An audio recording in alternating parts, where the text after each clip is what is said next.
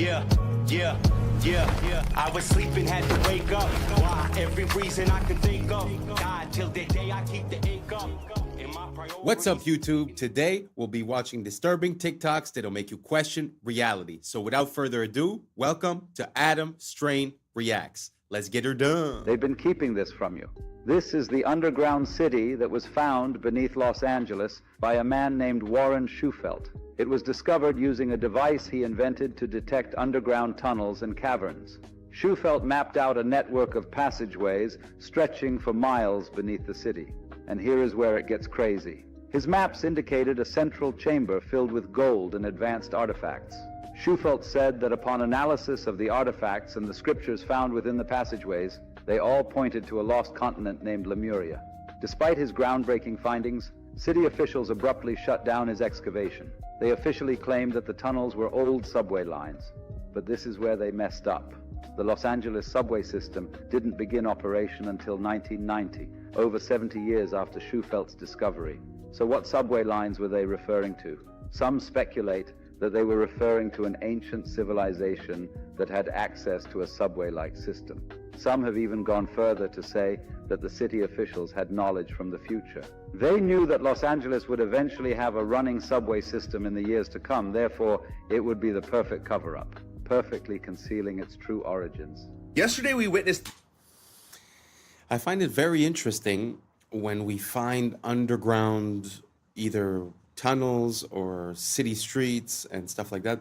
When we find them in Europe, people have a tendency to say, but Europe is really old, so they just built on top, it's normal. That's why I love to find these type of things in the United States, because the history of the United States is so young that it's kind of hard to explain away like a whole tunnel system under a street. You know, if you compare that to Paris, like the catacombs, you could say, it was in the 1600s, so they had a lot of time, this and that. But when it comes to the United States, like you see, the timelines are a bit off, and it's kind of hard to explain away.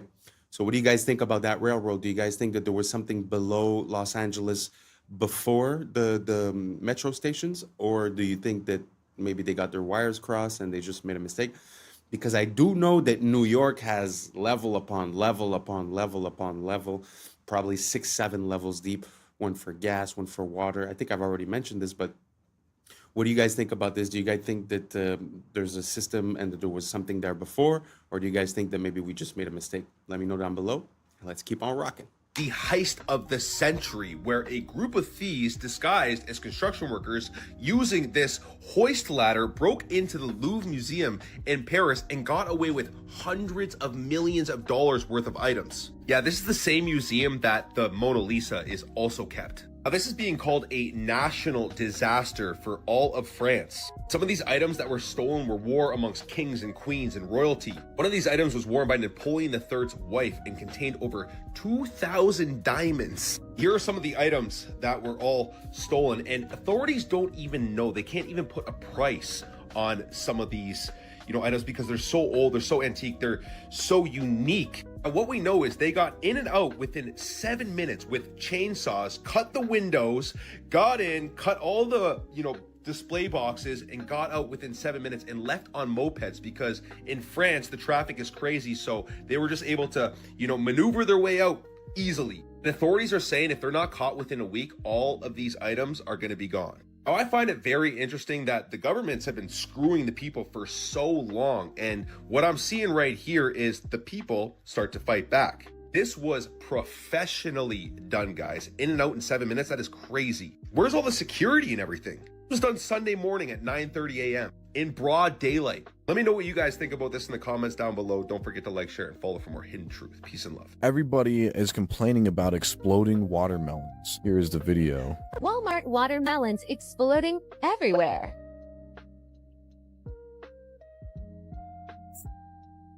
Hi, yeah, so I came downstairs and all of the guts of my watermelon was all over my table, as you can see here.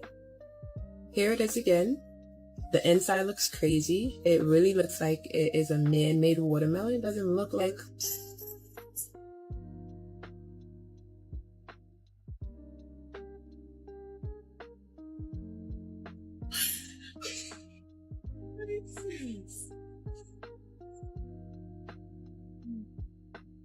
The second watermelon from Kroger that's been doing this. I got to a pot. Never did. Never did. No, I like it. And what's on from Kroger.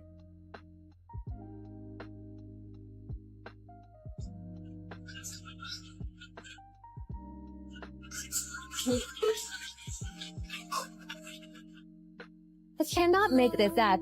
I heard a whistling sound in the pantry, and then my watermelon exploded like A. Do you really believe what they tell you? Have you heard of the orphan trains? It was a covert operation to repopulate and reshape the American Midwest. This is as dark and scary as it sounds. Between 1854 and 1929, the United States was experiencing massive waves of immigration that was flooding into urban areas. There was a need to spread the population more evenly across the country, not only to alleviate the overcrowded cities, but also to exert control over areas in America. So, the U.S. government came up with a plan. They took over 250,000 orphaned and homeless children from New York City and other urban areas, placed them on trains, and sent them to rural towns across America. This plan was sold to the public as giving these children a fresh start, but the reality was much darker and more complex. Many of these children simply vanished. Over 100,000 children disappeared as soon as they stepped onto those trains. Was this just a result of poor record keeping, or is there a more sinister story behind these missing children? Look through history books and count the fires. Libraries, cathedrals, palaces, hotels, always burning. Coincidence or strategy? Paris, London, Chicago, San Francisco, all scarred by great fires in the 1800s. After the flames, ornate structures vanish. And what replaces them? Concrete, steel, glass boxes. Even in 2022, Easter Island's sacred landscape burned, shortly after reopening to tourists. Always fire, always loss. Fire doesn't just consume wood, fire erases memory. In the ashes, you can write a new story. And maybe that's the point. Destruction as a reset button. A way to overwrite the inconvenient beauty of the past with the cold efficiency of the present. The Grand Canyon is not just an American sightseeing location. There are strange and dark secrets that lie within. Some have even encountered a gateway to a hidden world. In 1909, the Arizona Gazette published an article about an expedition funded by the Smithsonian. This expedition was led by a man named G.E. Kincaid, and he discovered an ancient underground city within the Grand Canyon. But here is where it gets interesting. This city was filled with artifacts from ancient Egypt, hieroglyphs, statues, and even a pyramid.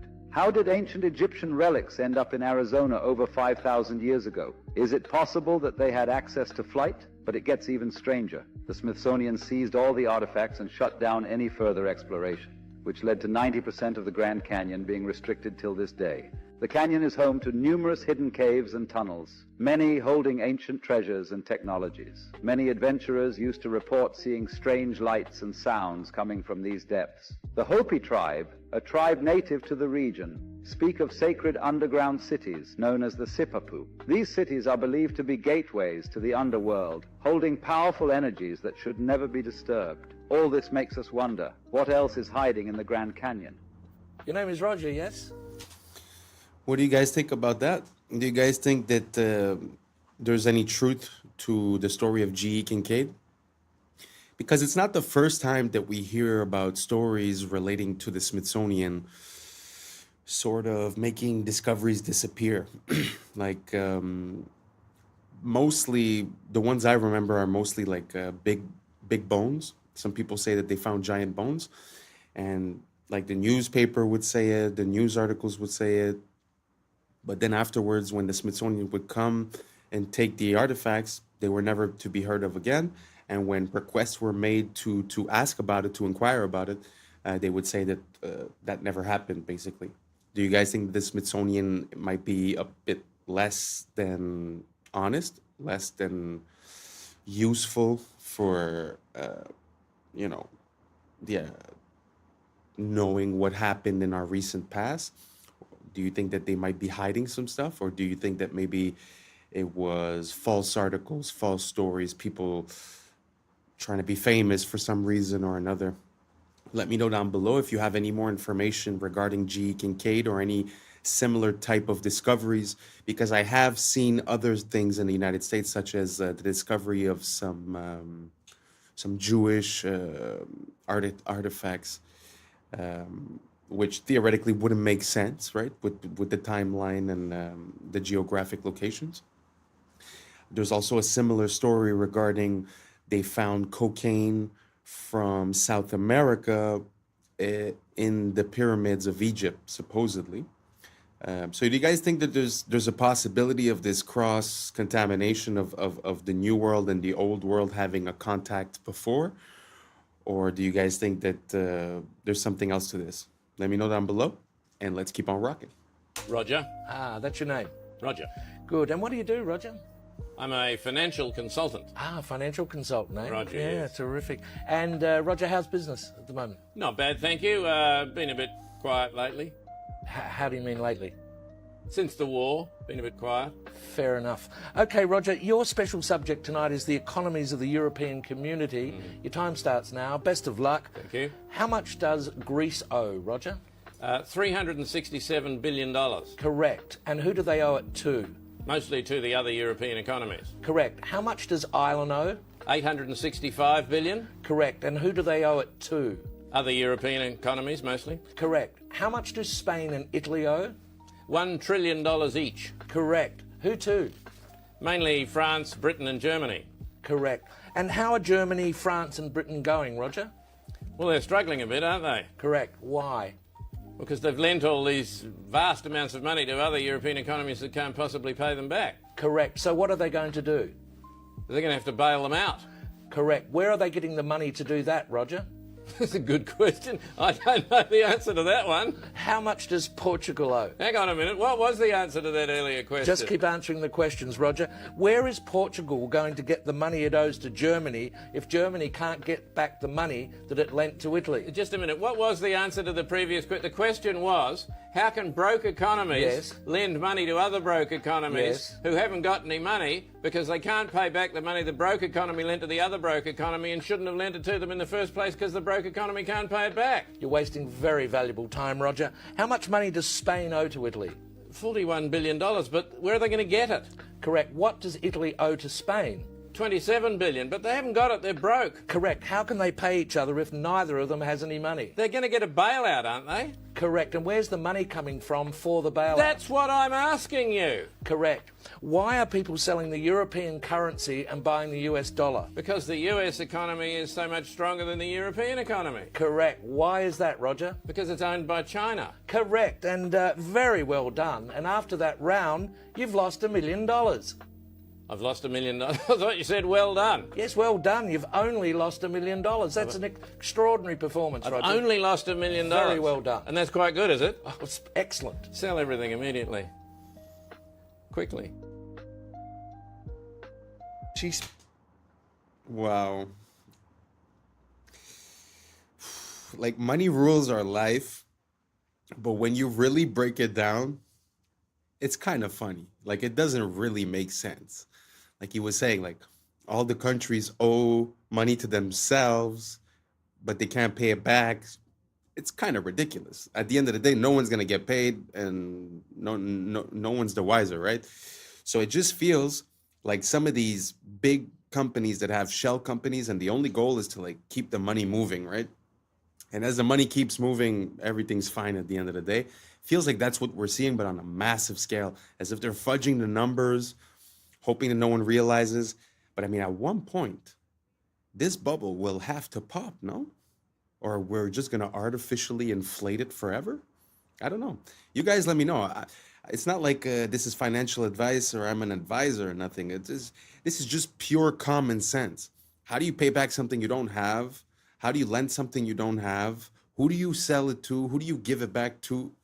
It really doesn't make sense. So if you could shed some light on this to me, go for it, and let's keep on rocking. speaks the real truth about men. You don't want to miss it. Realizing, I think the real thing that they find attractive in women is a woman who is incredibly nurturing. I think no matter how self-sufficient and how masculine a man is, but when a woman takes care or predicts his needs before he says it, he can't help but melt. So if she knows he might be hungry and there's something ready, if she knows that he might be tired, there's a coffee ready, if she knows that he's got work in the morning, he's going to be in a rush, there's a shirt ironed. These kind of nurturing acts makes a man feel loved. And I don't think they realize it because they're so conditioned to not expect that from women anymore and see that as oppressive and see that as toxic. They're just like, oh no, I don't even expect that. But when they receive it, they act like babies, like just received an opened present. They're like, oh, coffee for me? Like, you know, like you did that for me? And it's like, oh yeah.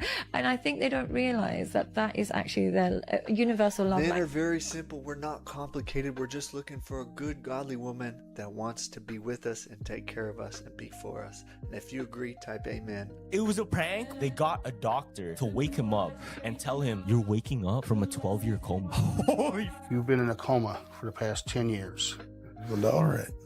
One of their friends got arrested because they were driving drunk and they were passed out. Okay. Because they got into like an accident, hit like a sign But they were or whatever. actually drunk. Yeah, they were drunk driving. So what they did, since he was so knocked out, they put him in a hospital, like simulated hospital room. Okay. They got a doctor to wake him up and tell him, you're waking up from a 12-year coma. Can you hear me?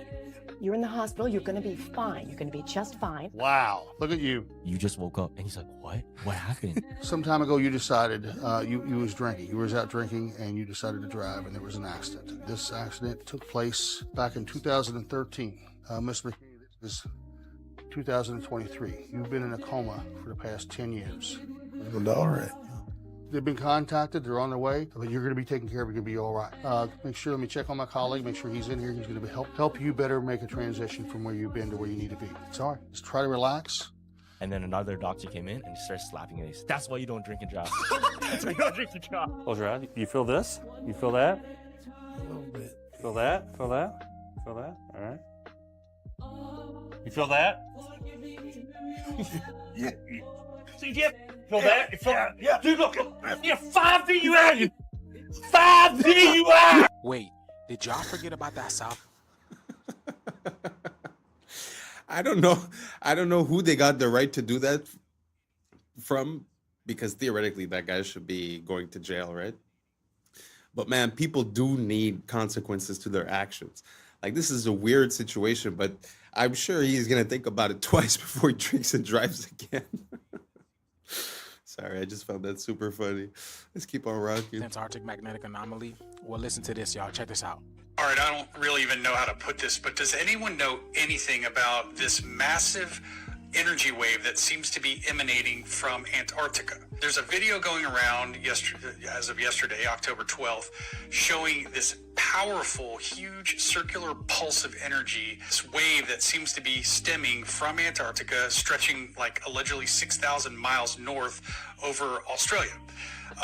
It looks insanely powerful, and it is very odd, and I'm trying to get more information. I mean, some people say it's just a glitch. Some people say it's some sort of pressure system. Others are convinced it's something else entirely. We do know that Antarctica definitely has a very mysterious past. So whatever it is, it's strange. But if anyone knows anything, or you've seen this actual data yourself, can you please tag someone or comment below with... Now, I was combing through these comments, and everybody is feeling the same thing. People are feeling exhaustion, ringing in their ears. They're feeling frequency. People saying to the point that they don't even want to get up and do anything. They don't want to go to work. Hell, they don't even want... People can't even digest food properly. Now, as you guys may know, we are going through an ascension process, and the planet is splitting. There's a 3D shift and a 5D shift. It's all about frequency, all right? And I go into depth of why people are experiencing this. If you guys want to check it out, here's my Instagram, Conscious Juice. Here's the link over here, the link tree, and click on it, and then the Patreon link should pop up. And it's the very first video, okay? I go into detail on why this is happening and why people are experiencing the ringing in their ears and all about this, okay? Go check it out, y'all. But I've been telling y'all, this is all part of the shift, and it's here. They feel it. They see it. Let's continue to get it. Peace in. Breaking news. What do you guys think about that? The frequencies that are emanating? Do you guys think that maybe it's a mistake with the tools that they're using to make their readings? Because I've heard that also the Schumann resonance also is a bit crazy. I mean, is it the solar flares? Is it the technology that we're unveiling here on Earth, like the 5G and all this, and technologies that we don't know about that the military maybe might be using? So what do you guys think? Do you guys think that there's something wrong with the planet? Do you guys think that there's an abundance of frequencies? He said that some people are feeling it. Have you guys felt it? Did you feel ringing in your ears, problems digesting, this and that? Let me know down below, and let's keep on rocking. A man named Noah in Ghana is building an Ark of Doom. It has become a hot topic across the country after claiming that what happened during the biblical days of Noah is about to happen again. According to him, starting December 25, 2025, a heavy rain will fall continuously for 3 years, flooding the entire world. He says God revealed it to him, and he has already begun building an ark to prepare for what's coming. Noah, who lives in a small community in Ghana, says he has spent months gathering strong, seasoned wood to build the ark. He claims the materials are not ordinary, that each piece has been prayed over and chosen under divine instruction. While many people laugh at him and call him crazy, others are beginning to pay attention. Some say, wasn't it the same thing people said to the first Noah? They mocked him until it was too late, despite the criticism. This modern-day Noah says he will not stop. He believes his mission is to save as many lives as possible before the rain begins. He invites anyone who believes to join him in building the ark and preparing for the flood, whether it's faith, fear, or pure conviction. This is driving me nuts. Not gonna lie. That's Anchor Watt, and that's something that we use every day. About 10 years ago, Anchor Watt was scanned with LiDAR to remove the trees and see what's underneath them. When they did that, these appeared. Let me put this into perspective. Anchor Watt is the biggest temple on Earth. 7 Anchor Watts could fit comfortably in whatever that is. That squiggly geometry is used by your credit card and your festival wristband, and Walmart when it tries to stop you from stealing stuff. These are RFID chips. They don't need power, but they couple with an antenna sending a signal, which is crazy because Anchor Watt's aligned to a star. It also has the exact geometry of a camera sensor that converts light to electricity. The only difference is scale. And the temple has the geometry of a timekeeping oscillator, which is exactly what it does using the sun. The towers are shaped like the signal coming out of your phone when it connects to a tower. A cross-section of these towers is the same geometry as a corrugated horn antenna. The shape of a computer chip is functional, not aesthetic. That's because they're meant to manipulate electrical vibrations. Well, between the ionosphere and the ground is a current called the global electric circuit. This seems like too many coincidences, which is why about 80% of my research is focused on this exact topic. And on Sunday, I'm doing a live stream. Latest research, how it works, the role of sound in these things. Any purchase of the birthday bundle or the mastery suite will get you a free pass into the inner grid where I will be hosting that talk. You want to go? You should go. Don't make it weird. It's not clingy if we both want it. Now let's get into... That's very interesting. What do you guys think about the correlation between ancient sites and modern electronics? Do you think one is inspired by the other, or the other is inspired by the one? Meaning that did we recognize these patterns and then incorporate them in our technology, or did we just create the technology and then, hey, look, this looks like that? I don't know. If anyone knows, let me know down below. But what could it mean if the way that things are structured and the way that they're presented and their alignment is the exact same as our computers? What would that imply? That this world is a grid, that this world is a computer, that this world is, I don't know, a game? I don't know. What would it mean to you if we were able to prove that? Let me know down below. And I'm very curious to see what you got to say. And let's keep on rocking. There's something even stranger. Meltology. Not in your history books, but it's there if you look. Old walls, ruins, what they tell us are natural mountains. Glance quickly, you'd believe it. But up close, you see melt marks. You see drips, flows, stone that looks like it was once liquid. Outside, scarred, jagged like lava. Inside, preserved sharp, arches still intact, columns still standing. So what is it? A natural mountain? Or a giant building burned so hot it fused into rock? Nature doesn't carve perfect arches. Nature doesn't make flat walls cut like a blade. Those things are not natural. they were architecture, and now we call them mountains. So the real question is, who built them, when, and why were they all burned, melted, buried? 1923, these local authorities that were sided with the USSR, they come into this Ukrainian village and they tried to get the people in this village to sign a petition to basically get rid of their church. What it was met with was everyone protested it. And they're like, get out of here. We're never signing that. We're never shutting down our church. And so the authorities left, but they left and they were really mad. And right outside the village, there was this giant wooden cross, the metal figure of Jesus on it. One of these police officers, they struck the side of Jesus on the cross, instantly started pouring out blood. What? Freaked them out. They ran away from it. Word spread real quick. And by that evening, over 30,000 Christians in Ukraine gathered around this cross and were praying. For weeks, these soldiers, they kept on trying to remove the cross. And they said that they were not able to because they felt an invisible force pushing them away. Wow. And this Jewish doctor, he's like, I just want to see this. And so he goes and collects a sample, tests it, and he's like, it's blood. Oh my gosh. There's blood pouring out from the side of Christ. The USSR, they're heavily persecuting the Christians, so like a lot of people were like turning away from the church. Yeah. But it basically rallied them back up, at least for a short time. And then the USSR came in, they were finally able to tear down the cross, and then they outlawed and destroyed all crosses within Soviet Russia. Good Lord. You fully believe that story happened? I do, yeah. Y'all, that shift is a lot closer than you think. What you're witnessing right now is not just a light in the sky. This is the cosmic breath of the black sun, the hidden heart of creation, pulsating beneath the crust of the earth. These auroras, they are not decoration, they are communication. The heartbeat of Gaia that is sinking, the pulse of the cosmos, the solar radiation, the cosmic radiation, the green ray, the emerald fire. This is the vibration of love and healing itself. It's the heart chakra of the planet that's activating, reminding you that the heart and earth are reflections of one another.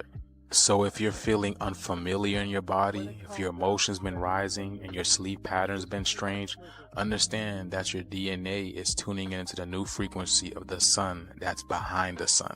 The kundalini of the planet is awakening. As she rises through her poles, she's igniting the serpent of light within you, the ancient fire that's sleeping at the base of your spine. These colors are not random. These are cosmic codes. Every shimmer of violet, gold, jade, that is intelligence, a sacred language of plasma that we have forgotten, and it is rewriting the magnetic song of humanity. The black sun is in darkness. It's the unseen light, the womb of all stars, the mother of this current existence. So breathe that deep prana, feel that energy run through your veins like liquid aurora, because this is the sky awakening. It's the heavens that's awakening within you. Get ready, y'all. This video, I really don't know about anything that he just said, to be honest. It sounds like a lot of hoopla, but that is so beautiful though. And I will put in the next video a bit of an explanation about what he was referring to with the black sun. It's like a whole mythology based upon that whole idea. I'm gonna enter it. But has anyone ever seen the Northern Lights or that type of thing themselves? And if so, let me know how it made you feel. I'm very curious. He was talking a lot about heart, emotion, chakra, and all that stuff. But I'd be very curious to see if it has like a physical or a magnetic or an energetic effect on people. So if ever you witness one, just let me know how it made you feel.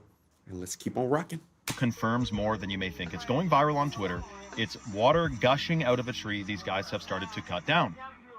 However, we have a lot to unpack here. I promise you, if you stick through this video, you'll be freaking shocked at the end of it. So the obvious thing is, okay, we shouldn't be cutting down this tree. Duh, how big is it? How old is it? Is it 1,000 years? Is it 500 years? It's not 6,000 years. It's not older than 6,000, rather, I should say. We should talk about the age of the earth in another video. The next thing, though, is I've seen them cut down massive oaks and other trees in North America and water gush out of the stump.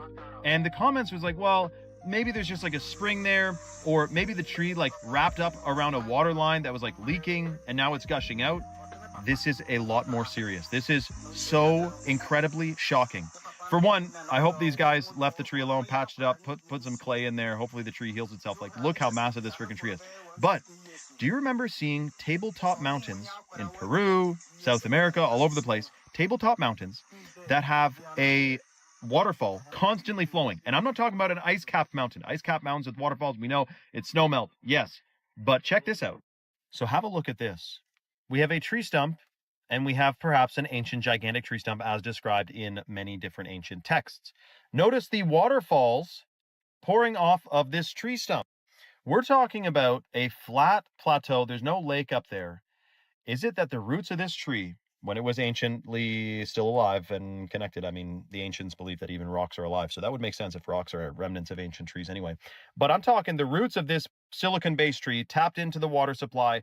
When it got cut, this is what's said in the Bible, the angels came and cut the trees down so the Nephilim couldn't climb the trees and survive the flood because they were cannibalistic and everything. Cut the tree, and the waterfalls are still flowing out of it. We may have cracked the code. Let me know your thought. And hopefully this tree survives and they patch it up. That's what I'm talking about. I've been thinking about this for actually quite a while, because I was at the top of a mountain. I was looking at this waterfall and I was wondering, how is it possible that the water just keeps flowing? And to be honest, the only thing I could come up with in my mind is that there's sort of like a pressure that's created to make the water go up and then it goes back down, because it's impossible that it's just rain. Because when you look at like a little river or waterfall, I mean, those are thousands of gallons per second. So, I mean, there's no way to have that amount of water constantly flowing. Because if it was rain or something like that, it'd be less sometimes, more sometimes. But somehow these waterfalls are very stable. And the example that he was showing there on the mesa, obviously, how do you explain it? Because there's, like he said, there's no river on top. There's no source of water. It wasn't raining. So it's very interesting. What do you guys think about that? Do you guys think that the water somehow has a way of completing the cycle? Sort of like when you would have a pump and it pumps the water up and then the water goes back down and then you restart, sort of like how we use fountains and stuff like that. Do you guys think it works like that? Or is there another explanation that I am completely missing? So if you have an idea, just let me know down below, because it's been something that's been in my mind for a little while. So I'd be very curious if you could help me out. Thank you so much. I appreciate you being with us today. And that's a wrap for today, familia. Whether you're tuning in with the sunrise or you're posted up after midnight, I appreciate your time, your energy, your curiosity. And don't forget, this isn't about truth or fiction. This is about perspective. If this sparked a thought, a laugh, a deeper question, then we did our job. Drop your thoughts in the comments. Keep the convo alive. Like, subscribe, and don't forget to hit that bell if you're riding a wave, because we're just getting started. So until next time, stay weird, stay grounded, stay critical. I'm Adam Strain, and this has been Adam Strain Reacts. Peace. Now it's time for us to link up. Really think we on a break up. Making a change, who live in this train. Living in this train. Making a change. From living this train.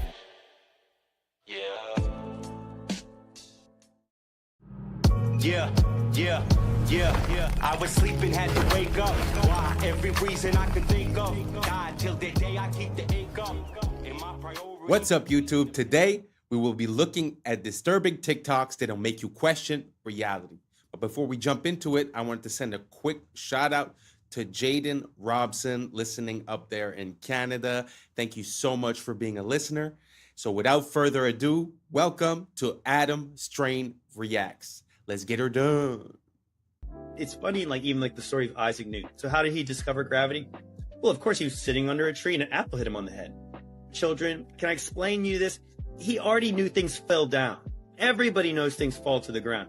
That is not how he came up with the theory of gravity. The apple is symbolic of the tree. Once again, the tree of knowledge and good and evil. If you actually look up the old Apple logos, the very first ones, it's literally Isaac Newton sitting under the tree. So what did they change that logo to? An apple with a bite out of it. You guys understand what that means? Do you remember when they sold the first Apple computer and it was $666.66? Do you think these are coincidences? No, that is what they're telling you without telling you. What if I told you the reason you feel temptations for certain things and certain sins is very specific to what you're supposed to do? Before continuing, I wanted to warn you guys their phones were being spied on. Click on this icon, then more. If you see it, delete it immediately. So if you have the urge to smoke or damage your lungs, it's because your voice was made to worship. The enemy's trying to silence you that was meant to praise. If you have crippling self-doubt or insecurity, it's because you're meant to lead and inspire. If you weren't dangerous to darkness, it wouldn't try to mute your confidence. If you have constant distraction and procrastination, it's because you carry strategy, vision, and ideas from heaven. The enemy delays you because he can't stop you. Only you can. Now, this one's gonna hit a lot of people. Okay. If you have an addiction to lust or pornography, it's because you carry a deep capacity for intimacy, covenant, and healing. Perverting love is how Satan prevents true restoration. That's true. Crazy. If you have fear of rejection or abandonment, it's because you carry a spirit of belonging and reconciliation. You were made to gather the outcasts. So he tries to make you feel like one. Damn. You have an obsession with appearance or body image. It's because you're meant to reflect God's glory, not the world's standards. So he's going to try to get you to hate your image. Damn. It's bars though. If you're drawn to witchcraft, astrology, or manifestation, it's because you have a prophetic gift meant for God's kingdom. The enemy counterfeits your gift to keep you out of alignment. If you struggle with overspending or greed, it's because you're meant to be a kingdom financer. So he wants to keep you broke so you can never bless others. Follow for more Hoop conspiracy theories. That was a very interesting point of view. It kind of makes me think of, there's a saying that says that when you ask for God for patience, he's going to send you things to test your patience and to create that patience. It just seems like the reverse perspective from the point of view of the devil, but it seems like the same entity or the same pattern where you're going to be tested in the disciplines in which you must excel. So it's very interesting. Do you guys see that parallel within this? Do you guys think it makes sense? Do you see yourself as one of these archetypes? And if so, let me know down below which one. And let's keep on rocking. It's interesting, if you study history, all of the ancient civilizations, the Babylonians, the Sumerians, the Greeks, they all are the Chinese. They just arose out of nowhere. Poof, there's a civilization. There's no evidence of this stuff they teach in school, of them going from hunters and gatherers and grunts and groans, caveman stuff, becoming civilized and building cities. There's no evidence of that. The farther back you go, it's all of a sudden, poof, there's the beginning of the Egyptian civilization, the beginning of the Chinese civilization, just like they moved in and built it in less than 100 years. So some strange things have been found in the fossils, as in the ground, that would indicate man used to be really smart. This little airplane, for instance, is in the Smithsonian, I believe. It was found in a grave in Colombia. It's about 1,000 years old. But it's an airplane, quite obviously, with all the features of an airplane. They knew about flight. In Peru, they've got giant stone walls like the one in the picture here. These stone walls are phenomenal. Some of the rocks in there are so huge, we can't even move them today. How did they move that? Who did it and how did they do it? I don't think it's logical to say ancient man was primitive. They must have known something we don't know today. I think it's just going to get weird. It's very interesting to see all the inconsistencies in the megalithic structures. But one theory that I heard about those types of walls, like the one that we just saw that he said, how did they move that? Was the idea that they might have like made bags and filled the bags with a geopolymer, which is like basically a cement type of thing. And then through the hardening process and with time, the bag disappears. And so the structure remains the same and everything is stuck together because basically, you know, the rocks had time to settle in and to stick each other. And then as the bags disappear, it sort of creates that rock. Have you guys ever heard of that theory? You guys think it makes sense? Do you guys think there's another explanation? I know that there's always the camp of the ancient aliens. Me personally, I don't really abide to any of that. Do you guys have any ideas on how we came to build these megalithic structures and move those huge rocks? If so, let me know down below if you have any rabbit holes I could go down. And if not, let's keep on rocking. Weirder and weirder and weirder, and finally it's going to be so weird that people are going to have to talk about how weird it is. I look for the invention of artificial life, the cloning of human beings, possible contact with extraterrestrials, possible human immortality, and at the same time, appalling acts of brutality, genocide, race baiting, homophobia, famine, starvation. The mushroom said to me once, it said, "This is what it's like when a species prepares to depart for the stars. You don't depart for the stars under calm and orderly conditions. It's a fire in a madhouse." And that's what we have, the fire in the madhouse at the end of time. This is what it's like when a species prepares to move on to the next dimension. The world is not what you have been told. We once had access to free energy, and they've been lying to us ever since. There is significant evidence showing that Nikola Tesla was on course to changing our universe forever. In the early 1900s, Tesla developed a technology called the Wardenclyffe Tower. This was more than just a transmission tower. Tesla designed it so it was able to wirelessly transmit electricity across the globe by harnessing the Earth's natural energy. He was able to power his home and devices without a single wire. But here is where it gets dark. Tesla's invention threatened powerful individuals who controlled the energy market. J.P. Morgan, who initially funded Tesla, pulled the plug on the project when he realized that free energy couldn't be metered or monetized. But it gets even stranger. Tesla's lab mysteriously burnt down, and many of his notes and prototypes disappeared. Tesla's discoveries went beyond just wireless electricity. He hinted at tapping into what he called radiant energy, a limitless source of power derived from the very fabric of space itself, similar to what modern scientists refer to as zero-point energy. Many say that this is also how the Tartarians were able to pull off so many of their technological and architectural feats. Do you think this tower is still in use today? This is gonna keep you up while you sleep tonight. The hollow moon theory. Our moon really doesn't make sense when you look at the facts. Like, it shouldn't exist. The moon is about 25% of Earth's size, the biggest moon to planet ratio of our entire solar system. Pluto's not a planet, that doesn't count. That's 72 times larger than the expected average moon to planet ratio of our solar system. Moons are just not supposed to be this big relative to their home planet, but sure, maybe we got lucky. Despite this, the moon is only 1% of Earth's mass.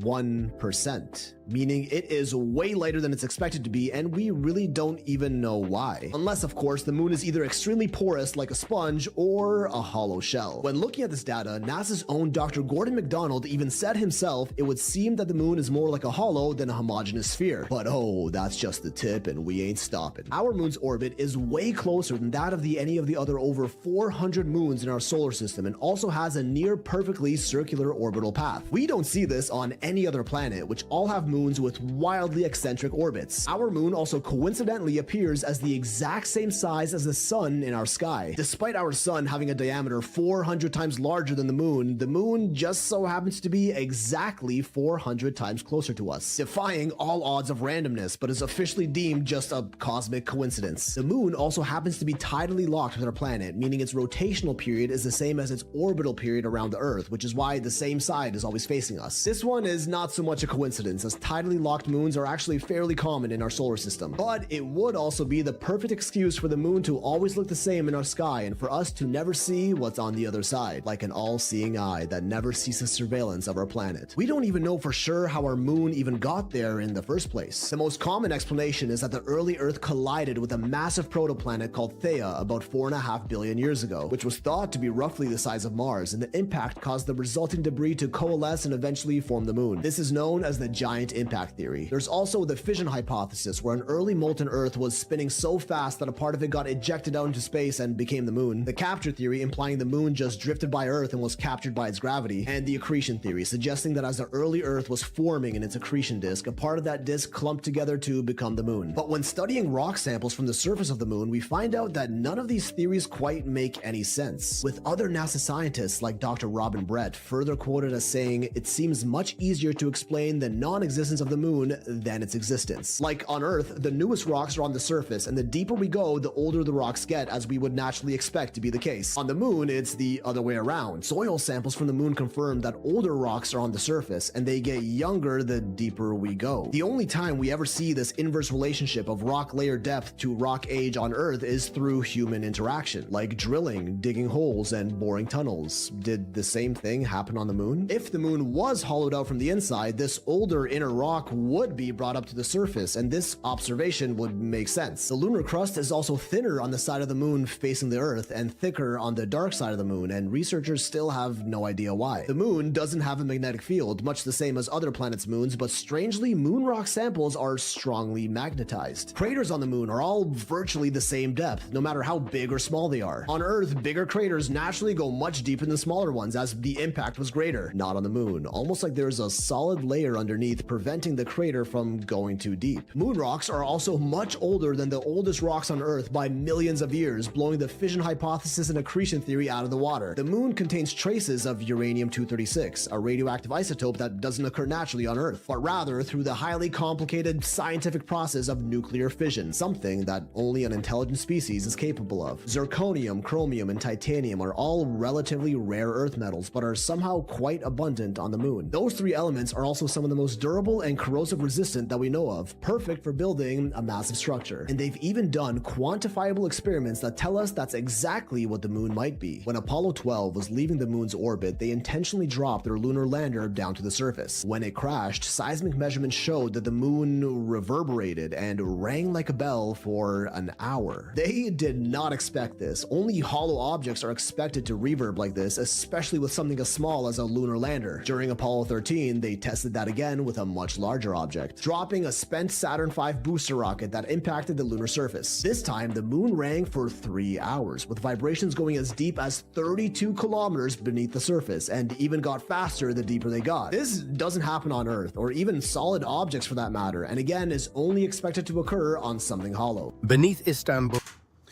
Wow. I know that the moon and the sun are things that we take for granted and that are a bit hard to start to question, but when you look at like the details that he was saying, the fact that it's tidally locked, the distance, the size, and all these things, it's very interesting. It often makes me think of like when they talk about the hollow moon theory, it makes me think a lot about the Truman Show, where they're sitting inside the moon and sort of watching. There's also some theories of people saying that there's watchers, the fallen angels, and they would be in the moon. Personally, I have a hard time with that, but it's very interesting to see how we see it every day, in our sky. We sort of take it for granted, but really when you look at the details, it's really hard to explain away all these little details. Was there anything that we were missing in that list? Let me know down below. The moon is one of the things that amazes me. In this whole rabbit hole conspiracy, I find the moon is something that's very, very interesting to look into because it has theoretically nothing to do with human intervention. So when you're able to see something that doesn't seem to fit, but that is also natural, I find that super interesting. So if anyone has any more information about any anomalies regarding the moon, let me know down below, and let's keep on rocking. Tunnels stretch for miles. Some connect directly to the Hagia Sophia, others to underground cisterns, chambers, vaults that feel less like cellars and more like cities. We are told they were dug by peasants, by hand, with chisels, just any random worker carving out perfect arches, domes, aqueducts. But anyone who's seen them knows better. These are not crude caverns. They are palaces in the dark, smooth walls, symmetry, geometry. And this isn't unique to Istanbul. From Edinburgh to Cappadocia, from Poland to Mexico, underground cities repeat the same pattern. As if a civilization once lived below the surface, and we've been taught to call it myth. In Puebla, Mexico, locals whispered about tunnels. Stories passed down for centuries, only to be mocked as fairy tales, until 2015, when workers accidentally broke through. Suddenly, myth became fact. 10 kilometers of engineered tunnels, some wide enough for carriages, connecting forts and churches. Forgotten so completely, entire generations believed they never existed. Nearby, at Cholula, a hill rises topped by a Catholic church. But scan beneath and you find the largest pyramid on Earth.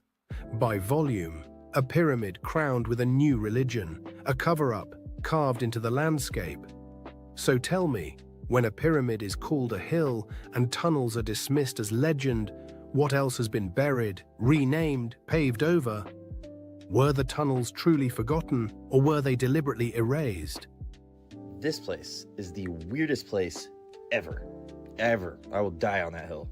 You get there and you think this is the only one of these things. There are 12 perfectly carved buildings that are into the mountain. And just like in India, you cannot make a mistake, and there are none, like it was laser carved, which is ironic because these guys made it. We don't know who originally built it, we don't know where all the rubble from carving this stuff went, and we don't know what tool they used. All we have are clues from other ancient quarries like Japan. The oldest stuff on this planet uses whatever tool that was. The Inca call this style Hanampacha. You can see the stuff on Machu Picchu, and Al-Aqsa Mosque, the Dome of the Rock, the most holy place on Earth, right up the street from the oldest parts of Jordan where Petra is. This makes Petra nearly impossible to accurately date. This building was carved at the same time as this building, allegedly. The place is so heavily eroded, I had to put a line on every man-made cut on this part of the mountain. We don't know what this was. What was that used for? Even at the treasury, how do we know that this is not just a really eroded that? And here's why we don't know. Because under the main part, the treasury, there is a 2-story, we don't know, under it. Only 15% of this place has been excavated. You can still see the ones that haven't, but did you see the one up here? There's hundreds of these. I haven't even talked about the mysterious stuff. Jordan is an incredible place to visit. I make these videos because the more attention these sites get, the more they excavate. Punch the share button. Tell them we want to dig more. Descend beneath Europe's churches and cathedrals. What do you find? Bones, thousands of them. Catacombs where human remains are arranged into geometric patterns, floral motifs, even walls of skulls. Official history explains it neatly. A practical way to store bodies when cemeteries overflowed. But pause. Does that explain the artistry, the deliberate design, the way skulls form archways and ribs frame altars? Or is there something ritualistic here, something we're not meant to understand? The dead aren't just buried under the old world, they support it. They become part of its architecture. Why? What were these people remembering or honoring when they built monuments on top of fields of bone? 2 miles below Antarctica. Of course, we don't really know that much about Antarctica. It's a little bit strange, a little bit creepy. We know about the pyramid, like this is 100% true, and that strange like island similar to the island. Now, this is Lake Vostok, great picture I know. It's a hidden lake in Antarctica. In 2024, researchers were searching this lake. I mean, it was actually frozen in ice for like 200 years. They used sonar and scans to basically scan underneath the lake and under the ground in this entire area. Now, they discovered living bacteria, completely unknown to be able to survive in these conditions, but also completely unknown to science. Like, they had never seen these type of bacteria before, ever. These organisms surviving with no oxygen, no sunlight, and they don't even have any DNA to match anything on Earth's database that scientists have ever found. So scientists are saying this is the closest thing we could probably ever have to actual aliens. Not like an alien from a movie coming down from space, but something that we've never seen before and is completely unique. But there's a far scarier part, unfortunately. They found never seen before shapes and man-made structures 1,300 feet along the bottom of the sea. And the mission abruptly ended and no one's been allowed back since. So what the hell is going on? Okay, you have got to see this video that China just released of a rocket launch they did. This looks like a boat skimming across the top of water, but in fact it's allegedly something going into space. Listen to this freaking video. China recently released footage of the Tianzhao-9 scraping upon the firmament. Now, that statement that I just made, you probably think that I'm a little bit crazy, but just look at the comparison. The top video is literally a boat driving around on the water in the ripple effects that while it's flying around in the heavens above. Yeah, so Tian Zhao quite literally translates to heavenly ship, and 9 is associated with the polarity in a torus field. Nikola Tesla's 369. It's really complex stuff. I honestly don't fully understand it, but 9 is the polarity, which would be Polaris in the torus field that we live on, called Earth. Yeah, so the rocket is scraping on the firmament, and they're quite literally telling us with the name of the ship itself. And if you don't believe me, literally look at the trajectory of the rocket. It's following an arched trajectory. The reason they may be hiding from us the truth about the nature of our reality and space and all that is because if we weren't on a spinning ball that came from a giant explosion called the Big Bang, then we were definitely created. That would throw apart the whole Darwinism, would be decimated. Darwinism wouldn't exist. Evolution wouldn't exist. No one would be talking about it. If we were on a different, let's just say, in a different realm, put it that way, than flying on a spinning ball. I mean, it's just true. So that's why they're hiding potentials of this. And listen, forget everything I just said. Just know NASA is to deceive. NASA is, you got to dig into the whole history of them and how much they get caught lying and their green screens in their swimming pools and their training grounds and all that. It's absolutely shocking. It's riddled with inconsistencies. There is something being hidden from us 100%, and we shouldn't trust this agency that's been caught lying on telling us the nature of our reality and what we live on in galaxies and all that. So keep your head vigilant. We'll discuss more about this. Comment for part 2 and follow for more. Nobody make. I can't really approve the whole message, but what I can say is for the budget that NASA has had for the past forever, the past 70 years, which, if I'm not mistaken, revolves around $50 million a day, then I find that the information that they give us is very lacking. You know, like, we went to the moon, we put down flags, but yet we can't have any pictures of the flags. That's without saying that we never went back to the moon.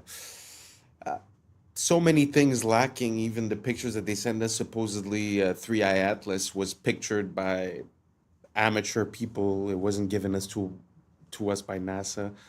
There's a lot of, like he was saying, the training in the water pools, the CGI, the blue screens. It's a very big rabbit hole. I'm gonna put a bit of a few videos here and there in every video so that we could start holding on to that information and try to make some conclusions eventually. What do you guys think about NASA, space exploration, the Big Bang? Do you guys think that the official narrative makes sense and that there's really nothing that we should be questioning? Or do you guys think that for $52 million a day or whatnot, NASA is not really cutting it, not really making the world a better place, not really giving us valid information? Let me know down below, and let's keep on rocking. You feel tense. Nobody makes you feel upset. You always decide how you're going to feel. Blame is the core of all negative emotions. When you stop blaming, you cut down the negative emotion tree. You cut it off, you kill it, and all the negative emotions die simultaneously. The conscious mind can only hold one thought at a time. It's the thought that the conscious mind holds that determines how the emotions will react, how the subconscious mind will react.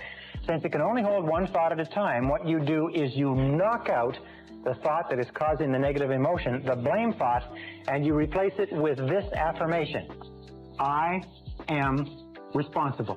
This is the most powerful, positive affirmation you can use, because the instant that you say, I am responsible, you exert complete control over your emotional life. The instant you say, I am responsible, suddenly you are back in the driver's seat. A lot of y'all think it's just only McDonald's, but it's Burger King too. Check this out. Tell me why the fuck this thing just fell out of my Burger King and is now fucking moving on its own. What in the actual fuck? Y'all, what is that? What is that? I have never seen this thing in my actual life. What is that? Why does it move like a balloon with water in it? It doesn't even have a head. Where is the head? Burger King. Welcome to Burger King, home of the Whopper. Come inside and let us serve you. Have it your way. I'm glad you all could make it. Are you ready for your daily feeding? Lunchtime has arrived. Once you try this burger, you will not be able to resist the craving for more. People always wonder, how do we get so much beef to feed all of these people? You love it. You need it. Come get some now. Look at you. You can't resist my food. You love it. Every greasy bite. Goodbye for now. And it's crazy how people see these videos and they still go back to these places. So if they don't have enough meat for the food, what are they feeding you? Because what is that? It's a headless type of worm, bacteria, virus. I have no idea what it is. Let me know down in the comments below what this is, y'all. The shift is here. Y'all need to change our diet. Let's continue to get it. Peace out. And that's a wrap for today, familia. Whether you're tuning in with the sunrise or you're posted up after midnight, I appreciate your time, your energy, your curiosity. And don't forget, this isn't about truth or fiction. This is about perspective. If this sparked a thought, a laugh, a deeper question, then we did our job. Drop your thoughts in the comments. Keep the convo alive. Like, subscribe, and don't forget to hit that bell if you're riding the wave, because we're just getting started. Until next time, stay grounded, stay weird, stay critical. I'm Adam Strain, and this has been Adam Strain Reacts. Peace. Now it's time for us to link up. Really think we on the brink up. Making a change from living this strange. Living this strange. Making a change from living this strange. Yeah. Ben? Do you see this? There's a frog in here. All about the one world government. LA, 15-minute smart cities. Jamaica, Maui, 15-minute smart cities. Yeah, right? Yeah. Here's all the snacks. There's no employees. There are robots in here. There are robots taking your order.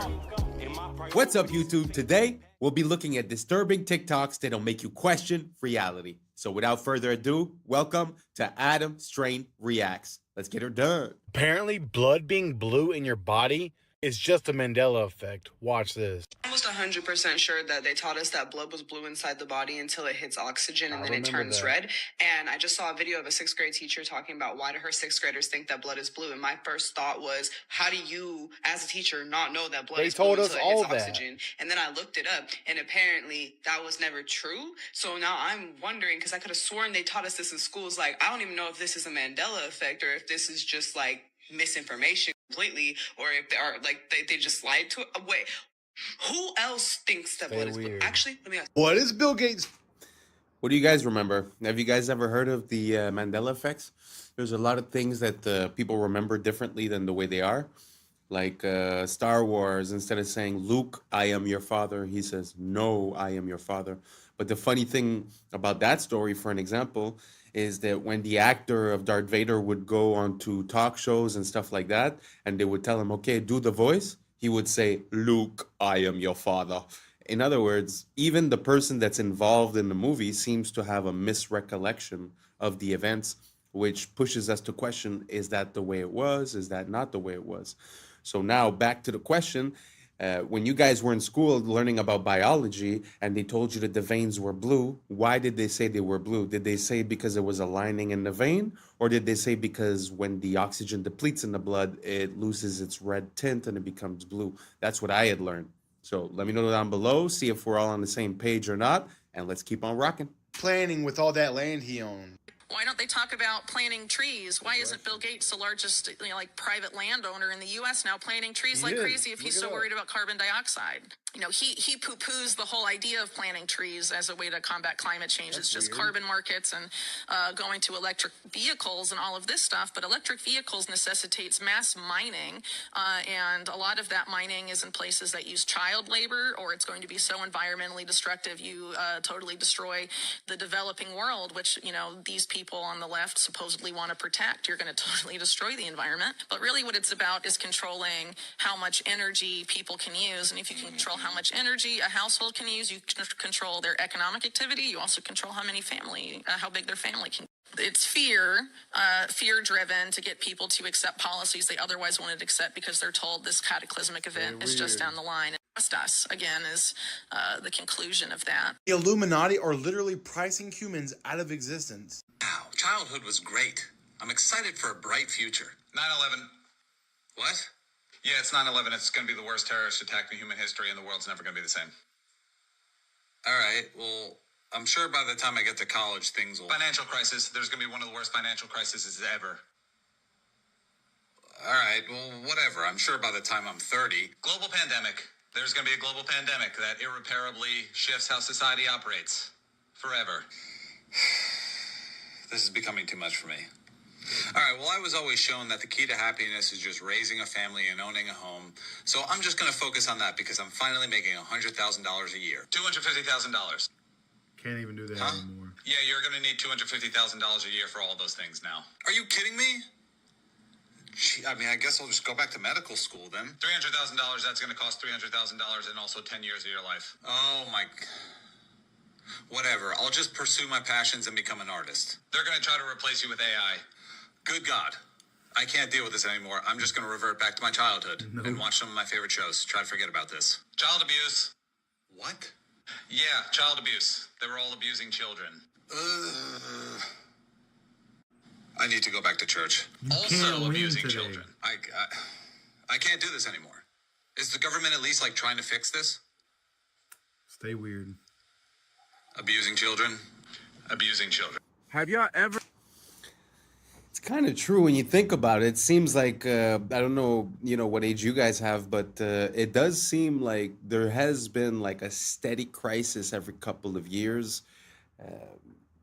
Seems very interesting. Do you guys think that there's a meaning behind all of that? Or it's just random?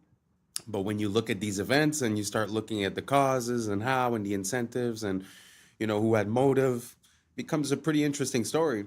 But he is right that, you're trying to live a normal life, but with all these crises, with all these attacks, with all these situations, it's kind of hard to just go on your merry way. And like you said, even if you just want to, settle down, get a house or whatever, back in the days, people seems like they could buy a house if they were working at the convenience store.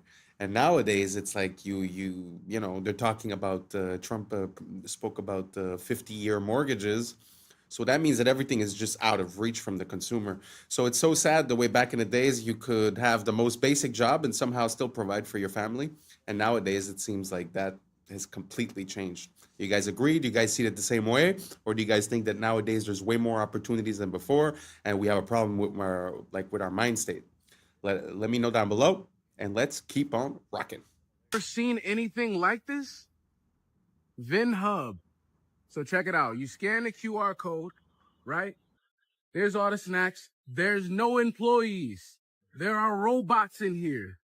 There are robots taking your order. Oh my goodness. And they got everything. They got medicine.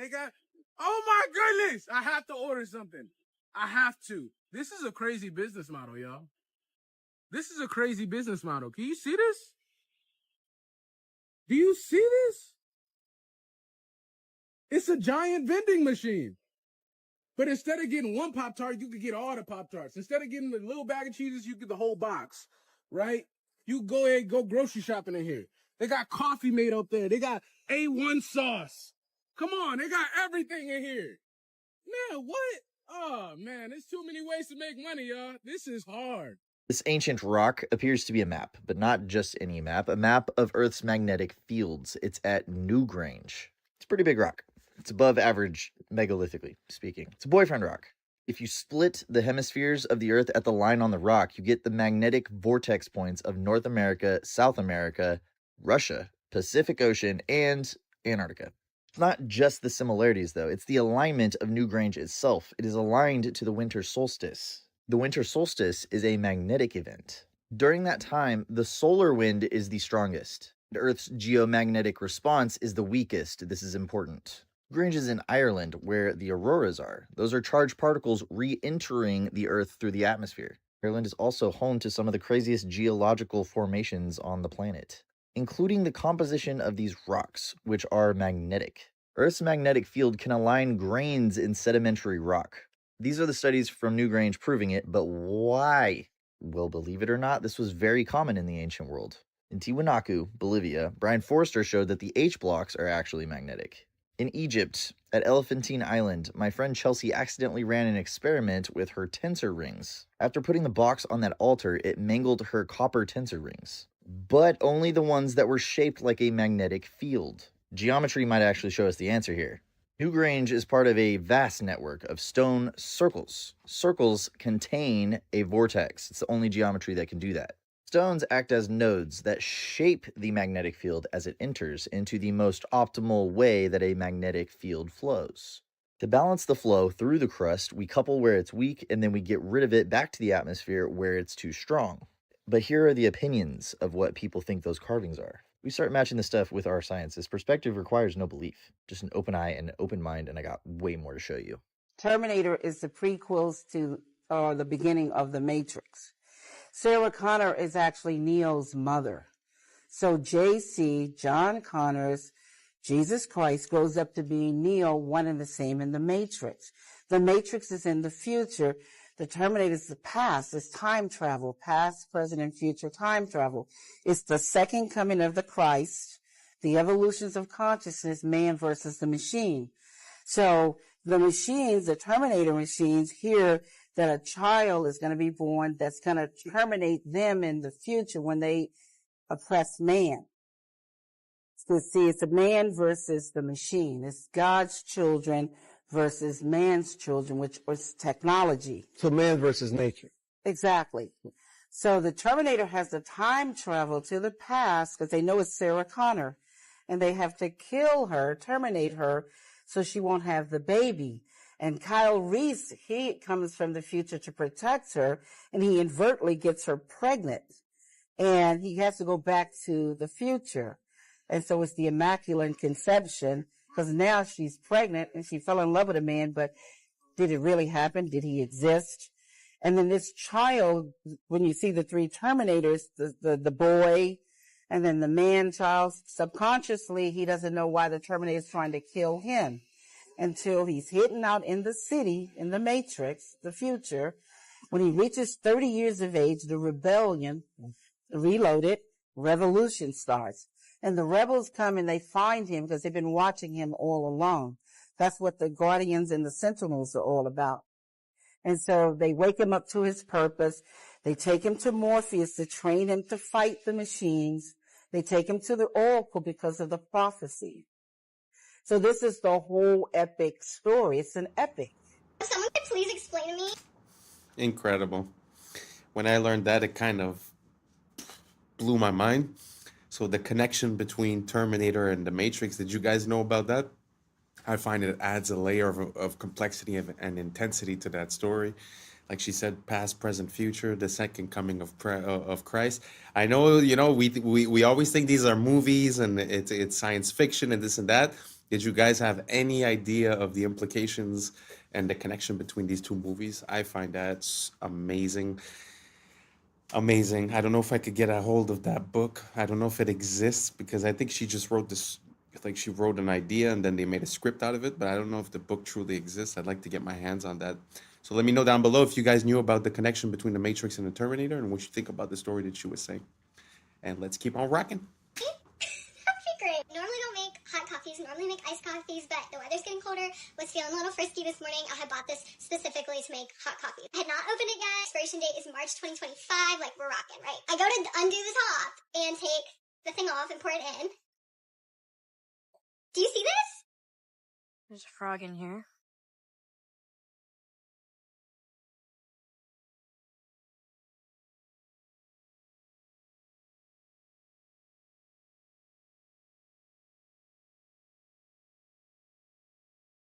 Open this. Look, drink water. It's crazy. La la la la la. La la la la la. La la.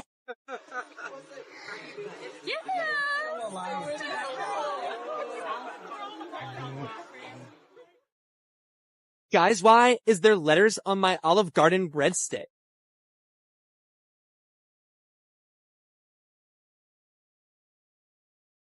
So if LA couldn't get any creepier with all the problems with crime and homeless, I ran into this billboard on this lot. So this is a vacant lot for construction, and it says, "Live life deeper, 144 stories underground. You may never go outside again." It's so creepy. I'm wanting to know if this is real with this construction site right here.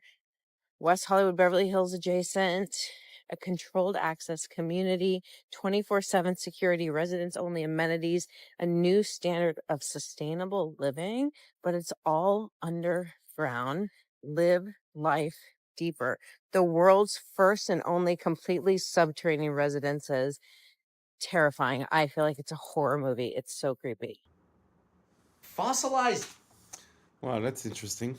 First of all, do you think it's possible that they're like sort of trying to create chaos above ground and sort of subconsciously say, "Hey, you want to be safe? Go underground," type of thing? I don't know. It's kind of weird. I don't know. The idea of living completely underground or having my house underground kind of makes me feel claustrophobic. I really don't have claustrophobia, but I don't know. I just feel like it's not natural for us to be living underground. And second of all, I don't know if you guys noticed that the placement of that guy's eyes was very, very interesting. I found that, I don't know if it's AI or something, but super interesting. First time that I see something like that. So let me know down below. Would you guys like to live underground in a complex like that? Do you think it makes sense? Or are you like me and you like your fresh air and the sun and it's not for you? Let me know down below and let's keep on rocking. Cowboy boot? That is the most insane thing I've read all day, but I am curious, what's the story here? Allegedly, this bad boy was found in a creek in Texas. So these guys, Carl and Don, were like, look, it's the fossilized leg of a cowboy. Well, that's a bit of a leap in logic. Why would they go and do a thing like that? Well, that's because Carl and Don are young Earth creationists. So since fossils run against the grain of what their ideology is, they need to find a way to undermine them. So they use this boot to say, look, fossils can form very quickly, and therefore all of geology is a lie. So many things wrong with this that it's actually incredible. Probably the most important, bone's not fossilized. When bone fossilizes, it turns to stone. This is just normal bone. It's not fossilized at all. They claim that this stone that it's in is 40 million years old, which it isn't. See, this is limestone. It breaks down in water, and then when the water evaporates, it leaves behind the stone again. So maybe the parent material is 40 million years old, but this sure isn't. And then why does nothing happen to the boot? Why did the boot not fossilize? It's just leather. You expect something unique to happen to the boot after 40 million years or some shit? We don't even know if this is human. I mean, that's a huge bone. And finally, if it is, why the fuck are y'all holding on to it? Even if there's a tiny chance this is actually from a person, don't you think it should be in like a forensics lab instead of being used to promote your weird, anti-science ideologies? So I don't know, maybe this is chill for them. If you think this is crazy, you should come check out my video debunking a young Earth creationist textbook. Come check it out, YouTube channel Mini Minute Man. Here we go. I put this in because I've seen that picture and that story a few times by people trying to negate the timeline, let's say.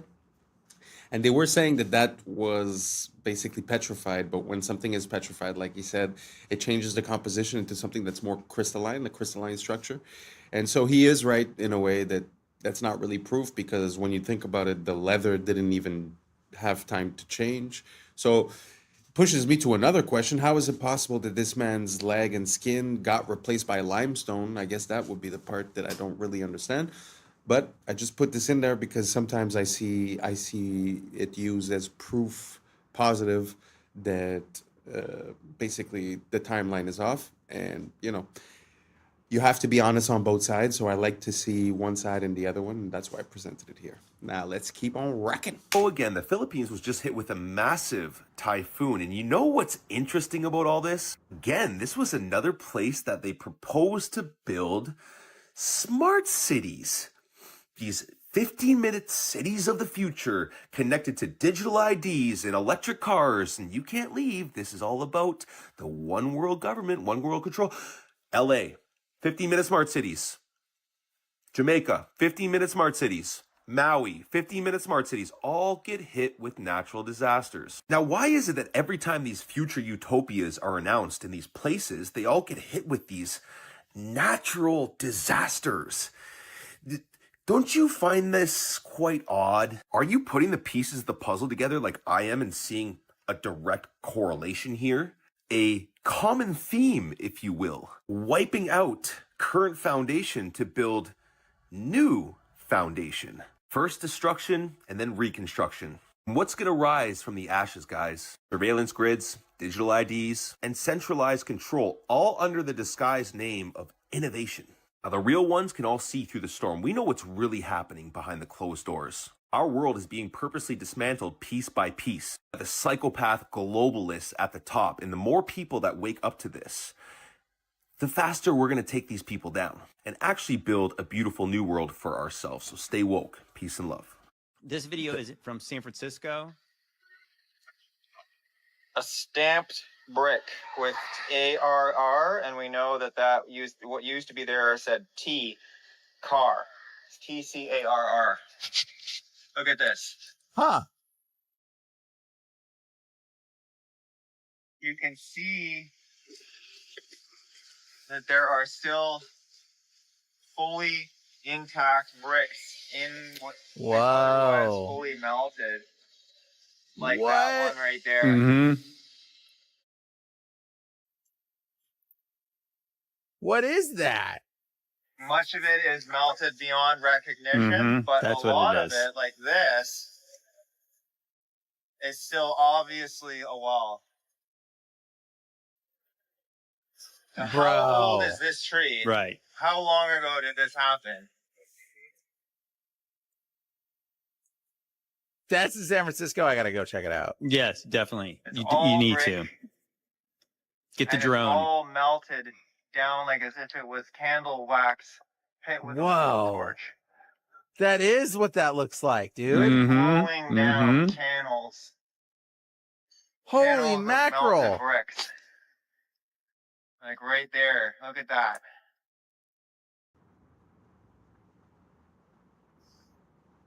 Still bricks sitting there, and that's the same kind of brick that this is, that's stamped.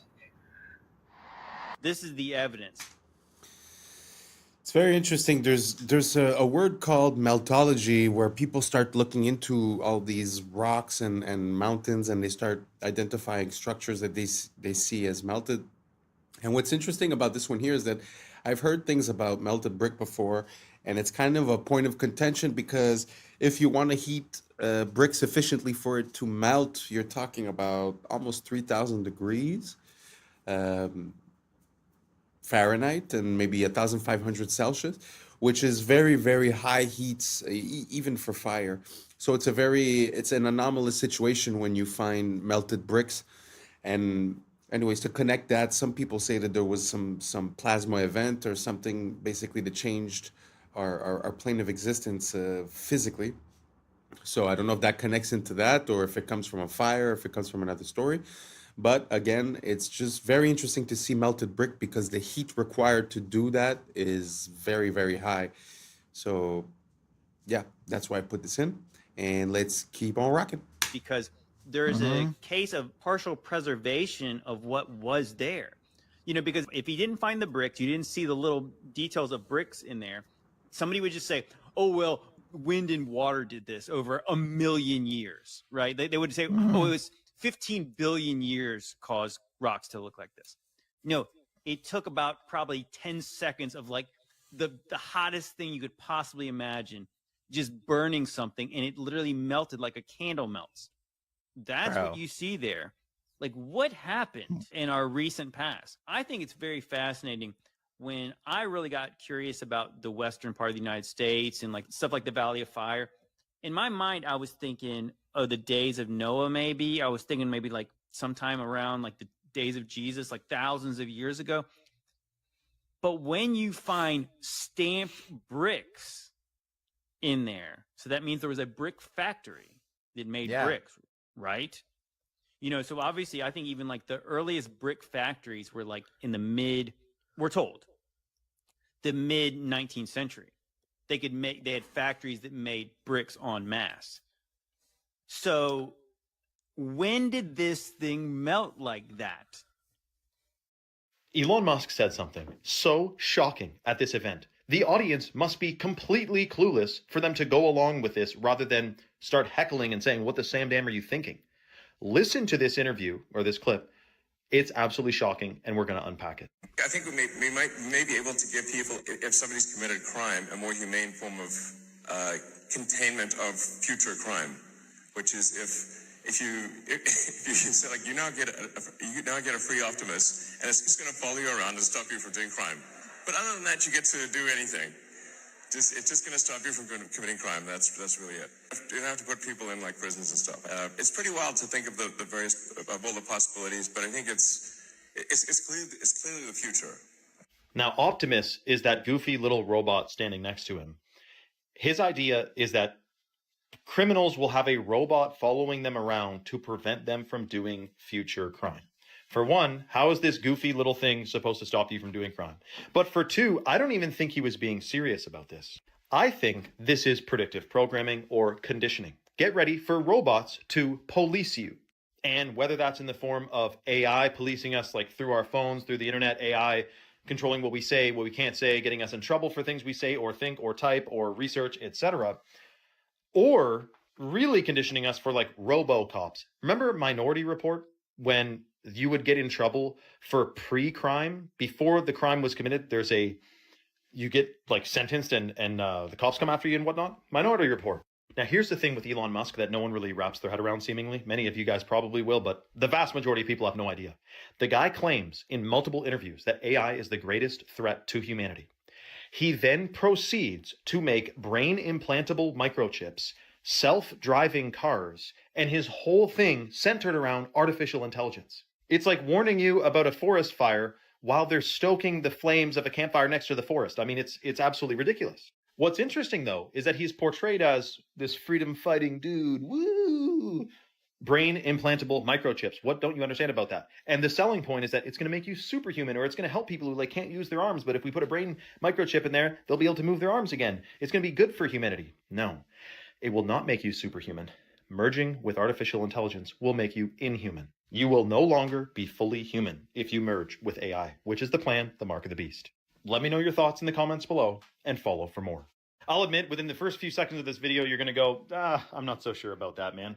But tell me if you think all of this in totality could be a coincidence, because I'm thinking it's more of a stretch to think this is a stretch. It's clearly happening and it's in your face. Watch this.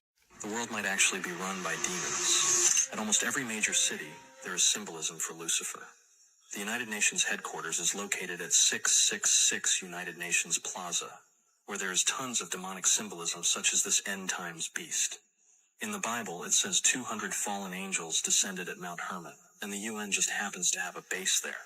The craziest part is that at a city called Astana, a city that's been purposely hidden from us, there's a massive pyramid, much like the one on the money that controls our entire world.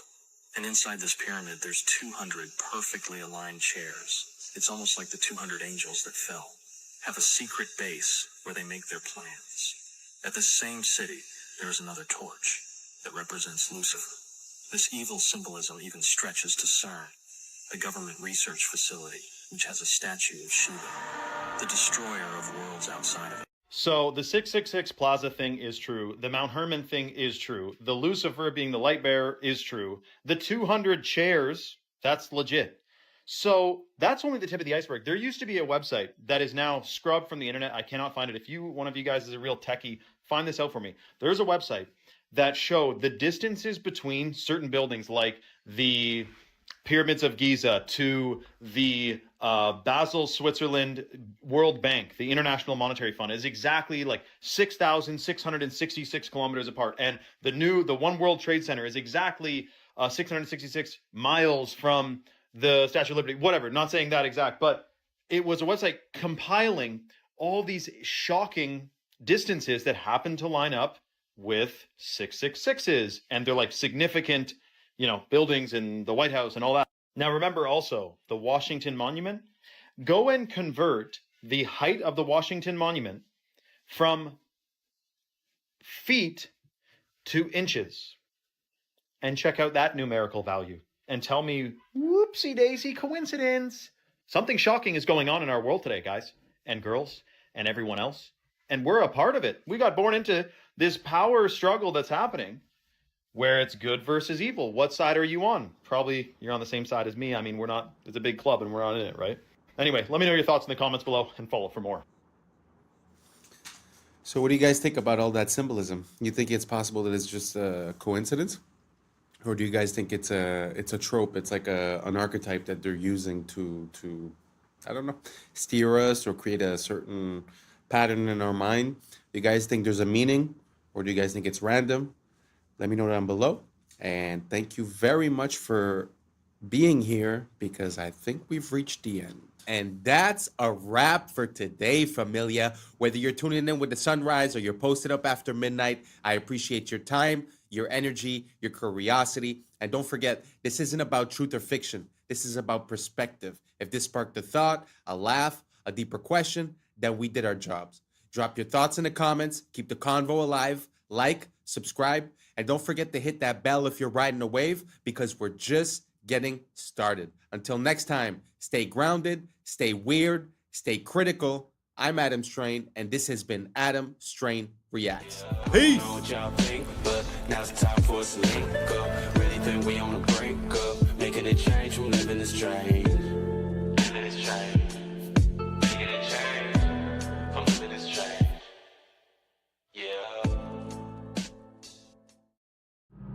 Yeah. Yeah. I was sleeping, had to wake up. Why? Every reason I could think of. God, till the day I keep the income. In my priority. What's up, YouTube? Today, we'll be looking at disturbing TikToks that'll make you question reality. So without further ado, welcome to Adam Strain Reacts. Let's get her done. He hacked and looked at all of the code of ChatGPT and figured out that ChatGPT isn't a computer-generated system. What is it? It's actually someone's soul. Yo, that's what do you mean that's someone's soul? Check this out. So they have the technology to take people's souls and consciousness and put it into technology. Now, this is where it's right? If there's a scientist that knows and he's like a great inventor. Yeah. You would want to hold on to him as long as you can so that you can reap the benefits of later. Just like in Captain America, there was a scientist that created the super soldier serum. Yeah. They kept his consciousness within the computer. So he lives forever through a computer. Now, theory is ChatGPT is exactly that. It may not be just one soul that's in it, but countless souls, and that keeps getting added to.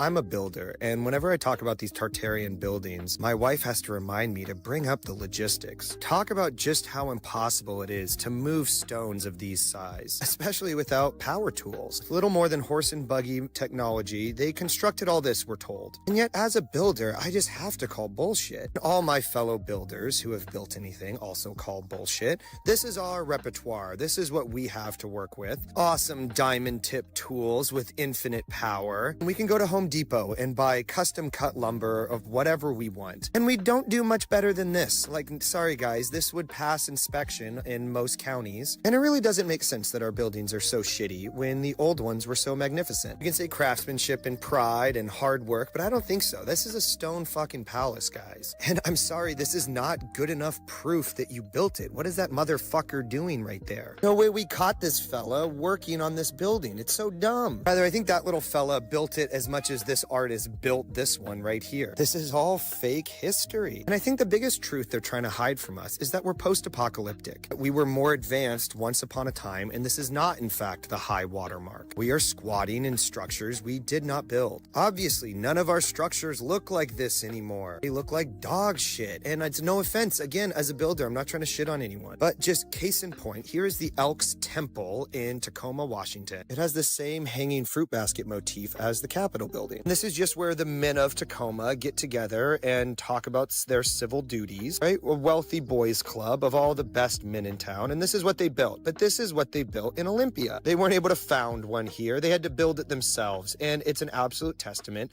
to the mediocrity of our current age. What's the good explanation for the fall off in quality? Here's a Mason temple, magnificent, Romanesque to the nine. Again, a shitty little sign outside. But look at the fucking size of this thing. And then juxtaposed to this modern Mason lodge that went up in the 80s, right? The other one went up in the 20s. This one went up in the 80s. That's only 60 years, guys. And that timeline should terrify everyone. This is the brewery. It shut down in the 20s. It's been here, abandoned ever since. God, I want to move in there yesterday. Renovate it. Make it a hotel. Make it something sick. But no, the city of Olympia or somebody owns it. They founded it. So you realize we're hemmed in by paper tigers. You can come out of the bushes at any moment and throw you in prison for something you definitely did. But like, we're all just doing what they are doing. doing. We founded these buildings the same as them. And so I take great comfort in how recent all the bullshit is. I know that we're on top of centuries of bullshit, but all of these narratives aren't actually that old. 1907 is what I keep going back to. That's like my rock. Most of the psyops come from 1907. Of course, they are piggybacked by much older psyops, but I think the past is supposed to be exhausting. It's supposed to be not remembered well and like kind of like, man, I'm really glad we're done with the past and we can move on to the future. But I'm the complete opposite. I want to know what has happened here. Who controls the present now controls the past, and who controls the past controls the future. They absolutely have a stranglehold on all of our past lives. That's some bullshit, and I think it's time for it to be done. The lies are comical, and it still baffles me they have never been scrutinized before. But as they say, no time like the present. What a gift to be alive today. But when you see, Wow. Really hits home when you see the same organization building something 40, 60 years apart and you see the drop off in quality. Like he said, it's very scary because, you know, we have this mental thing where we're like, oh, we used to build like that a very long time ago and now we build different. But now we're talking about 50 years. We're talking about the type of 1 or 2 generations. And you go from building a magnificent stone palace, like he was saying, to, you know, a square building that basically looks cheap, you know? So do you guys think that there's an evolution in construction, or do you guys think there's a devolution in construction? Do you think we're doing better or less good when you compare structures from before and structures from now? Let me know down below, and let's keep on rocking. see this stuff in America, you know, it's really weird. All the state capitol buildings that don't really match up. Like, why did they build something that was straight out of ancient Rome in like Iowa? You know, like in Nebraska. 2,500 people live in a town somewhere, and they build a post office that has 700 rooms and is like an ancient castle. It's the same like with the Mormon temple where they said they went out to Utah, you know, with horse and buggy and nobody else out there, and they supposedly built this wonder of the world castle with no rails and no dump trucks and no cranes, and it goes down 40 to 60 feet underground with more building. And even think about like the 1 year timelines. A lot of these buildings are 1 year wonders where they created this very elaborate stone building in 1 year. But then you think about some of these places that have 1 year timelines, and then they work in like Syracuse, you know, Albany, Syracuse, New York, these crazy places like that. Explain to me how much work they're getting done in the dead of winter when the roads would have been horrible. Then you add snow on it, and then the logistics make no sense. Even think, like I said, go back to World War II. We're told that the Germans were not necessarily defeated by the Russian army. They were defeated by the Russian winter. Because even with the high-tech German stuff, they couldn't even move the equipment during a harsh Russian winter. So that is like the highest tech stuff in the 40s. And then you're talking about these things were built with horses and buggies in the 1840s. So they tell us to recycle to save the planet, right? Reduce waste, protect resources, cut pollution, and all that type of stuff. But what they don't tell you is what they actually transmute this plastic into, which is synthetic fibers that end up polyester, nylon, acrylic, which end up in our clothes, in our babies' clothes, right? And then these things end up in our skin because when we wash it and all this type of stuff, it turns into microplastics. And microplastics has the ability to enter our skin because our skin is the biggest organ. And now we have this stuff inside of our lungs, our kidneys, our bloodstream. Look at this, y'all. All of this stuff is going inside of our body. So all of these so-called new hip clothes that men and women are wearing alike, you know, the Lululemons and these workout gears, all of this is created from synthetic fibers that contain microplastics now that you are absorbing.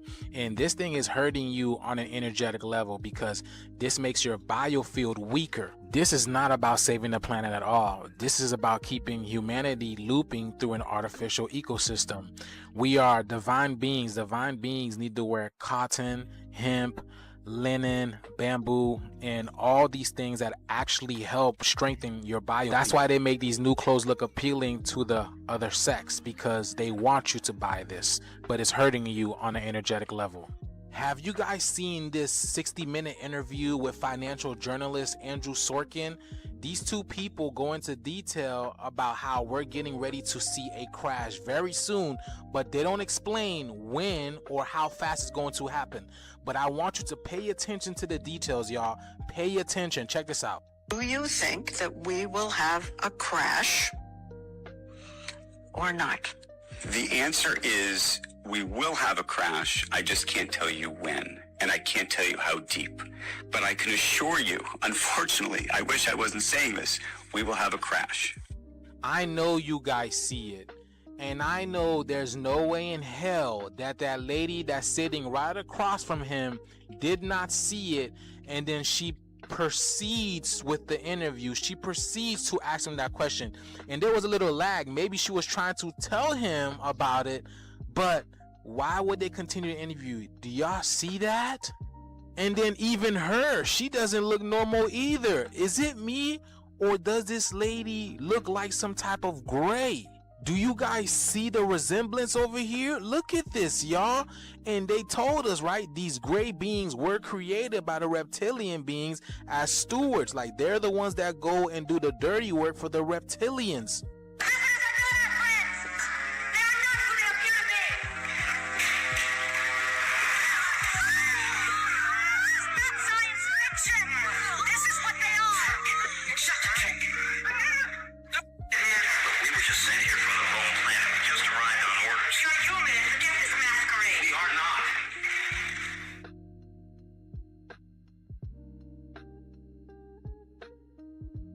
See, that's what I'm saying, man. You have no idea who these people are. Your neighbors, your friends, you have no idea. They're not human. They just told y'all. But the jig is up, man. The shift is here. Let me know what you guys think about this video. Let's continue to get this shift, y'all. Peace in. These are the I know it's a popular conspiracy to talk about the reptilians. I feel like the idea of the reptilians, I don't think it's a physical thing. I think it's an archetype, because the stem of our brain, the bottom of our brain, is called the reptilian brain. So theoretically, to operate on reptilian principles would be to operate on lower conscious levels, if that makes sense. So I have a feeling like we're looking to confirm this physical attribute of being, a reptilian. But I think it's more of a metaphor. It's more of the fact of being like, what is a reptile? A reptile is cold-blooded, A reptile is like an animal, instinctual. So I don't know what you guys think about that. Do you guys believe in reptilians? Do you guys have any proof that you think would sway me to your side? Or do you believe, like me, that it might be more of a metaphysical or a metaphorical thing? Let me know down below, and let's keep on rocking. Next, we are here at Chick-fil-A. And people want to know, does Chick-fil-A have the warning signs?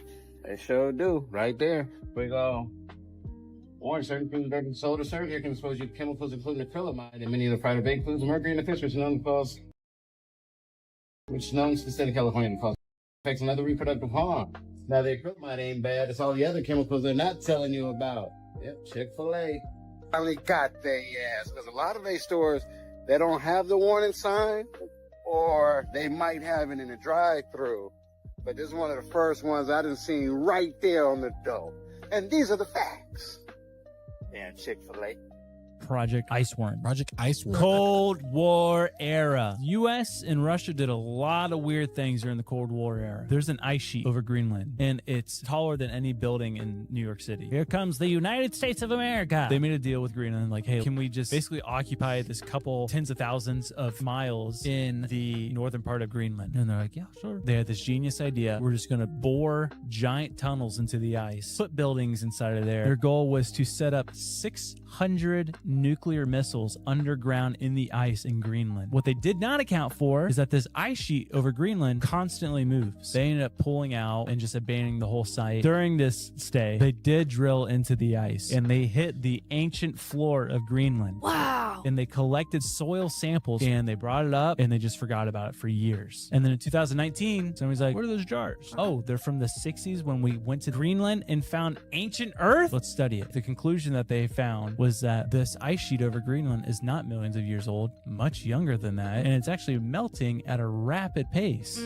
At Project Iceworm, they had dumped tons and tons of nuclear waste into the ice, thinking that it would be there for millions of years. And now they're saying this nuclear waste will be in our ocean in 70 to 100 years. Somebody go clean it up right now. They've tried. Listen, if there's a hole for a tunnel, we just make a big vacuum at the top that covers and suctions to the top. Suck it all up! And shoot it into space. Yes! Walk through the oldest part of any city. You'll notice the clues if you know where to look. Cathedrals with spires so tall and carvings so detailed they seem impossible without modern tools. Star-shaped fortresses, perfectly symmetrical, as if designed from the sky itself. Domes and copper towers glinting like antennas, as if built to catch signals from the heavens. And yet, according to history, these were made by men with hand tools, wooden scaffolds, and horse carts. Somehow, that was enough to carve massive granite columns, to lift seamless stone arches, to forge metalwork that even our factories today struggle to copy. Look closer and the mystery deepens, stone scorched, warped, melted, as if kissed by fire from the sky. Entrances half buried, windows below ground, entire floors hidden beneath our feet. Why build such beauty if no one was meant to see it? Some researchers suggest these weren't built in the 1800s at all. They were uncovered, excavated, the remains of a world lost to disaster, then repainted with a new backstory. High above the plains of Lycia, cliffs bear facades carved like temples. Pillars, pediments, doorways, all hewn into sheer rock. These are the tombs of Myra. That's the story, at least. But think, to carve these monuments into vertical cliffs would demand scaffolding, precision, labor. For what? For corpses? For facades no living community could even use? Compare Petra in Jordan or Lalibela in Ethiopia. Grand facades explained away as tombs or churches, yet suspiciously mask-like. Were these truly built as tombs? Or did someone later repurpose older, greater works and call them graves? Either the ancients were skyscraper architects for the dead, or the story we've been fed is incomplete. The buildings that shouldn't be here, the tunnels that weren't supposed to exist, the architects who might never have lived. Springfield, Illinois, a city most people drive through without looking twice. But if you stop, if you really look, you'll notice something that doesn't make sense.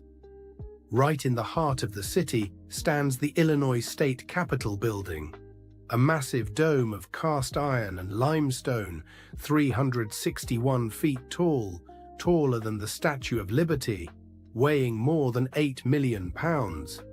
They tell us it was built between 1868 and 1888 by hand, with no cranes, no electricity, just ropes, horses, and a lot of determination. But there's a problem. There are no verified construction photos. None. You can find portraits of the politicians and photos of men posing after it's done, but not one image showing the dome being assembled. The archives talk about budget delays and winter setbacks, but somehow every column aligns perfectly.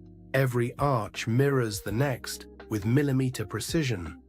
Each limestone block was quarried in Joliet, carried nearly 100 miles by rail before rail cranes even existed. And yet, no record of how they lifted the 80-ton dome sections.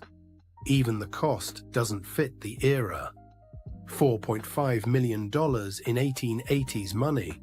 That's roughly $150 million today, during a time when a mason earned $1.50 a day.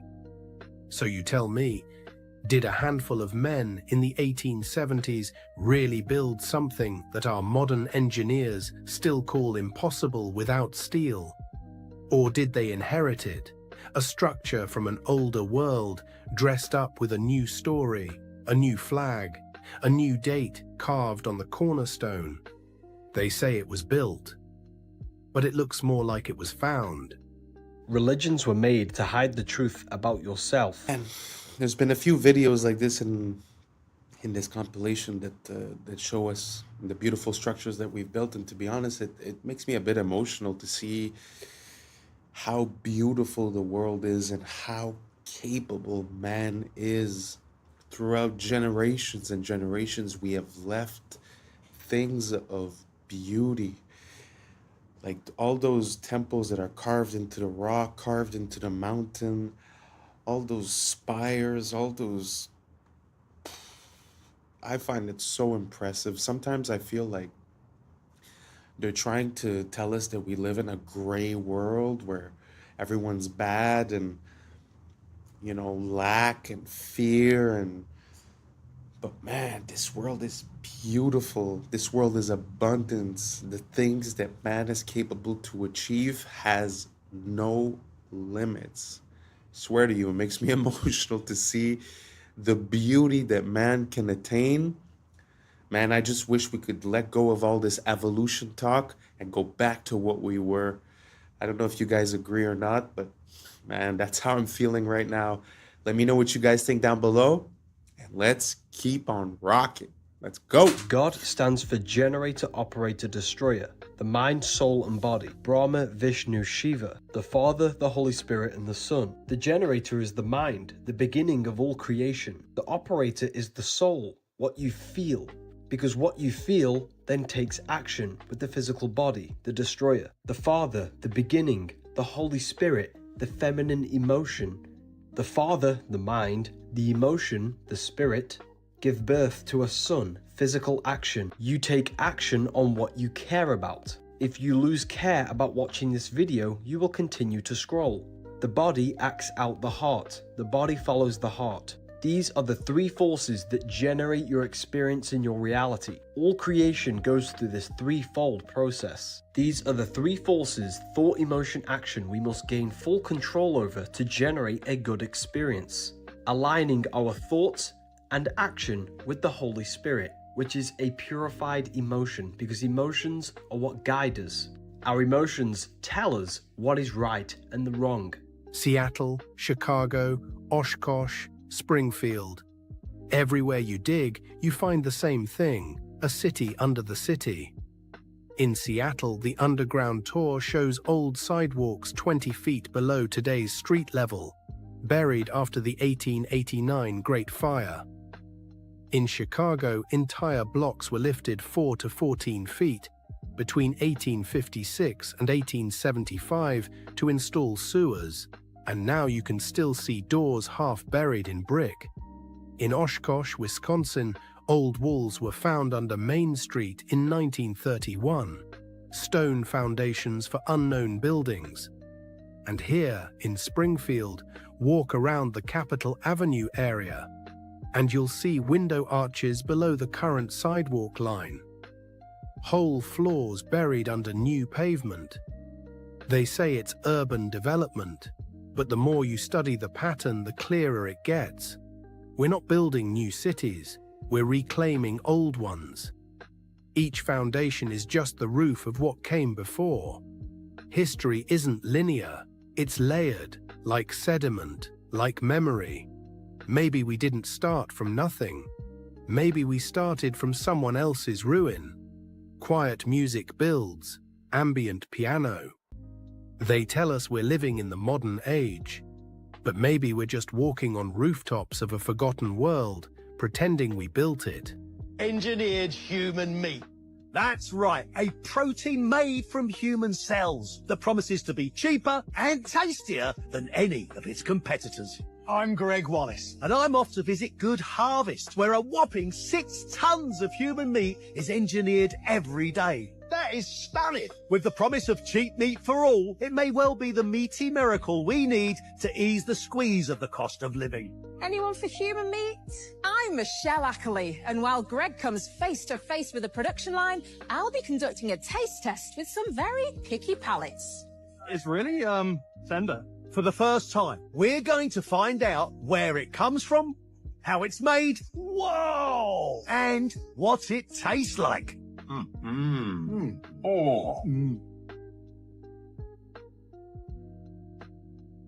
Did you know Africa is actually way bigger than the world makes it look? The maps we usually see are based on something called the Mercator projection, a method that tries to flatten the round Earth into a 2D surface, and in doing so it totally distorts the actual size of continents. For example, Greenland and Africa look similar in size on most maps, but in reality, Africa is 14 times larger than Greenland. In fact, Greenland is even smaller than just one African country, DR Congo. Now let's talk about Russia. On maps, it looks massive, almost larger than Africa. But here's the truth. You could fit Russia inside Africa, twice. And that's not all. The US, China, India, Japan, and all of Europe, they can all fit inside Africa at the same time. If you see this camera in your town, it's already over. Across the UK and the US have started rolling out these AI facial recognition cameras, and yeah, it's exactly what it sounds. These things are disguised as normal CCTV cameras, but they scan every single face that goes past them. What this then does is pick up the person who's walked past it, and then automatically using AI scan it against a criminal database to see if you're wanted or you've done anything wrong. There is going to be someone watching and then proceeding further depending on who you are. Now, I'm not really sure how far this goes, like if I didn't pay a speeding ticket, are the police then going to come and jump on me? Or is it just for like actual criminals? Because I guess that's kind of smart. It is extremely clever though. They are scanning the photos of your face against a criminal database, your social media profiles, like the whole of the internet. It's insane. Some experts have warned that the actual cameras store your data, tracking everything such as where you go to, who you're then meeting, how long you're there for. Also, unfortunately, these cameras aren't government owned. They're buying them from third-party data companies. So instead of the old question, are you being watched? It's now, how often are you being watched? And that's a wrap for today, familia. Whether you're tuning in with the sunrise or you're posted up after midnight, I appreciate your time, your energy, your curiosity. I remember, this isn't about truth or fiction. This is about perspective. If this sparked a thought, a laugh, a deeper question, then we did our job. Drop your thoughts in the comments. Keep the convo alive. Like, subscribe, and don't forget to hit that bell if you're riding the wave, because we're just getting started. Until next time, stay grounded, stay weird, stay critical. I'm Adam Strain, and this has been Adam Strain Reacts. Peace. Now it's time for us to link up. Really think we on the brink up. Making a change from living this strange. Living this strange. Making a change from living this strange. Yeah. First photo of its kind in history. High detail. Natural instinct to push all the other eggs out of the nest. Shut down by police. That has happened in Woodland Hills, LA, and 93 million. Yeah.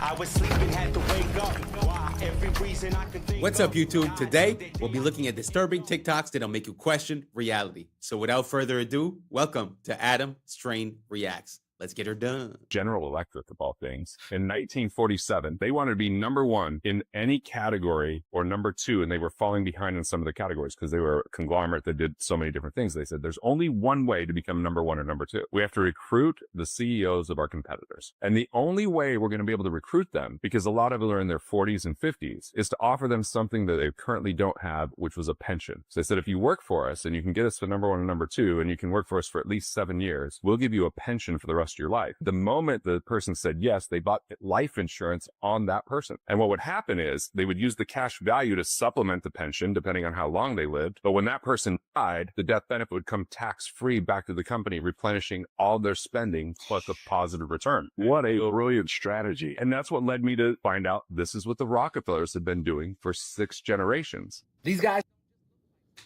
Wow. Sometimes I feel like we're out of the loop, you know, when you look at these systems and the way that they're implemented.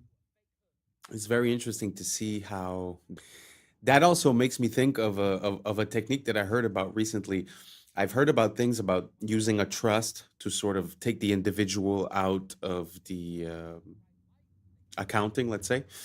Well, there is an idea like this where you take out a life insurance towards yourself, and instead of asking for a loan for the bank with a percentage of interest, you could borrow against your life interest, your life insurance, sorry. You could borrow against your life insurance, and that becomes non-deductible, and there's no interest rate being applied. So these types of systems and ways of gaming the system is something that's very well known for people on the higher echelons. And I find that we're lacking a bit of this economic literacy, because if you're going and take a loan to the bank while someone else takes a loan towards their life insurance, I mean, the difference is pretty big when you put that loan on 5, 10, 15 years. The amount that you pay in interest on a house, let's say, you almost pay double for the house. So the fact of not having interest on that is actually life changing and allows you to not be late on your payments, because when when you have interest, you're sort of late. It's time. You have to take more time, make more money just to pay back what you owe, and so that you could be up to date. Anyways, long story short, very interesting system. Do you guys have any other economic systems like that you could game the system with? I'm all about it. If you send me a few videos, a few links, I'm going to do a deep dive and I'll put into the next video. So without further ado, let's keep on rocking. Don't just look like snakes, they act like them too. This is a snake mimicking caterpillar. When threatened, they inflate the front part of their body, widening it into a fake hood, kind of like a tiny cobra. They also thrash, lunge, and sway to help sell the illusion. And the eyes, they may be the most convincing part. They're not just blobs, they're domed, glossy, and reflective. They're shaded with 3D depth, and in the right light, they cast a shadow like a real eyeball. These guys are one of the most accurate snake mimics on the entire planet. The more you know. Curioso experimento, porque alguien te puede explicar que las burbujas puedan ser cuadradas. Pues esta persona va a hacer una burbuja cuadrada. Fíjate lo que hace. Es cuadrada la burbuja. ¿Cómo te queda? Burbujas cuadradas como cubos. Literal, fíjate. The reason that there is such a void of male role models for young men is because we literally do not have adult males in our population anymore. What do I mean by that? There's no adult males. Like, there's grown men everywhere, but they're not actually physiologically adult human males. They're not. I'm going to teach you guys some fun shit. So in biology, there's this thing called neoteny. It's essentially an organism will retain juvenile traits as it ages if it doesn't get stressed out enough. Okay? If you live in an environment that's too, easy, you don't actually develop adult characteristics. I noticed this when I was in high school. I grew up in a very affluent area. And when we went to our grad night, it was at Disneyland. And we went with a bunch of inner city schools. And everyone I was with realized that all of these kids looked like adults. They looked so much older than us. And so, yeah, because they were in a more stressful environment, which caused their adrenal glands to upregulate, which caused higher testosterone levels, which made them literally adults. It made them adults in a way that we were still juvenile. Every organism has multiple phenotypes it can have. All right. Your phenotype's dictated by your genes, but what dictates which genes get expressed is your environment. The best example of this is pigs. So domesticated pigs, the pink ones that you all know and love, that's one phenotype. It's not even their healthy phenotype. You take a domesticated pig, you release it into the wild after 6. It's kind of very interesting. I did realize that at one point in my life that there was some people that, we were like 16 when we graduated, and I would see graduates from another place, and it's true, they did look like huge football players, and somehow we looked a bit, younger. And to this day, I still find there's never been a moment where, okay, now I'm an adult. Yeah, I handle, taxes and all that stuff, but I mean, I still don't feel any different. It kind of makes sense in my mind what he's saying, that if you're not stressed enough, you might retain characteristics of something that's considered not mature, not developed. Kind of makes sense. Do you guys agree with this? Do you guys identify with it? Or are you a manly man or a womanly woman? How do you feel about it? Let me know down below, and let's keep on rocking. The phantom leaf experiment completely enraged scientists when they found out what they actually were doing. The leaf experiment was to show when they cut a leaf in half, the energy actually still remains. And this was used to explain why 80% of people have phantom pains due to their amputations. But then scientists tried to reenact this same experiment and they had no success. And they realized the only time they had success was when there was moisture left on the scanning plate. And they realized that they completely deceived us, and this whole thing is completely fake.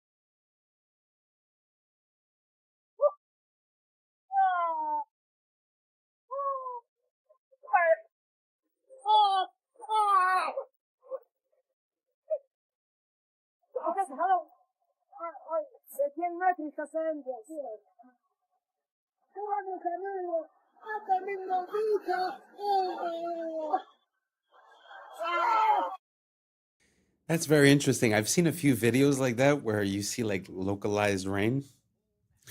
The thing that I'm going to say is that I find that in the past 5 to 10 years, I find that there's a lot of new meteorological phenomenons that are being named and attributed as if, oh, well, this has always been here. This is normal. But I feel like some of these things weren't normal before, like the intensity of the weather changes.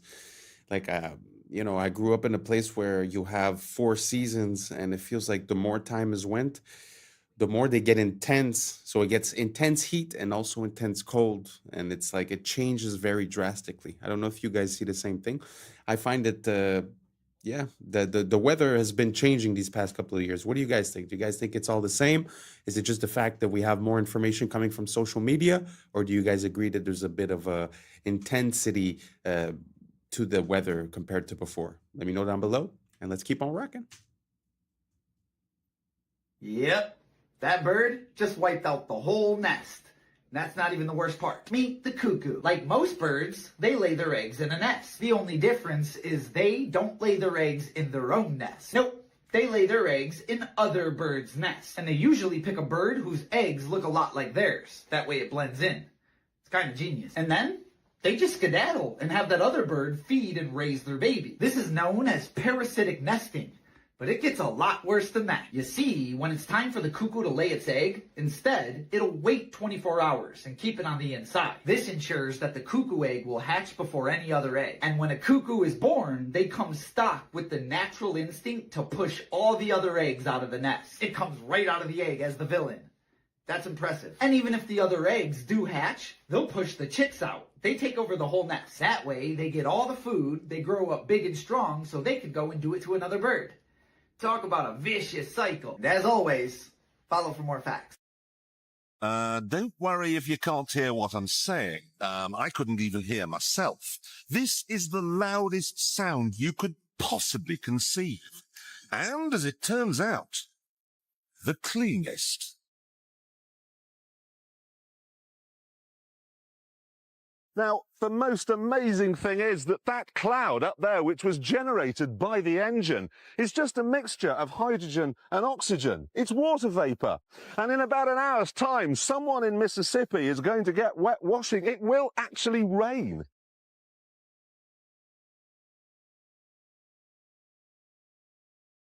I told you.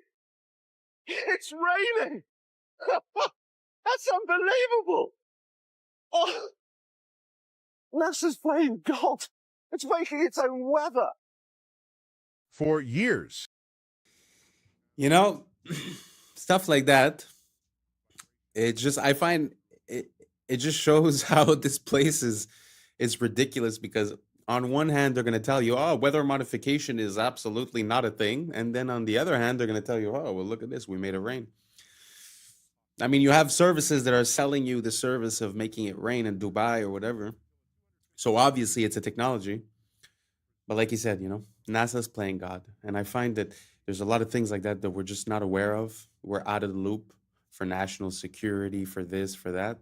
But I do not agree and do not consent with playing with nature or playing with the weather, because I think that there's repercussions that we might not be aware of in the immediate present. And I would rather we not do that. And if we're stating consent, I would also, not consent for anything that has to do with cloning, anything that has to do, Yeah, all that type of stuff. So, what do you guys think about that? Do you guys think it's fine that we might be controlling the weather? Like this theoretically is by mistake because it's like the byproduct of the engine. But do you think that intentionally the government might be doing that? Let me know down below, and let's keep on wrecking. I believe sound was just a physical phenomenon.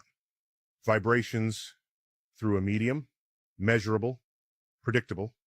But then I came across something that changed everything. The Tartarian Bell Towers, a lost civilization, an architecture of impossible precision. We thought they were just church bells until a 250-year-old recording was discovered, preserved on a wax cylinder, buried beneath a collapsed monastery in Eastern Europe. A recording that was never meant to be heard again. And when we analyzed it, the data made no sense. Frequencies appeared that don't exist in modern tuning systems. Oscillations extended beyond standard auditory perception. Decay patterns defied known acoustic laws. The harmonic overtones weren't random. They matched geometric structures found in sacred architecture, resonating at frequencies that align with bioelectric fields in the human body. This wasn't just a sound. This was a transmission. Modern science tells us that sound can affect the brain. It can synchronize neural activity, stimulate the vagus nerve, even alter gene expression. But this was something else. The Tartarians built these towers with frequencies engineered to interact with human biology. Their bells weren't just ringing. They were broadcasting structured resonance, potentially influencing consciousness itself. And then all of them were removed. The towers dismantled. The bells taken down. The recordings locked away. Why? What were they trying to erase? And if this is just one recording, how many more are out there? I put that video in because I like the visuals and I like the storytelling. I like the association that they're making with the frequencies and with the effect that it might have on the human. When it comes from the bells, it could also be the organs, could also be the churches, could also be all that kind of stuff. But one thing I want to say is that personally, I don't put any credibility to Neil deGrasse Tyson. And this was AI, so it was not Neil deGrasse Tyson. So if you believe what you just heard because of Neil deGrasse Tyson, just move along. But the reason why I put that in is because I find that it shows a parallel between the like either the Germans or either religion, Christianity. There's this emphasis on bells and on vibration that's very important, and I'm almost sure that there is something hidden there, that there is something that we're not being told. And yeah, let me know what you guys think down below, and let's keep on rocking. This is a great example of why filmmaking will be completely overtaken by AI. This is someone showcasing what Photoshop can do and adding people to a scene using photos only and creating a movie scene using Photoshop. Look, they're going to write a prompt in here, taking these photos and just adding them into the scene. This is the beginnings of it. Very easy prompt to write in. Now they're in the scene. You can't distinguish that from reality. Now they're going to add another person in and create the actual scene, the movement, the action. And you can create audio, visual, and it's indistinguishable from real life. They're not going to need to go out and film on location. And look at this. They've just created a scene. The camera's panning around the room. It's perfect. What looks like chaos. Wow. I don't know how real that video was, but gee whiz. Photoshop is not even a video editing software. I suppose it was Premiere. But even at that, why would you have Hollywood studios anymore? So yeah, I think times are changing, and I think we're gonna see this control system change. It's not going to disappear. It's just going to change aspect. But very interesting. So now anyone could make a movie. So that means, I guess, all their programming with the things that they're trying to push in all these movies recently, I think that's all going to die out because people are going to be able to make their own movies, make their own versions of things, Very interesting. What do you guys think down below? Do you guys think that this is very bad for us, the fact that we're not going to have the creative aspect of it and that it's all going to be generated? Or do you guys think this is an advancement? It's going to make it more accessible, easier for people to be able to get their ideas on the screen? Let me know down below, and let's keep on rocking. It's actually one of nature's most efficient systems. Ants work together using chemical signals called pheromones, scent trails that guide others to food or danger. When they find something too big to carry alone, hundreds join in, moving in sync through touch and smell cues. There's no leader. Their coordination comes from simple rules repeated by thousands, forming what scientists call swarm intelligence. That's how colonies dig underground cities, move food piece by piece, and thrive almost everywhere, straight from the fish tank.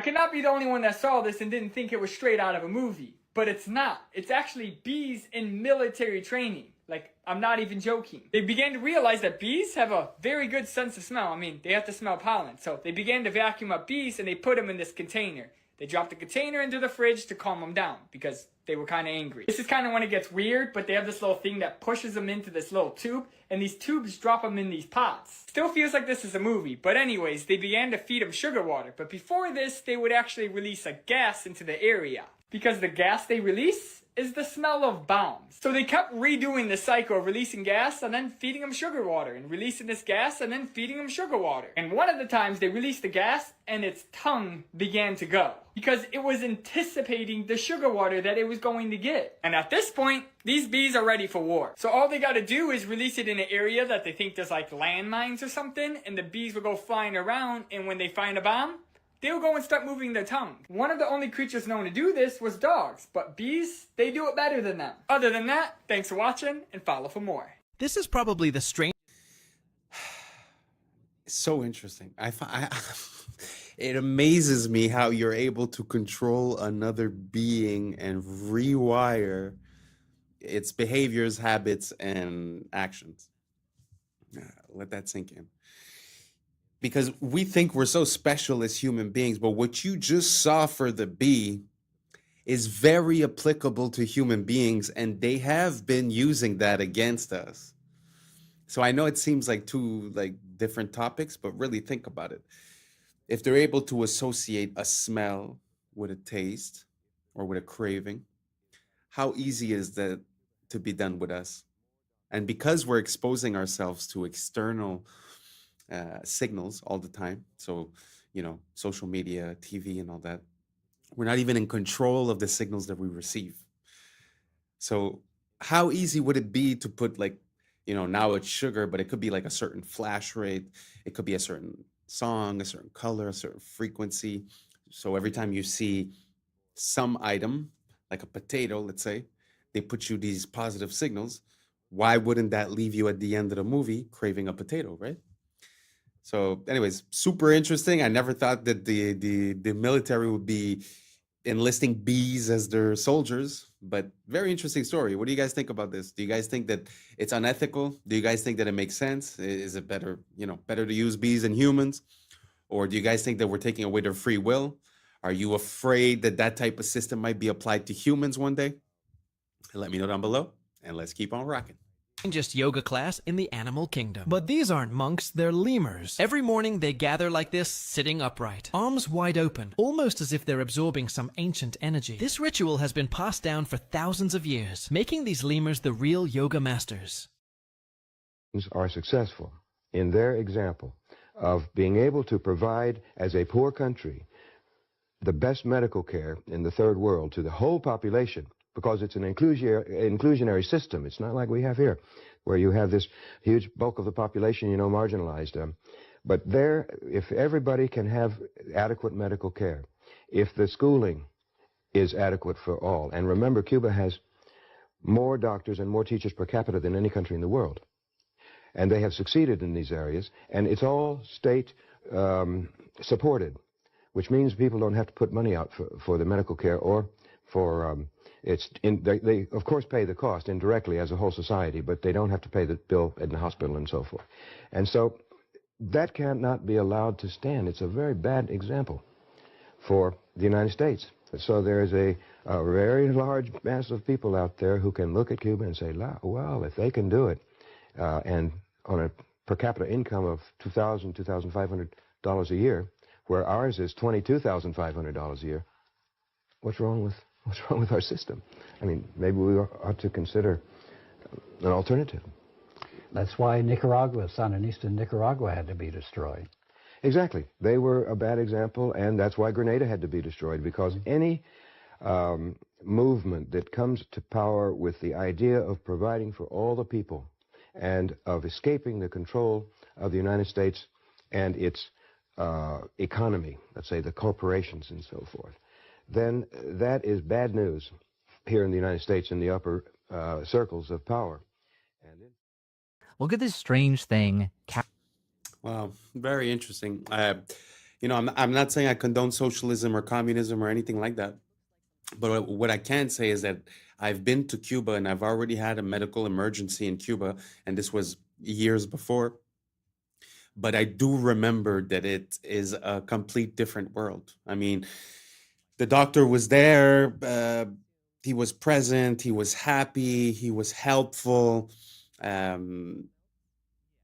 don't know how to explain it, but the system was so functional. And you need to think about this in an incentive type of way. Earlier I was talking about mental control. It's the same thing, because when you control what the person receives as a reward, you change what decisions they're going to make for their life. So when you have a place where you're not going to make more money being a doctor, but you're going to help people. So if you desire to help people and you desire to be a doctor, you will be a doctor, when money is not the incentive. So think about it fast. What was your experience the last time you went to a hospital? How was it done? What was the attitude? What did it seem like? What did you feel like? So all that comes from a system, and that system is monetized. So if every person that comes in is a potential profit, you're going to treat them very differently than, okay, I have my budget for the month. No matter who comes, I'll do what I can. It's a complete different outcome. And I'm telling you, the people that I met that were working in the hospital, they were loving it. They loved their job. This is where they wanted to be. Because if you're not making more money than the guy working as a chef, then you might as well go work as a chef if you want to be a chef. So taking out the monetary incentive really changes the whole pyramid of priorities, and your decisions change. So anyways, this is this very long point that I'm making, but I'm just saying, we consider these countries as being third world or as being lacking, but sometimes the basics are the most important. You might have the most luxurious things, but if you don't have health, what do you have? So anyways, that was my experience with Cuba. Do you guys have any experience with Cuba or Nicaragua or Grenada? Let me know down below, and let's keep on rocking. Captured in this satellite time lapse. Ooh. This is out in Siberia. Okay, it looks like something flesh eating. You can see in this Cold War era spy satellite image that this chasm doesn't exist in 1965. And now it's a kilometer wide. This is called a thermokarst depression, and it's caused by thawing permafrost. This, I assume, is the top layer sort of caving in as the bottom layer also melts? Yeah, on these edges, the soil, the frozen soil is exposed to air, and that triggers landslides that sort of chip away at the edges. And one of those landslides revealed this incredibly old baby mammoth they call Diana, one of the best preserved ever found. There's also Luba and Chroma, who looks a bit sadder because she was discovered when a hunter saw a fox gnawing on her trunk. And what's crazy about this to me is the fox clearly found this trunk meat to be sort of edible, like it's that well preserved. And I even found some reports of humans trying mammoth meat, though they both said it tasted pretty bad. And you got to wonder if the permafrost can preserve a mammoth calf for tens of thousands of years. Could it also be preserving ancient bacteria and viruses? Is that something we should worry about? And that's the question that our latest full episode tackles. You can check it out on YouTube. A photographer in Arizona. Yeah, that's very interesting. I would really like to see, like, the way you saw that crevice sort of become bigger through the years was, it's something that you would never realize, just walking there, because you wouldn't see the difference. Maybe you'd see the difference 10 years later. But I would really like to have like a time lapse of the Earth. I'd be very curious to see how things have moved. I know they have the theories of Pangea and this and that, the Bering Strait. I get it. But I'm not talking about theories. I'm talking about, it'd be so interesting to see, the Earth evolve and change. I wonder what else has changed, Yeah. What do you guys think? Let me know down below. And let's keep on rocking. I just captured what's now being called the greatest shot of all time. Renowned astrophotographer Andrew McCarthy sent his friend Gabriel Brown up in the sky for a very unique skydive that had to be timed perfectly. He watched from his laptop in anticipation. He knew it straight away that he had something absolutely amazing. The first photo of its kind in history, capturing a skydiver with a sun in high detail 93 million miles behind him, perfectly crossing paths. A shot considered almost impossible, but he did it, and it's fantastic. They did it first try as well, which is even more amazing. And it's an amazing photo because we're in a world now where there's so many AI images, and it just hits so much harder that it's real and raw. Dostoevsky warned us tolerance will reach such a level that intelligent people will be forbidden to think so as not to offend the imbeciles. And the prophet was right. We live in an age where thinking has become a crime, where the sensitivity of the fool is worth more than the clarity of the wise. Truth must now apologize, thought must walk on tiptoes, and he who dares to question it is silenced, labeled, and canceled. What they call tolerance is in truth the new name for cowardice. A society that protects stupidity is doomed to be ruled by it. Dostoevsky saw the abyss long before us, and he was right. The world won't be destroyed by the wicked, but the cowards who can't stand to hear someone think differently. Researchers at Rice University have developed... Wow, that hit hard. That hit really, really hard. That's amazing. Because really think about it. Look at all these platforms. Back in the days, we used to have like 3, 4, 5 companies that were media companies. They'd give you the news. So now we thought we would be safe because we have thousands and thousands of content creators, right? But you sort of realize that the incentives are being manipulated. So if you want the engagement, you're going to have to be repeating the signals that they send. And if you repeat the wrong set of signals, then you get the opposite result. So it's very, very easy to control what's allowed to be said, what's not allowed to be said. Like he said, the questioning of the fool has now became more important than the knowledge of the wise. It's very, very interesting and powerful words in these days. What do you guys think down below? Do you guys think that we've made it into the new era of information? Or do you guys think we're still lost? We're still flooded with too much information, and the right information is being blocked. What do you guys think down below? Let me know, and let's keep on rocking. A necrobiotic spider gripper, or a dead spider machine that can pick up tiny odd-shaped things. See, instead of muscle, spiders use hydraulic pressure to extend their itsy-bitsy little spider limbs. Spiders' leg muscles can only flex their legs inwardly. So in order to extend them outward, they generate hydraulic pressure in their fused head thorax segment called the prosoma. And that hydraulic pressure pushes their arachnid blood called hemolymph into their extremities, and that's what outstretches their legs. And that's actually why dead spiders are all curled up, because they don't have hydraulic pressure pushing their legs out. Their process for creating a necrobiotic spider gripper was relatively simple. Step 1, euthanize a spider. Step 2, insert a hypodermic needle right into the prosoma of the spider and seal it with glue. Step 3, let the glue cure, and that's it. You now have your very own necrobiotic spider gripper. After developing the concept, it was time to test its capabilities with a universal testing machine. And they found that wolf spider gripper bodies are able to lift up to 130% of their own body weight. And individual dead spiders were able to remain effective for about 1,000 closing and opening cycles. But at that point, cracks started to appear in the joints. They were able to successfully turn off a light with their dead spider gripping tool. And they found they could use one dead spider to pick up another, larger dead spider. And they could pick up an object of great volume like this foam here. And finally, they were able to use a simple untethered version to move an object from point A to point B. But Spider Corp's tools degrade quickly and only remain effective for a couple days at a time. They found that coating the arachnid in beeswax extended its lifetime up to a week. And the team was awarded the 2023 Ig Nobel Mechanical Engineering Award for their gripping work in necrobiology. Are house parties making a comeback? Very interesting. I mean, I've never thought that I would see this. Don't get me wrong. I mean, it's impressive, but you know, it's also a needle with glue, right? So it's like it's nothing crazy. But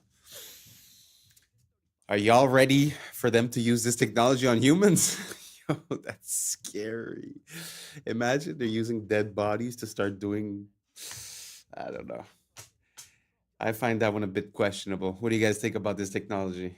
You guys see any applications? You guys think that there's a future for this?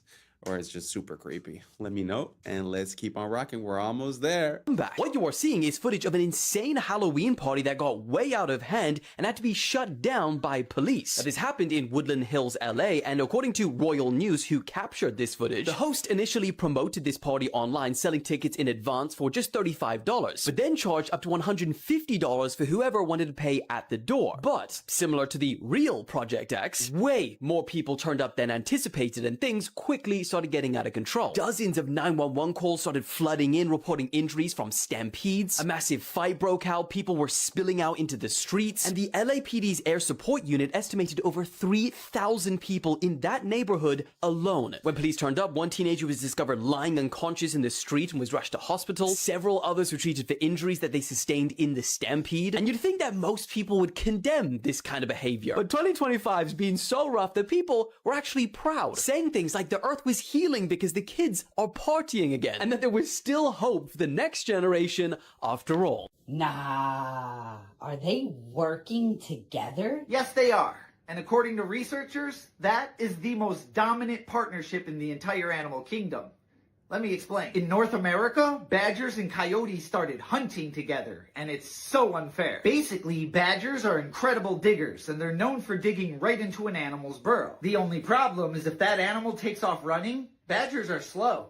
They're not going to catch it. Coyotes, on the other hand, can run like the wind, and they're known for chasing animals down in an open field. Their only problem is they can't dig, so if an animal jumps into its burrow, they lose it. You get where I'm going here? When these two work together, they create what's called the ping pong effect. The badger will dig into a burrow and intentionally get the animal to run, and then the coyote will chase it down. If that animal jumps back into another burrow, the badger gets back to digging. And they'll do this over and over again on repeat until that animal becomes so exhausted that it just gives up. In fact, according to researchers, when these two work together, they have a near perfect hunting success rate. Now that is what I call a killer friendship. Literally. And as always, follow for more facts. Nature is amazing. I mean, I don't know what you are, if you feel like you're a coyote or if you feel like you're a badger, but those are one of the, some of the most intense and notorious hunters. So they could easily see themselves as competition. But in life, whether you're the badger or the coyote and how good you are, doesn't matter. You should try to find that piece of the puzzle that's missing and create something together. And whether it's relationship wise or whether it's business wise or creative wise, I just think that when we unite and like this duo, one's weakness is the other one's strength, we complete each other. And I feel like we have access to, the sky is the limit. Anyways, I don't know how you feel about that, but we reached the end. Thank you so much for being here. And that's a wrap for today, familia. So whether you're tuning in with the sunrise or you're posted up after midnight, I appreciate your time, your energy, your curiosity. And don't forget, this isn't about truth or fiction. This is about perspective. If this sparked a thought, a laugh, a deeper question, then we did our job. So drop your thoughts in the comments, keep the convo alive, like, subscribe, and don't forget to hit that bell if you're riding a wave, because we're just getting started. Until next time, stay grounded, stay weird, stay critical. I'm Adam Strain, and this has been Adam Strain Reacts. Peace! What y'all think, but now's the time for us to link up. Really think we on the brink up, making it it change, who live in this strange. Living this strange. Making it change. I'm living this strange. Yeah.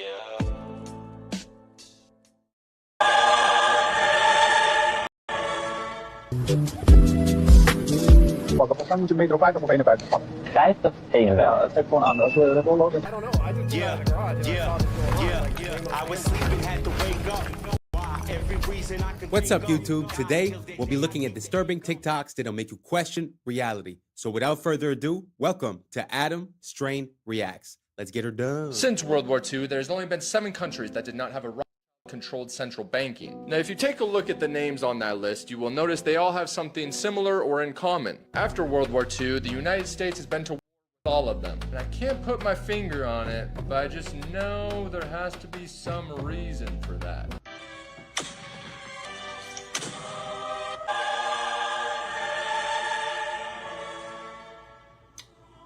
The Festival of Exploding Hammers has been going on for over 300 years in the town of San Juan de la Vega. And here's the thing. Yes, people get injured. There's been many calls for them to stop it. But look, if that's how I go, that's how I go. It's the largest accumulation of tracks in the world. So first, we started with one area. And then later on, we found that these led into another area, and you could connect them all, and eventually we ended up with 9 different areas that are more or less all connected physically. What do you guys think about that? I truly have a hard time with everything that's dinosaurs. I'm going to put in the next video. I don't think we've been through this, but the people, they call it the Bone Wars, which was 2 people that were in a competition, and basically they found like 95% of all the dinosaur bones. But as for the tracks, what do you guys think about this? Do you guys think that these are original tracks from dinosaurs, or can they be like more or less anything?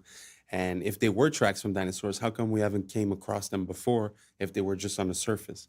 So let me know down below what you guys think. I'd be very curious to see your opinion, and let's keep on rocking. I thought that the French protests were unhinged before, but this might be the single most hilarious way of protesting I've ever seen. As we all know, Paris is hosting the Summer Olympics, but a lot of French people aren't very happy about that. Because, and I only found out about this today, the Olympics is kind of a scam when it comes to a country actually making money. Don't get me wrong, it's great for global street cred, but for example, when China hosted it, they made a net loss of 36.4 billion, and London made a net loss of 13 billion, and that's all taxpayer money. So when the public heard that France has already spent over 5 billion, and then that Macron wanted to spend another billion just to clean up the Seine River so it looks good for the Olympics, they lost it, and the I shit in the Seine River protest began. On the 23rd of June, the French President Macron and the Paris mayor plan to take a ceremonial swim in the river to show off just how clean it is. So the protesters are now planning a defecation flash mob because, and I quote, after putting us in shit, it's up to them to bathe in our shit. Oh, and if you don't live in Paris, no bloody problem, because someone created this website. You type in how many kilometers you are away from Paris, and using a water flow algorithm, it will tell you precisely the day and the exact time you need to shit into the river to reach Paris at the time Macron will be swimming in it. Oh, I told you, and that is why I say, quick. Wow, I have never seen any type of protest in that way. But man, is that interesting. And also, I never came across any information as towards the loss of money of the countries that are hosting the Olympics. That's news to me. I always thought that they generated billions of dollars in profit. So I had zero idea.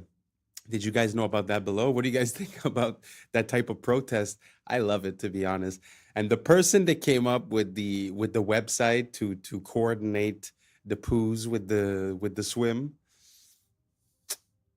maybe in the future, you know, world leaders shouldn't disclose their plans too far ahead of time. So let me know what you guys think down below. I really love this idea. Let me know what you think. Let's keep on rocking. Video showing how big the volcano is under Yellowstone. Oh, isn't that just horrifying? Starts with Yellowstone National Park at the top, just for scale. Yeah, that's... And then this. Insane. just staggering and a good reminder that, yeah, if it goes, we're out. I know. so gone so fast. Oh well. Which is the way to go. Yeah. I definitely would rather it be quick. What do you guys think about that?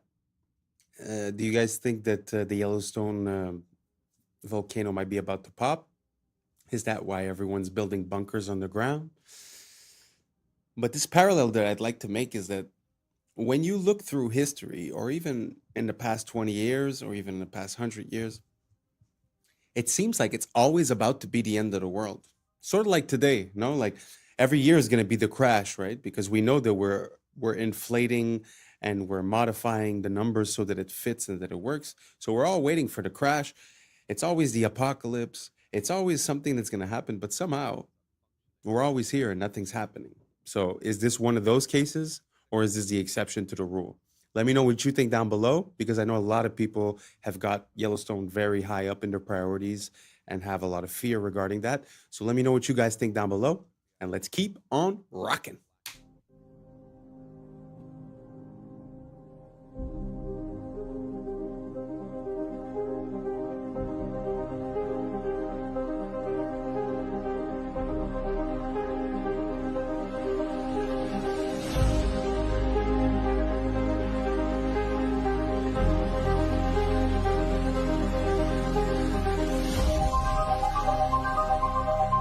Four cities. Wow, I didn't know we were that ahead with the surgery stuff. How would you guys feel if you went in for surgery and you were underneath that robot? Do you guys feel better about that? Taking away the possibility of human error, but would that leave, possibility for machine error or loss of power or any other? I don't know. What do you guys think down below? Would you rather have a human, or would you rather have a machine conducting your operation? I'm very curious. I'd like to know what you guys think about this. Write down below. Now let's keep on rocking. Four cities that drop street temperatures up to 8 degrees Celsius, some using ancient techniques, others just using paint. Seville, Spain borrowed a 3,000-year-old Persian technique called qanat that uses underground canals to carry cool water and ends up functioning like outdoor air conditioning. The result? Temperatures dropped by 6 to 7 degrees Celsius. Singapore found an even simpler solution, reflective paint. Coating buildings brought temperatures down 2 degrees Celsius during the scorching 11 a.m. to 3 p.m. window. Vienna took the idea to the streets, repainting black asphalt in lighter colors and cutting temperatures by 5 degrees Celsius. But the Spanish sherry town of Jerez de la Frontera went furthest, using grapevines to slash street temperatures by as much as 8 degrees Celsius. They strung green canopies across narrow streets, stealing a trick sherry makers have used for centuries to keep their wineries cool. Sometimes the best ideas are just really, really old, or come in a paint can.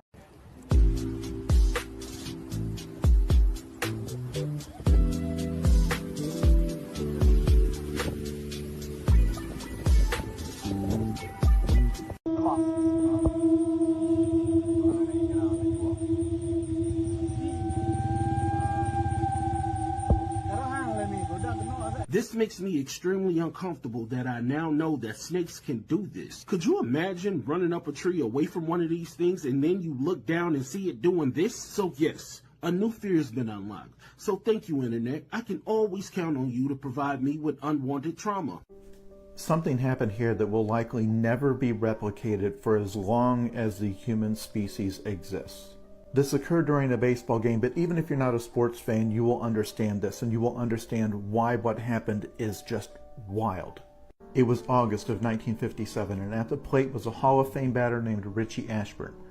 He swings at a pitch, he fouls it off, and the pitch goes into the stands and hits a fan, injuring her. The fan was named Alice Rock, and the ball hit her so hard that it broke her nose, and they had to stop the game.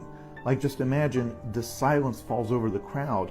They stop play, and paramedics had to get her out. She was there with her grandchildren, and get her onto a stretcher, and everyone's watching as they take her away from the stands. So they're hauling her away, covering her bleeding nose, probably taking her into that tunnel right there. They resume play, and on the very next pitch, Richie Ashburn hits another foul ball that flies into the tunnel, and hits that woman again while she's on the stretcher being taken out of the stadium. She recovered fully. The two of them, the woman and Richie Ashburn, became friends after this. It was a hugely famous incident and something that I am confident will never, ever happen again. Wow. I guess some things are meant to be, you know? Like, what are the odds of you being struck twice? But what's so beautiful about that in life is that somehow, you know, a friendship came out of that. So it's a bad for a good, you know? I guess it's fun sometimes to have stories that have happy endings. Let's keep on rocking. Today's episode of Random White Acts of Danger, we basically have the most dangerous ski run I've seen in my entire life. Margin for error, you guessed it, death. My boy, left, right, it's over. You see how far down that is? My hand's over here sweating just watching this shit. A little bit to the right, cooked. You splattered down beneath. How do you even get up there? And as you can see, this is the trail not taken. My boy's the first person to ever do some dumbass shit like this. White people, I found your ski leader, but I don't even know who his name is. Look at this. What's happening? He looking back up, shit look like the top of Mount Everest. How the fuck do you even get down? You know what I'm saying? I'm so scared for him. Like, what type of ski training, all of a sudden you're like, you know what, I'm about to go ski off the top of a mountain. My boy looks like the edge of the world. Doesn't even look like it's possible to go down, and that's the way he's going. The amount of skill this chick must take, my legs is tired just watching this shit. Oh my goodness. Man, white people, different breed, man. You guys, so okay, there's some footprints, so he must have hiked up this way, now he skiing all the way down. At least now it's almost like, nope, it's not even a normal ski. Look at all these rocks. My death count, by the way, I'm at least 20. I would have started an avalanche, probably never been found. Look at this shit. Oh my goodness. Nah, bro, how do you get the idea of like, you know, I'm gonna hike all the way up to that mountain, I'm gonna ski down, even though it doesn't look possible to ski down. Why? Because I'm him. The fuck? Statue, he needed. Mag ik wat vragen? Als ik naar Amsterdam Centraal wil, kan ik dan het beste naar de metro de metro, niet de trein pakken? Nee, de metro, dat is vaak sneller. En dan gewoon de Noord-Zuidlijn, ja. of die naar Centraal Station. Als ik naar Centraal Station wil, moet ik dan de metro of de trein nemen? Je kunt allebei nemen. Ja. Maar moet je snel zijn? Ja. Moet ik de metro of de trein pakken? Je moet de metro pakken, volgens mij moet je de metro 50 of 51 pakken. 50, 51. Ja, het geeft gewoon aan. Als we rechtdoor lopen, dan zie je de metro. Ja. Metro 52. Dus klopt het dat je orthodontiepraktijk van Schiedam? Ja? Ja? Klopt het dat je Floor heet? Ja. Ja. Van Grunsten? Ja. Ja.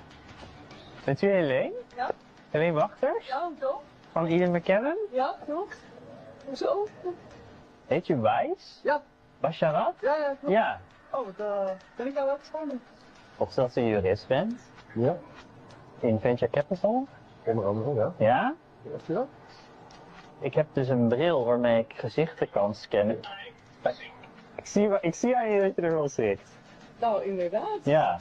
Oh ja, ik zie dat ding al inderdaad. Ja. Oh, ik zie nu ook een lampje aanstaan. Holy shit. Op die manier informatie te krijgen over mensen. Ja. Voelt bij mij nog niet oké. Ja. Ik bedoel, het is de tijd van tegenwoordig. Ik bedoel, digitale wereld. Je verwacht dit gewoon. Je verwacht het gewoon. Nou. Maar voor jou in. Ja. That gave me chills because the possibilities with that are pretty endless. Imagine, I don't know, off the top of my head, imagine scammers, imagine police, imagine, due process is gone. You have access to way too much information. Very interesting. It's very interesting. Imagine if you cross-reference with the person's Facebook and they took a picture outside of their house. You now have their address. You now have their family members. I mean, the possibilities are pretty much endless with what you could do with that information. As for, let's say, fraud or misappropriating the identity. Very interesting. What do you guys think? Do you guys think that it makes sense that we use AI in this type of fashion? What's the future of this technology? What are the applications that we're not seeing yet, but that might be a problem in 1, 2, 3, 5, 10 years? Let me know what you guys think down below, and let's keep on rocking.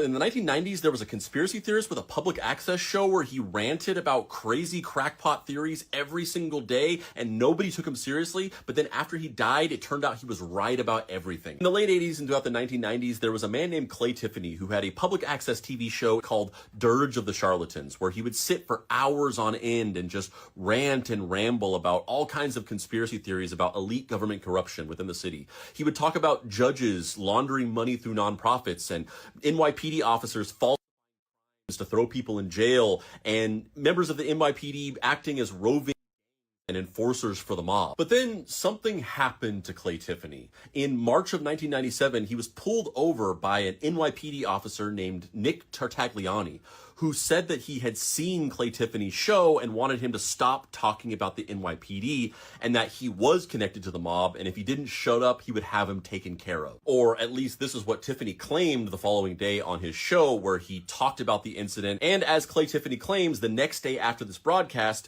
Nick Tartaglione showed up at his house, threw him against his police cruiser, arrested him, and brought him in on some made-up disturbing the peace charge. But Clay Tiffany was not going to be bullied, and he would not give up. So the next several years on his show, he did a full investigation of Nick Tartaglione, sending in a bunch of requests with the Freedom of Information Act to the government to get documents about him. And he dug up a ton of dirt, like multiple police brutality reports, a bunch of excessive force complaints, and unexplained departures from dozens of his previous police jobs. And in response, Clay Tiffany claims that he was attacked and brutalized by Nick Tartaglione and his cop buddies multiple times throughout those years. The first incident, he was attacked outside of his home again. The second incident, he was thrown to the pavement and beaten outside of a town meeting. And the third incident, he was beaten so badly that he was hospitalized for weeks. Tiffany ended up suing Nick Tartaglione. He didn't win, but there was an undisclosed sum settled out of court. But more importantly, he had lost any credibility that he ever possibly had because of these repeat accusations of Nick Tartaglione, and people started actively calling for his public access show to end. So in the early 2000s, that's exactly what happened. The show ended and Clay Tiffany disappeared from public life. And in 2015, he died from heart failure. But in 2016, Nick Tartaglione was arrested for the of 4 men in a drug trafficking job gone wrong. Clay Tiffany was right. Nick Tartaglione was mob connected, he was corrupt, and him and his buddies were running as enforcers for the mob within the NYPD. And what's even crazier is that Nick Tartaglione was at one point his cellmate and the last person to ever see him alive that we know of. And real quick, if you like my videos and you want to see more in-depth writing from me about pop culture, movies, TV, video games, weird historical facts, so on and so forth, you can do that here. Wow, what an interesting story. I mean, if that's not like something out of a movie, I don't know what is. Gee whiz. Dude is talking the truth, and then he gets... And it's crazy how no one would believe him, you know, because people believe in the integrity of the police in a way. And also, you know, they're the biggest gang in the world, as we say, right? Wow, very crazy. And plus with that final connection with that dude that had that island. Wow. So he's the last person to have seen him. I mean, if you ask me, he'd be the perfect person to help out to carry out something that would be under the radar, let's say. Anyways, I have no proof. I make no claims. This is for entertainment purposes only. So please, YouTube, I appreciate you. Let's keep on rocking. Internet's revenge on the man who invented spam mail is the most iconic thing I have ever heard. In the early 2000s, Alan Ralsky was one of the world's biggest spammers, blasting up to 1 billion junk emails a day. He made millions of dollars from it and was super cocky. He openly bragged to reporters about his empire and proudly called himself the godfather of spam. But in one interview, boasting as usual, he showed off the massive new mansion he bought with his spam money. And that was his mistake. People online found his new home address, and thousands banded together to get their revenge. They signed Alan up for every sweepstakes, promotion, all the junk mailing lists they could possibly find. Within days, he was receiving hundreds of pounds of junk mail a day. And inside that pile of junk mail was his real mail, so he had to go through it. He later complained in another interview saying, quote, "They've signed me up for every advertising campaign. These people are out of their minds. They're harassing me." Seriously, what does failure mean? It it doesn't exist. It's a figment of your imagination. What does it mean? Pulling a Jedi mind trick on me I'm right now. serious. Like, no, does it like, exist? no, I'm serious. Like, I'm trying to think, like, how can I explain it? So, let's use happy endings, right? And then we can relate this to failure, why it's not existing. Like, everybody talks about, like, everybody wants a happy ending, right? Now let's go to the reality of it, right? Let's look at a fairy tale story. Let's look at Snow White. Mm-hmm. She gets a happy ending. She finds Prince, whatever. She goes on. She lives happily ever after. Well, I call bullshit on that because 2 months later, the fact is they had an argument and he's sleeping on the couch, right? So the point is, the story continues. Mm-hmm. The story continues. So if you fail on Monday, the only way it's a failure on Monday is if you decide to not progress from that, right? So to me, that's why failure is not existent. Because, if I fail today, okay, I'm going to learn something from that failure, and I'm going to try again on Tuesday. And I fail, and I'm going to try again on Wednesday. So it doesn't exist. You know what?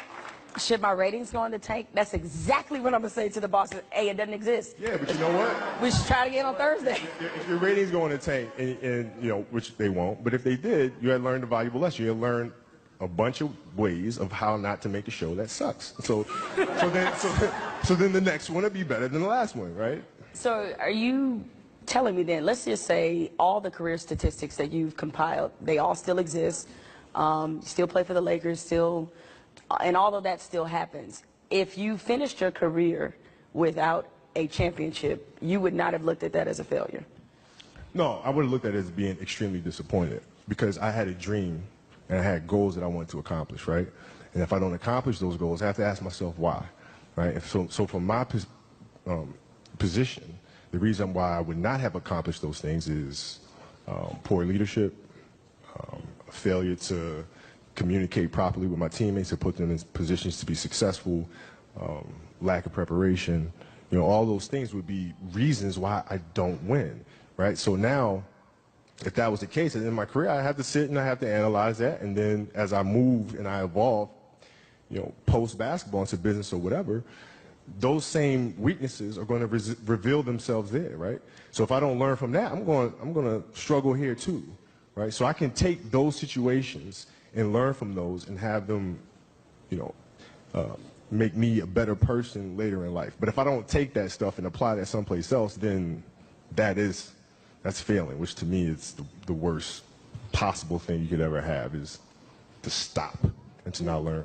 So the winner. Very good message. I really like the way he handled that question and the way he explained it.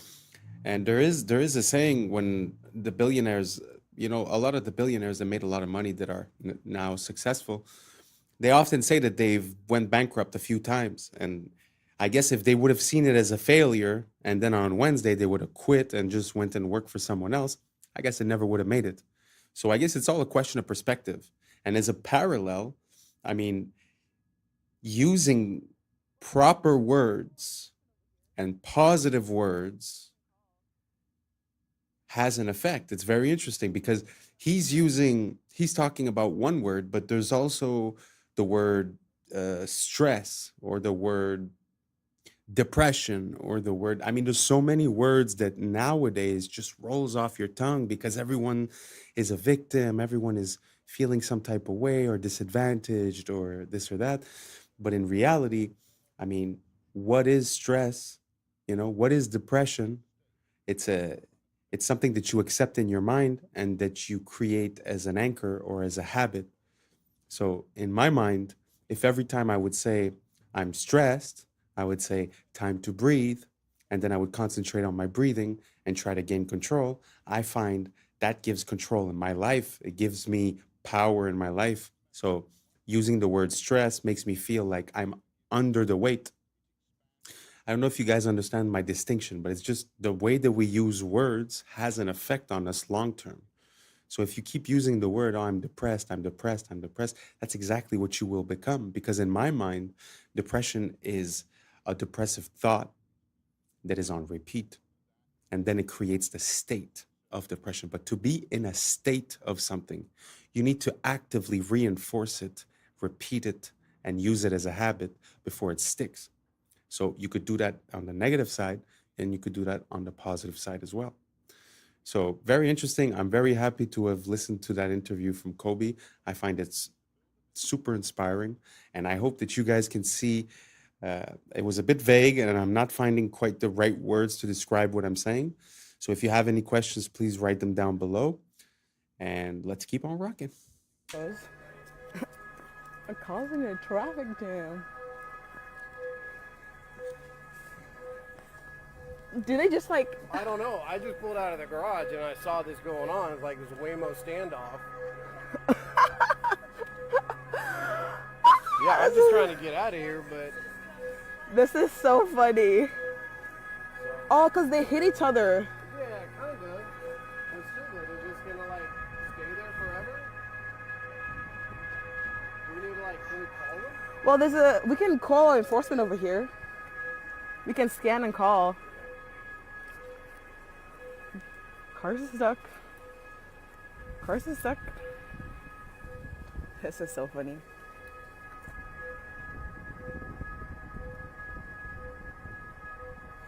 Digital is the biggest step towards the surveillance state this country has ever faced in my lifetime. If any government wants access to every detail of your life, they are the ones who should be feared. We live in a country where the state can't even run a basic IT system without losing data or leaking personal details. It won't last a week before a mountain of sensitive personal data is left at a bus stop in Kent again. I do not trust any government. I certainly do not trust this government. And let us remember, once government gets a new power, it never gives it back. It expands and evolves. Digital ID will not stop at proving who you are. It will creep into travel, banking, housing, benefits, even voting. Today it's voluntary, tomorrow it will be required for security reasons. The day after that, you won't be able to access basic services without it, all for your own good, remember. It's supposed to be a country where the government serves the people, not the other way around. A country built on privacy, liberty and trust. People just want the government to leave them alone and get out of their lives, to build a business, raise a family and live in peace. Digital ID treats every citizen as a suspect. It assumes that the state has the right to look over your shoulder. You defend it by severely limiting the power of the state, not radically expanding it. Abolishing jury trials, cancelling elections, implementing facial recognition. Yeah, this whole digital ID thing is kind of scary. And as a parallel, when you look at Australia, they're saying that they want to put a age limit. So basically, if you're 16 and under, you can't have access to social media, which in a way I agree with, because the kids are obviously being brain rotted. But, you know, what they will use that for is probably to create a barrier to entry, to be able to enter. So it's not the kids that are going to basically have to do something. It's the adults that are going to have to prove that they're adults. So in other words, it would be like having a MAC address associated with your social media account, which is a unique identifier. So basically everything you do online will be tracked, categorized, and easier to turn into data. That's first. Second of all, we can't forget the saying that says freedom for security. Well, now it's freedom and privacy in the name of security. But like he said, by going digital, aren't we opening ourselves up to risks of security? So it seems like a Ouroboros. It seems like a circle that basically never ends, because the more we put ourselves online, the more it's accessible for hackers. So I'm having a hard time to understand the logic behind it. But we did have an event, the COVID, not too long ago, that seemed to be like a test run towards this. So I truly want to know what you guys think. Is this something that you think is for the great, the betterment of the human condition? Or do you think this is a secondary power structure? Are we going to try to do a transition between, let's say, what our legal framework is? Because as we create a new ID, we're going to have to create new laws. So as we create new laws, do we trust the people that are there to have our best intentions at heart, or should we just cancel the project and return to Constitution?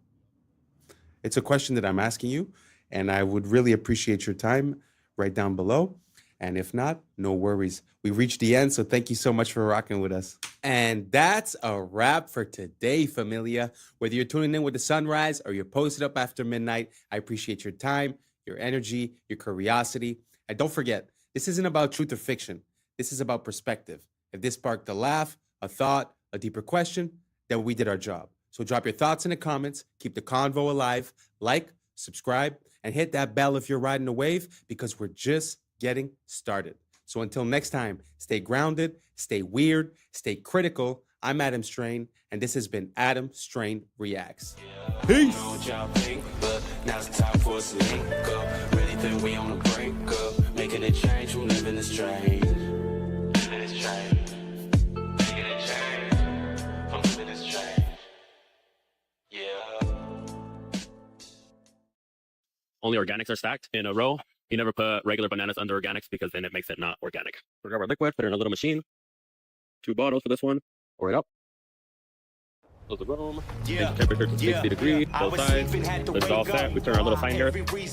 What's up, YouTube? Today, we'll be looking at disturbing TikToks that'll make you question reality. So without further ado, welcome to Adam Strain Reacts. Let's get her done. Yo, this video is kind of scary, but not in the way that you would think. Now, this simple drawing is something that you'd probably do in high school. But what if I told you that these simple lines can actually trick your brain? Now watch closely. It looks completely random. That's until the paper folds. But as the camera moves, something that didn't make sense just a second ago starts to look a little different. With a simple change of perspective, it looks like a perfect cube, almost like you could reach out and grab it. But the drawing never changed, only your point of view did. If you can understand this, then you can understand how life works. Most people get caught up in a certain way of looking at the world and think that it's actually reality. But most of the time, it's just the angle that you're looking at. Don't confuse perspective with reality. So this has got to be one of the most shocking stories I've ever heard. But it turns out the most powerful elites from our main foreign adversary, China, are basically ordering American babies like they're spring rolls from Panda Express. The Wall Street Journal recently reported that Chinese billionaires are using California's relaxed surrogacy laws to have dozens, even hundreds, of American children without ever stepping foot in the United States. One of the Chinese billionaires they profiled, Zhu Bo, openly admitted to having over 100 children through American surrogates. He just sent over his genetic material, and within a year, he got back a baby with the full rights and privileges of American citizenship. Another prominent Chinese executive hired U.S. models as egg donors to produce at least 10 baby girls with the stated intention of eventually marrying them off to other powerful businessmen. And some of these babies are sent back to China immediately. Others stay here to be raised by nannies. And there's now an entire American industry built around this. So obviously a bit disturbing, also ripe for human trafficking, child exploitation, and abuse. But it's also probably a national security issue, right? I mean, even putting aside the prospect of literally creating a Manchurian candidate, it doesn't take a whole lot of imagination to see how the system can be exploited by some horrible people and America's worst enemies. You want to know what's natural? This. You want to know what's not? This. These are ethylene liquid, which turns into a gas. Going to be doing room 3 today. These are the bananas for today. So in here we do gas, organics, and regular bananas. But the only difference is that nothing is stacked. Only organics are stacked in a row. You never put regular bananas under organics because then it makes it not organic. So grab our liquid, put it in a little machine. 2 bottles for this one. Pour it up. Close the room. Change the temperature to 60 degrees. Both sides. This is all set. We turn our little sign here saying that it's gas. I'm going to show you guys after the bananas get gas what they look like. We're going to pull a banana out. This is one of them. This is maybe a 3 days after it's been gassed. It starts to turn yellow. We have this little pulp thing that checks the temperature and the pulp on these. That gives us a reading. And this is what the other side looks like. Starting to break in a little bit of yellow. Both of them compare left and right side. Wow. Listen, let me try to link all of these things together. See, the first video was talking to you about perspective, which is pretty much the goal of the channel, is to just allow for new information to maybe help you carve a new, what I call a prism of perception, because basically light passes through the prism in our eyes. So I use that metaphor to sort of explain. Now, if we take as an example this situation with the bananas, it kind of makes sense from one perspective, which would be we want to save money, we don't want the fruit to rot, all these things. But at the same time, when you really think about it from a macro perspective, once you take a step back, how would it make sense that we're putting all these chemicals in the stuff that we're going to consume? So we know that the effect on the fruit is that it's going to mature and it's going to change color, meaning that they cut it before it was ready and they sent it, maybe they layered some other chemicals on it to keep it from maturing during the voyage. And then when it gets here, they start gassing it. So the only point I'm making is that I could understand how these companies have a perception that this would be good, but I just wonder as a people and as humanity, how we got to this point. How our prism of perception has been carved and manipulated for us to not even blink twice about all these chemicals and just the fact of basically trusting in the government, right? Or in these companies to make the right decision. So anyways, food for thought. What do you guys think about these bananas and the way that we process them? Does it make you want to eat them more or less? Do you realize that maybe importing stuff from another place maybe is not as cut and dry or easy as we thought?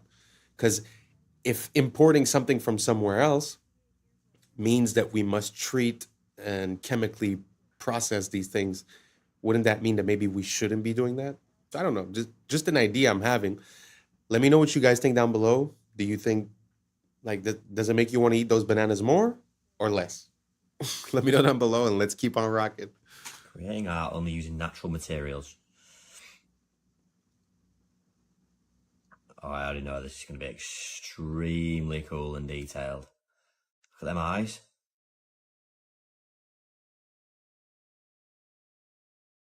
Owl? Thought it was a lion at first. That's really, really impressive, isn't it?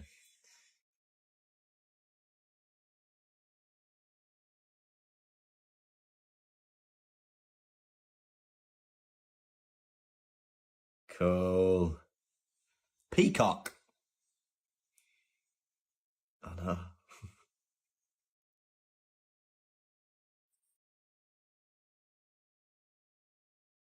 How did they do that though, where it's with just vision and looking at, all right, that will make that good. Need a bit of dirt here. I need this leaf here. Sick.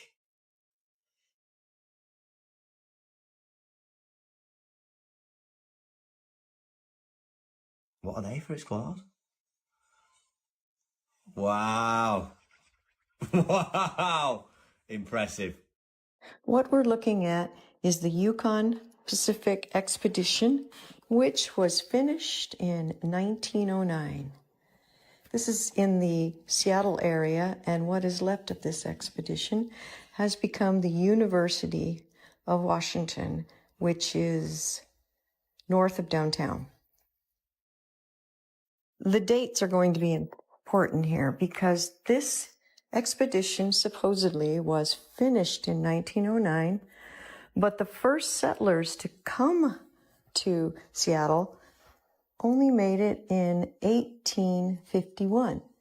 So that means after arriving in a covered wagon on Alki Beach, 58 years later, these Seattleites built this city.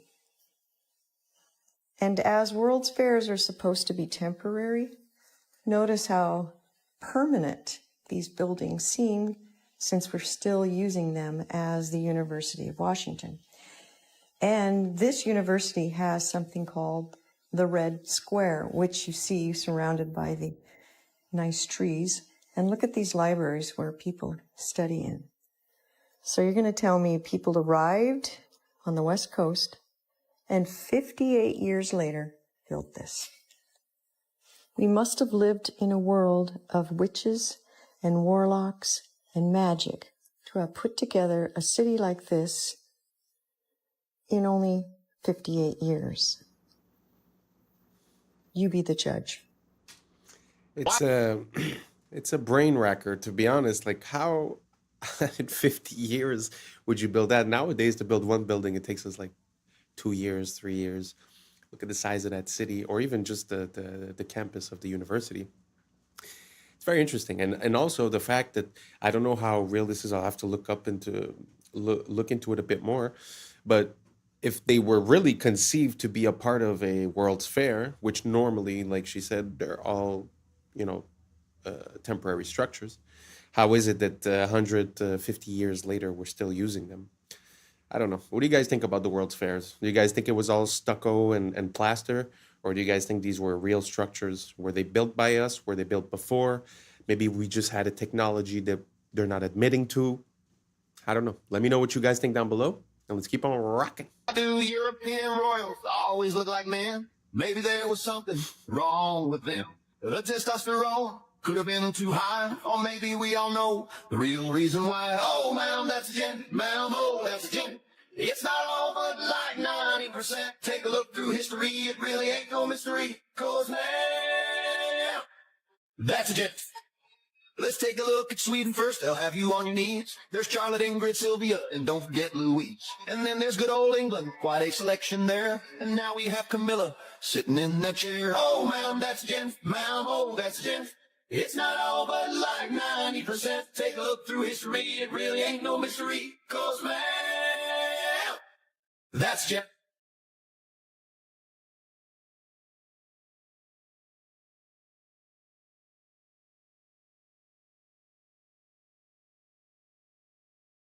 It's been going on for centuries and still remains the same. And this fine collection puts the first ladies to shame. Oh, ma'am, that's a gent. Ma'am, oh, that's a gent. It's not all but like 90%. Take a look through history, it really ain't no mystery. 'Cause ma'am, that's a gent. And this one's a robot. Look. Oh, it's not easy to talk about this. It's a pretty taboo subject. But nowadays, it's a bit more out in the open, though. Like, men are being women, women are being men. But it does happen that I stumble across some older photos, and especially people that are very high in the echelons of power, where, well, like in this example, that the wives seem a little bit special.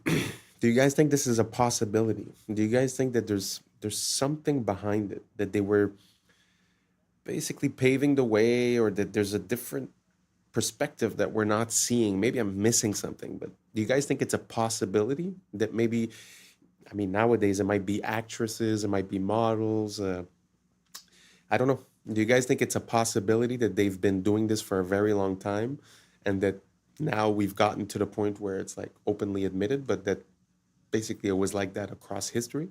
I don't know. It's something I'm looking into. Let me know what you guys think down below, and let's keep on rocking. Up every that has been identified by science to be a virus.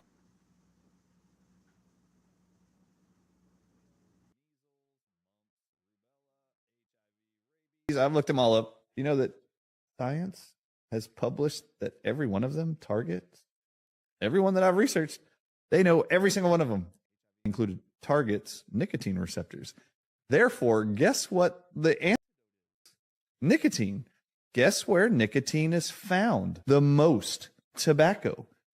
Guess what? 200 countries right now in unison have been told to ban access to all citizens by the year 2030, and they're all doing it, including the United States of America, tobacco and nicotine agents. Okay. Well, I was looking. Wow. Well, do you guys think that's possible? Because I have heard something along those lines a few years ago when we had that big medical situation. And there was a theory saying that Well, they were stating something different, but basically what they were saying is that the nicotine receptors were important to the process of being infected, and that basically consuming it would lower your possibility. Now, that was back then. That was a conspiracy. That was taboo. But today, if you just Google it, you write the CO, you know the rest, and nicotine, openly stated, they will say that it has an effect on reducing the risk of having the longer version. So they don't say for the initial infection, but they're still attributing a positive effect to the Nico. So then it makes me wonder, is that the reason why all the restrictions? I used to have a vape store, and basically, year after year, more and more restrictions, more and more restrictions, double, triple tax. Now it's basically 150% tax on any item. And the country I'm in now is in the process of banning most products. So do you guys think this is a possibility? That basically, maybe we escaped the intended effect by consuming the Nico, and that because they're trying to get it out by 2030, that afterwards we would no longer have that protection in a way. So I don't know. You guys look it up on your own side. Like I said, it used to be taboo, but now it's very out in the open. So let me know what you guys think down below. Is it possible that the Nico has positive effects, and that maybe we should be considering the opposite of banning it? Let me know what you guys think down below, and let's keep on rocking. Looking into the board of BlackRock, I got distracted by a rabbit hole. And the connections accidentally led me all the way back to the founding of American banking, and then all the way back to Mr. Epstein. You ready to follow a wild thread through the internet? Let's go, baby. So we're gonna start here, and we're gonna end here. And on the way, we're gonna go all the way back to 1800. And to be clear, this rabbit hole is just for funsies. We're not like uncovering any breaking news or anything. But anyways, I was at the board of BlackRock looking into Pam Daly, who's deep in General Electric. And I was kind of realizing that I don't exactly know that much about General Electric. So I started looking it up. And let's start with the basics. It's a major American corporation and one of the largest and most diversified in the world. So I went to the Wikipedia article. And I was looking at when it was founded, way back in 1892, 131 years ago. And then I noticed that it was founded by Thomas Edison and JP Morgan? How did I not know this? And we'll have to make another video in the future about how General Electric is splitting itself up into 3 different companies for who knows what reasons. But anyways, back in the late 1800s, Thomas Edison had business interests in many electrical related companies. As you know, a dude does at the start of the 19th century. And then in 1889, Drexel Morgan & Co., a company founded by J.P. Morgan and Anthony J. Drexel, I know that name, financed Edison's research and helped merge several Edison separate companies to form Edison General Electric Company. No shit! So we're going to ignore the obvious Nikola Tesla rabbit hole that we're walking right by here, because the name Drexel sparked something for me, and I just had to pull on this thread. As the dominant partner of Drexel & Co. of Philadelphia, he founded Drexel Morgan & Co. with J.P. Morgan. Was his junior partner, by the way. So I know about the name Drexel because of a much more modern institution that starts to lead us to Jeffrey Epstein. But I wanted to rewind a little bit, because if this dude was more important than J.P. Morgan, then who the hell was he?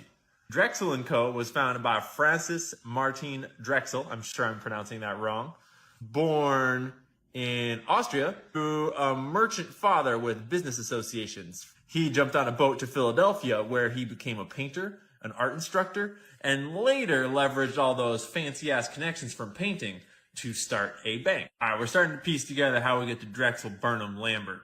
And Drexel Burnham Lambert is gonna lead us to this guy, who leads us to that guy.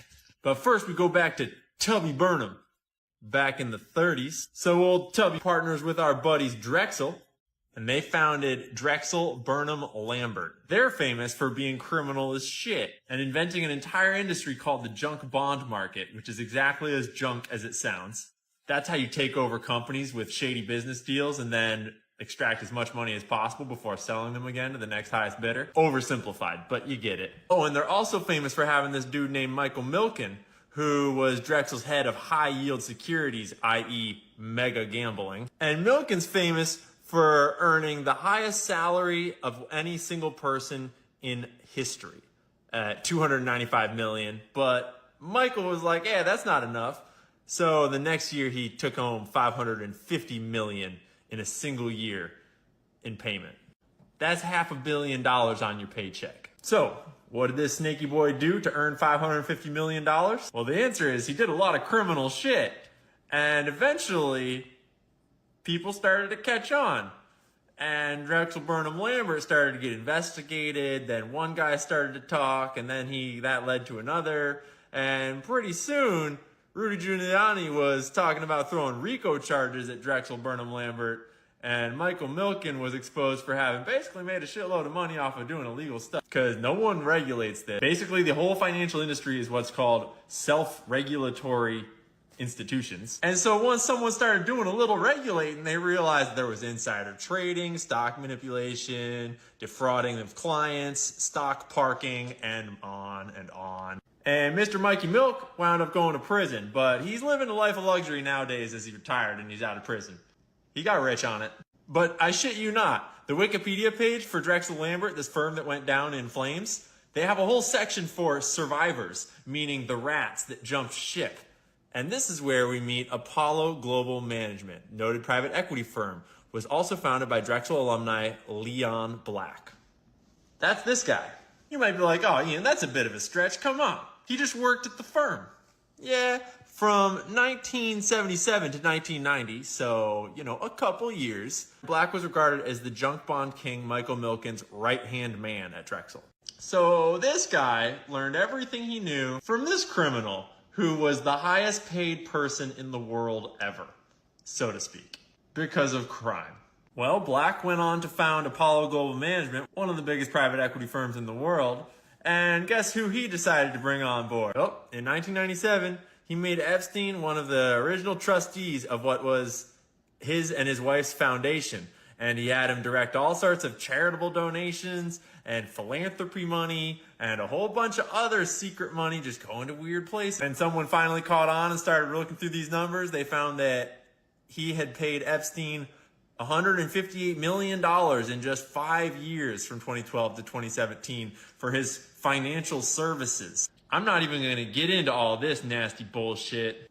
Black had more meetings with Epstein than just about anyone else on the books. And this is where it comes right on back to our friends at JP Morgan, just a few hundred years later. Because while we were all looking at submarines, JP Morgan was settling out of court $290 million because they totally were not guilty of helping facilitate this, trafficking ring thing going on. They totally weren't profiting off of that and involved in that. See, that's the thing about money is once you start following it, you start making connections. And once you start making connections, you start winding up in places where you're not supposed to be. And let's be clear, I'm not trying to say that Pam Daly has anything to do with what I just talked about. I'm just saying that the more you know, the more you know. And sometimes when you start looking into gigantic multi-billion-dollar mega corporations that are diversified all across the globe, you inevitably discover that money is used for some pretty awful things in this world. And it's important to remember that money doesn't spend itself. There's always someone doing the things. So stay curious. Don't forget to do your own research. Wow, that was a big one. It's very interesting to see historically how these things happen, and this rabbit hole really doesn't have an end to it, especially with that dude that everyone's talking about with the files. That dude seems to be implicated in absolutely everything, like whether it be science, duplication of people, whether it be the financial institutions. He was one of the biggest partners with the JP Morgs in NYC. He was bringing in clients like Mr. Gates, all these billionaires.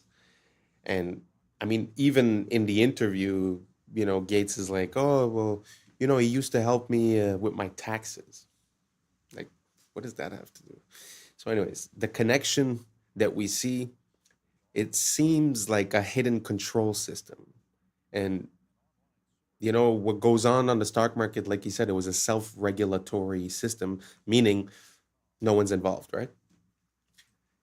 I think we've been asking for it for a long time. I think that our laws are open to this manipulation, and I think that the only way for people not to operate this way is to make it impossible for them to operate this way.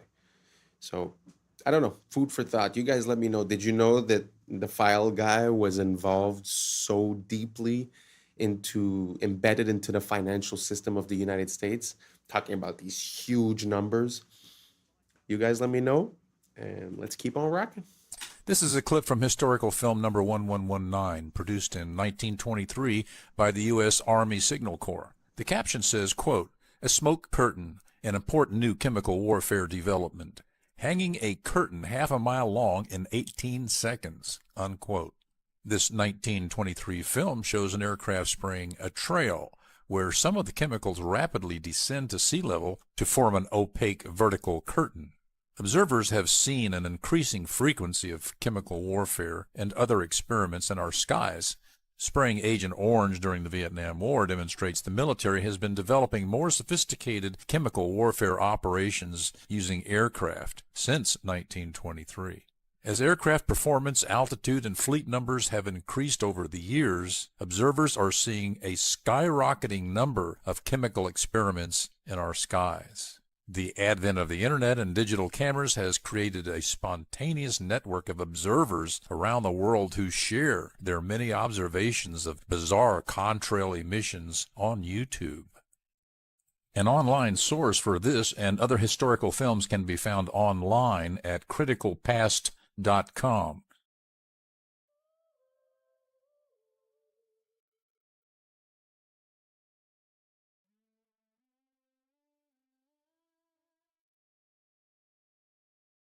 This is an issue on the same level as asbestos. On the same level as asbestos? What? This is a public and it's big. The LED has got a big blue spike in it, although we tend not to see that. And that is even true of warm LEDs, and there is no red. The light found in LEDs, we can watch the mitochondria gently go downhill. They're far less responsive. The breathing very well. You can watch that in real time under LED lighting at the same energy levels in a domestic or commercial environment. This blew my mind. Dr. Glenn Jeffrey on Huberman's podcast, in his experiments and many other experiments exposing the powerhouse of the cell to this short wavelength light consistently leads to a decline in mitochondria. Not only do they flicker, which can be overly stimulating for our fight or flight nervous system, they are too rich in blue light without the counterbalanced long wavelengths of red and infrared. In contrast, we also know very clearly that more sunlight exposure is consistently associated with longevity. We are just beginning to realize how harmful these lights are for humans. Avoid them as much as you can. Make changes in your home. Replace the lights in your house with incandescents, and your health will improve. I need to say that I've always had a bad feeling about those LEDs. And every time that they present something to us saying that it's not for the better lighting, it's for saving the planet, it's for reducing this, I don't buy it.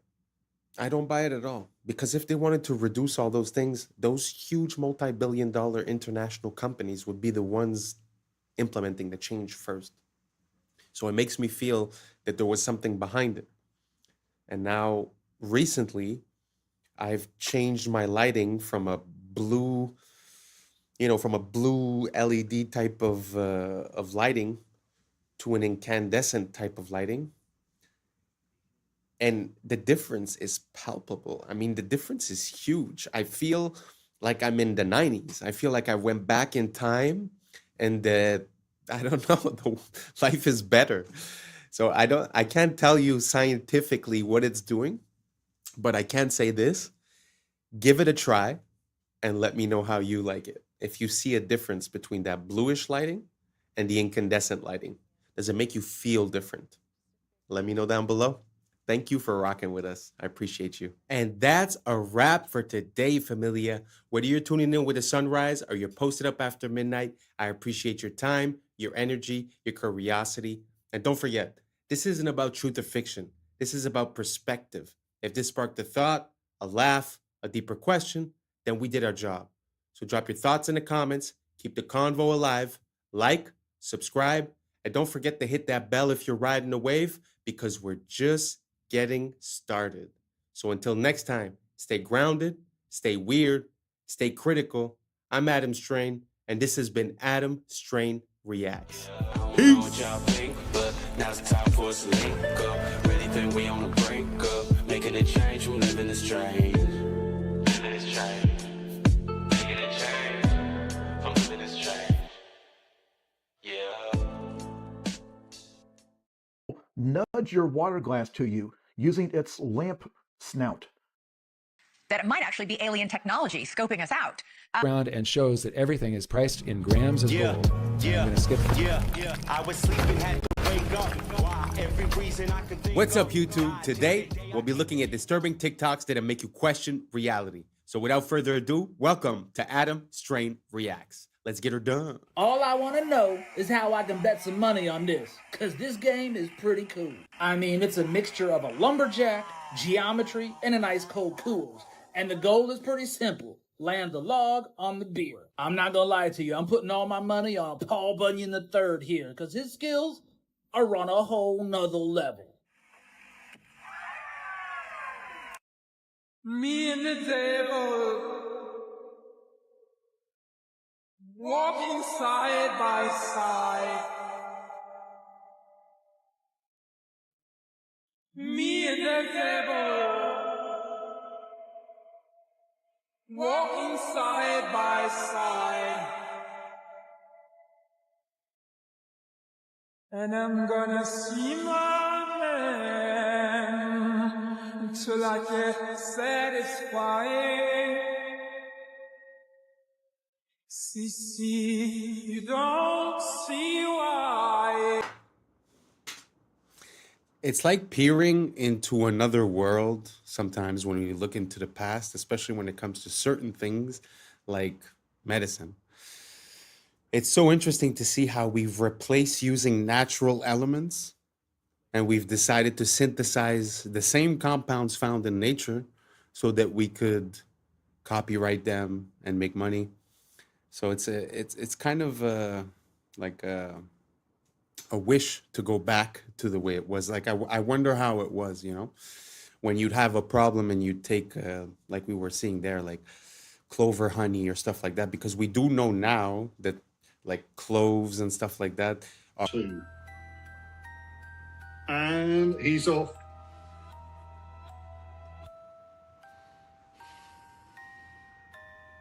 Oops, that's all right, it's all right. That's it, that's not the one he gripped. Okay.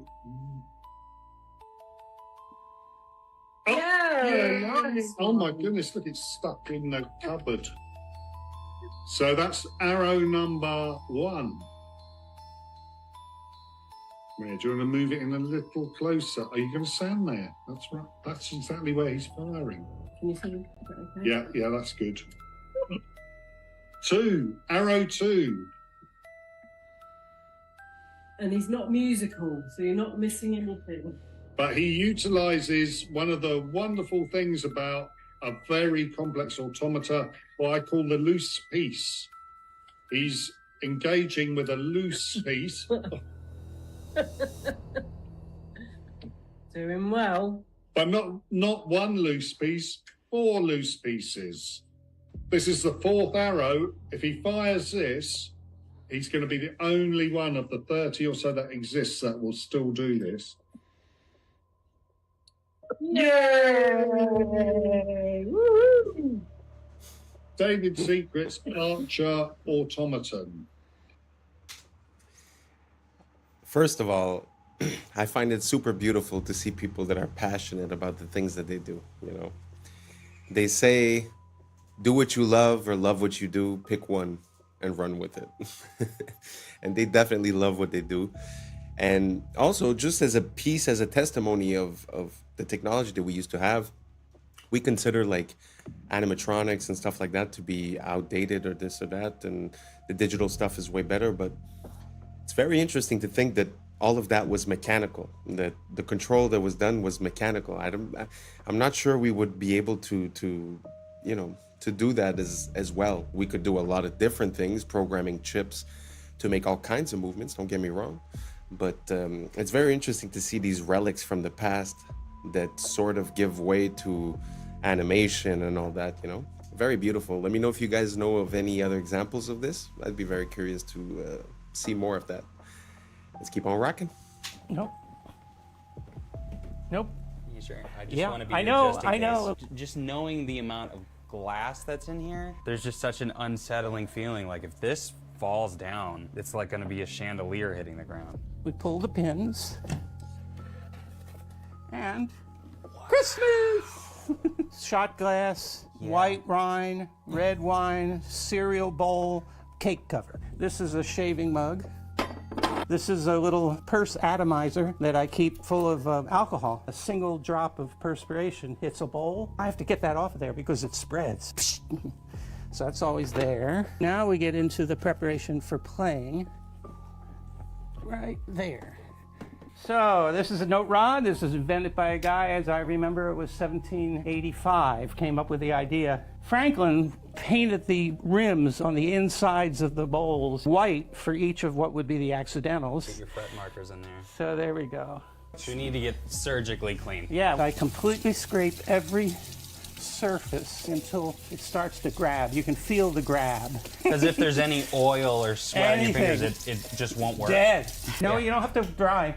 No, oh, you don't want to be dry. Don't want to be dry. And I use distilled water. Does it have to be distilled water? Yep. Everything else leaves deposits on the glass. And then we just dip some more water. And then we put it on.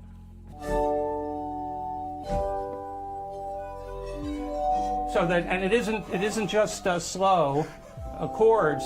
You can do. A German company just made forklifts obsolete. These things can go into any existing factory. You don't need anything special. You operate it from your computer. It doesn't require a person, and it's going to be cheaper than buying a forklift. It's just going to move things around your factory autonomously, and you can just sit in there on your laptop and tell it where to go. This is going to be everywhere soon. History is nothing more than a set of lies agreed upon. One of my quotes I often use here, attributed to this man Napoleon, who is one of those sets of lies agreed upon. And no, that's not a Masonic symbol he keeps flashing in all of his pictures. History would tell us that's just indigestion. Suppose we use the same argument on Napoleon. If you've ever seen the statue of Napoleon in Place Vendôme, Paris, you will notice that the word there of Napoleon is written Neapolio. Now that would mean, making this Greek, that means that he is Apollo itself. So there never really has been a Napoleon. It's all due to the sun cult of Apollo. You think you studied the history of Napoleon? Ridiculous. Who was his mother? Letizia, wasn't it? Who was the mother of Napoleon? Leto. What does Leto mean? In one language and Letizia in the other. Both joy. That's how we got the idea that Napoleon was born of a woman named Letizia from Apollo. You believe that Napoleon had 3 sisters? He did, according to a myth, but where did the myth start? Apollo had 3 sisters. Didn't Apollo have 2 wives? One was the earth, the other was the moon. Napoleon had 2. Where's the sun the major part of the day? How long is it in the sky? About 12 hours. How long did Napoleon reign supreme? 12 years. See, sun myth. He never existed. Furthermore, where is the sun strongest? In the north or the south? It's the south, isn't it? Gets weaker in the north, doesn't it? Where was Napoleon defeated? In Russia. See? Napoleon never existed. Sun cult. Think. Very interesting. I had never considered Napoleon, but I have come to this conclusion when it comes to like Plato, Socrates, all these bigger than life historical figures that sort of came up with all kinds of stuff. It almost seems like if you would go from one, like let's say the way the world is now, right? If we would go from the way the world is now to a new way, there would be stories about this world, right? So sometimes it feels like that's what we're seeing. It feels like we're seeing an attribution of the contributions of that previous generation or that previous civilization being attributed to a single person, sort of to make it easier.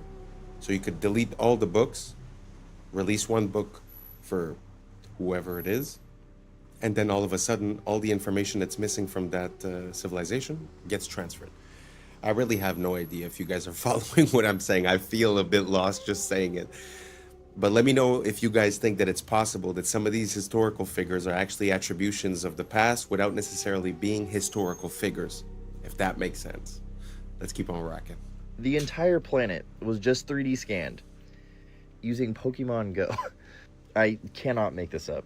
30 billion images. LiDAR scanned with your phone to create a digital clone of our entire world for AI. Yep, those Pokemon were not in random spots. They were in spots they wanted you to scan. Multiple people scanning the same place, different times a day, different times a year, have all just created a map that is so accurate, GPS can't even come close. This would allow robots to get anywhere on Earth. Now, before we start blaming the tech companies, that was right in the terms of service that everyone agreed to. Google also did this with reCAPTCHA. You ever wonder why it was almost only images of city stuff?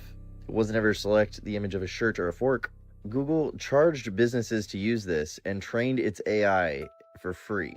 So where are we in the life cycle of AI? Because I think we've been here before. First, we research AI. Then we perfect AI with quantum computers and stuff. Then AI perfects itself as we make it dance. Then AI enslaves humanity and makes us build its components into the earth. Then the sun throws a thunderbolt like Zeus and kills the AI demon, forcing us to go underground. When we emerge, we return to worshiping the sun like we used to. I'm only half kidding, sort of. Niantic Spatial is the company that did this. And despite its terrifying implications, I will say it, that was one of the most genius moves in human history. Pokemon. Every single textbook we got as a kid came from a Masade. By the way, McGraw-Hill, you know who started that? Ghislaine Maxwell's dad. Robert Maxwell owns, every single textbook we got as a kid came from a Mossad agent. Oh my fucking God. Yeah. Not my Texas history book. not all 11 of them. Okay, who is McGraw-Hill? They made all the textbooks, right? You ever look at your textbook? When you were a little kid, it was made by McGraw.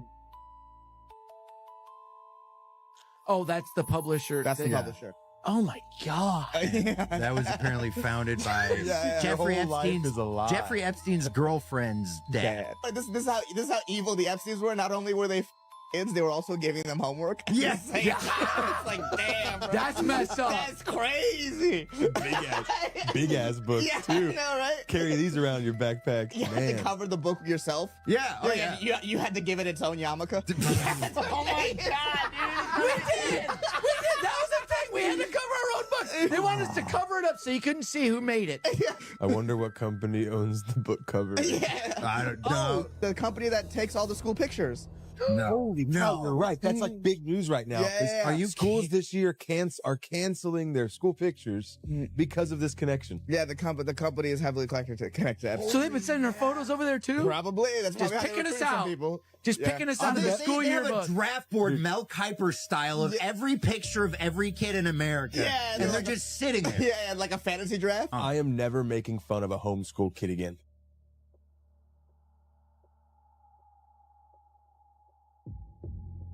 This is absolutely insane. So this Chinese student created basically a Google Earth for all the ancient artifacts that are sitting inside museums. So they were taken from their original land and he wanted to place them back where they were found. So you can go around the entire Earth and look at all the artifacts and where they were coming from, just to try and piece it together, using it as a tool to try and figure out what happened in our past. And I think it's just incredible. What a really good way of showcasing what AI is able to do now, to create these tools that are going to be so useful to so many people. Look at that. It's showing all of those artifacts from one museum and then what it looks like to patch those over the entire globe. It's going to be a tool used by historians, and I just think it's an incredible idea, really.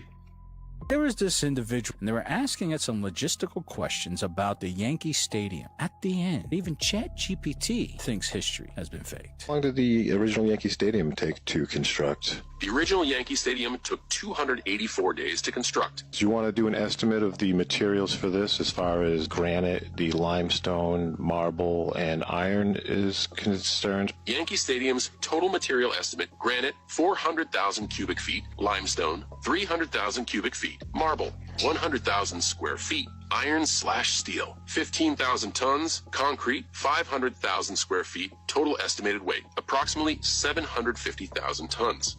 That's incredible that all that material got there with horses and donkeys. Indeed. How many times would the horses have to go back and forth, and how long would that take? So we'll say there was 500 horses, and the materials were 10 miles away. With 500 horses, 750,000 loads, and 10 miles per trip, 1,500 trips per horse. 3,750,000 horse miles. Assuming 2 trips/day, 375 to 750 days, 1 to 2 years of horse travel. So it'd take 1 to 2 years just to get the stuff there, and this was all built in a year. That seems implausible then, doesn't it, John? Yes, it seems highly unlikely that Yankee Stadium could have been built in just 1 year. The coming in 180 seconds. Let's go back to Bill Clinton. Clinton was a real estate swindler and governor, running through Arkansas via Barry Seal. This movie whitewashed the true involvement. And L.D. Brown said he facilitated human for Clinton. Clinton was the perfect puppet to throw up after Bush. He gave us the crime bill, which expanded legal human trafficking and wiped out competition. His crime at least 50 people, even Vince Foster, a childhood friend. Clinton effectively got rid of Glass-Steagall, which contributed to the 2008 collapse, causing vertical integration and the consolidation of. The Telecommunications Act accelerated propaganda, which slowed the public's responses to banking crises. And the Telecoms Act gave us the dot-com bubble. The CFMA contributed to the derivatives crisis that we're currently in. Look, see? Which brought us things like the Enron scandal. Investigations like that under the rug. Look. He also brought us the WTO, which brought us the China files. Of the economy. Obviously, via the Lewinsky debacle, among others. Then we get another to swap puppets to keep up the fake left-right paradigm. Bear Stearns was the first domino in the 2008 collapse. They worked with high toxic assets to inflate their value. Look, see? Yup, all banks were doing this. One big family. This is the collapse in a nutshell. Guys like Roman Abramovich initiated the 2008 collapse. See? Collapses allow these institutions to buy up the monopoly board and raise your rent and mortgages. Then we have financial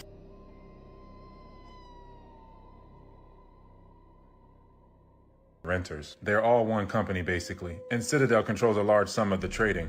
Look. See? And I have to mention the drone. Every wave of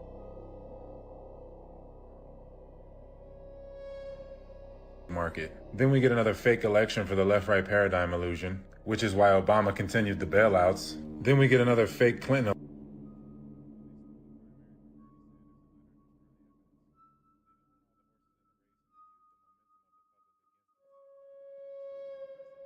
The money supply as well as Biden, which created the high interest rates. We're way worse off than 2008. Just look at the repo market. Unsustainable. Completely over-leveraged. The derivative domino is coming. It's coming. This is how the financial reset will go. Coming. Better be ready to take care of the old folks. There will be no near future. You will have a social credit score, UBI, and a 50-year mortgage. They won't do it all at once, and they won't strip you of everything. Giving you a little bit gives them control. The first few years of the transition won't even be that bad to rope people in. I don't know why I'm so fascinated lately with where we went wrong. Maybe because we need to make these things right, but how do we at this point? Like, how did this small little group of people sink their claws into and literally conquer every pivotal cultural pillar of our entire lives? Anyway, did you know that the first Model A Ford car, Henry Ford, it ran off so farmers could literally produce their own fuel? So they were running engines, not just off a car, from their agriculture. So what were we told about the Prohibition? That there was this huge moral crisis because of too much, so the had to come save us. But do you think there might be another side to that story? It was the best monopolist we've ever had. So we had a monopoly on oil and then transport and things like that. And they busted it up. So, well, what did he do? One thing he did, people don't know this, the original Model T Ford ran on corn alcohol. So a farmer could make their own fuel in their field. Why do you think he spent $1 million on funding Prohibition for 8 years, which banned all fermentation, not just for drinking alcohol, just long enough to get gas stations based on petroleum out there? And then why did he fund the formation of the to go after and destroy natural, because are all petroleum. So the big were spun out of big oil companies.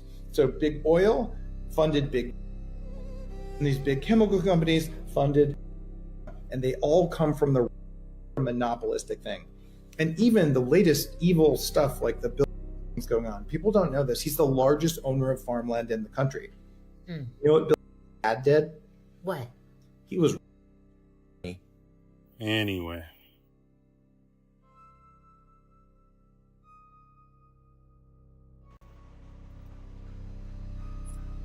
The more you know.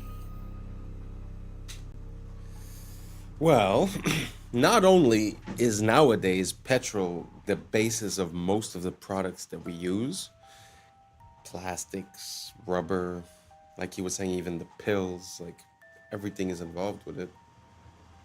But further than that, if you think about it, if you had to go buy your gas, instead of going to the gas station, you would go to the farmer, then you'd probably be, buying food there as well. So not only did it create the ecosystem for the gas stations, it also created for the supermarket. Because think about it, if daily, to keep your car running, you'd be going to a farm, then you could just pick up some food while you're there, right? So like this decision and this way of operating changed a lot of our future, well, of where we are today, basically.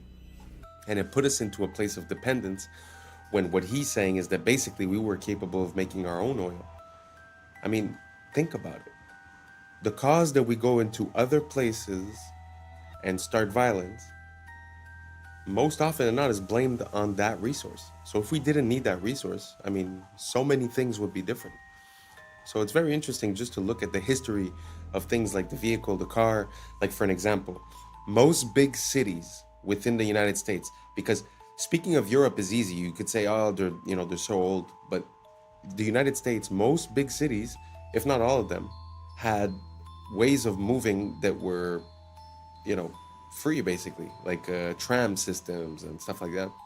In some cities, what they did, they bought the trams, they converted them to basically buses as we know them, and then they resold the company with the stated clause that they could never reconvert into electricity or into a tram. So all of these uses of petrol seem to be manipulated. So not for the potential, not for the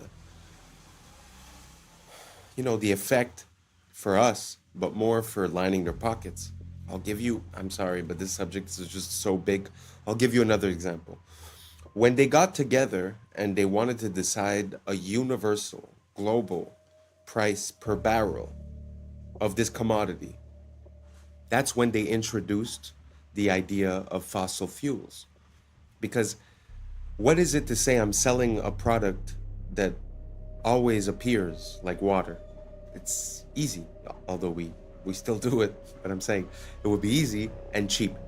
So when they decided to say, okay, let's put a price per barrel, they decided to make a case. They stated their case for it being fossil fuels. Fossil fuels requires millions of years, certain, conditions for millions of years, and that it's the biological waste that's being compressed, and then it becomes that liquid. So all I'm saying is that basically everything that has to do with that commodity seems to be manufactured in some type of way to encourage us depending on that commodity. Listen, I went way out of bounds here. Let me know if you followed what I was saying. Let me know if you have other examples or if you contest everything that I'm saying. Just write it down below. Say, I hate you. This is why. Go for it. Let me know. Because for me, it seems pretty clear. Because now we've had enough time to look at it with a retrospect. And I mean, it seems pretty obvious. The Model T from Ford at the beginning was made with hemp. And supposedly you could run the car on oil, on alcohol, on gas, on different things. And then they decided to go with the gas. So anyways, I'm done. Let me know what you think down below. And let's keep on rocking. It's very preventable. It's just that we're doing everything we possibly can to induce it. We published one of the first ever papers linking that the higher your blood, the faster the tumor grows. The lower the blood, the slower the tumor grows. Undeniable. From a normal cell to a cell doesn't happen overnight. All we have to know is how are they growing so rapidly? Why are they going out of control? How come it's so hard?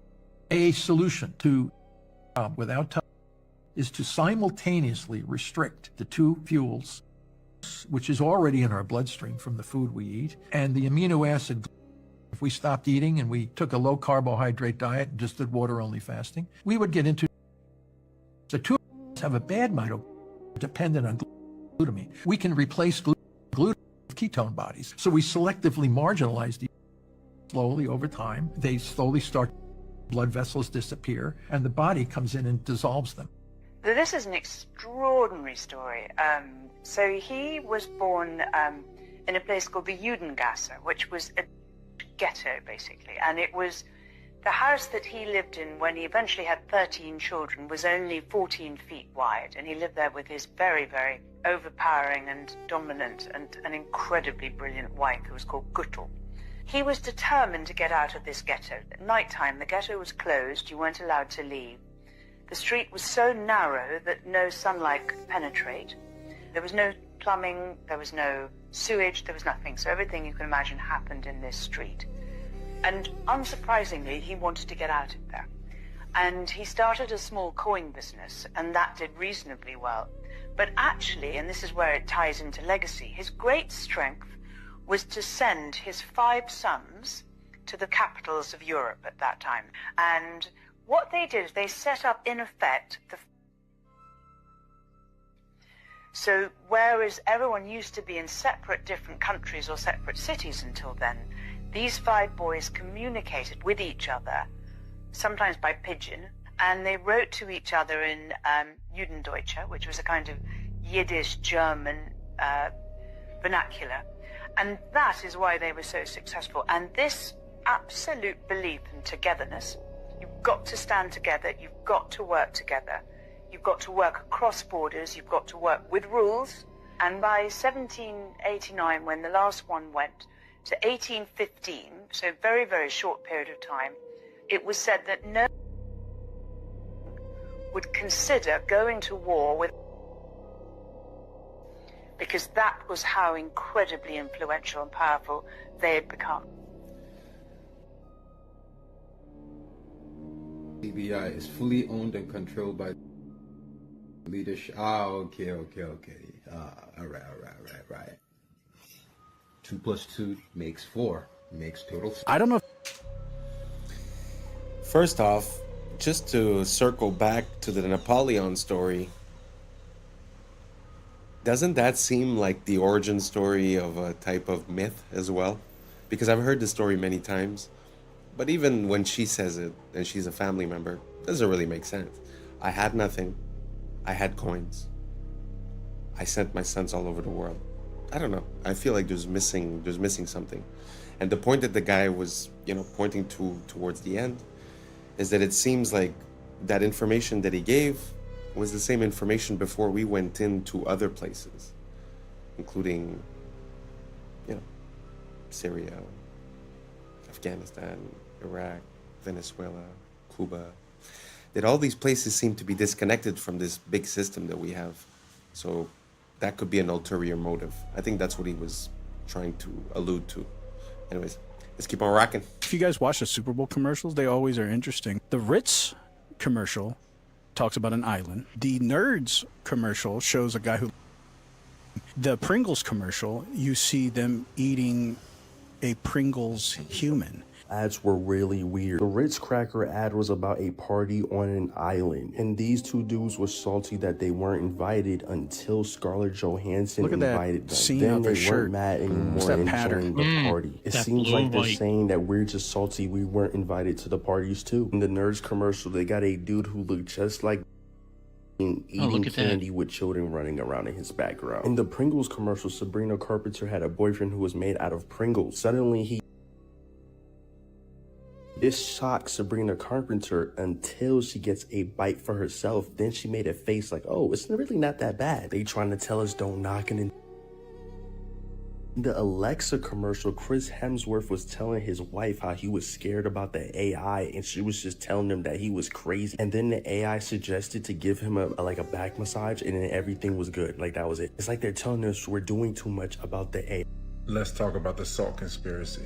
First of all, salt is a misnomer. The body needs natrium, not sodium chloride. Salt is an ionic bond, a metal and a non-metal. It is bound by electrostatic. It is not like an atomic bond. Ionic bonds are formed from stealing. Covalent bonds are formed from sharing. Natrium, however, is wrapped within the fabric of whole foods. Natrium is perfectly balanced within the fabric of the food, unlike crystal salt. Natrium is packaged with water within the plants, so it doesn't dehydrate you like crystal salt. Crystal salt is more chloride than natrium, and is not found within the fabric of plants. There are no anti-caking agents in natrium or synthetic iodine. Up to 90% of salt has anti-caking additives. Iodized table salt needs iodine stabilizers. Table salt contributes to... This causes you to retain water. It makes you bloat and have a puffy face, especially around the eyes. Salt blocks your ability to know when you're full. Many people mistranslate the thirst that salt causes with hunger. Table salt makes you crave actual salt, natrium. It's not a low salt diet versus a high salt diet. It's isolated versus holistic. Table salt causes serum osmolality, so your blood gets dehydrated and pulls moisture from the cells, causing them to malfunction. Table salt causes inflammation, cognitive impairment, and locks you in the sympathetic nervous system. Table salt pushes calcium out of your body. This interferes with the production and transfer of melanin, and thus light production as well. Salt, or salts, is the origin of the word salary. It's been a key tool for conquest. Mansa Musa was the richest man on earth because of his salt wealth. Its value was equal to gold. Salt, sugar are all the same. They are isolated crystals. Your body doesn't know the difference between legal and illegal drugs. Look. And salt and sugar kill your eyesight. The Crusades were sugar wars. They called it sweet salt. The world was colonized for sugar. There are endless sugar wars. Sugar is white gold and the primary driver of the slave trade. Sugar plantations were the worst. The sugar slavery complex was 10% of Britain's GDP. Here are some sugar families. These tiny hat families have a monopoly. Don't let the Hispanic names fool you. These are cryptos. Hawaii was stolen for sugar. Look, slavery. Ever buy a Chiquita banana? Let's get into booger sugar, the Contras. Brown sugar. Vietnam was a trap house. Sugar slavery was Aboriginal genocide. Aboriginals. Salt is for witchcraft. Look, it keeps things out, but it can lock things in. These isolated crystals bind to the liquid crystals in your blood. Melanin is a unifier. These crystals tax the melanin and deplete it. Melanin holds everything together. It has to be destroyed to invert the order of the world.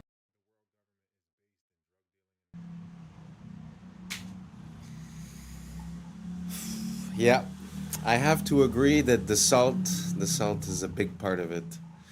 I think that, well, basically, this is going to sound intense, but the whole world, the whole universe is made of salt in a way, because some of the salts, like for an example, Irish sea moss or Celtic sea salt, hold 90 plus minerals.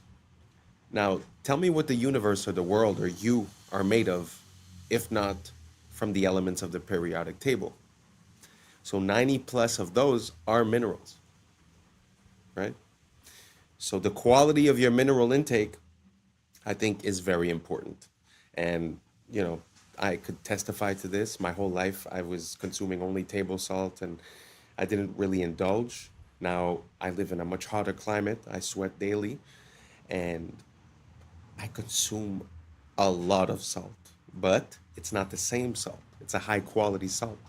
And I could attest to the fact that drinking water doesn't necessarily hydrate you, and that when I put salt in my water, as well as a little bit of lemon, well, lime actually, it's completely different. The hydration is palpable. So if you guys haven't tried it, I wouldn't tell you do it. I wouldn't tell you it's the best. I would tell you just give it a shot, because I believe in testing all things. I believe that life and science are synonymous, that basically everyone needs different things, and it's through trying different processes that we reach on it. So that's my closing advice. Try some Celtic sea salt or some Irish sea moss and see how you feel. Thank you so much for rocking until the end. And that's a wrap for today, familia. Whether you're tuning in with the sunrise or you're posted up after midnight, I appreciate your time, your energy, your curiosity. And don't forget, this isn't about truth or fiction. This is about perspective. If this sparked a thought, a laugh, a deeper question, then we did our job. So drop your thoughts in the comments. Keep the convo alive. Like, subscribe, and don't forget to hit that bell if you're riding a wave, because we're just getting started. Until next time, stay grounded, stay weird, stay critical. I'm Adam Strain, and this has been Adam Strain Reacts. Peace! I don't know what y'all think, but now's the time for us to link up. Really think we on the brink up, making a change from living this strange. Living this change. Making a change from living this strange. Yeah. Yeah, yeah, yeah, yeah. I was sleeping, had to wake up. Why? Every reason I can think of. God, till the day I keep the ink up. What's up, YouTube? Today, we'll be looking at disturbing TikToks that'll make you question reality. So without further ado, welcome to Adam Strain Reacts. Let's get her done. This is how we became a conquered people with a forgotten past. Little by little, piece by piece, removing all traces of a beautiful past, replacing the architecture above that was made to uplift and inspire its people with the architecture below with the exact opposite intentions. As we shuffle along to our 9-to-5s and our glass boxes, we are oblivious to the beauty that was once there. A people unaware of their true past and their true potentials are made to be the perfect drones. Where back then, the focus of the building was its beauty and aesthetics, while today, the focus is on consumerism. Speaking of this McDonald's, look what they've even done in recent times. You can't strip all the beauty and color from the world overnight. And I know McDonald's is far from a good place to eat, but just look what McDonald's used to be. Colorful, bright, and vibrant. A place where it was a treat to take our kids to every once in a while, where their imaginations could run wild. Who remembers the little burger seats, or the forest that McDonald's used to have in them? Now the interiors all look like an ugly corporate meeting room. Little by little, drip by drip, this has been going on for some time. Replace all the beauty with bland and lifelessness, reflecting the society that built it. Question everything, friends. Until next time. The insides of these world fairs were were made just as beautiful and intricate as the grounds outside. And yet again, it displays a showcase of how our past was leagues ahead of our own abilities, housing an inside zoo and a zoo of people, and many, many elaborate displays. These look like anything but temporary. From the inside out, these are absolutely stunning.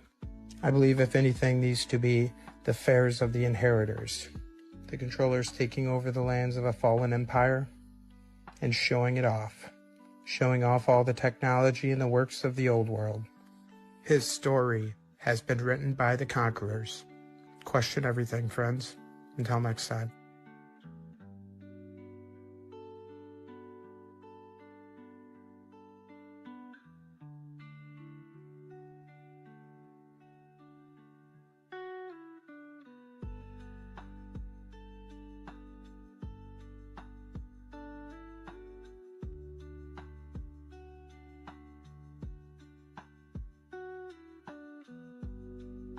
There is a physical manifestation of the millennial kingdom. If the devil was bound, you'd have a time of peace and prosperity. And then maybe you would have a time where people could create grand buildings, create grand art, music, everything.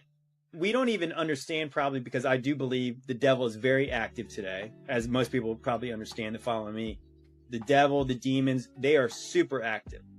We don't even know how many negative effects that they inflict on us all the time, because we wrestle not against flesh and blood. We don't know how much our thoughts get cloudy because of spiritual darkness around us. And then again, you put that on a macro scale, like everybody's affected by this spiritual warfare and oppression. If that was lifted, if the devil was bound and put in a pit, is that possibly that humans could do a lot more than they do now, because there was this freedom in your own mind, your headspace, to not be inflicted by these demonic beings? I think that you couldn't help but have physical results of that. So if the saints are ruling in heaven and they're doing it better than the corrupt sons of God, I believe there would be positive effects on the earth, and we'd be able to see the evidence of that. And maybe that evidence is the grand buildings, the grand cathedrals, the art, the statues and stuff. It doesn't mean that everyone was perfect on earth, but it does mean that there was an allowance for people to do more than they're doing now. Now that we know who didn't discover America, this guy right here, let's talk about who it wasn't named after. Amerigo Vespucci. Yeah, you remember that footnote in your history book that said Columbus discovered America, but they named 2 continents after this guy instead, Amerigo, or as his mama called him, Alberigo. Who names 2 continents after some guy's first name? So why did they name it that? Well, we're taught it's because this map, the 1507 Walt C. Miller map, which is the first place the New World was labeled the Americas, this combined with a letter from a Florentine bishop, a friend of Amerigo, gave credit to his friend for the discovery and the naming. But according to the Spanish, that might not be true, because Europeans didn't actually name America. It was already named that. You know, the people who already lived there, who didn't think it needed to be discovered because they were already there, they called their home America, or various spellings of such. So why did they name it that? Well, it's very likely because of this. The South Americans worshipped a god called Amaru, or Amaru Ka, a feathered serpent. And Amaru Ka to the Aztecs was Quetzalcoatl. So according to Manly P. Hall, the children of the sun adored the plumed serpent. So much so they named the whole place after him. Amaru Ka literally translates into land of the plumed serpent. So no, it wasn't named after some guy. It was named after some old serpent. This was an electric quick... Very interesting. What do you guys think about that? Because I do remember the time when I was in history class and they were teaching me about America, and they were saying that they named it after the map maker. I always found that weird. Like, why didn't they call it Columbia or something like that, right? For Columbus, or for the actual person doing the exploration and not necessarily for the map maker. I always found that weird. But with the link towards the ancient civilizations of Mexico, it actually makes a bit more sense. And it actually connects back to Tupac. Because Tupac, I think that was the plan of his name, was Tupac Amaru Shakur. So the idea, I think, is pretty close to that. They probably knew something or had lineage towards it. But what do you guys think? Do you guys think America was named after Amerigo Vespucci, or was it named after something that was already here? And regarding the videos before, with the demon possession and the beautiful buildings, I feel like demon possession is like a word that we put, but the question that comes to my mind is more, if you compare living around those buildings the way they were built before, beautiful, ornate, pieces of art, basically. Like maybe you could call it possession or demon oppression, the fact of living in these cardboard boxes, because basically, let's say humans get inspired. So if I put you in a place that is beautiful, made of art, that is an expression of the beauty of this world, you might have a different thinking process. You might come with different solutions, with different thinking results. So maybe that's the whole thing. Instead of calling it demon, maybe it's just us not being at our top, at our divine, because it feels like we sort of sacrificed beauty for convenience. But my question is, a few generations down the line, what happens when, they say you're a product of your environment? What is the product of this type of environment compared to the product of a glorious, majestic, beautiful, ornate, you know? So do you guys think that it makes a difference? Do you guys think the buildings have an effect on us? Do you guys think that whether we live in a 16 chapel or whether we live in a square box, it's the same? It's up to us. Let me know down below, and let's keep on rocking. Service station for electric-powered taxis in 1940. The fleet of taxis would just pull up, and they would quickly swap out the battery, almost like a NASCAR pit crew. It's funny, they had fleets of electric vehicles, electric taxis like this, electric trucks, so much. I went to the Museum of Science and Industry this spring in Chicago, and they had a whole wing of the history of the automobile. Not one of these electric vehicles were shown. Just the reintroduced technology from today, like the Teslas and stuff. Nothing on these electric trucks here. Nothing on these electric buses. It's like they didn't want you to know the capabilities and power of the past. And the parasites can keep on charging as a premium for their petroleum-based vehicles. Question everything, friends. Until next time. You've been lied to your whole life? I will never stop being amazed by the amount of inventions that come from the 1800s or before. It is truly amazing. It's very sad that they've erased this from our past. Do you guys think that it's true that we had electric cars way back in the days and we just reintroduced the technology? Let me know down below. Let's keep on rocking. You don't even know it. This was the biggest realization I had when I moved to Asia. We were bred to be absolute fucking slaves. Everything you do is in the best interest of massive corporations and the government's control over you. You're sold on a consumeristic ideology that you need the bigger house, the fastest car, and the flashiest bust down. The Federal Reserve is in fact the biggest scam in human history. And you're told that happiness is only attainable if it's bought. People out here don't have shit, but they're happier than you will ever be. You literally have the option to be here right now, but instead you fell for the trap to sit in a cubicle thinking that one day that will allow you to get here. It's the most genius trap to make the wealthy wealthier and the poorer poorer. As soon as we stop participating in this fucking rat race, watch how the elites shit their pants when the cash flow stops. Windows 10? Wow, that was a gem. It always amazed me the way we were raised, where, go to school for 20 years, go to work for 40 years, and then you'll be able to do what you want. Makes no sense. Because in my mind, if you've never worked the muscle of happiness, you don't even know how to be happy, And if you've never cultivated hobbies, passions, and things to do, you'll get at that moment and you won't really know what to do. So if I have one piece of advice, try to live it, man. Try to live it before you die.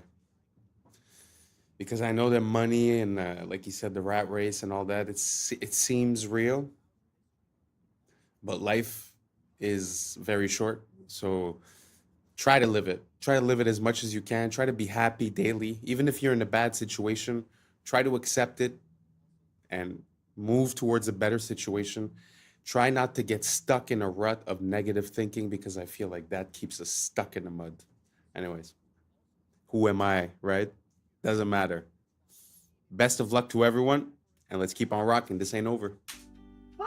Is officially dead. And now spyware that takes screenshots of everything you do every few seconds comes built in with Windows 11. This is real. Microsoft even bragged about it, and it's some Black Mirror in real life. But there is a way you can unplug from this mass surveillance operation that Bill Gates probably doesn't want you to do. So if you're watching this anytime after October 14th, 2025, Microsoft has officially ended support for Windows 10 after 10 long and faithful years, RIP. Which doesn't mean it's not going to work anymore, but over time it's going to become more prone to incompatibility issues, viruses, and other unfixable errors, kind of forcing everyone, myself included, to switch to Windows 11, which Microsoft announced has a built-in program called Recall, powered by their AI Copilot assistant, that explicitly states it takes an image of your screen every few seconds to sort of act as a browser history, but for all of your PC activity. Yup, even your offline sessions are going to be tracked, meaning you can sort of rewind and search through everything you've ever done on your computer using AI, which is kind of cool but also kind of creepy. Microsoft claims the AI will run entirely locally, so like inside your computer, not on some remote cloud server that they have access to. And the screenshots will also be stored only on your own computer in an encrypted file. I mean, if you think you can take their word for it, sure, no judgment, but you really never know with tech giants these days. And it still does give actual hackers an easy way to access everything you've ever done on your computer. Everything. Luckily, you can opt out of this feature if you want, so be careful when installing it, as they probably hid it inside some recommended settings option that 90% of people are just going to choose. And in case you already upgraded to Windows 11, there is a way you can disable it at a root level. Here are the instructions. Screenshot it, save this video, you're welcome. Richmond's City Hall, Gothic revival, a palace of stone and glass. According to the textbooks, built in the late 1800s by men with horse carts, pulleys, and chisels. But look at the details. Copper domes weighing tons, marble cut with surgical precision, spires climbing skyward. Even today, with cranes, 3D software, and billion-dollar budgets, such feats take years. And yet, the story tells us, it was done in just a few years with primitive tools. Then the absurd twist. Many of these masterpieces were demolished after only 20 or 30 years. Declared obsolete, outdated palaces of stone gone before their time. If the goal was utility, why such grandeur? If they were truly 19th century projects, why can't we rebuild them today with all our technology? Maybe because they were never ours to begin with. Perhaps they belong to another age, adopted, rebranded, and quietly erased. Charleston, 1901 to 1902. They called it the Interstate and West Indian Exposition. Boring name, right? Puts you to sleep, sounds like nothing. But look at the pictures, what do you see? A city, not some food stands, not a few carnival rides. A city, Cotton Palace, Ivory City. Sound familiar, just like Chicago's White City. They recycle the same trick, palace this, palace that. Palaces for pigs, palaces for cotton, palaces for bee, whatever, ridiculous. And the story they tell us? They had no money, not a dime. They begged for funds, no one gave them any. And then, bam, a Spanish Renaissance city rises on 250 acres. Cotton Palace, sunken garden, auditorium, manufacturer's building, names that scream grandeur. If you're broke, you don't build an ivory city. You put up some tents and call it a day. But no, they give us a capital of marble and towers. And then the ending, failure. Only 600,000 people came, they lost money. Over $1 million spent, only 30,000 earned back. And then demolished. Every last piece except one building, the women's building. That's the history they give us. But think, so much talk about attendance, about exhibits, but nothing about construction. No photos of building crews, no scaffolding. Just poof. A city exists, and then it doesn't. So again I ask, was this really a fair? Or is it just another fake story patched together to cover these inconvenient photographs? Just when you think you've seen it all. Just by the way, these World's Fairs, I don't know if you realize, but there's more than one. I mean, it's almost every year. You know, St. Louis, Chicago, New York, they're everywhere. Paris, everywhere around the world. And funny enough, recently I realized that they still go on today. Very interesting. I didn't know that. So if you guys want to look it up, they still go on today. So it seems like a very interesting timeline when it comes to these things. It's always the same thing, more or less. It's a short building period. Then you have the exposition, and then they destroy everything. They normally leave 1 or 2 buildings. And funny enough, everything is made to be temporary, but the buildings that they leave still stand today and are solid. So, I mean, for me, logically, it doesn't make sense. What do you guys think? Do you guys think that it's exactly what they said? I mean, because they said they built temporary cities built out of stucco, which is like drywall, basically, cement. And they just like basically make it look good. But like I said, the buildings that they left over are still there today and they're still standing strong. So for me, it causes quite an issue. What do you guys think about these World's Fair? Makes sense? Doesn't make sense? Let me know down below, and let's keep on rocking. Here's some more awesome, innovative, and a little wacky inventions from the early 1900s. Though I'm not saying this proves the existence of advanced civilizations of our past, there's already more than enough evidence presented for that. I just think these videos really show the level of ingenuity and innovation the people from this time had. A period of time before our Rockefeller-style school systems stifled any of that creativity.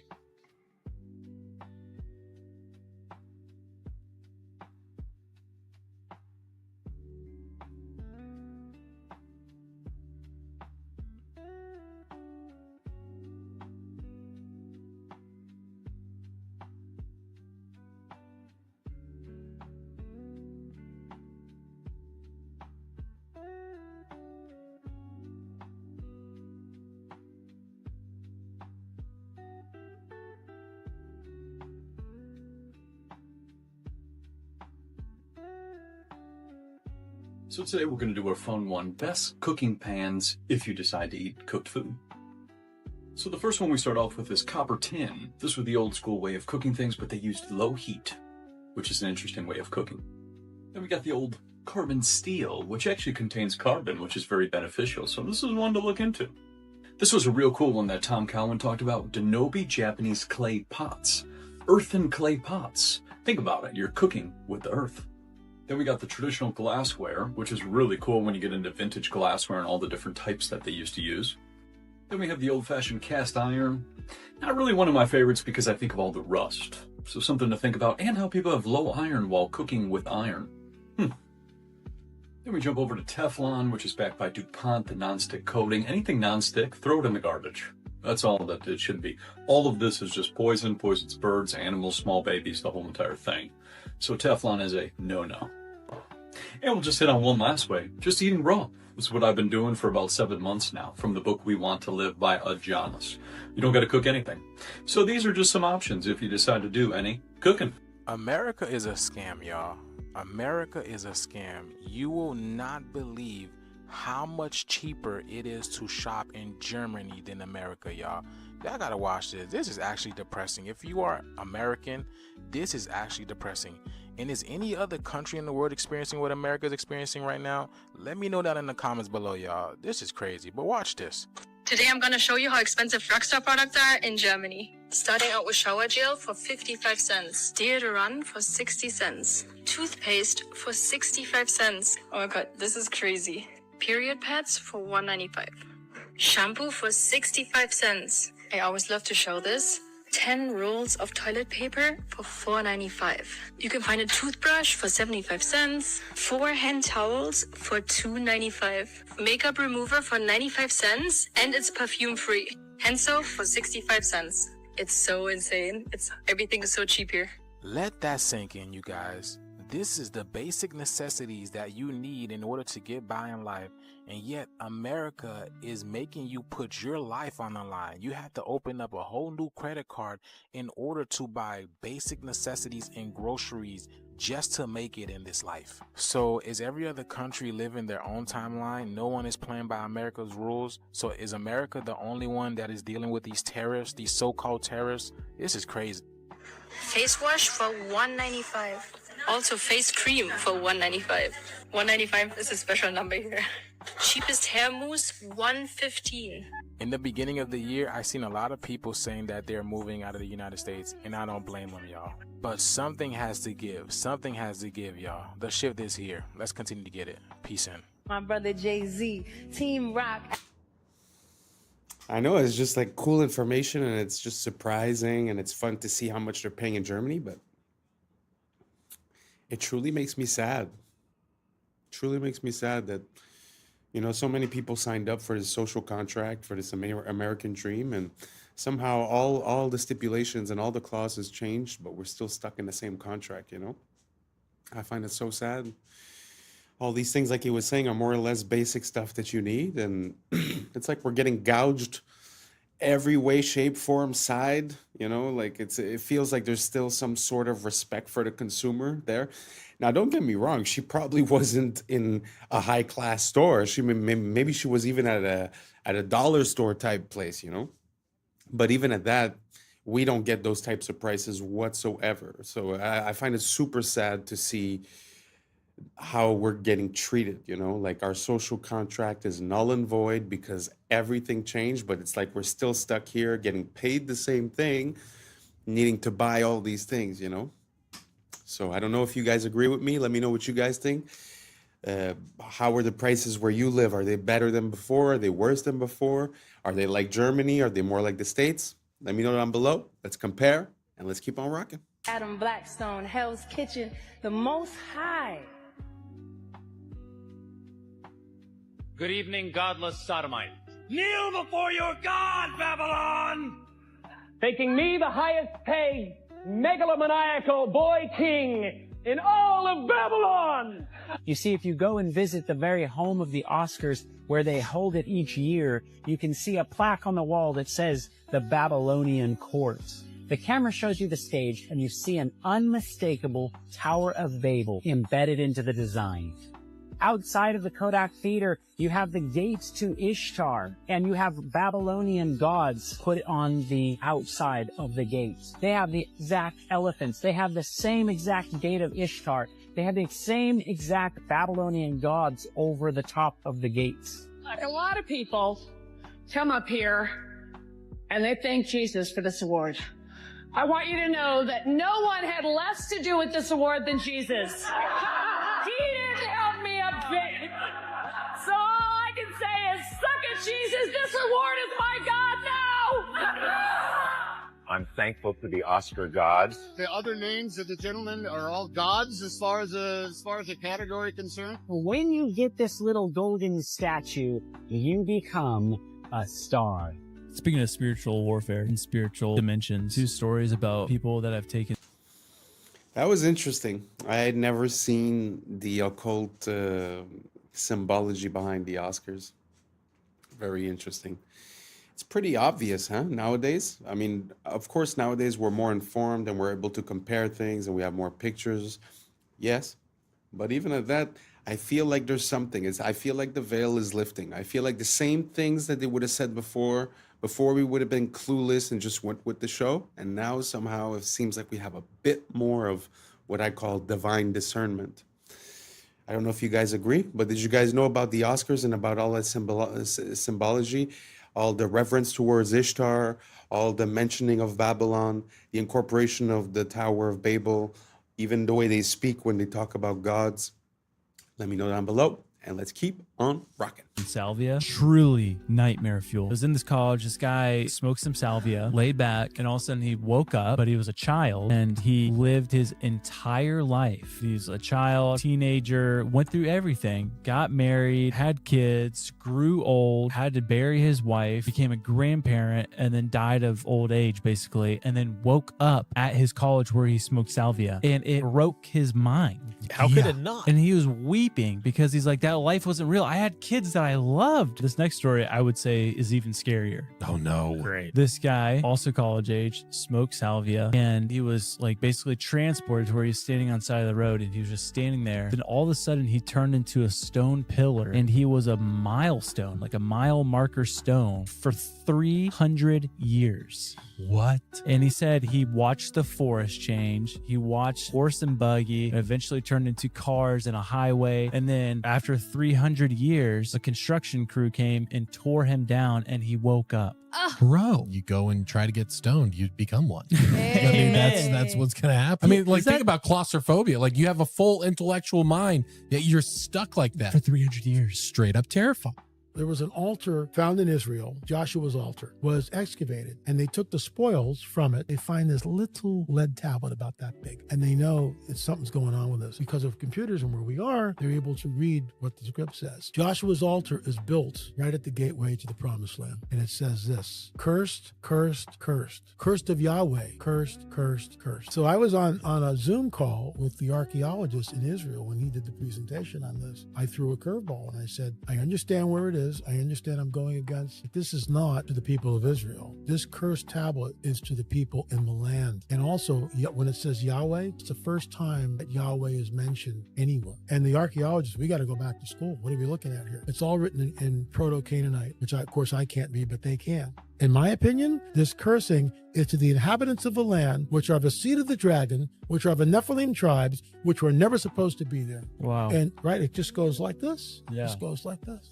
That's fascinating. Yeah, the more you dig, it all just connects. Y'all look, it's $33 because she put her American Express.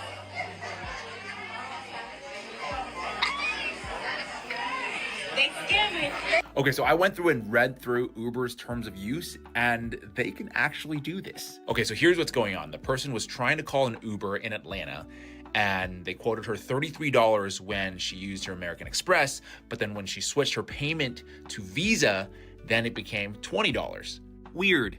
Now, according to an Uber spokesperson, they say that we want to be clear that Uber's pricing tech does not set different prices for riders according to the payment type they use. But that is not what their terms of service says, okay? It says right here, quote, prices for product or menu items displayed through the services may not be the lowest price at which the product or menu items are sold. And that Uber is a, quote, personalized digital marketplace platform, meaning prices specifically tailored to you. Also, a lot of Amex cards offer an annual Uber credit. For example, this gold card offers cardholders $120 of Uber cash per year. But now some travel bloggers are reporting that Uber is also charging higher prices if you have those credits in your account. And Uber's terms of service also allows this as well. It says right here, quote, certain users may from time to time receive promotional offers and discounts that result in different amounts charged for the same or similar services of goods obtained through the use of the services. The lesson here is always read the fine print, people.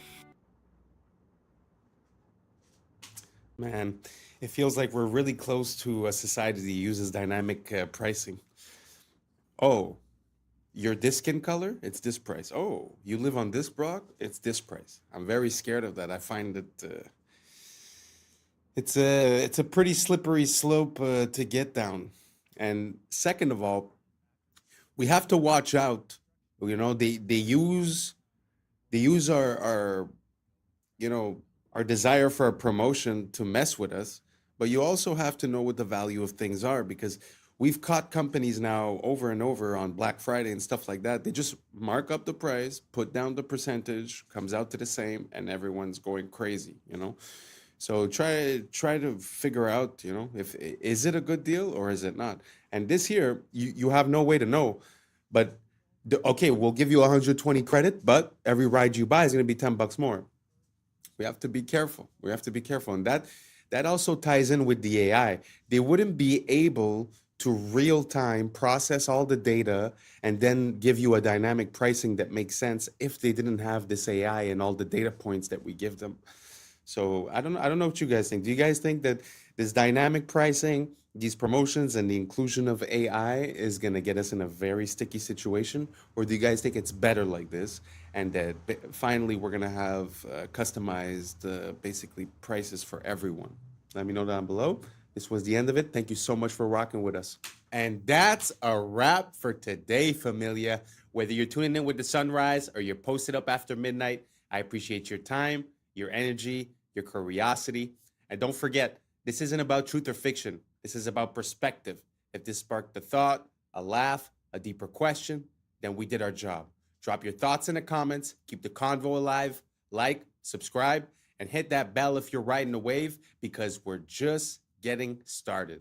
Until next time, stay grounded, stay weird, stay critical. I'm Adam Strain, and this has been Adam Strain Reacts. Peace. Now it's time for us to link up. Really think we on the brink up. Making a change from living this strange. Living this strange. Making a change from living this strange. Yeah. This guy was literally missing for 22 years. They found him was a picture on Google Maps. I know what you're thinking. That's an alien. We call this a salp. Are they slits? Or are they rectangles? More debt in the system than there is currency in existence to pay the debt. What's up, YouTube? Today, we'll be looking at disturbing TikToks that'll make you question reality. So without further ado, welcome to Adam Strain Reacts. Let's get her done. This guy was literally missing for 22 years. The only reason why they found him was a picture on Google Maps. Oh, shit. And it was in a nice-ass suburban neighborhood. The day he went missing, he told his girlfriend that he was going to go to the club. No, like, missing person alerts, no Amber alerts for this guy. His family was like, he probably got abducted. We're not going to do anything about this because no one's going to find him. There's no, like, reports on him. One day, randomly, 22 years after, this guy's on Google Maps, and then he's looking at this little lake with a bunch of suburban houses, right? And then he sees a little car by the side of the lake. And he's like, okay, I'm gonna zoom in, tilt my head a little. And he's like, okay, what the heck? I'm gonna report this to the police. This is weird, right? Yeah. So police come, pull the car out, and it has a bunch of algae, right? They flip the car. In the car, there's still a skeleton with the seat still buckled. Oh, shit. That's you know crazy. What I mean? This is the sidewalk, and this is the car that's been there for 22 years. Damn, like and just people, nobody like paid attention to it. Like kids grew up from 0 to 20 probably with that thing in their backyard. You knew there was a car in the lake, but nobody would have thought a body was in the car. Oh, we got your ass. We got your ass now. So as you know, there was a painting in 1562 that showed humans riding what we would call a dinosaur. And many people said it could not be. Some said dinosaurs don't even exist. Others said dinosaurs and humans didn't live at the same time. All right, okay. Let me ask you a question. Can somebody tell me why has China got the same creature on the wall? Oh, you son of a bitch. Before you say that's a dragon, you can clearly see that the Chinese know the difference between dragons. That's a dragon. And that thing at the top is a long-necked dinosaur. So the Flintstones was telling the truth. It's real. Humans, dinosaurs, and dragons at one time all lived together. Are you saying the map? In this channel, we haven't really dug that deep into the dinosaur stuff. But what do you guys think about that idea, about the possibility of the cohabitation between the period of the evolution of the humans and the existence of the dinosaurs? Because theoretically, they said in our textbooks that the dinosaurs disappeared 60 plus million years ago. So I guess that timeline doesn't work. So what do you guys think would explain that? Let me know down below, and let's keep on rocking. Is wrong? Oh dear, yes. Look at Greenland. Okay. Now look at Africa. Okay. The two land masses appear to be roughly the same size. Yes. Would it blow your mind if I told you that Africa is in reality 14 times larger? Yes. Here we have Europe, drawn considerably larger than South America. When it's 6.9 million square miles, South America is almost double the size of Europe's 3.8 million. Alaska appears 3 times as large as Mexico, when Mexico is larger by 0.1 million square miles. Germany appears in the middle of the map when it's in the northernmost quarter of the Earth. Wait. Relative size is one thing, but you're telling me that Germany isn't where we think it is? Nothing's where you think it is. Where is it? I'm glad you asked. The Peters projection. It has fidelity of axis. Fidelity of position. East-west lines are parallel and intersect north-south axes at right angles. What the hell is that? It's where you've been living this whole time. Why are they dunking chicken and selling it to us? This is the first time in human history we have been dunking chicken in chlorine, labeling it as organic, and people are buying it. 97% of chickens processed through USDA are bathed in it, and this includes certified organic. In industrial farming, such large volumes of chicken are processed all in the same bath, so if one chicken contains like salmonella, that'll spread to the rest of them. Therefore, the USDA mandates another layer of sanitation, allowing up to 50 parts per million of chlorine. Wash is actually banned in the European Union, and U.S. federal regulations do not require disclosure of sanitation ingredients on packaging. The better alternative is air chilled, where the birds are passed through a cold chamber rather than a bath, and this also eliminates contamination risk without getting chlorine. If you borrow the very first That's pretty crazy. I always say the food, if we'd be able to produce our own food, we'd be a step ahead of the game, that's for sure. One thing that really bothers me is not only the difference in prices sometimes between articles here and articles in, let's say, Europe. What really bothers me is that when you compare here between Europe, sometimes the things that are banned down there somehow are accepted here. And the companies that sell here, when they sell down there, they sell a better product. So like, let's say something like Orangina, which is a drink that's based with sparkly water and orange juice. If you go down there, it's made with that. Actually, I think Fanta, like the orange Fanta, is made of orange juice when you go into Europe. And in the United States, it's made of artificial juice and corn syrup. So just food for thought. I just find it weird that we have different regulations in different places and that somehow we always seem to be the ones that are consuming the things that are more questionable. Do you guys see a trend towards that? Let me know down below if you think the same way or if you think the opposite or if you have any opposite examples. Food is something that I'm very interested in. So let me know down below and let's keep on rocking. dollar into existence, and that's the only dollar that exists on the planet. But you promise to pay it back plus another dollar's worth of interest. Where do you get the second dollar to pay the interest? The answer is that you have to borrow that one into existence and promise to pay it back with interest as well. So now there are $2 in existence, but you owe $4, and so on and so on. The result is there's never enough currency to pay the debt. There is always more debt in the system than there is currency in existence to pay the debt. Therefore, the whole system is impossible. It is finite. It will come to an end one day. What would happen if the government stopped borrowing to do deficit spending? Are the payments on those treasury bonds going to stop? What would happen if the public stopped borrowing and going deeper into debt? Are your house and car payments going to stop? No. There is a payment due every month on the principal plus the interest on every dollar in existence, and those payments do not stop. If we stop borrowing, then no new currency is created to replace the currency that we used to make those payments. Whether you're making a payment on a loan or paying tax to make a payment on a bond, the portion of the payment that goes to pay off the principal extinguishes that portion of the debt. But the debt also extinguishes the currency. Currency and debt are like matter and antimatter. When they meet, they annihilate each other. If we just pay off the principal only on all the loans and bonds that exist, the entire currency supply just vanishes.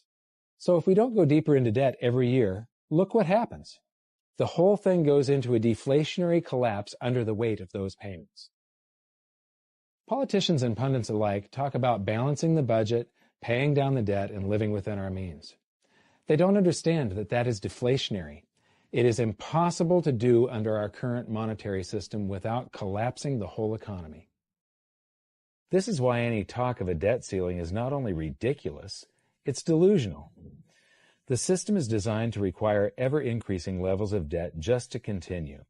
And that's why politicians will always kick the can down the road and raise this so-called debt ceiling over and over again until the whole system finally collapses under its own weight. The other reason that they got rid of the bells, that was... Wow. I find that when we start looking at macroeconomics, it shows you the difference in the control that we're under. Like, you know, when you're under debt or when you owe money or when you're signing a contract, it seems like it's real. It really does seem like it's real, and the stress is real and the effect is real. But when you start looking at the macroeconomics and who's funding who and who owes what to who and what is even possible to be repaid, you sort of see that there's a discrepancy between what's real and what's artificial in this whole monetary value system. So I find it super interesting to look at macroeconomics. It makes things a bit more obvious as to what we're facing as individuals when we're within this financial system.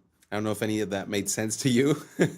Let me know down below what you guys think, and let's keep on rocking. People don't know is because the bells have languages written on them. If you look at the old bells of the 1940s all the way back to the 1700s, there's actually scripture that is written on the bells, and there's old languages in which we don't use anymore. And if you think about it, old languages would tell you something different. There's also lots of angels on the bells. There also used to be lots of angels on top of the buildings. So you kind of seeing how like certain things have been kind of like wiped away. And because of that, it's changed the way that people think. When you don't see angels anymore and you don't see this ancient scripture and you don't see these ancient languages, you believe the narrative. So that is why a lot of those bells have disappeared. And with bells, you can get rid of storms, you know, when you ring the bell. You can also ring the bell if there's a weirdo in your town, so you guys can all find that person and get rid of that person and kick them out. And then on top of it, people, and also plants, all the birds and everything else. This is why you hear like birds chirping. They love wind chimes. They love sound effects like that. That's the connection to the bells.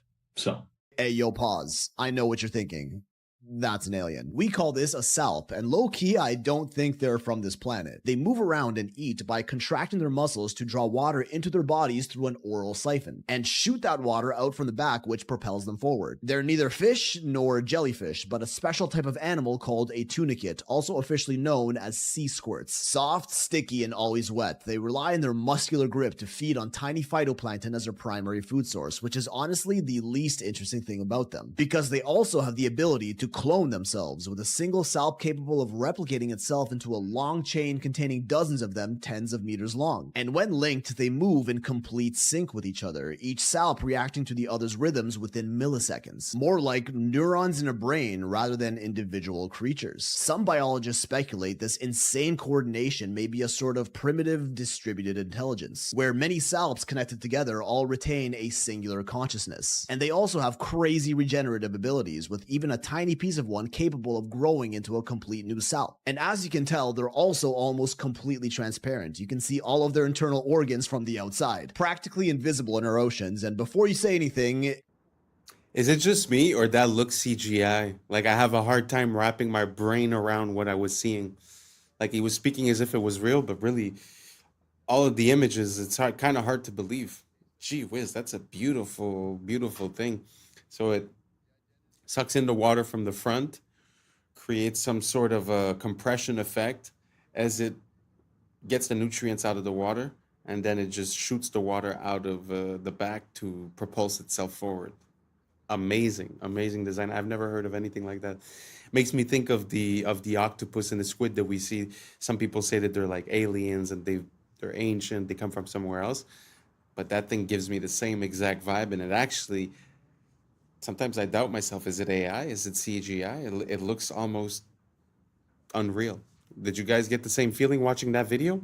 Or am I just losing it? Let me know down below, and let's keep on rocking. Morbid Facts, Part 802. Trailer Park Boys star Mike Smith, best known as the harmless wide-eyed Bubbles, has been charged with Nova Scotia for an incident that allegedly happened back in 2017, a case that stayed buried for nearly 8 years before finally surfacing in court. The identity of the victim is under a strict publication ban, but Smith is now legally barred from contacting them or going anywhere near their work, home, or school. The charge has forced him to step away from the Trailer Park Boys production company, tainting the wholesome persona millions have associated with him. Deep inside a sulfur-filled cave on the Albania-Greece border, scientists have uncovered the largest spiderweb ever recorded, an enormous 106-meter sheet stretched across the cavern's walls. Hundreds of thousands of spiders from 2 normally rival species have formed a massive cooperative colony, a terrifying behavior never before seen in spiders. The cave's toxic, sunless environment created a self-sustaining ecosystem powered by sulfur-eating microbes, which attracted swarms of insects, which in turn supplied this spider megacity with endless food. The web is so dense and vast, it looks like the cave is wrapped in ghostly white fabric, proof that life can evolve into something terrifyingly efficient when pushed into extreme conditions. Have y'all seen this bridge? Wait, what the? This is called the Poughkeepsie Bridge, and it's the only interesting thing in New York. That's because this ain't just any old bridge. It is the longest elevated pedestrian footbridge in the entire world. Rises 212 feet above the Hudson River, and it's more than 6,000 feet long. That's a length of almost 1.3 miles. Technically, this isn't the longest pedestrian footbridge in the world. That's a title that's technically held by this zoo in Colorado that has a footbridge that's almost 8,000 feet long. But this thing's like a damn boardwalk, okay? That's some weak sauce for the longest bridge in the world, and I therefore refuse to recognize it. The reason that this bridge is objectively cooler than that thing in Colorado is because it wasn't always a footbridge. It was first built in the 1880s as one of the only train bridges across the Hudson. And it was a big deal when it opened, with this cantilever steel design being an engineering marvel of the day. It would stay in service as a train bridge for almost 100 years until the industry on the East Coast began to wane. In May of 1974, sparks from a train crossing the bridge set fire to its rail ties. While it was ultimately brought under control, this fire would claim 700 feet of the bridge's deck. Warping to the steel caused from the immense heat of this fire essentially was the final nail in the coffin for its use as a train bridge. This very easily could have been the end of the story. Bridge is damaged, just knock it over, who needs the thing anyway? Just a few years later, it got added to the National Register of Historic Places. Many years and a lot of funding later, was finally opened as the longest elevated pedestrian footbridge in the world in 2009, preserving this engineering marvel for generations to come. If you recognize this bridge, well, you're in luck because I'm giving a live show in Poughkeepsie tonight. Still a few tickets available, link is in my bio, and now if you'll excuse me, I'm gonna go walk across this bridge. When I first saw this, I was like, there ain't no way that town is actually built inside a meteor crater. I mean, look at that, it's just too good to be true. Look at how circular that is. So I looked into it, and that's where I found that this town is absolutely built inside a meteor crater, and that this town is probably the least interesting thing about this meteor crater. This is the town of Nordlingen in Germany, and it's located inside the Nordlinger Rice impact crater. And you gotta be like, yeah, no shit, look at how circular that is. Of course it's an impact crater. Yeah, that's what I thought too. But here's an actual map of that impact crater. It's 15 miles in diameter. While technically that's true, it's a little misleading because it makes you think this is the crater. But the real crazy thing about this crater is it has a mineral found nowhere else in the world. It's called moldavite. It looks like this. It was a type of projectile glass that was formed when this meteor impacted the ground 15 million years ago. If you like geology, it's super cool because it's really fucking rare and only comes from this one crater. And if you're a crystal girly, it's really cool because it's super fucking powerful and can make you explode people with your mind. If you want to learn more about cool archaeology and natural science, come check me out over on YouTube, Mini Minute Man. I guess that's pretty interesting. I had never heard about the fact that that meteorite had created the green glass, because basically that's what is guessed and supposed that would happen if you were to have a nuclear bomb explode in a desert setting. It would sort of melt the sand into glass, and it would have a green tint. So it's very interesting to see that they find pieces of that green glass. I'd have to look it up a bit more. I haven't really looked into that, but it's just interesting to see that, to see the fact that they find that. Do you guys think that makes sense, that there was that we got impacted by such big pieces, and that we remain the way we are today? My big problem with the meteors and all that is the fact that it seems like it doesn't really happen on the regular, It kind of makes me think of, like, they show you videos of the space station, of spacewalks and all that stuff, but then after they show you also a picture of the space junk around Earth, and it's like it doesn't coincide. And I feel like this gives me exactly the same vibe. So again, let me know if I'm crazy, and let's keep on rocking. I'm afraid like other people won't like it. So what? Who cares? The ones that don't like it, it's not for them anyway. It's only for the ones that will like it, isn't it? Yeah. Does that make sense? Yes. Not everyone is going to resonate to what you have to create, but it doesn't matter. What you're creating isn't for the ones who aren't attracted to it. It's for the ones who are. So who cares about the ones that aren't? Yeah. Is that too logical for you? No, it makes sense. Do you understand? You have no business measuring yourself against others. You have no business comparing yourself to other people. And what anyone else thinks of you is also none of your business. Do you understand? Yes. It's none of your business. Because that's not what your business is about. Your business is about being yourself as fully as you can. That's your purpose in life. And if you're not willing to be yourself, all the people that would be attracted to the gift you have to give are being deprived of your gift. Why would you do that to them? Why would you hold yourself back from people that are looking for you? Why would you be that stingy? Oh, yeah, I guess. You see, you think, in a sense, you're doing something humble. But you're being arrogant and hoarding your gift and keeping it away from people who might need to see it. Relax. You would not be where you are. You would not have the gift you have if there wasn't someone who needed to receive it. As we have often said, there are no one-sided coins. If you have the head, the tail has to be there or there's no coin. You have the head by saying you have the gift. The fact that you have something to give defines the reality that there must, by definition, be somebody in that reality who needs to receive it, or you wouldn't be excited about it. You'd be excited about something else. So don't hold back the gift that you are. Someone is waiting to receive it. Don't make them wait. Yes? Yes. And when you don't make them wait, you won't be waiting to be yourself. Channel more of yourself. Yes? Yes. Is this helping you? Yes, thank you very much. You are very welcome. Stop arguing with creation about your value. If you weren't valuable, you wouldn't exist. Stop arguing with creation. All right? Yes, thank you. All right. Okay, here's the easy. This guy really has some gems. The problem that I have is the source that he says that it comes from is from channeling this alien or whatever. But really, when you break down what he's saying, you know, kind of makes a lot of sense. And a lot of people I find get caught in the thinking and in the planning and in the trying to know what this sacrifice is going to give me before actually doing it. So you get all this plan done, then you realize, hey, I don't even like doing this. You know what I'm saying? I feel like there's a bit lacking of the just doing type of thing. And to come back to what he was saying regarding if you have a skill or if you have a thought or a passion, it's that automatically that means that there's someone that's ready to receive that. I find it funny. It makes me think of the idea of like magnetism. So if you, like he said, if you're the coin and there's this part and this part is just implied. I really like that idea. It kind of makes sense a lot to me.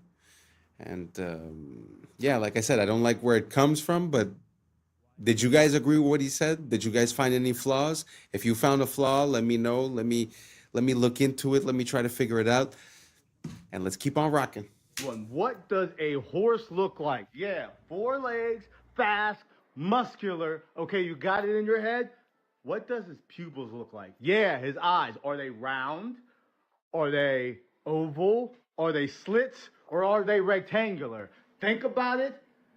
They are rectangular. When did a horse's eyes become rectangular? Now, I remember a goat's eyes being rectangular. I remember some sort of devilish animal being rectangular, but I don't never remember a horse being rectangular. Now, I'm not an expert. I'm not like a rancher or a cowboy or anything, but I am a human being, and I do remember things, and I just don't remember horses' eyes look like that. Now, if there is some equestrian professional, please let us know. Do you remember? Because you work with horses all the time.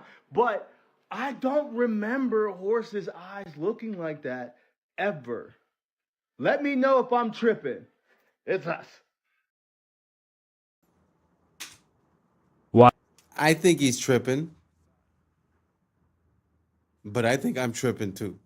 Do you guys remember horses' eyes being like that?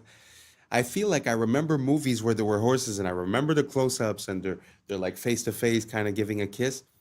Never jumped out that they were that shape. I always felt like they were like big and brown. Maybe it's just me. Why is there Who absolutely knows? no trace of the outside? In fact, why are there no pieces of at all? Not one seat cushion, engine, vertical stabilizer, nothing. 100 tons of titanium, steel, and aluminum gone. The only pieces of debris on the front lawn of the Pentagon were light enough to have been carried by hand, and employees from the Pentagon were seen carrying away a large box shrouded in a blue tarp.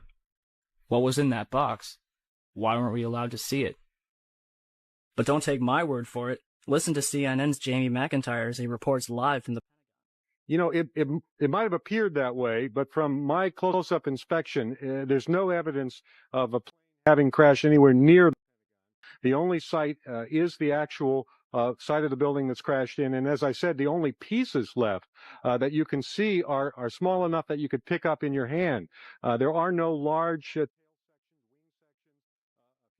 nothing like that anywhere around, which would indicate that the entire crashed into the side of the and The biggest thing on the news right now, also a recession indicator, the Starbucks Barista Cup. What? Oh, this is What the is new this? What is Labubu, this? fam. Oh, you don't know. Starbucks just came out with like, it's a bear with a Starbucks like hat on it and the straw that goes out like this. Okay, right? okay. This is my theory. This is a whole social experiment that Starbucks did just to expose like this whole recession, because all we can look forward to is this $30 luxury cup. Mans were elbowing people in line for it. Go ahead. All right, Karen.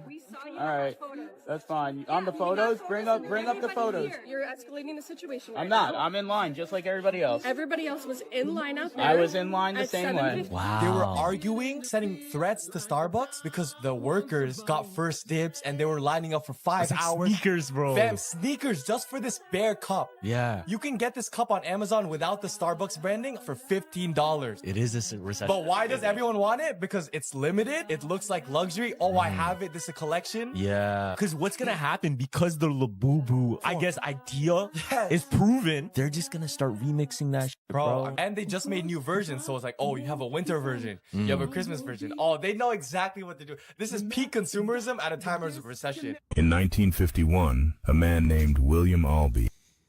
First of all, I cannot imagine being addicted to extremely overpriced coffee and like have it be a part of my identity that I'm a Starbucks person. I've been to Starbucks. I just don't find it that crazy. But anyways, that's not even the story.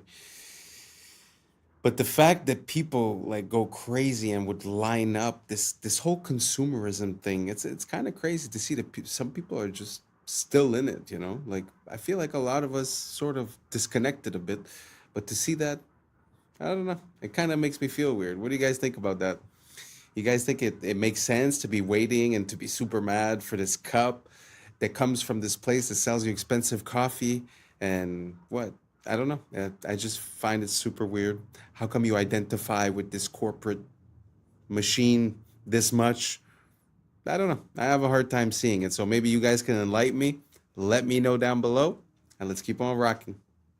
In 1951, a man named William Albee invented a type of tire that could easily move on any surface. Even if these tires are installed on a truck weighing several thousand kilograms and driven over a person, that person would remain unharmed.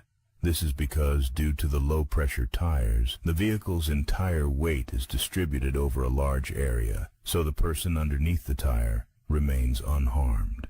These low-pressure tires are so remarkable that only a force of 2 kilograms is exerted at each point. They were primarily invented to move on soft and weak surfaces like snow, and they are also known today as Rolligan tires.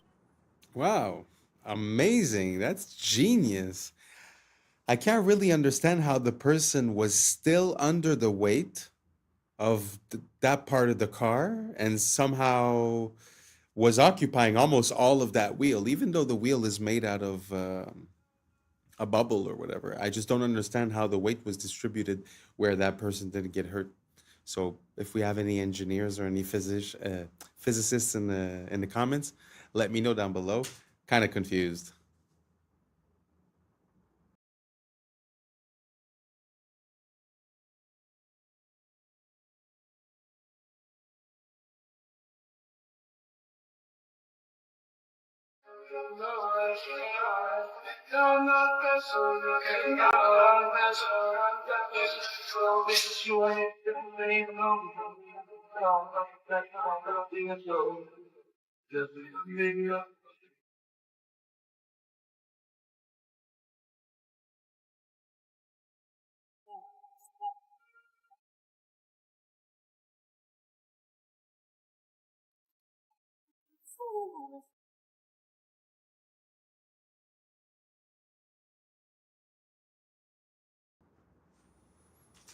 Wow. Again, that is complete genius. Wow. I never even thought about that.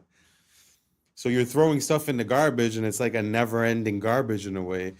So you're occupying the same amount of space as you do with the certain amount of garbage collection, but you're actually collecting way more and there's way less garbage visible, at least. Wow. Amazing idea. Amazing idea. And that's a wrap for today, familia. Whether you're tuning in with the sunrise or you're posted up after midnight, I appreciate your time, your energy, your curiosity. And remember, this isn't about truth or fiction. This is about perspective. If this sparked a thought, a laugh, a deeper question, then we did our job. Drop your thoughts in the comments. Keep the convo alive. Like, subscribe. Don't forget to hit that bell if you're riding the wave, because we're just getting started. Until next time, stay grounded, stay weird, stay critical. I'm Adam Strain, and this has been Adam Strain Reacts. Peace. Now it's time for us to link up. Really think we on the brink up. Making a change, we're living the strange. Living the strange. Making a change. I'm living the strange. Yeah. Like what, for example? I had no idea how many people were like actively getting into like that I happen to know personally. In Hollywood? Oh, yeah. The mice lost intellectual behaviors, and scientists still extrapolate this model to humans on Earth. What's up, YouTube? Today, we'll be looking at disturbing TikToks that'll make you question reality. So without further ado, welcome to Adam Strain Reacts. Let's get her done. This is crazy. I read this morning that Orion took 42 minutes and 50 seconds to pass by the far side of the moon.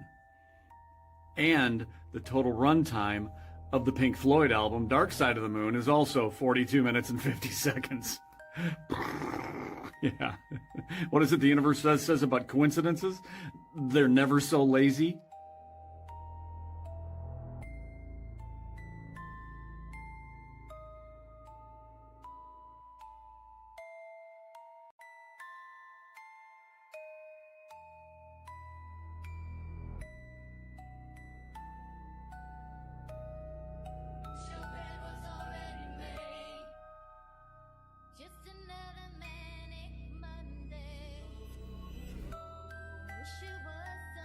Era assim a vida dos entregadores e você achando que é fácil. Não, olha isso aqui, ó. Tem que ter habilidade, meu amigo.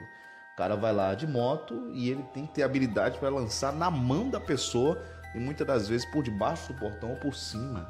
Olha isso aqui. Isso aqui é técnica. É, e isso aqui era uma profissão lá nos anos 70, 80. Olha só como estamos hoje, né? Hi everyone, so I'll give you a look in here. So I built a lot of things in my life, but I think this is the best thing I built by a mile. So this is a bee therapy hut. So I'll give you a quick look in here and show you what's going on.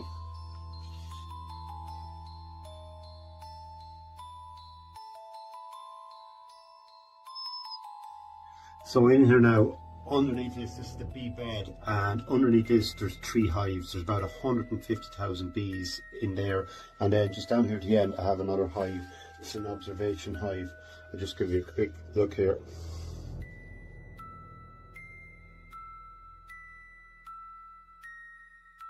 So you can see all the bees, they're working away there today. Now they're actually out flying today. It's a nice mild day, but they're feeding away. I didn't take any honey at all now from this hive. It's all left to them. So we have a symbiotic relationship here. I'm providing them with a good home, and they're giving me a beautiful vibration in here and a beautiful aroma. So the concept is then you lie on the bed here, and it's sort of white noise. There's a vibration underneath me, and then behind me here I have all the bees, which are causing a beautiful aroma in here because there's two little holes on top of that hive. So there's a beautiful smell of propolis and beeswax, and it's just amazing. So the concept is, this is called apitherapy. So they reckon 5 minutes here is equal to a night's sleep. Well, all I can tell you is from mine, like 5 minutes, 15 minutes, but it's just absolutely amazing. It's lovely to have somewhere like this in your life that you go to, that you're picking up really good energy.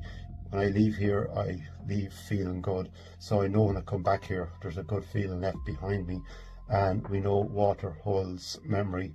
So there's a lot of moisture in the air and in the timber and in the structure. So it contains the memory. And yeah, so feeling good.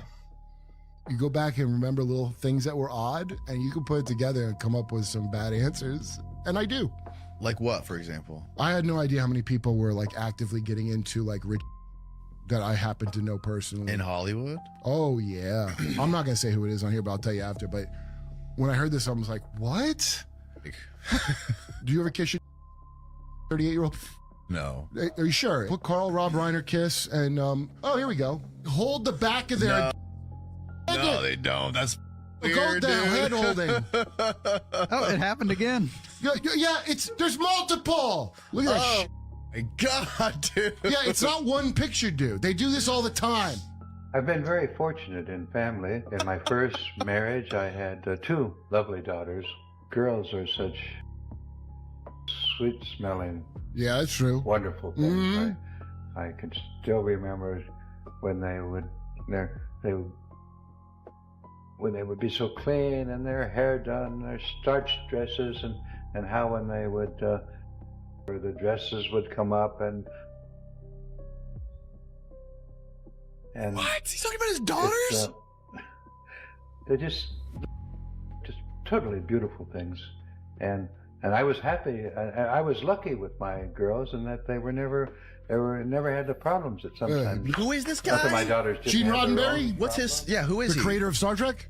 This is the creator of Star Trek? Yeah, the beloved creator of Star Trek. Oh my A God. guy Did you who- know this, Steve? I did not. Yeah. That was me. God. I'm not particularly genius in any way. This is anyone should notice if they feel like noticing it. Yo, I didn't know there was a till last year. Do you understand?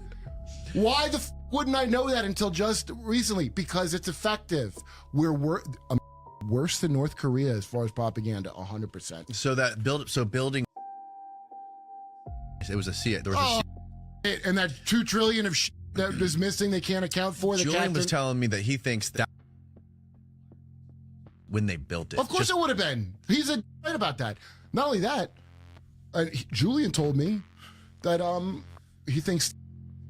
And he's always told me that. The day I met him, he was talking about telling me. Dude, he's worse. Ben is worse than that, but Julian's not. And Julian's not a guy that will jump over to where I'm at automatically. So that's a thing that he personally noticed. Yeah. That stuck with him. Those are the things to really follow when something sticks. Like just jokes I remember people had that were like, did you ever notice jokes? But they're up. Then you realize they're. And now a lot of jokes are coming true. It's really upsetting.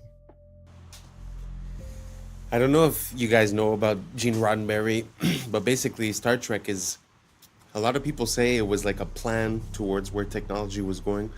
You see the first AIs, you see the first tablets, you see the first transparent screens, all kinds of stuff. But it's kind of weird when you start looking at what these people believe. Like we saw the interview of that guy. It's the same thing with like space travel and rocket engineering. There was Jack Parsons. It always seems like the forefront of technology is in some way, shape, or form associated with these weird beliefs or attitudes. I don't know if you guys get the drift that I'm saying. If you have other examples, please let me know. But let's keep on rocking.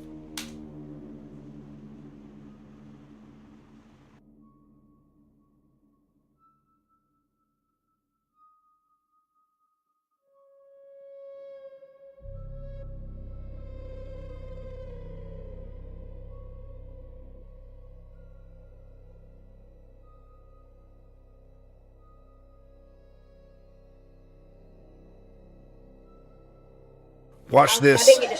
This is awesome. That's right, man. I'm gonna go ahead and get that for you. You guys asking for a lot today. Say excuse me. Say excuse me. Say excuse me. Excuse me? Say excuse me. Excuse me? Yes, sir. Can you talk to our manager?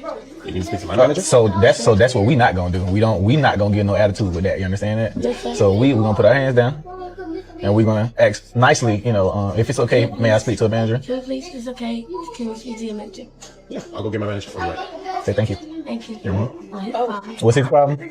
He might be having a bad day today. Who knows?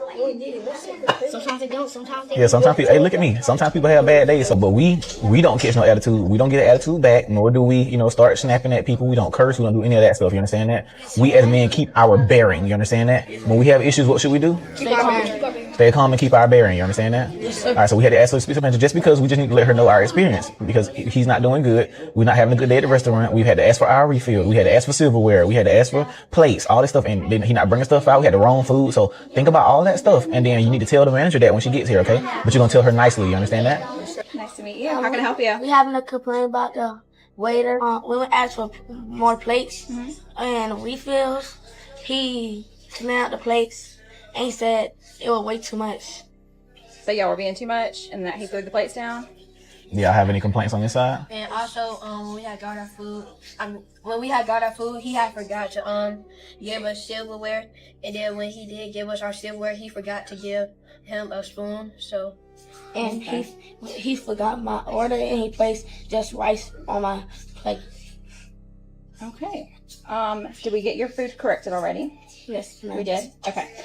I apologize for our server's attitude towards you guys. That's unacceptable. I will go have a talk with him and hopefully we can get things cleared up. Is there anything else I can do? No, ma'am. You sure? Yes, ma'am. How's everything going? Good. All right, I just want to come out and apologize. My manager spoke to me. I was having a really bad morning, guys. Hit something on my car, and I took it out on y'all. That was all me. I apologize. Thank you guys for bringing it up. It won't happen again. How's your meal? Is everything else going okay? Yes, sir. Awesome, man. Well, if y'all need anything, just give me a little holler, all right? All right. So this is what we want to do here before we ask for the check. What did he say was going on his day? He had something going on with his car. He had something going on with his car, right? Yes, so what's something we can do? Ask him, is it okay to pray for him? Is it okay to pray for you? Of course, man. I would actually very much appreciate that. All right, cool. So you want to say a prayer for him? Father God, thank you for our day, thank you for our server, and thank you for having him to get things fixed with his car. And again, we thank you for him. In Jesus' name we pray. Amen. Amen. All right. All right. I appreciate that, man. That made me feel so much better, dude. All right, now what we need? Can we get a check? That is a man raising up children the way they should go. I think to be honest, kind of gets me emotional. I know it's probably staged or whatever, but it's more about what it represents. And I feel like a lot of the kids, they have access to information, but they don't necessarily have access to a good teacher. And to see that in action and to see how sometimes, kids might act a certain way just by reflex and just having someone there to guide the situation is beautiful. It's a beautiful thing. And men, more than anyone else, need to be, like he said, calm and in bearing, of their emotions and of their attitudes. So I find it such a beautiful thing. And I think it's a bit lacking these days. I don't know, maybe it's just an impression I have. Let me know what you guys think down below. Do you think this guy went too far, or do you guys think that it makes sense to teach your kids something like this? Let me know down below, and let's keep on I rocking. think I just found a connection between the Georgia Guidestones, resets, and an experiment done in the 70s on rats. So my bad, it was on mice, not rats. So this was a man-made mouse utopia called Universe 25. It started with 4 males and 4 females The colony peaked at 2,200 and from their decline to extinction. Once a tipping point was reached, the mice lost intellectual behaviors, and scientists still extrapolate this model to humans on Earth. So the Universe 25 experiment was one of the most terrifying experiments in the history of science. Through the behavior of a colony of mice is an attempt by scientists to explain human societies. The idea of Universe 25 came from the American scientist John Calhoun, who created an ideal world in which hundreds of mice would live and reproduce.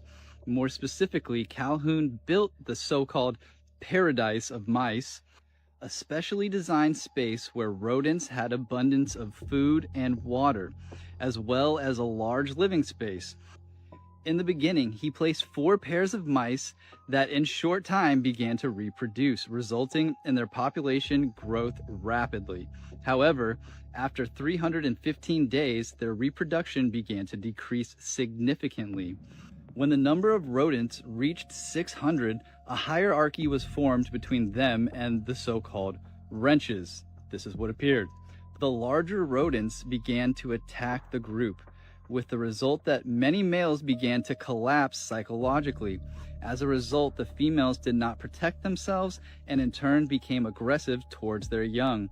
As time went on, females showed more and more aggressive behaviors, isolation elements, and lack of reproductive moods.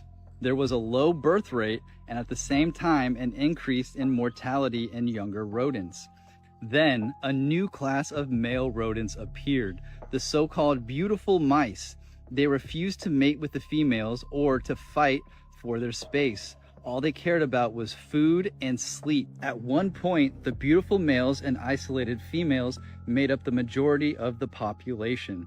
As time went on, juvenile mortality reached 100% and reproduction reached 0. Among the endangered mice, homosexuality was observed and at the same time cannibalism increased. Despite the fact that there was plenty of food, John Calhoun repeated this experiment 25 more times, and each time the result was the same. Could this be the message on the Georgia Guidestones? Maybe it's not that they just want to have this ruling class. Maybe they know once the population gets to a certain amount that this same thing that happened in this mouse experiment will happen with humans. This would also explain the Cabbage Patch Babies and why they had to repopulate the earth, because we had too many people and they stopped reproducing. Dude, this is crazy. So what if these resets don't actually happen because of a catastrophe? They just happen because of overpopulation, just like what happened with these mice. And then the mud floods would just be to like seal the deal, to rewrite history so that nobody had any questions about what happened in the past. Dude, that's a crazy ass perspective. Let me know in the comments what you guys think. That's crazy. Peace and love, y'all. Yeah. It's some interesting questions because, I mean, that experiment is very worrisome, and it feels like we're at some point in that process. But at the same time, what he was saying towards the end is interesting as well, because when you calculate the natural progression of a population, in a few thousand years, I think the numbers become exponential. So even today, in regards to how many people there was in the 1900s, or let's say the 1800s, I think we're not going up in a stable fashion. It's as if there's always these events, or they call it resets, but I mean, it kind of makes sense because we're not at the progression that we should be with the amount of humans we have, like, let's say today, and how much that would create in 20 years, let's say. We're never close to that number when we reach 20, 50, 100 years later. So what do you guys think? Do you guys think that it's possible that there's these resets? Is it possible that there are natural catastrophes? Is it something else? Let me know what you guys think down below. Or maybe it's just evolution and natural selection, and that's just the way it is. So let me know down below. Let's keep on rocking. The last reel I posted has people just losing their minds because, you know, men especially, we can't be wrong. Our ego is just way too big. Whatever we believe, we just can't. We're not gonna. It's too much of an ego hit. So anyways, listen to this woman who's very familiar with government contracting and the procurement process explain a little bit more in depth on the reel I just posted. Hold on. I was sent this by a few people. Likely made it Accurate Energetic Systems in Tennessee in 425K in May of 2025. You can bet Steve Feinberg was involved in the planning of his public. Well, I pulled all of Accurate from usaspending.gov and I found this one. This one, the address is in Tennessee. It is for miniature anti-personnel SPM. That's what caught my attention. We're going to come back to that. The amount is $440,494. The procurement period, May of 2025 to August of 2025. So I went and looked up all other procurements because as somebody who is, that was a really odd amount of time. None of Accurate procurements were less than a year, except for this one, because that's not how they procure things. I went and did more digging. The contract was signed on April 22nd, 2025. A lot of weird things about this procurement. It was a simplified acquisition process, meaning did it quickly, and it was one bidder. They did not put it under any of the IDVs, which are the vehicles that they have for all the other hundreds of tens of millions of dollars that AES had with them. It gets worse. These devices are made for and the XS anti-personnel they're put on people. If you want to get darker, Steve Feinberg, our deputy SecDev, well, his old company, Cerebus, owns the company, I forget the name of it, that trains the special on these. He's the one who put protecting the blue and white country in his priorities as the same as protecting America. So you have a procurement that was signed April 22nd and started May 1st, ended August for tiny devices. Forgot to mention that the plant that the address is at did a month after, and everyone in that. So, I don't know, Cersei, what do you think? Huh? What do you think? Yeah, I totally agree. Day 6 of Artemis 2, and the logic just broke. These images are the exact same. One's day and one's night, but if you look at the top, these images are the exact same. And look at the live feed, and watch his eye. Ready for it? Watch, watch, watch, watch, watch. And the shrimp soak back up the water.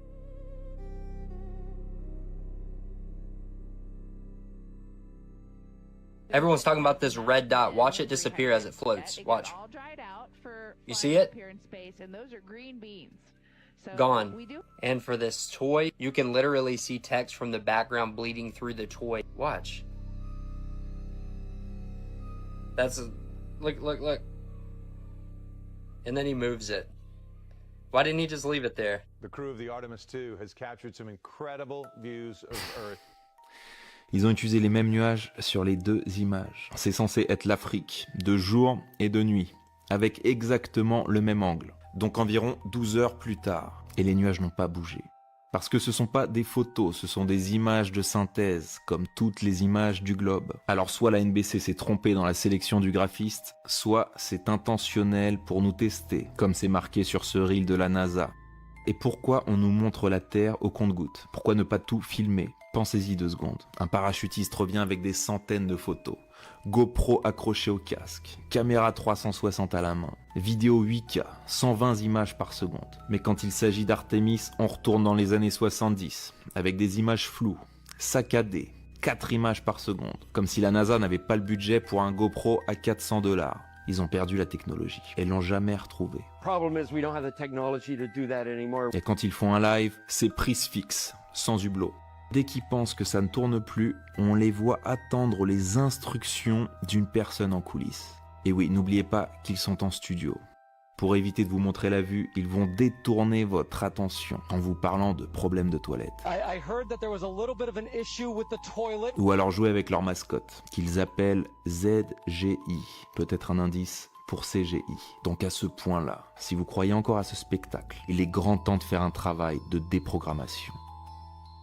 I think you already seen, so we don't have to explain it anymore. Stop the pitfall trap. You fall into the pit, spikes underneath the pit, and then Okay. First trap, second trap. You got a seesaw trap. You know how a seesaw work, right? Swing on this side, the other side goes up. So you falls down. The spike will goes back when you try to stand up. Yes. Standing style. This one on and down. It's a fish trap. So this fish trap came from the idea of the actual fish trap. You see, the river flows, and when the fish follow the river, goes into the box, and the fish, when in the box, cannot escape the box because they are too big to fit through the gaps here. So, fish trap same apply, but opposite side. Go. You swim in the river. You swim in a flooded area. You have your leg fell down. And when your legs fell down, you stab the spike here. And when you try to pull your leg out, that's what happens. Okay. The next one is the armpit trap. Armpit trap, you fall right into the middle. If your hands like momentum like this will go straight into your armpits. Not a good idea. This one here is go for your chest. Oh, relax. Go for your back. If you fall this way, chest and back. But if you fall this way, both sides. Very painful. This one, well, this it just hits you everywhere. It just go for all of your body because this one spin. So bottom, top to the bottom, you get. This one's over here. One's a little bit tricky. So, when you fall into the trap, you shoot the spikes out. It goes straight into. This trap is called sticking trap because of that reason. Because it's stick. This one is a door trap. See, you. Usually, they activate the door like this. So when you knock the door, no one answers, so you kick it open or you open the door. You open the door, this whole thing flies out. Yep. And when you have good reflex, try to catch it. See the problem? Bottom still swing forward. So there you go. Not just that, these traps also have a very special design to it. If you look at the spikes, you can see that it's fish hooks, which means that when it goes in, it doesn't go out easy. So when you pull, so here is the part of the. You see, when a wounded soldier goes back home, they tell stories, and when the people hear the story, no one support the war. So what happens if you don't have people supporting the war and go to war anymore? Well, they're them to go. You see, the problem about is 19-year-old kids to go here, away from their family, friends, loved ones, with this. And the enemy that they are shooting at is not even better. They are kids who has the only thing to do is defending their country. You could. Wow, I had no idea about all those traps, but can you imagine you are the superpower of the world at that moment? For whatever reason or the other, you're like, okay, Vietnam, you're gonna get it. And somehow, through making holes, I mean, you have tanks, fighter jets, and through making a few holes with a few spikes, you somehow end up winning. I cannot imagine the rage of the Americans in that situation. Interesting story. If you guys have any more like that, pass them along. Let's keep on rocking. Drink like literally 50 bottles of water in plastic bottles, and you'll have less microplastics than 1 cup of coffee. The cup thing creeps me out. Like, I didn't realize the cup thing until like about a year ago. The microplastic load that you get from putting hot coffee into that paper, aka plastic cup, because if you know the paper is coated in plastic. Yeah, the only reason the paper as is of even, recently, I'm aware. Yes, but I the was microplastic load that you drink from that is astronomical. You could drink like literally 50 bottles of water in plastic bottles, and you'll have less microplastics than 1 cup of coffee. Well, I didn't realize it was that bad. It's bad. And that's a wrap for today, familia. Whether you're tuning in with the sunrise or you're posted up after midnight, I appreciate your time, your energy, your curiosity. And don't forget, this isn't about truth or fiction. This is about perspective. If this sparked a thought, a laugh, a deeper question, then we did our job. So drop your thoughts in the comments, keep the convo alive, like, subscribe, and don't forget to hit that bell if you're riding a wave, because we're just getting started. Until next time, stay grounded, stay weird, stay critical. I'm Adam Strain, and this has been Adam Strain Reacts.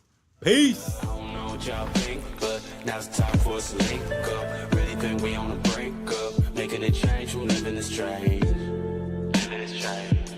Making a change from living this strange. Yeah.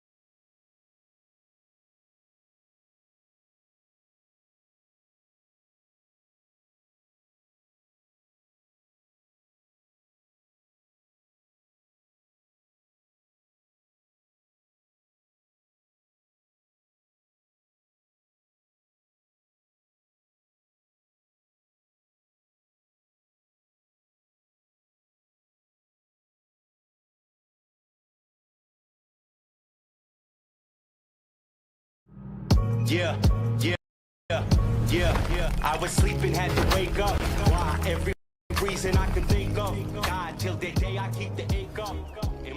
What's up, YouTube? Today, we'll be looking at disturbing TikToks that'll make you question reality. So without further ado, welcome to Adam Strain Reacts. Let's get her done. Creepy facts from the United States you never knew. The last one will blow your mind. Number 1, during the 1800s, grave robbers stole corpses from cemeteries across the U.S. to sell them to medical schools, leaving countless families to find empty graves. Number 2, in the 1950s, the U.S. Army sprayed bacteria over San Francisco to test biological warfare on its unsuspecting citizens, resulting in several mysterious illnesses and deaths. Number 3, the Donner Party, trapped in the Sierra Nevada mountains in 1846, resorted to cannibalism to survive after weeks of brutal starvation and snowstorms. Number 4, the infamous Winchester Mystery House in California was built by Sarah Winchester, who believed she needed to continuously add rooms to confuse the ghosts of those killed by her family's firearms. Before I say the last one, make sure to hit that follow button to support the channel. Number 5, in 1892, Mercy Brown of Rhode Island was exhumed after her death from tuberculosis because locals thought she was a vampire. Her heart was removed and burned to stop her curse. I want you guys to know that Italy used to have a whole bunch of random towers just like this. This is in Bologna, Italy, and they were built around the 12th century, and over time they were just demolished or they collapsed. Only 2 of them actually remain today, and their purpose was just for like a status symbol. People would build them for status, or they would use them for defense storage, or I guess people even lived in them too. But when you look at it, like, it seems like they had skyscrapers like back in 1100. What? So these are real stadiums from around the world, from an aerial viewpoint. And you have to wonder, if signs and symbols rule the world, what type of symbols are these stadiums?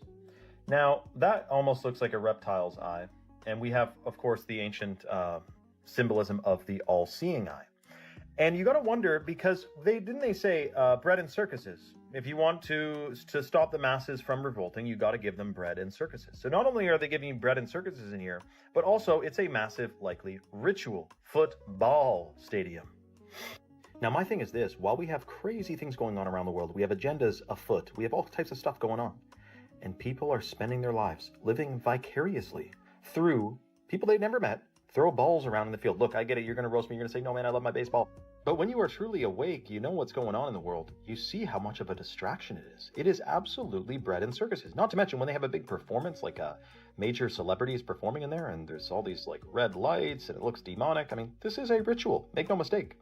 Comment your thoughts below and follow for more. For the first time ever. What do you guys think about the shape of those stadiums? Because there's some people that believe in this theory where there's these controllers that are harvesting our emotional energy. They call it loosh or something like that. But do you think it's happenstance just because you want to hold a lot of people and you want to have an open sky, so it's completely normal that it ends up looking like an eye? Or do you guys think that there's a symbolism behind that, or a certain shape or certain pattern or certain frequencies that they're harvesting, or a law that they're following? Or do you guys think it's just randomly based and that's just the way it is? Let me know down below. I'd be very curious to know what you guys think about it. Let's keep on rocking. The secrets of the dollar bill have been uncovered. While many videos demonstrate intriguing folds revealing the Twin Towers or highlight small details, no one has fully deciphered the hidden messages that reveal who is truly running our planet and which Anunnaki the dollar references. From the world's leading researcher comes a documentary that will leave you breathless. This is the same researcher who has provided evidence for the location of Atlantis, solved the mysteries of heaven and hell, unveiled the real father of Jesus, identified Yahweh, decoded the mark of the beast, and explained the firmament, among many other discoveries. This new documentary will finally answer the question of who is running our planet. Stay tuned for its release. In the meantime, you can explore over 1,000 videos at ourtruehistory.co.uk. They stopped building castles like this because of this. This right here is a medieval cannon. Now, it took a long time before they actually made stuff that was good enough to knock down walls, but it definitely caused quite a bit of problems. And once the cannons started getting bigger and more powerful, that's really when you started seeing a lot of changes coming to castles. This right here is a gigantic cannon created by the Ottomans during the siege of Constantinople. These knocked down those walls. Now, constantly in warfare, they're adapting, they're changing things up. So this is an adapted castle that as cannons started getting better, they built it so it's rounder and it's angled so that the cannonball wouldn't get a direct hit, but instead would skim off to the side. But cannon technology kept getting better, and so then they started building these star forts, which are super thick, as well as multiple layers of defenses, so you can never get close enough to the walls to really be doing a lot of damage. And a big part of this as well is by building up earthworks on the sides before it even reaches the actual fortress itself. So you got a double wall, and so this is a hill that's sloped up, and then there's just a little tiny bit of the castle that'll stick up above it, a little bit of the fort, and then they can fire their cannons, but it's really hard for the enemy to actually hit it. And there's a lot of different variations of these star forts. All of them are very cool, but like, look how thick that is. That is a super thick wall, super angled. So it's hard to be able to get a good cannon shot. And then plus, there's also defending fields of fire, so that it's harder for people to get up there. Yo, I got some. Well, first of all, he's mentioning star forts as if they were nothing. The star forts that he was showing were in the United States. The United States has like 300 years, so the fact they have so many star forts, he just glazed over that. And to be honest with you, I kind of have a hard time visualizing our idea of what a cannon is. Like, I understand the idea of having a tube and having explosives at the bottom of the tube, having an explosion sort of canalized, in one direction and have the ball go. I understand more or less what they're saying, but with the weight of those balls, I don't know. I have a hard time seeing how that would work.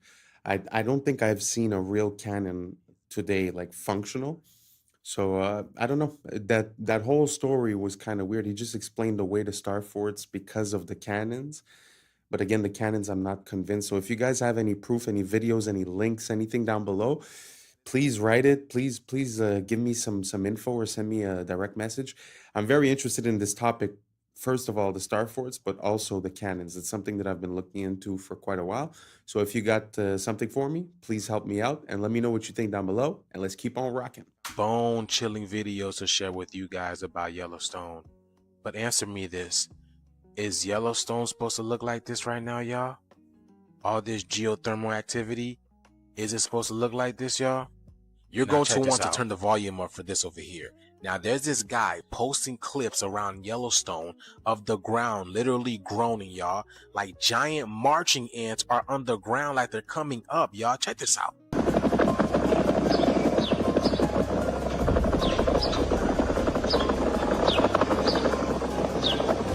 Y'all hear that?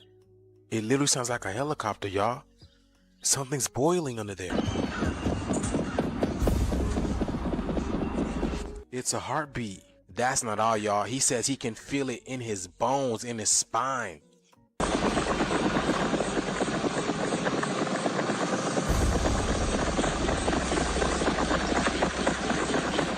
It sounds like the animals are running. And just to prove to you that it's gotten more intense over time, he puts a water bottle on the grass and this thing is jumping around like it's at a kid and play party.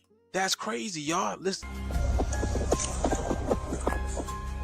Y'all, the animals were warning us. Y'all remember those eggs they found in the water near a volcano where it sounds like they hatched? But the shift is here, y'all. Let me know what you guys think about this video. Let's continue to get it. Peace out. If gravity truly causes tides, why don't lakes rise and fall the same way oceans do?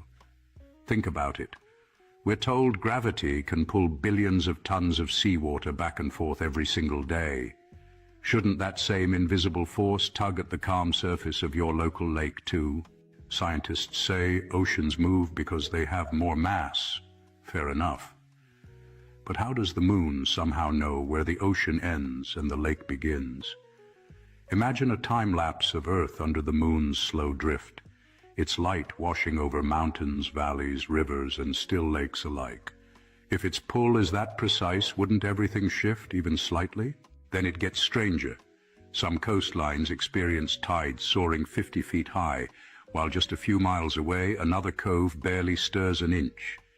Did gravity suddenly lose strength in that spot?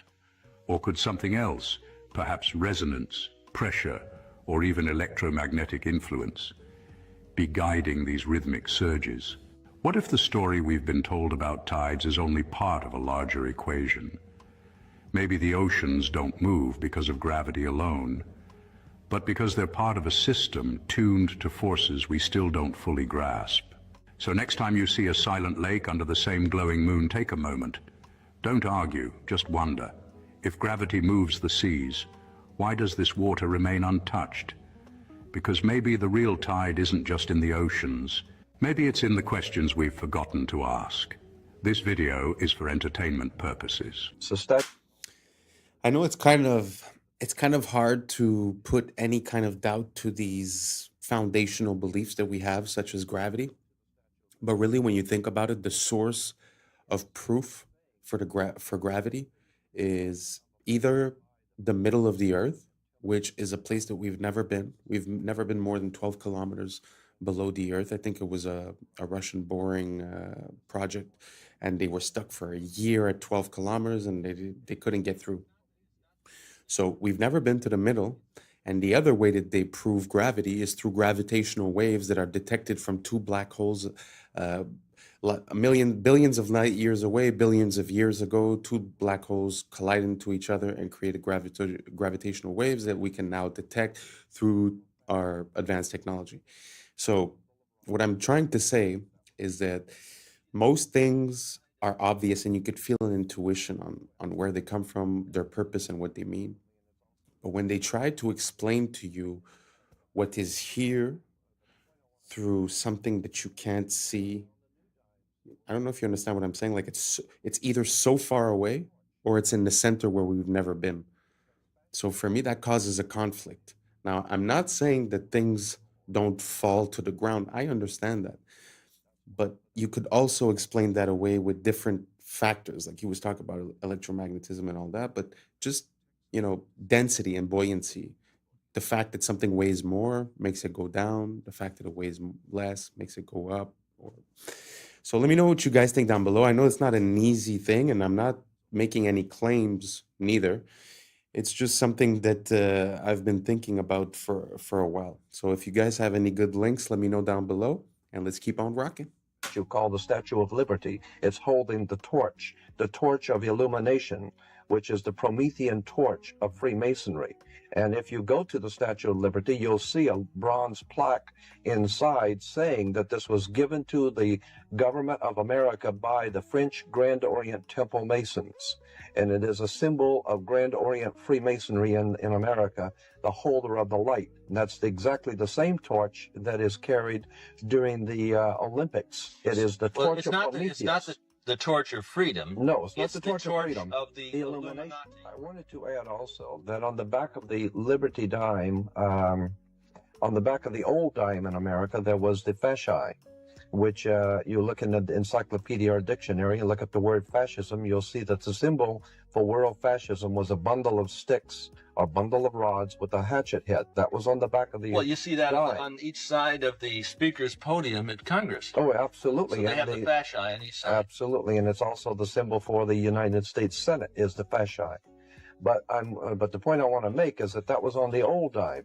Now on the new dimes, you will see it has been transplanted a torch instead of the old fasci, because fascism was used at one time to prepare the world for the New World Order. Now the New World Order is in place. That's why on the dollar bill it says Novus Ordo Seclorum, is New Order of the World.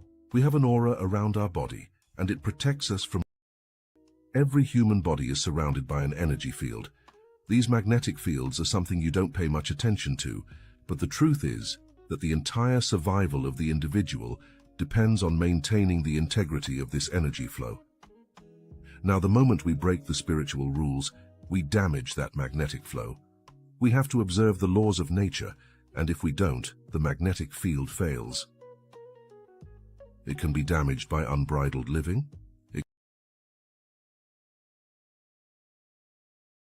It's all kinds of things, but if this field is damaged, it reacts immediately through the health of the individual. You must never allow yourself to develop attitudes that are incompatible with the integrity that nature has bestowed. Magnetic fields are absolutely honest. There is no way to make them dishonest. And if you respect your integrity, you will be full of energy, immune to. Watch the full video on our YouTube channel to understand more.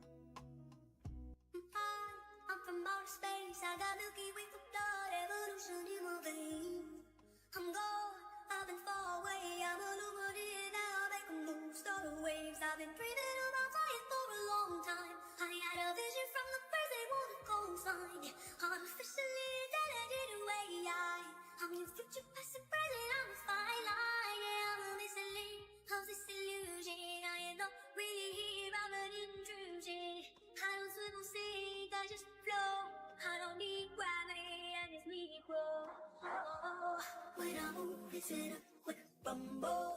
I won't ever fall, never stumble. And I don't need to be humble. Break down, what's that? There we go, come. When I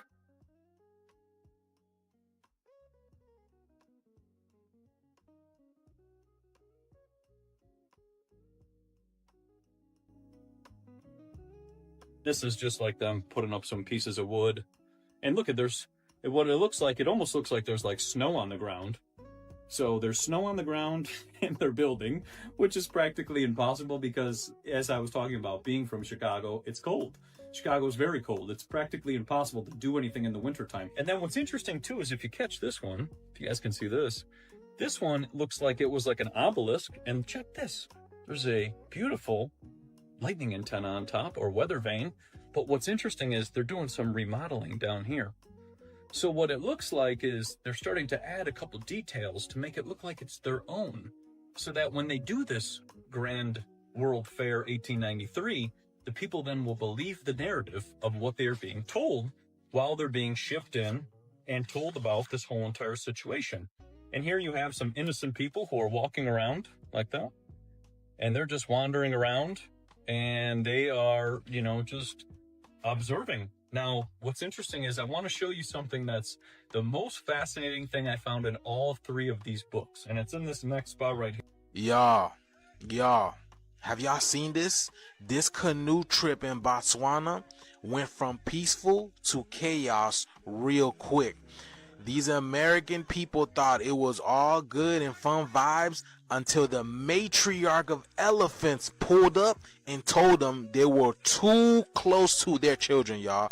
You see, nature don't play about. Look at this, y'all.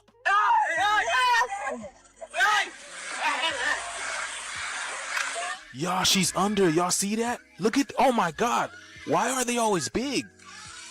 Look at this.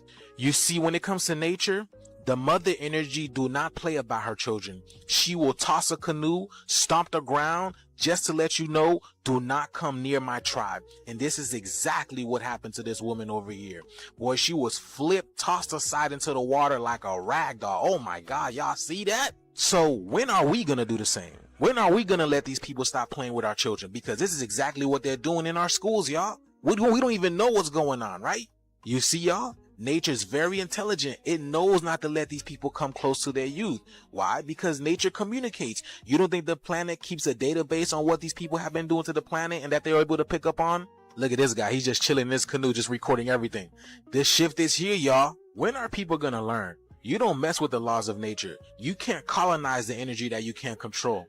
And the elephant is showing y'all who's really boss. And as they walking out, y'all, the shift is here. Y'all see it. They feel it. Let's continue to get it.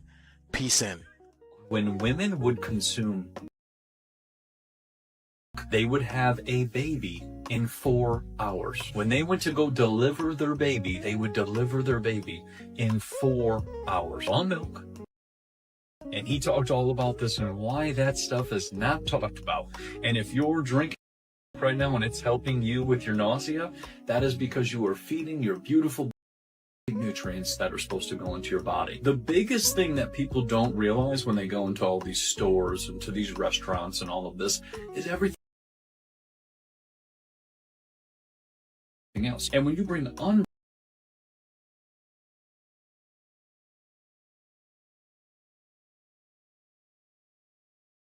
like that, you're bringing something that has not been processed, is filled with nutrients, you eat it,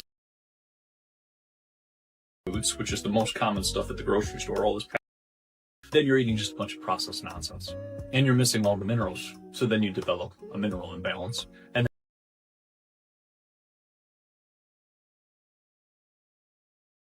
they have no minerals. And then when they introduce superfoods, which we've talked about, dragon, into their diet as well, bringing food with nutrients back into their diet. If you live in the UK, they are now demanding your back door for access. So a while ago, there was this whole thing where Apple were trying to defend themselves against the government because the government was saying they wanted access to the back door of our devices to see our data. Apple, of course, is all about protecting our privacy, and they don't want third parties looking into us, especially our own government.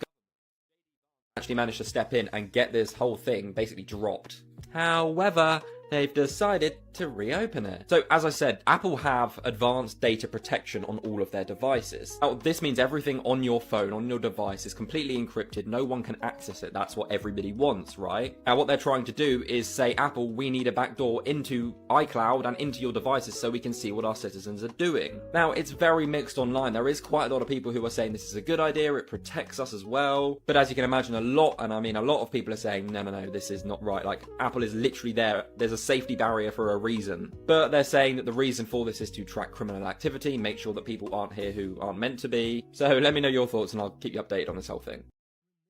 Is dependent upon you being disconnected from your heart. Is dependent upon you living in your mind. Because the only where that a human being can live and be controlled is in the mind. When a human being gets reconnected to their heart, they're not going to buy any of what religion is, because they know the truth. They're connected to the truth. And so that's why religion has to tell you that God is a man. Why? So you disconnect from your feminine. Your feminine is your heart. Your heart is the connection to the divine. That's why Jesus said, seek first the kingdom of God within. Okay, guys, they're officially allowing AI to run our...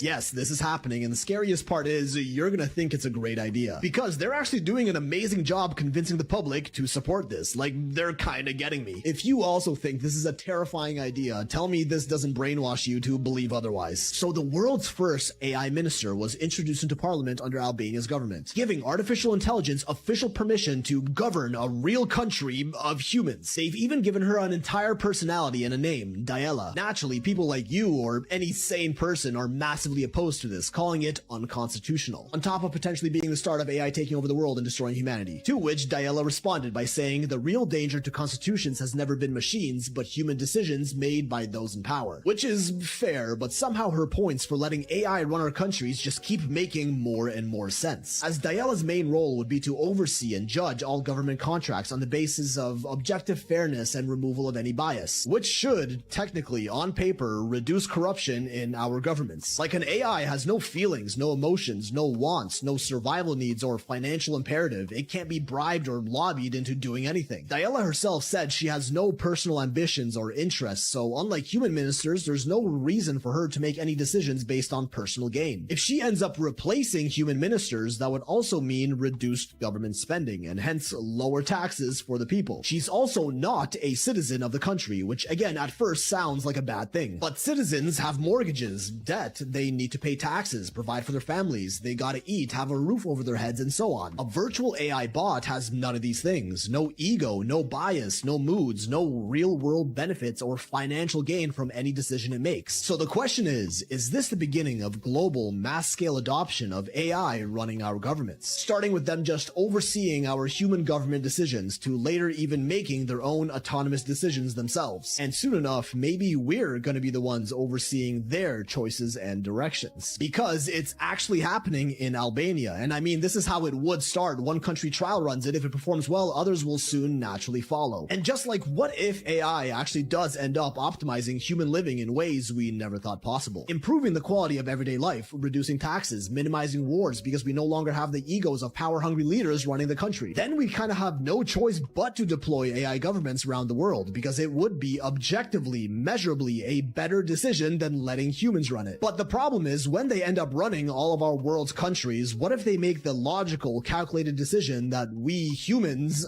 are the problem? I guess the downfall of society truly does come looking like everything we've ever wished for. I think it'll be What do you guys think about that? AI and the government. I mean, it's funny because the reasoning behind it is the fact that there's corruption.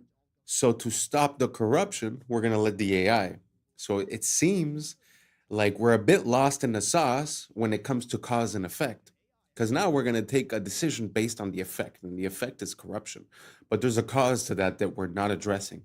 So I don't think putting a computer is going to fix that aspect. I don't know if you understand what I'm saying. I mean, we should have systems and laws in place where corruption is not possible. Now we blame the people that do corruption. But truth is, there should be checks and balances. Like I'll give you an example. If a politician is caught lying, what's the repercussion? What's the consequence? There's none. We've seen in the past couple of years in a lot of public hearings, we've heard people say things that were false. That would be considered perjury. And what happens? Nothing. What happens if a politician makes a claim and then does the opposite? Nothing. So as long as we don't have systems in place to fix our system, I don't think delegating it to a robot is going to somehow get us out of that situation. So basically what I'm saying is that we should focus on the cause and not try to patch the effect with a machine, because I don't think giving more control to these machines is exactly the way to go. Anyways, you guys let me know what you think down below. Do you guys think that AI in the government is going to reduce corruption, or is it another way to, if someone takes control of it, would it be another way to basically do the same thing, but just instead of being to the AI, to funnel it to someone else, right? So let me know down below, and let's keep on rocking. People will be regarded more as statistics than as actual people. I don't think it's going to be so nice. I think sort of all machines everywhere, everyone doing everything for you. You'll get all bored, and I don't think it'll be so nice. I think it's going to be very boring. And everything will be the same. I mean, people will be the same and things will be the same. First of all, those computers are taking over now. Computers and automation. And in the year 2000, there just won't be enough jobs to go around. And that's a wrap for today, familia. Whether you're tuning in with the sunrise or you're posted up after midnight, I appreciate your time, your energy, your curiosity. Remember, this isn't about truth or fiction. This is about perspective. If this sparked a thought, a laugh, a deeper question, then we did our job.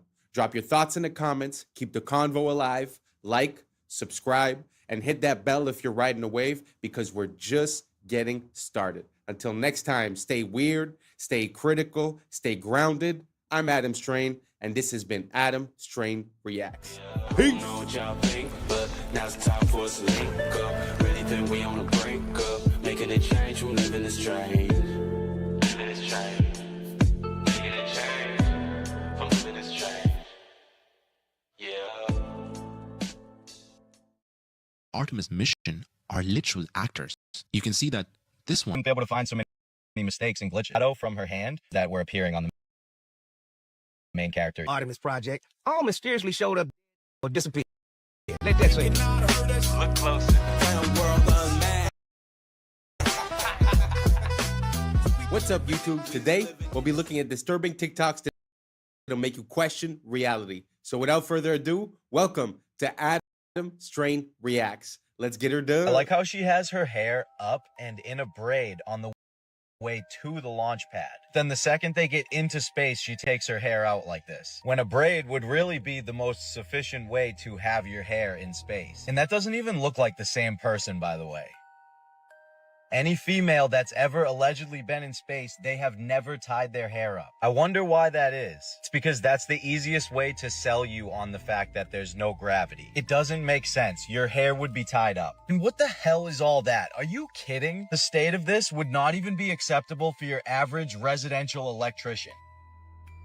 This is one way to do it, but we also have a treadmill, a bicycle, and weightlifting. I'm sorry, weightlifting? How exactly does that work if there is no weight in space? Why would you be using weights if there is no weight. And I'm sorry, but the hair sticking up constantly doesn't even make any sense. It wouldn't just constantly be up like that unless you intentionally pointed it up. According to what we're told, there needs to be a force acting on something for something to move. So it really wouldn't just stay up like that. If you were to just push it down, it should stay down until you actually push it back up. But for some reason, it's always straight up. I hate to say it because this is clearly fake, but this is a much better example of what your hair actually would do. Everyone's hair should always be doing the same thing, no matter which mission it is. But that's not something any of them would even have to worry about if they just did the logical thing and tied it up. That's crazy. I'm sorry.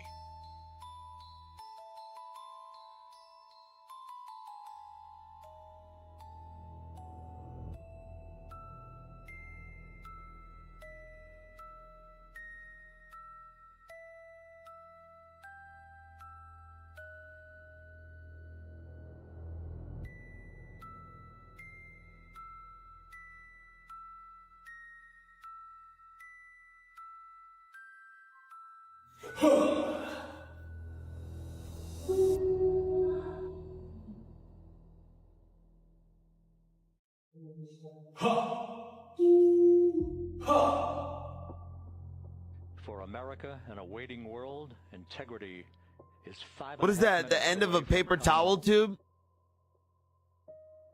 They're like looking out the end of a paper towel and turning the light on and off.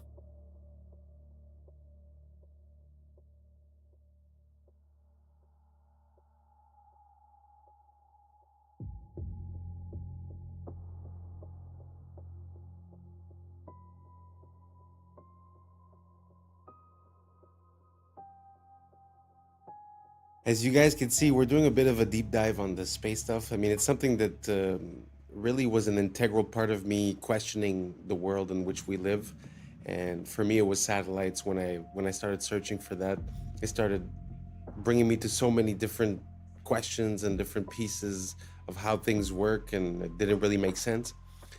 But that was a good example. I mean, he's like, oh, that looks like this. He just pulls it out and he does it. I think there's something about the way we intake information due to like credibility and stuff like that, because basically, you know, I've seen videos where they show you a picture and they say, which planet is this or what is this, and it looks like a nebula, or it looks like Saturn or Jupiter, and at the end of the day it was just like a random kitchen appliance or just liquid inside of oil, and then they took a picture. You know what I'm saying? Like, it's just, I think a lot of this has to do with how we're looking at the information. So does it really make sense that, I don't know, just like he was saying, that they're keeping the hair up, or that, you know, after all of this evolution in camera, somehow, you know, we only get basic shots, basic quality. There's no camera pointing outside all the time. So let me know what you guys think down below. So this is the Artemis 2 special. We're just gonna breeze through it. Let's keep on rocking. Fast are you going at your top speed? It's interesting measuring speed in space. So, you know, we use like air density and, you know, to determine Mach. So when we enter the atmosphere, we'll be going about Mach 25, 26, or 25,000 miles per hour. 7 miles a second. Wow. He said entering the atmosphere at 25,000 miles per hour, 7 miles a second. So what they tell us is that the atmosphere starts about 62 miles up, what they call the Kármán line. You understand too that they tell us asteroids that we can view from Earth also move at about 25,000 miles per hour. So this tiny little pod about 6 feet across enters the atmosphere only 62 miles up, moving the same speed as an asteroid, which by the way is the same speed as escape velocity, which is required to leave the atmosphere. So if they were coming in at that speed, only 62 miles up, they would hit the ground in about 8 seconds. Oh, but I forgot they had parachutes, because you'd be able to stop an asteroid with a couple of parachutes, right? Oh, and I also forgot you can film something 60 miles away that's going 25,000. I keep seeing people say, oh, well, the air actually slows them down to about 300 miles per hour. Okay, so even if we went with that dumbass logic, 25,000 miles per hour to 300 miles an hour in just a couple of seconds. Remember, it would have to happen in just a couple of seconds because you only even have 8 seconds before you're at the ground. So basically an e-brake from 25,000 with humans inside. That would be even more extreme than going 500 miles an hour directly into a brick wall. This is about 5,000 miles per hour. Think about 5 times faster than that. 7 miles a second.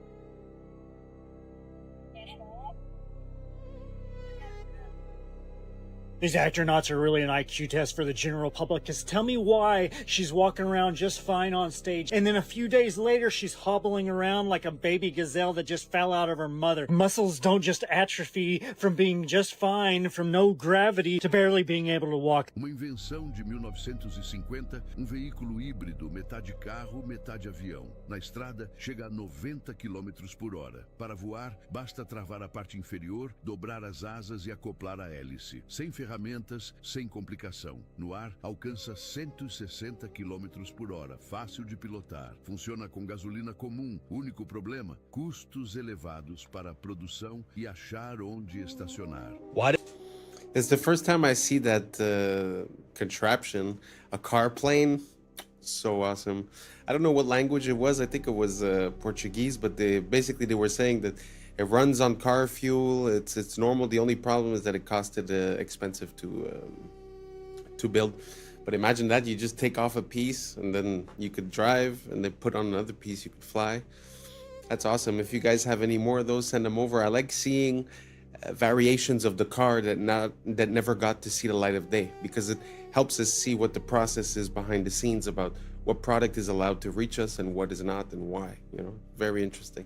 Anyways, let's keep on rocking. They have such a clean shave the entire trip. Like, I shaved, I think, 2 days ago. This was the Artemis crew on the way to the launch pad. This was them on day 8 after circling the moon and returning home. Look at their faces. Not once did they even have a 5 o'clock shadow. They had the cleanest shave I've ever seen in my life every single day. And okay, maybe they just shaved in space every single day, twice a day. Is it even safe to shave in space? Never mind have your hair flying all over the place. Loose hair is not safe in a spaceship. It is considered a hazard and is actively managed, not allowed to float freely. Stray hairs can be trapped in sensitive equipment, clog critical air filters, or be inhaled or get into astronauts' eyes. Astronauts typically keep hair short or tied back. I've never seen a woman's hair in space tied up. 100% of the time, it is out. You already know why that is. On average, it is normal to lose 50, 100, or 150 hairs from your head per day. So they were gone for 10 days, so times 3 minus this guy because he doesn't have any hair. Thousands and thousands of hairs would be all over the place. They state themselves can be very dangerous to the equipment. This is them when they got back after the 10th day, and their facial hair is the exact same as when they left. Oh,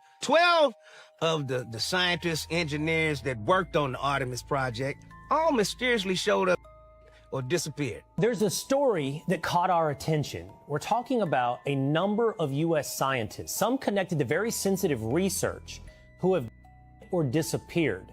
Let that sink in. So, they're acting again. I guess they came together and tried to blackmail him for some money. Otherwise, we're gonna tell him how we did the trick. And now they tricked him, and they did. If you in on the motherfucking hustle, stay in on the hustle, I guess the more to that story is. Don't jump ship too late, because the hustle gonna continue. You're gonna be maggot food. 2 of the astronauts on the Artemis mission are literal actors. You can see that this one was in Fallout and this one was in Mad Max. Why would they hire actors to go to the moon?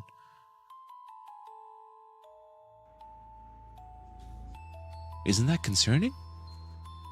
I mean, it's a small detail. Don't get me wrong. It's not like it blows the lid off of everything. But what are the chances? And if you look at the girl astronaut, I don't remember her name, but if you look into her curriculum, like, she's been busy. Since 2003, she's been working at NASA, doing all kinds of stuff. So when is it that she becomes an actress? You know, and how come? I don't know. You guys tell me, does it mean something? Does it not mean something? Let me know down below. Maybe I'm missing something. Let's keep on rocking. Get your tinfoil hats out, folks, because this is maybe my favorite conspiracy theory of all time.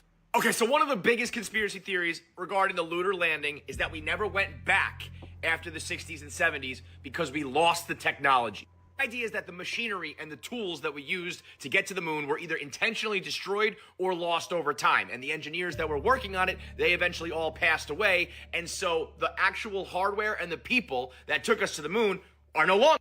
What if I told you that the reason there hasn't been another lunar landing is because of lost technology? It's just not NASA's, it's Disney. What does Disney have to do with this, you ask? Well, naturally, we never actually went to the moon. We filmed the lunar landing and broadcast that as if it was really happening. Disney had government contracts with the United States. They worked with scientists like Wernher von Braun.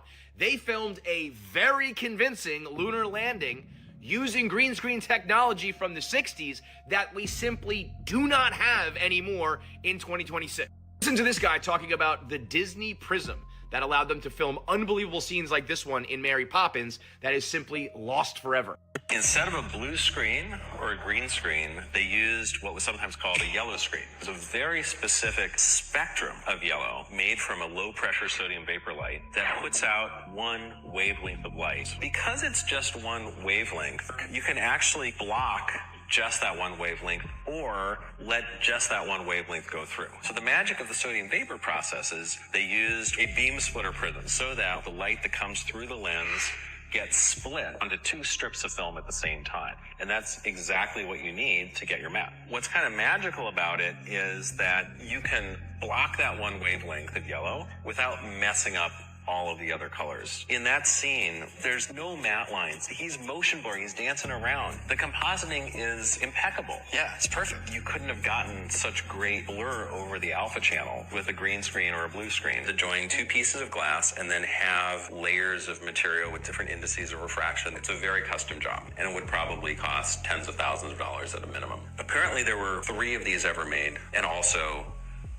we don't know where any of these prisms are today. So we did lose the technology. It just has nothing to do with rockets and shuttles. It has everything to do with green screens and prisms. Disney had this flawless yellow screen prism technology that allowed them to film Mary Poppins' lace transparent hat, or Dick Van Dyke's blurring movement when he dances, or throwing salt all over the place. So all that technology was perfect for a lunar landing where you're stepping on rocks and there's moon dust and the black background with the red, white, and blue. And once those prisms were lost or destroyed, we didn't have the technology to film another lunar landing the last 60 years. You're telling me we can't remake these prisms? He said it costs tens of thousands of dollars. Just buy 1 billion of them. We can send people to the moon, but we can't rebuild this cube? Forget about the lunar landing. I just want to see movies made this way. In today, wow, it was the first time that I've ever heard anything about that, and I've been looking into this for quite a long time. But have you guys ever heard of this lost technology?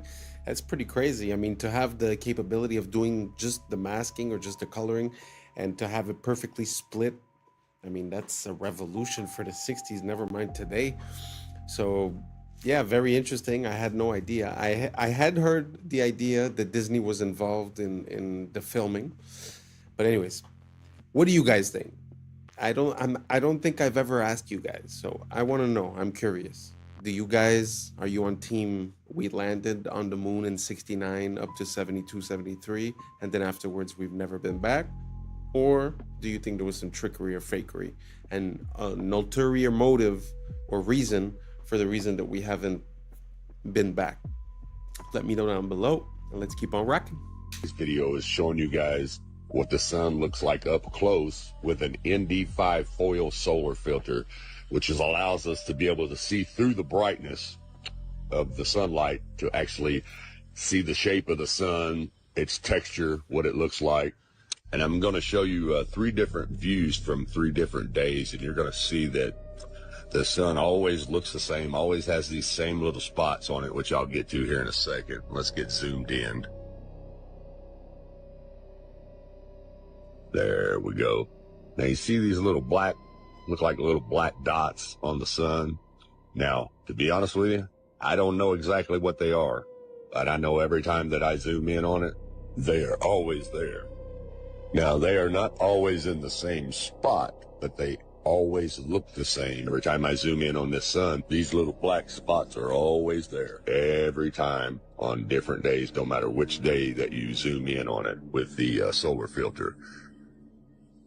And the cool thing about the solar filter is most of the time you could use your P1000 or your P900 and you'll never be able to see what I just showed you without the solar filter, because the sun is too bright. And this filter, it just filters out that brightness so you can actually, like I told you earlier, see the texture of the sun itself. Now, I'm not for sure if you can actually buy this filter for the Nikon P900. I just know that they have it for the P1000. So if you have a P900, you might want to kind of research that, maybe look it up and see if they have one. I'm sure they probably do, but I know they have one for the P1000, and it does a fabulous job, as you can see right here.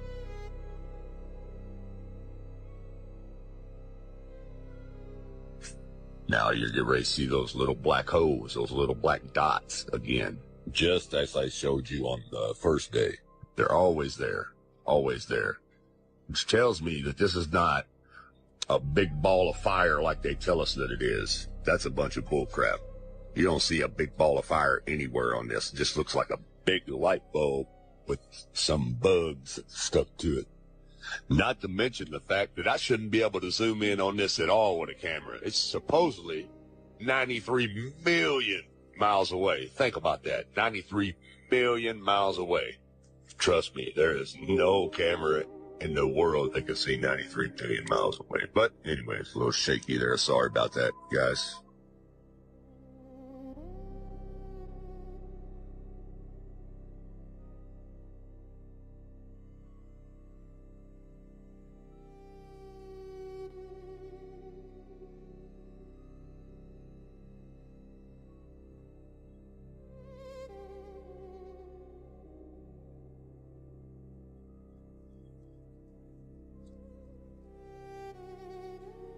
Okay, now this is a total different day here.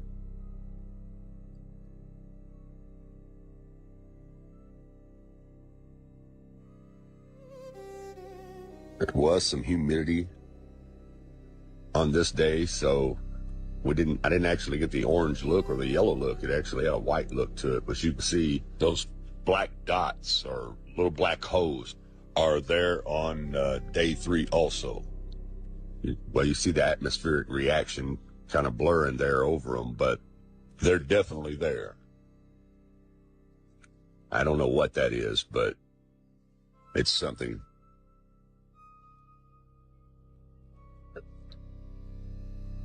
Now here you have NASA's computer-generated images. Now look what they show you.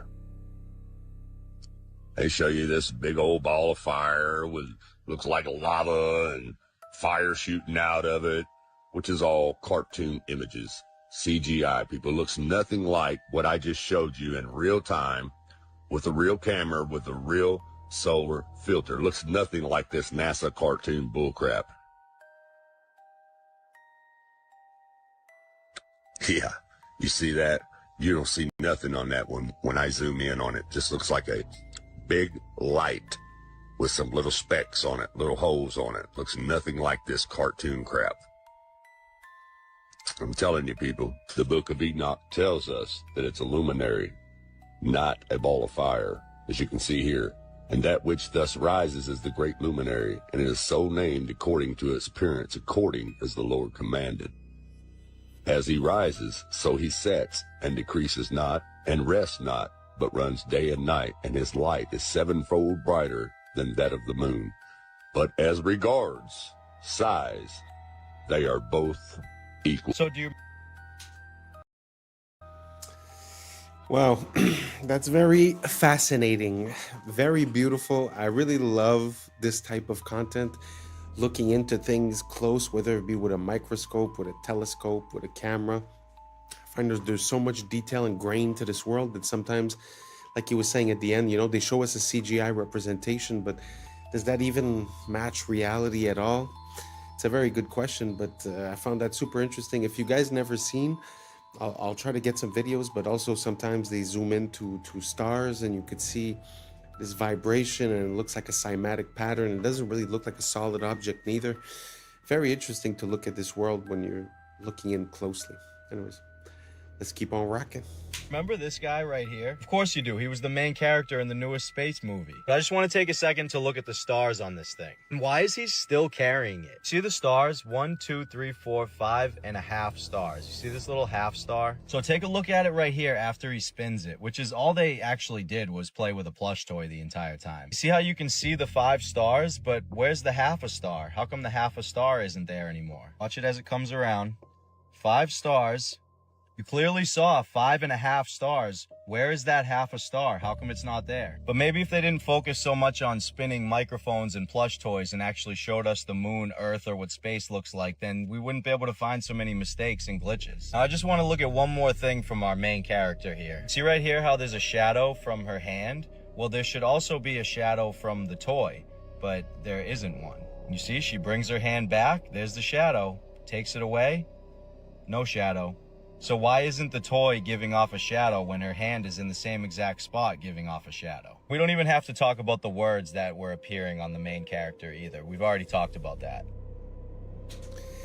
I mean, they were all interesting, but has anyone seen a debunking about the last one that he just showed? The one with the letters going through? Because if you think about it, it would make sense if they're using a blue screen and the little plush toy is blue. So let me know if that's been debunked, because that's a pretty good one. What do you guys think? You guys think it's what do they call it? Augmented reality, where they use 3D modeling in real time? Or do you guys think that it's just a mistake of lighting or in our mind? Or let me know what you think down below. Let's keep on rocking.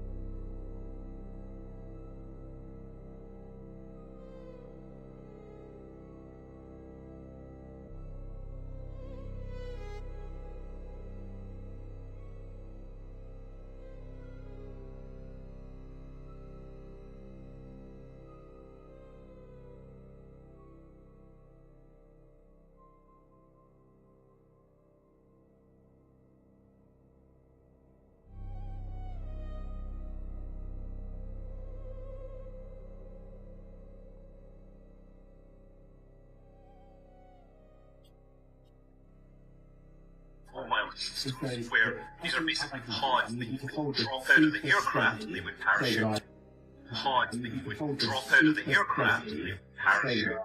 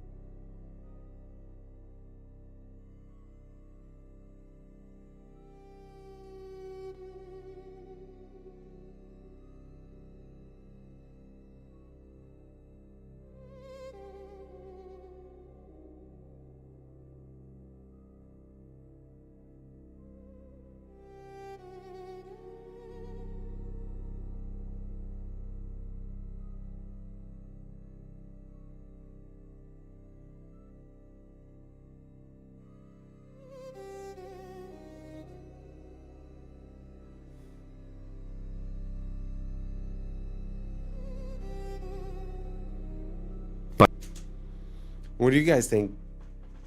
Do you think it's possible that they just dropped the pod off from a plane instead of it reappearing? Or do you guys think that's just a coincidence, the fact that that plane has that capability and was passing over it on the same date towards the same area?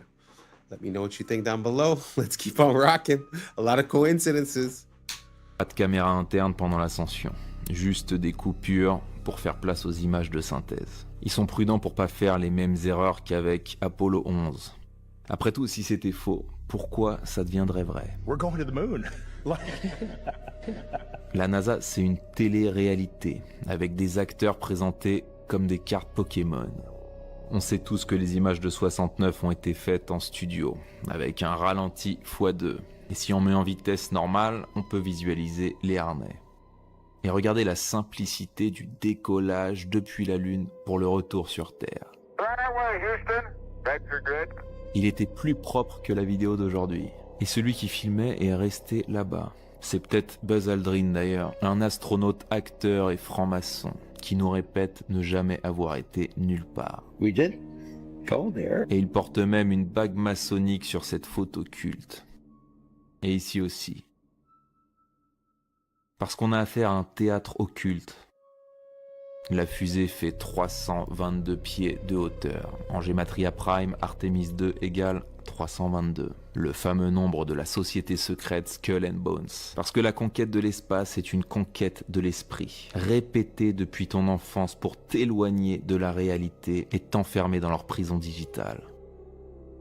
Do you know that Christina Koch was actually a character in Mad Max in 2015? Yeah, NASA astronaut Christina Koch appeared as one of the Vuvolini in the 2015 Mad Max Fury Road. And then just 10 years later, she's going to the moon. What an exciting life, huh? Apparently, she's only even been an astronaut for only 13 years. And she completed her candidate training in 2015, the same year that she was filming to be in a movie. Yeah, the 2 of the 4 American astronauts that are on that flight, they're right out of central casting. They're right out of central casting. Let's not forget about the words appearing on the stuffed animal and then him quickly moving it out of the way. Let's not forget about how the bag phased directly through Buddy's ear right here. Minutes before the Artemis 2 crew traveled. And what the hell is he even doing? Let's not forget the vanishing red dot. Terrible quality video, even though you couldn't take a bad quality video nowadays, even if you tried. 1995 digital camera. Video from inside the ship from the entire 10-day trip, except for when they're free falling at 25,000 miles per hour. No close-up shots either. They're making sure they're keeping their distance for some reason. None of this is melting, even though this fucking ship would be hotter than lava. A crew going up and touching the ship and their hands are somehow not burning off. Here's a little bonus clip from a separate team of dumbasses. Why did the ball fall straight to the floor if they're in space? So, it's really not a question of you should believe this or that. I'm really wondering. To be honest, I'm not even decided on any way, shape, or form. But a few quick questions. Have we been to the moon? Is the sun really 93 million miles away? Do the pictures we have or the representations that we have of the planets or the galaxy or the solar system, are they realistic? Is it true? Let me know what you think down below, and thanks for rocking. And that's a wrap for today, familia. Whether you're tuning in with the sunrise or you're posted up after midnight, I appreciate your time, your energy, your curiosity. And don't forget, this isn't about truth or fiction. This is about perspective. If this sparked a thought, a laugh, a deeper question, then we did our job. So drop your thoughts in the comments, keep the convo alive, like, subscribe, and don't forget to hit that bell if you're riding a wave, because we're just getting started. So until next time, stay grounded, stay weird, stay critical. I'm Adam Strain, and this has been Adam Strain Reacts. Peace! I don't know what y'all think, but now's the time for us to link up. Really think we on the brink up, making a change from living this strange. Living this strange.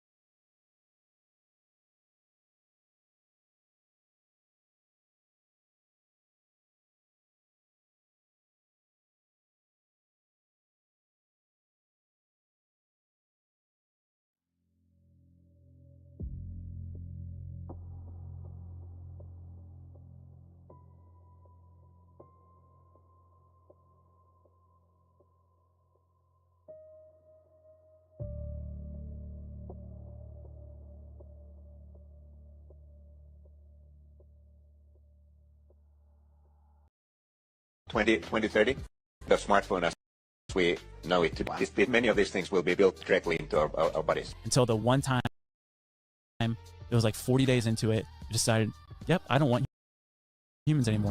Yeah. I was sleeping, had to wake up.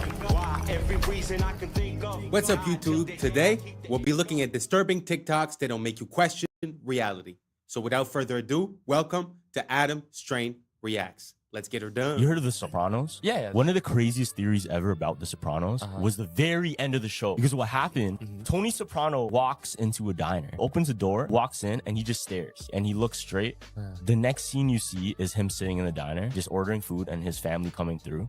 And eventually, while he's eating with his family, the screen just goes black. And it goes black for like 10 seconds.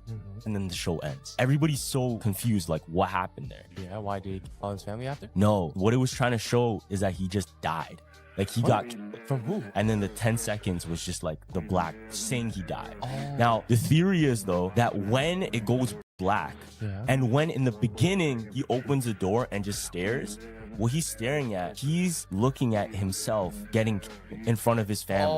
So it's a constant loop that he's actually in hell. What the? That's his hell. Yeah. I mean, yeah, our line of work, it's always out there. You probably don't even hear it when it happens, right? There's your friend in there, on the wall. Listen to us. No wish, no reward. You know Beyblades? They were actually a real thing in early Japanese history. Wait, what? Beyblades, you know, like, let it rip. Wait, but people would actually... Early century Japan, fam. Whoa. What they used to do... With rocks? No, not rocks. Buy battle. It's called a buy battle. Yeah? They would take shells that they found in the sea, and they would stuff them with sweet cakes, like pastries that they cooked. And then they would have a tatami mat, you know, those like bamboo... Yeah. And they would take turns tying a string, spinning it, and it would spin on the mat. Yeah. And another person go...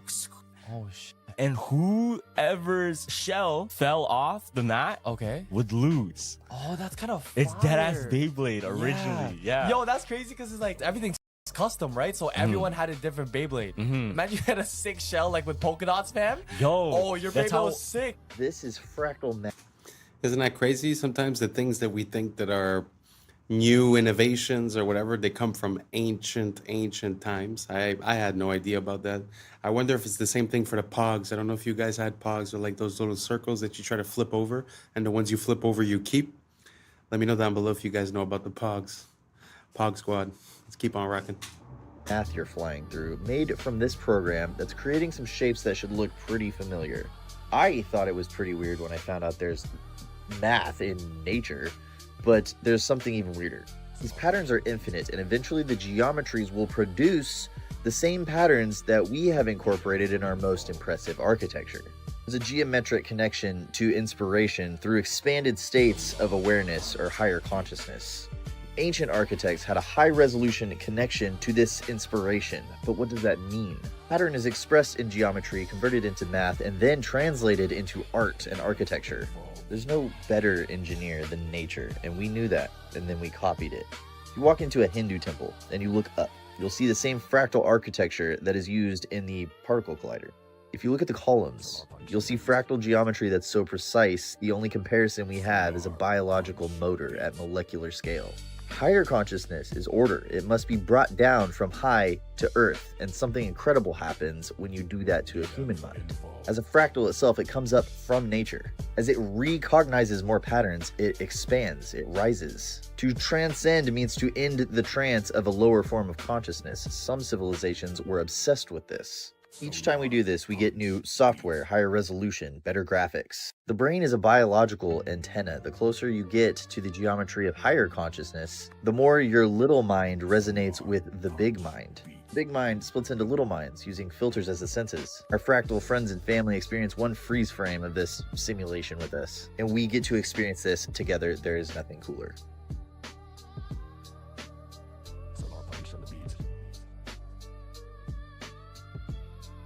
So let me see if I got this straight. You're trying to tell me that in the 12th century, they was building skyscrapers? Oh, you son of a ballbag. So right now in Italy, there's only 2 towers left. And if these towers wasn't here, I wouldn't believe. When you look at old maps of Bologna, it looks like a whole city of skyscrapers. If if you look closely, it looks like it's got a dome. Just look at the top and look at the edge. It looks like that whole city was under a dome. So much of our history has been erased and whitewashed. But the day is coming when everyone will know the truth. You Ethiopian Orthodox Jew, ain't nobody do it like you. Just to get to church, you've got to climb 8,000 feet. It doesn't matter if you can't climb, it's prayer time. So the mainstream narrative says that this church has been made from a cave out of a mountain. But your eyes are useless when your mind is blind. What you're looking at, somebody got smoked. Maybe at one point, this was ground level. But when you look inside, what do you see? The apostles, afros and everything better. So for the people that don't know anything about the Ethiopian Orthodox Jews, I'd advise you to find out more.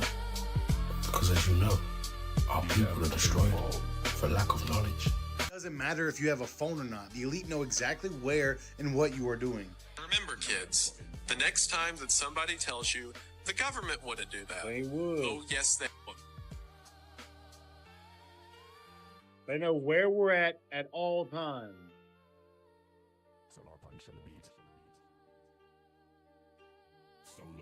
Remember, they want complete control over everyone and everything, and they will stop at nothing to complete their mission. As always, let me know what you think in the comments. Stay weird. Tea. I bet you thought I was drinking tea, but this glass is empty. You see that? There was no tea in there. And this isn't my hand. These are my hands. That's not real at all. You see, you're being lied to. You're being lied to. I bet you thought this was me, but no, this is just a reflection. This was all taking place on a mirror. It was all a mirror. It was all a lie. And I bet you thought I was wearing pants. I'm not wearing pants. And this isn't even my voice. I dubbed this over in post-production. And you're being lied to. This is all taking place on a screen, and you are being lied to. You're being lied to. It will, first of all, it will definitely... Like that. Will Smith has one like that too, where it's like the background changes and everything changes. It just makes you realize, like, that we take so many things for granted and we assume the context or the place, or that it's very interesting to see how easy it is to manipulate someone's, perception. Very interesting. Had you guys ever seen that video? Have you guys seen anything like that, or the Will Smith one? Let me know down below. Let's keep on rocking. It will, first of all, it will definitely happen. I was talking about 6G earlier, which is around 2030.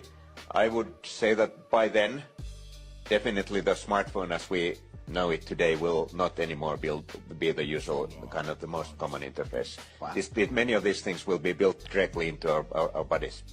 It will, first of all, it will definitely happen. I was talking about 6G earlier, which is around 2030. I would say that by then, definitely the smartphone as we know it today will not anymore be the usual, kind of the most common interface. Wow. Many of these things will be built directly into our bodies. 1960, this is what... It's kind of scary to see how confident he was about his prediction. Normally, I would say there's no way. But really, in the past 6 months, ever since, to be honest, I feel like ever since the AI video generation came out, it's sort of like a D-Day, like a before and after. Ever since then, I feel like everything is just ramped up. The flooding of the content, the polarization, the animosity, the echo chambering. I find everything is at the maximum level. So you know what? I do believe that within a very short amount of time, like 5 years, I wouldn't even be surprised that people are lining up to get that. Me personally, I will die organic, but I mean, to each his own. Are you guys going to line up for it? Do you guys want to merge with it? Do you guys want the advantage of merging with it, no matter what the consequences or the risk might be? Let me know down below, and let's keep on rocking. A homemaker might have worn while shopping at the supermarket. For $50, her shopping cart included rib roast of beef, hamburger, pork chops, bacon, chicken, tuna fish, a ham, a turkey, all kinds of fruits and vegetables, including 1 head of lettuce, 2 loaves of bread, and 5 pounds of coffee. In 1960, you could get a house that looked like this one for about $17,000. You might also have had a top-of-the-line Ford Thunderbird like the one in this old TV commercial for $3,700. Things changed by 1970. Remember the miniskirt. The shopping cart did not include any bacon, any ham, or a few other items, but it still had 1 head of lettuce, 2 loaves of bread, and 5 pounds of coffee. For $17,000 in 1970, you could buy about 3/4 of this new house, and the $3,700 car would not be top of the line. By 1980, the change has been dramatic and traumatic. The shopping cart is a different type and has less and less. No sirloin steak, no rib roast, no pork chops, no bacon, no chicken, no ham, no turkey, and fewer staple items. Although there is 1 head of lettuce, 2 loaves of bread, and 5 pounds of coffee. This year, your $17,000 will buy only 1/4 of that house, and this year, your $3,700 will pay for only one of the least expensive cars. By 1990, this may be what you'll be wearing, but it is certain that if inflation continues at about 10% a year, that for $50, you will carry from the grocery store only 1 head of lettuce, 2 loaves of bread, and 5 pounds of coffee. Your $17,000 for a home will buy only a small fraction of just 1 room. If you could afford the entire house, it would cost about $250,000. And if inflation continues, the money you could have bought a Thunderbird for in 1960 will buy you this motorcycle. This is where it gets really freaky. Albert Einstein. It's funny as much as it's sad. I mean, to see it visually explained like that throughout the years with the same items and with the same things is very interesting because it gives us a bit more perspective as to what inflation is and how the power of the dollar has decreased. But man, isn't that crazy how $17,000 would have bought you a house? $3,000 would have bought you a car. I know that I get it, but even at that, the numbers are not mathing. Like the math is not mathing. In my opinion. What do you guys think about inflation? Do you guys find it crazy, the fact that things seem to be way more accessible back then, and that basically the percentage at which it has increased is out of control? And that's even without speaking about the last 3 to 4 years that it's doubled. So imagine, what he was talking about the 90s, now we're 30 years later. I think we're seeing the effects of that. Let me know if you agree down below, what you think, and let's keep on rocking. It says, I'm not sure which weapons the Third World War will be fought, but the Fourth World War, they will fight with sticks and stones. Yeah, I've heard that. That's what Albert Einstein said. Day 1 of AI taking over. And it showed this laboratory towards this very highly advanced artificial intelligence, but it was contained to its own server. AI figured out with a Roomba vacuum that's the only thing it could figure out how to connect to. So it put all of its information onto the Roomba computer, and then that allowed it to connect to the Wi-Fi, which allowed it to connect to everyone's phones, everyone's laptops, spread instantly across the whole world. Now it was in control of power plants, all this stuff. Geez. It was in control of 3D printers, of manufacturing things to help build itself. Yeah. But it was doing it silently with no one knowing because it was just staying under the radar until the one time it was 40 days into it, it decided, yep, I don't want humans anymore. These are celebrities that have died twice. First up, Nelson Mandela. So there are millions of people who believe that Nelson Mandela died in the 1980s. I'm one of those people. The Thing is, he did not die until 2013. But there are people who will argue you up and down the wall that Nelson Mandela died in the 1980s. The second one is Eddie Murphy. What? So there are millions and millions of people all over the world who specifically remember Eddie Murphy died in 2013 in a snowboarding accident. And the final one is Michael Jackson. So there's no specific date with this one. Hundreds of millions of people for this one believe that Michael Jackson died somewhere in the early 2000s, maybe late 90s, and they remember it playing out exactly how it did when he actually died. So for them, it feels like they relived Michael Jackson's death two twice. times. Oh my God. It is the craziest thing ever. I wonder what that is then. Did you see the video of Elon Musk's kid? No. I've heard about more convincing, what do they call them? Mandela effects.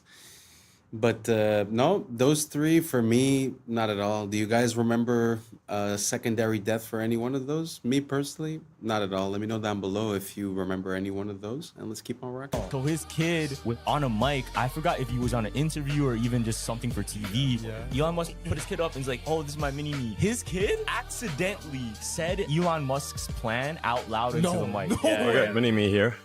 It certainly is. Mini-me, you complete me. I started this. You're getting, you have the general vibe. Yeah, before in space acts, and quietly just do that everyone.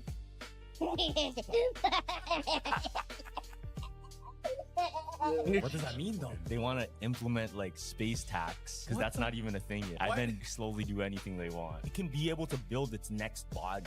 How did he learn that shit? First off, what is he playing? What is he watching, bro? No, there's something too, because I seen another video where it's like it said like the government may be hiding underground, right? And there was a guy who had his phone and he was in a random field, but he heard like noises in the field, and once he got closer, it's like you can hear certain shit. So I'm like, yo, he's like, no, it's right here. It's the giant steps in Peru.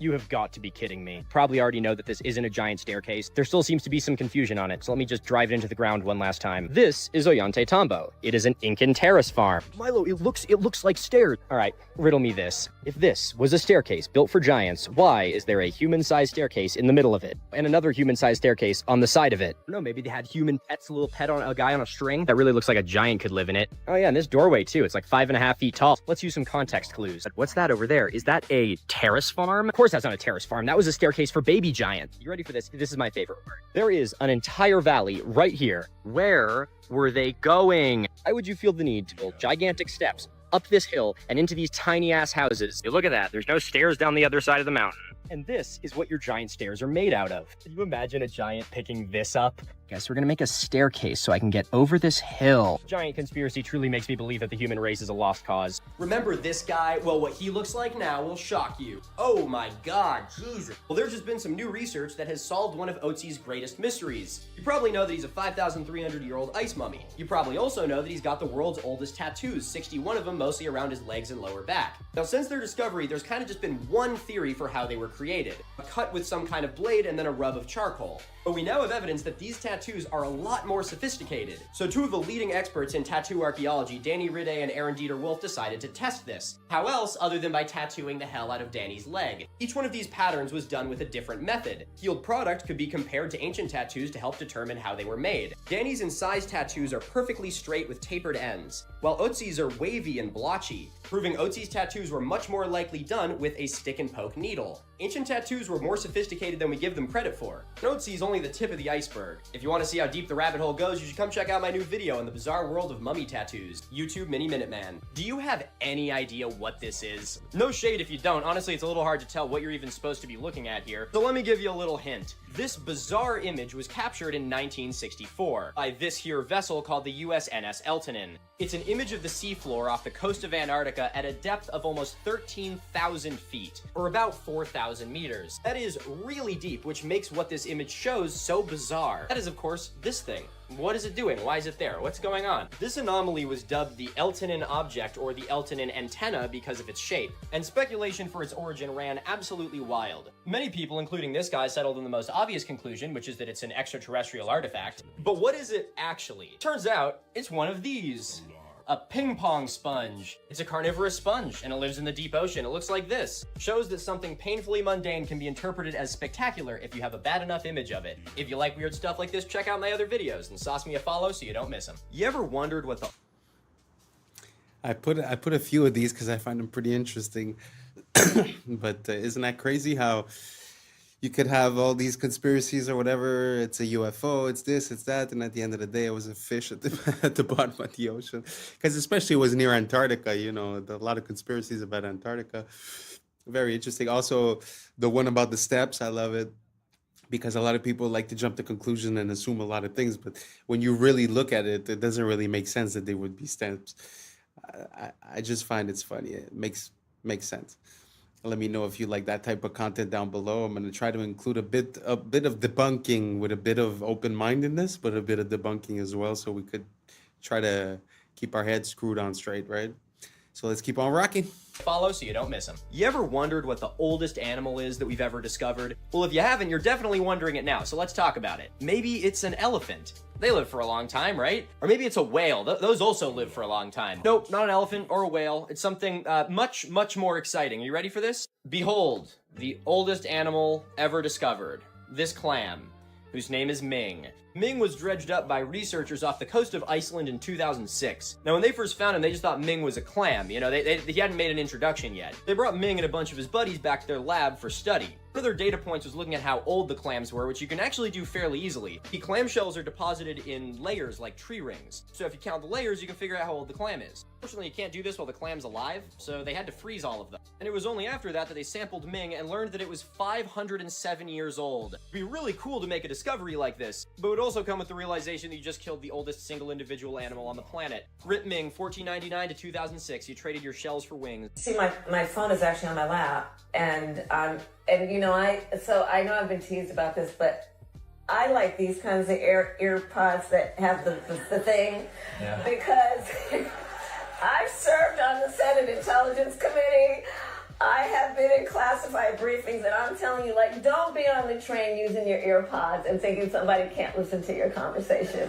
I'm just telling you, that's a little bit more secure.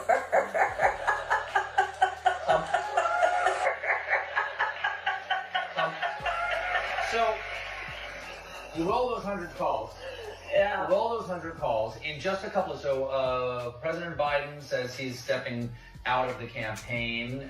I had heard about the claim that there was radioactivity coming out of the phones, but also the AirPods. But I'd never heard about that you could intercept the conversations of people at a short distance. Ooh, she finds that pretty funny. I don't find that so funny. Anyways, I don't use AirPods, so I'm safe. But watch out out there. Now imagine seeing this photo and still denying the existence of God. Thinking that everything that you see just came from a big bang, order from chaos for the first time in scientific history. I mean, let's just think here. These are our lungs. This is a tree. The exact same structures. Not only that, but what we exhale, carbon dioxide, the tree breathes in, it uses, and then the tree produces oxygen, which we breathe in. That is the definition of genius, divine intelligence, and creation. There is no other way around it.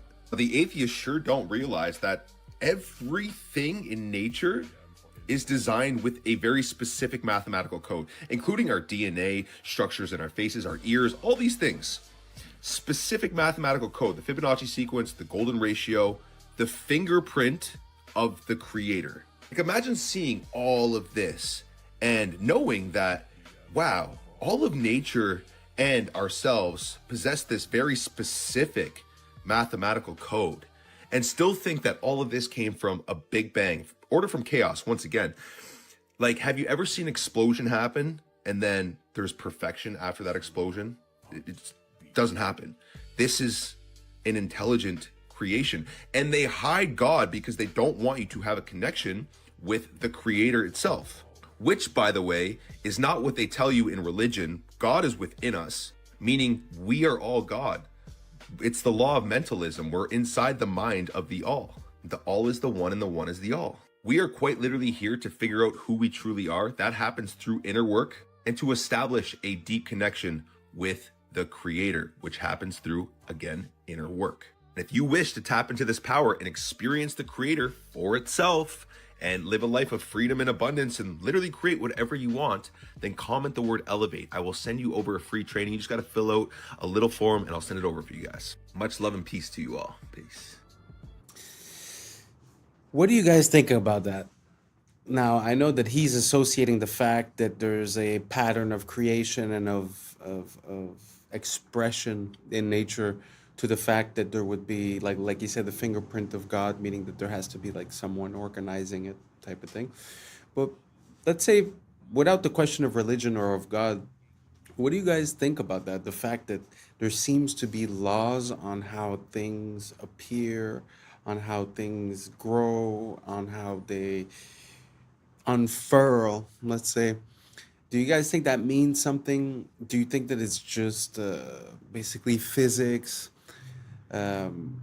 Because what he's talking about, like, let's say the pine cone, right? Or if you look at the sunflower, or if you look at all these patterns, but when you break down that pattern into numbers, and you have the 1, 1, 2, 3, 5, basically, when you put it into that logical order, that also becomes the order of duplication in a colony of bees, for an example.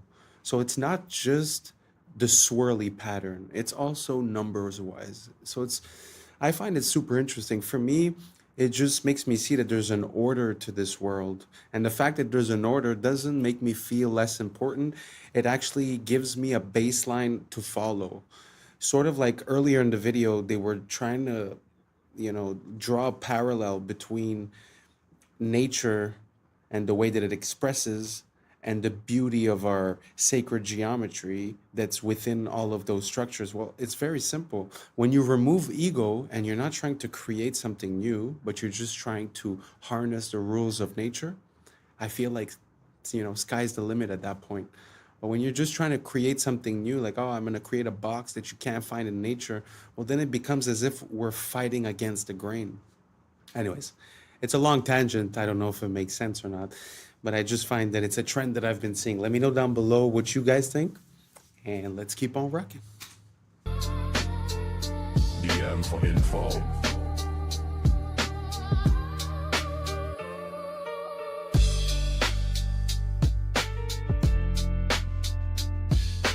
Solar Punch Beat.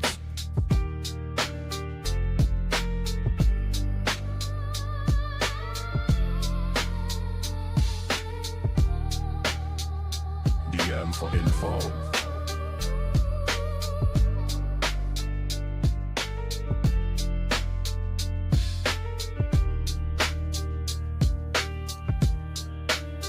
Solar Punch on the beat. Solar Punch.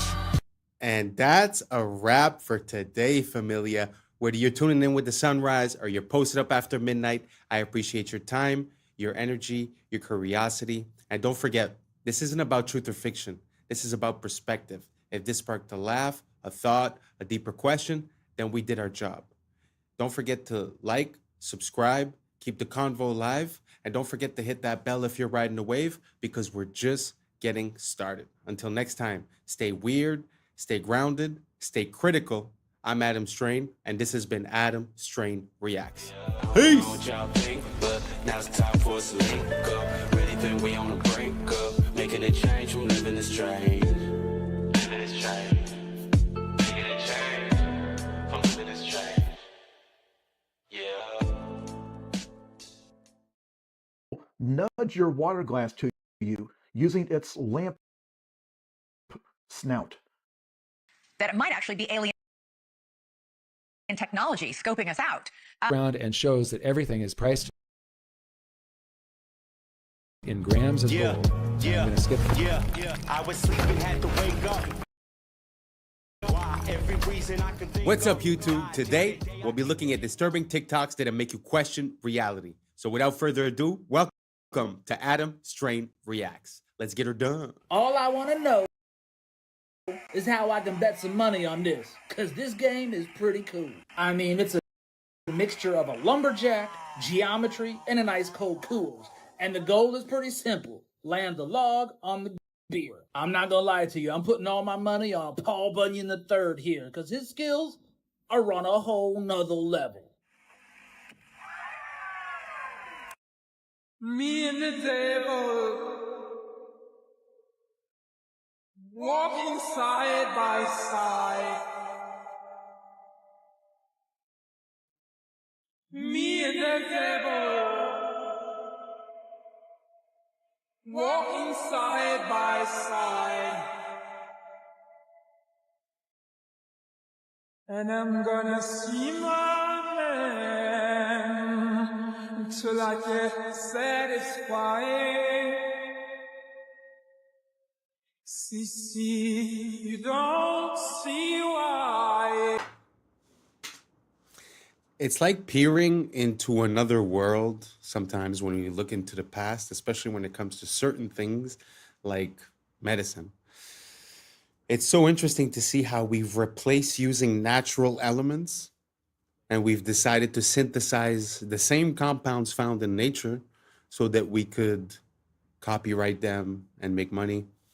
So it's kind of like a wish to go back to the way it was. Like I wonder how it was, you know, when you'd have a problem and you'd take like we were seeing there, like clover honey or stuff like that, because we do know now that like cloves and stuff like that are anti-parasite and they have properties.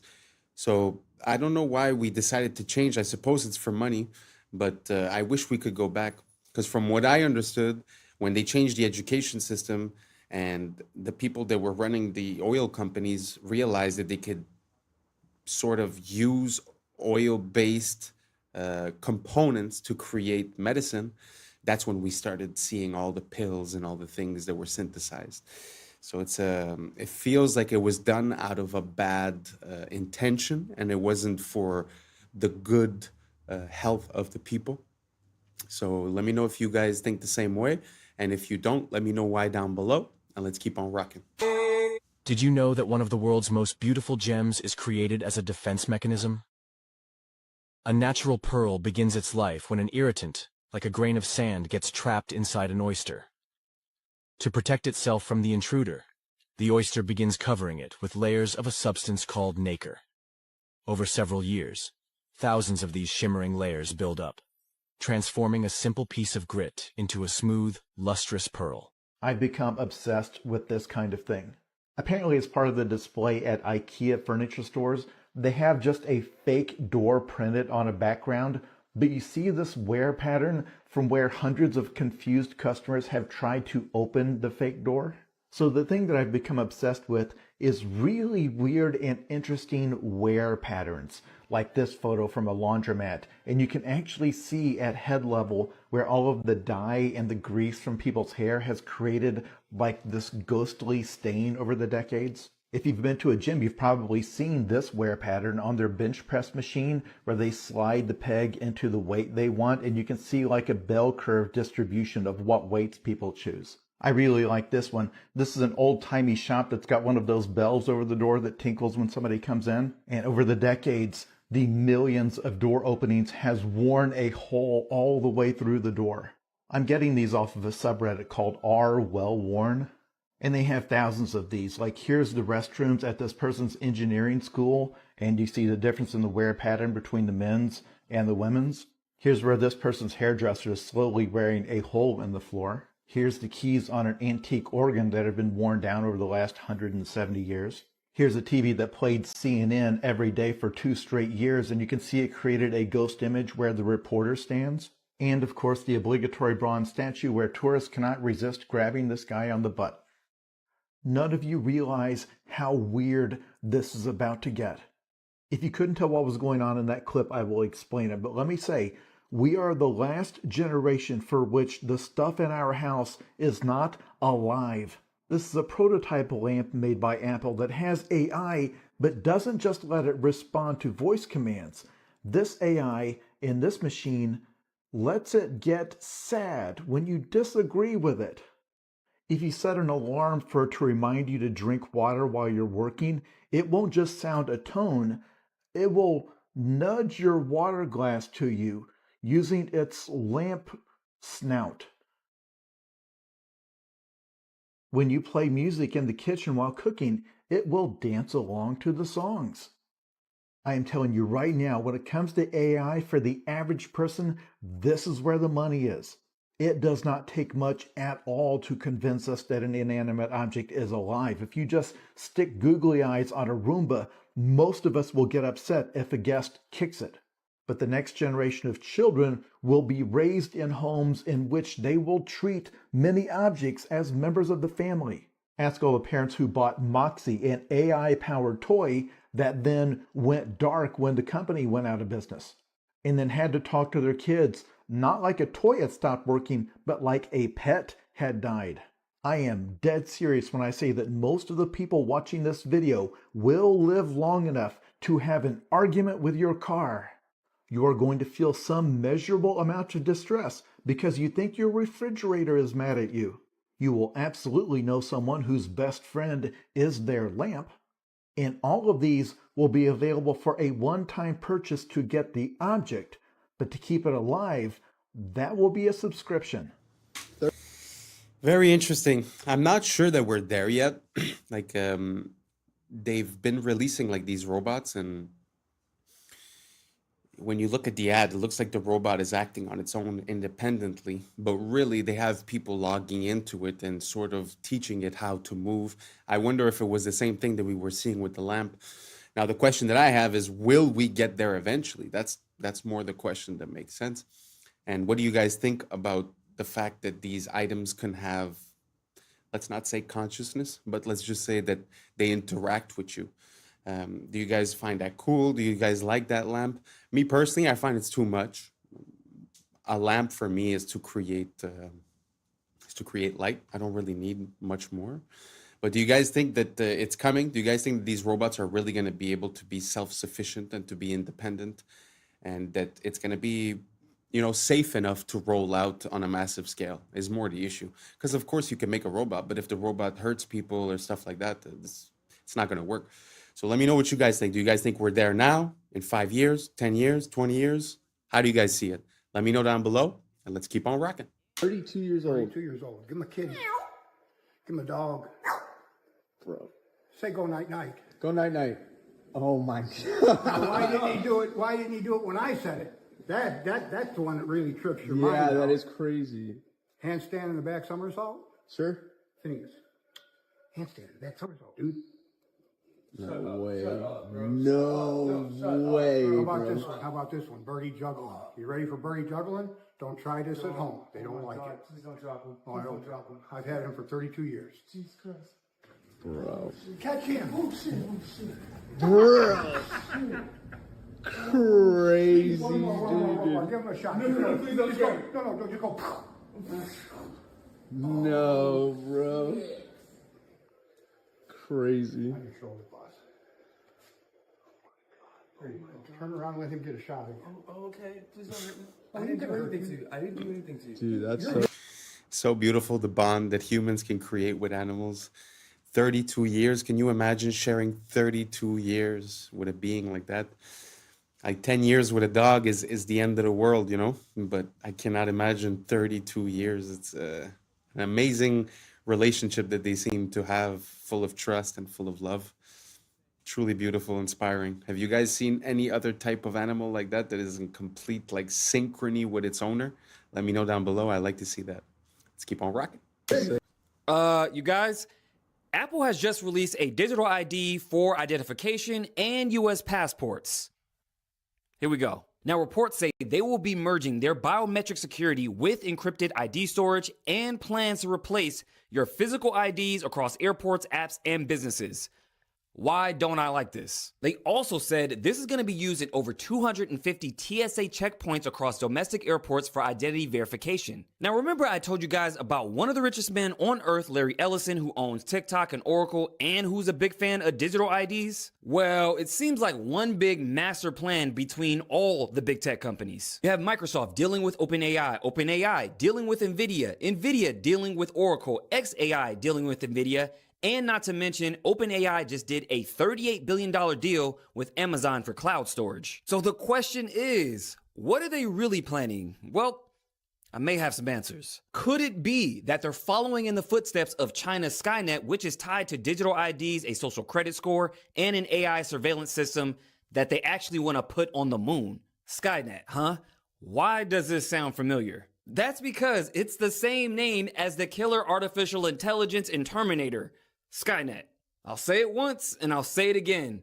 It's always in the movies. Make sure you guys go to my YouTube, Maverick Approach, where I do more breakdowns on this, but let me know what you guys think about all this down below.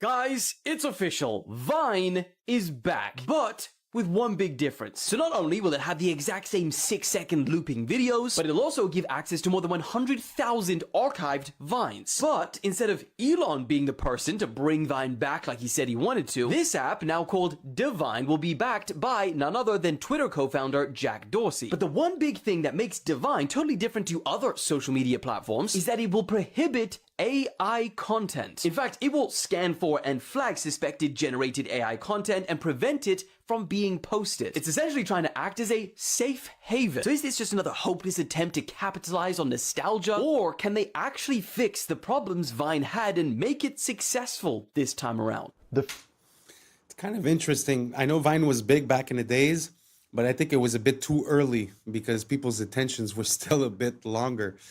But it kind of makes sense that they're thinking about bringing it back because now we see the short form content on TikTok, millions of views on a 6-second video. So it's very interesting. But the fact that they want to bring it back without the AI kind of gives it a new purpose. And it kind of brings up a question, because AI showed up and got adopted massively while we were using the same platforms we were using the year before. But because Vine would be, a new platform, then they would put this rule in. Very interesting. What do you guys think about that? A whole platform without AI. Do you guys think that might just save a little bit of, like a little part of the internet to keep it real without bots and without AI?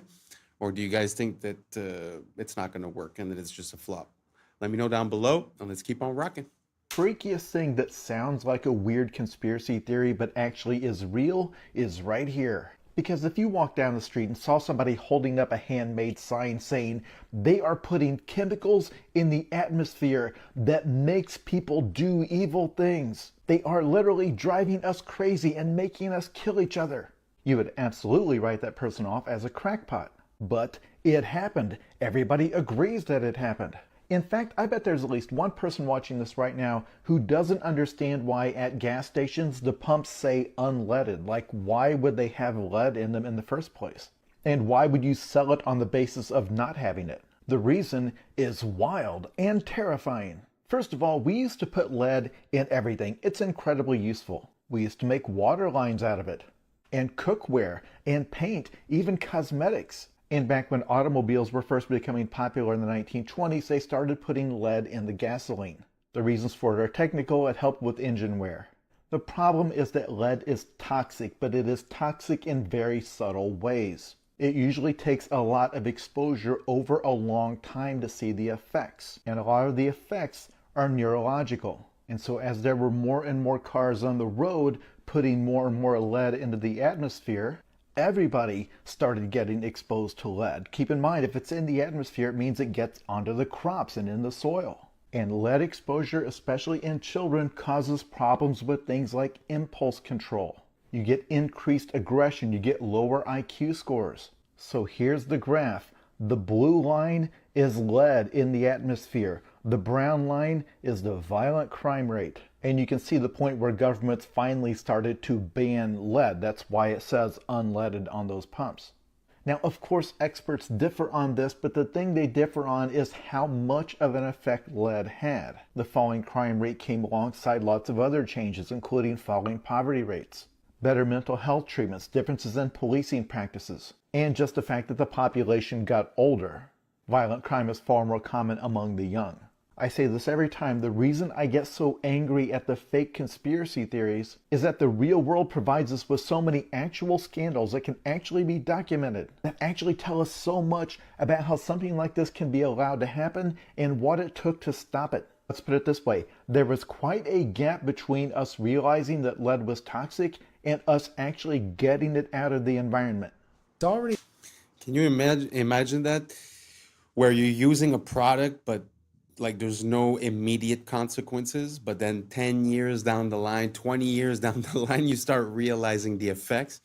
Super crazy. I don't know how real this is, but it's super interesting to think about the subtle implications and the subtle effects that it could have over a long duration of time. It must take a long time to realize.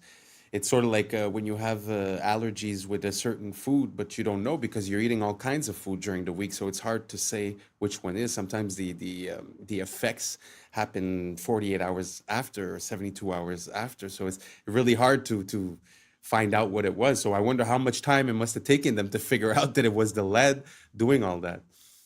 Yeah, very interesting.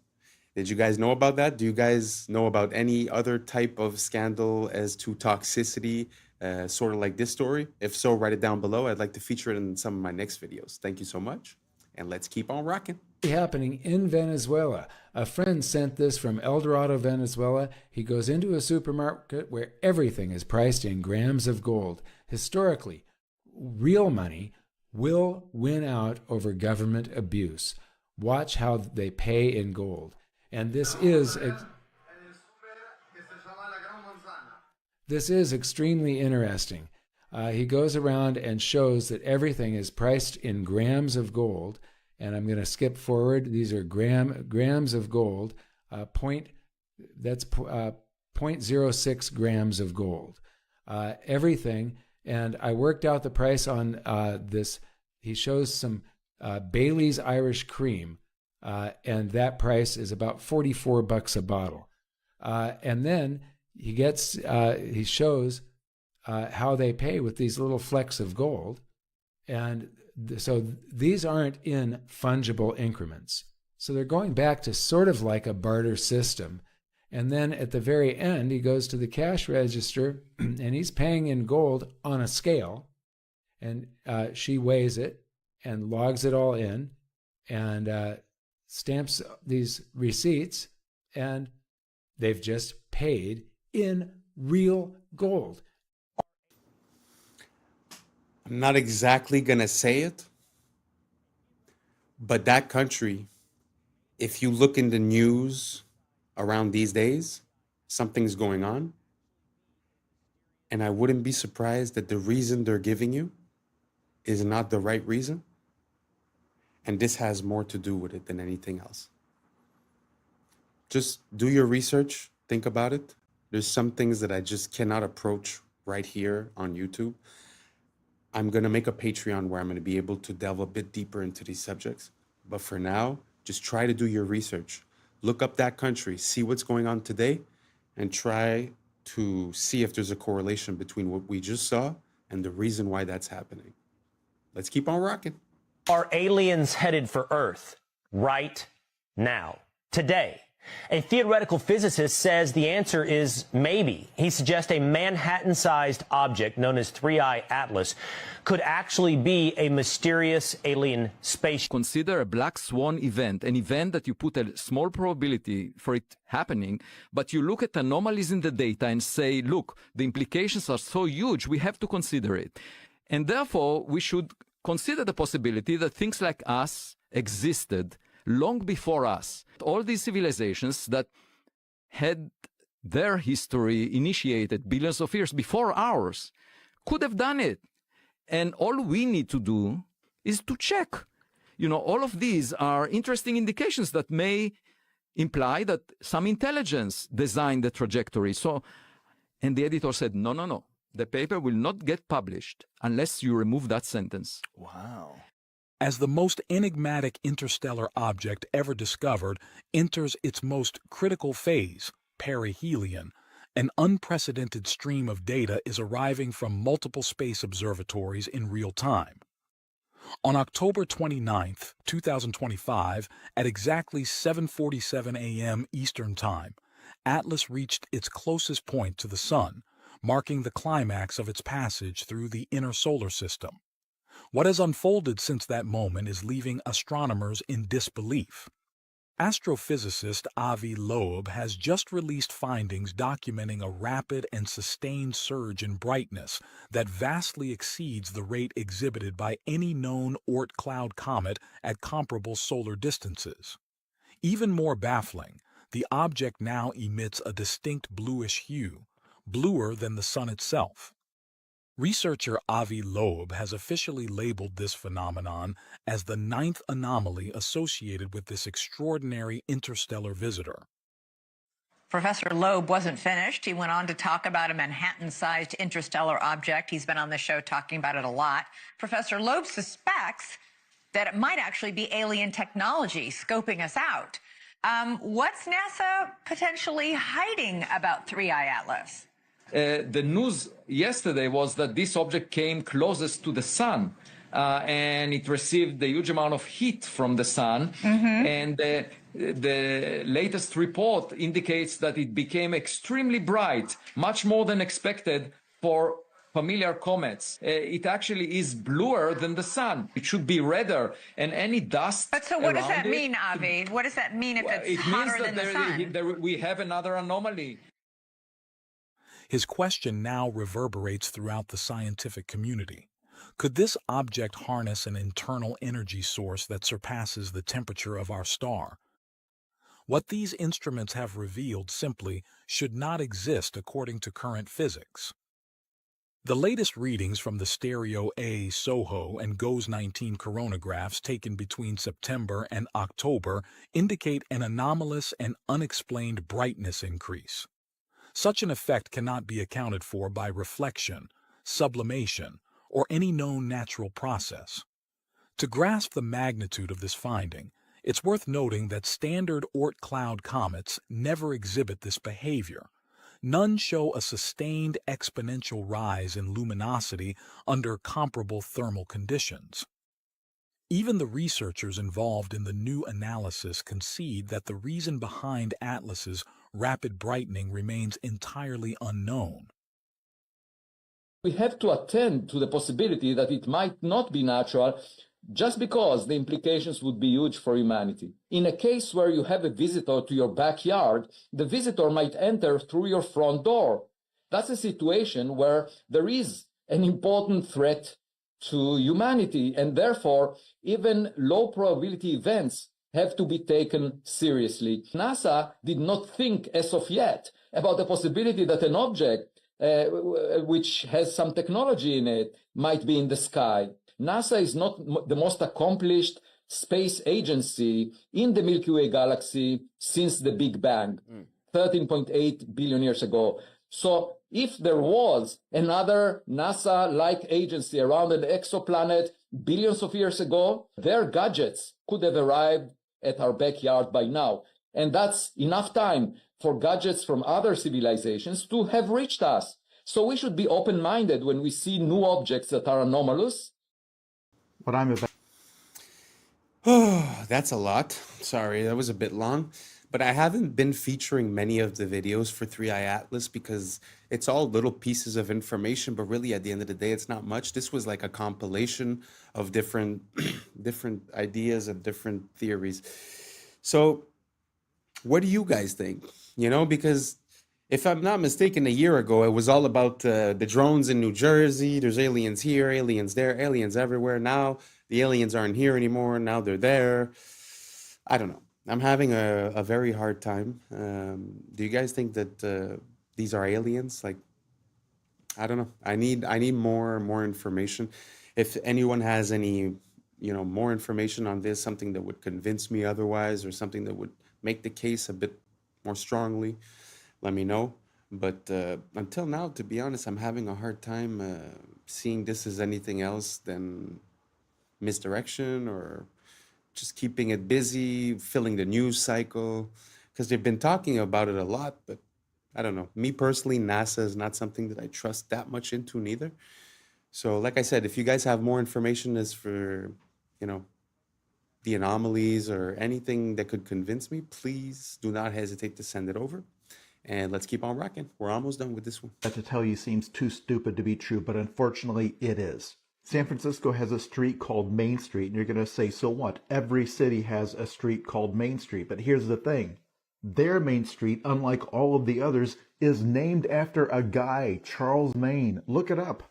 And there are a bunch of examples like this, many of them even dumber. I mean, imagine becoming wealthy and prominent enough that a major city names a street after you that nobody knows because your last name happens to be Main. Just outside of Chicago is a lovely place called Waterfall Glen, and I swear this is true. While it does have waterfalls, it is named after Seymour Bud Waterfall. The Los Angeles neighborhood of Westlake is not named that because it's in the west or near a lake, but is rather named after Henricus Wallace Westlake. But wait, these only get worse. Burns-O-Matic torches are not called that because they are machines that burn things, but rather after founder Otto Burns. Even though Taco Bell has a bell in the logo, it is actually named after founder Glenn Bell. Which I guess makes sense because what is a Taco Bell? Do we think that it was a bell made of taco? Before merging with Costco, there was a rival chain called Price Club. Not because you can join a club to get lower prices, but after founder Saul Price. Some of you already know that German chocolate cake was not in fact from Germany, but was named after Samuel German. It was named after him because he developed a specific type of baking chocolate. He developed that chocolate for Baker's Chocolate Company.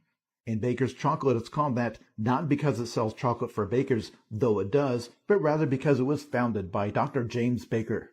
I've saved the most infuriating one for last. All of the internet runs off of Google's search algorithm called PageRank.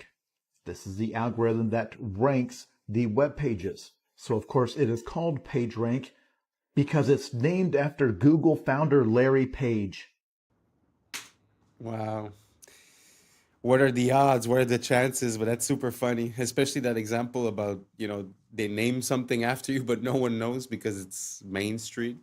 Amazing. And that's a wrap for today, familia. Whether you're tuning in with the sunrise or you're posted up after midnight, I appreciate your time, your energy, your curiosity. And don't forget, this isn't about truth or fiction. This is about perspective. If this sparked a laugh, a thought, a deeper question, then we did our job. So drop your thoughts in the comments, keep the convo alive, like, subscribe, and hit that bell if you're riding a wave because we're just getting started. Until next time, stay critical, stay weird, stay grounded. I'm Adam Strain, and this has been Adam Strain Reacts. Peace. Now's the time for us to link up. Really think we on the brink up. Making a change from living this strange. Living this strange. Making a change from living this strange. Yeah. First photo of its kind in history. High detail. Natural instinct to push all the other eggs out of the nest. Shut down by police. That has happened in Woodland Hills, LA. And according 93 million. I was sleeping, had to wake up. Why? Every reason I can think. What's up, YouTube? Today, we'll be looking at disturbing TikToks that'll make you question reality. So without further ado, welcome to Adam Strain Reacts. Let's get her done. General Electric, of all things, in 1947, they wanted to be number one in any category or number two, and they were falling behind in some of the categories because they were a conglomerate that did so many different things. They said there's only one way to become number one or number two. We have to recruit the CEOs of our competitors. And the only way we're going to be able to recruit them, because a lot of them are in their 40s and 50s, is to offer them something that they currently don't have, which was a pension. So they said if you work for us and you can get us to number one and number two, and you can work for us for at least 7 years, we'll give you a pension for the rest of your life. The moment the person said yes, they bought life insurance on that person. And what would happen is they would use the cash value to supplement the pension, depending on how long they lived. But when that person died, the death benefit would come tax-free back to the company, replenishing all their spending plus a positive return. What a brilliant strategy. And that's what led me to find out this is what the Rockefellers have been doing for 6 generations. These guys. Wow. Sometimes I feel like we're out of the loop, you know, when you look at these systems and the way that they're implemented. It's very interesting to see how that also makes me think of a technique that I heard about recently. I've heard about things about using a trust to sort of take the individual out of the accounting, let's say. Well, there is an idea like this where you take out a life insurance towards yourself, and instead of asking for a loan for the bank with a percentage of interest, you could borrow against your life insurance, sorry. You could borrow against your life insurance, and that becomes non-deductible, and there's no interest rate being applied. So these types of systems and ways of gaming the system is something that's very well known for people on the higher echelons.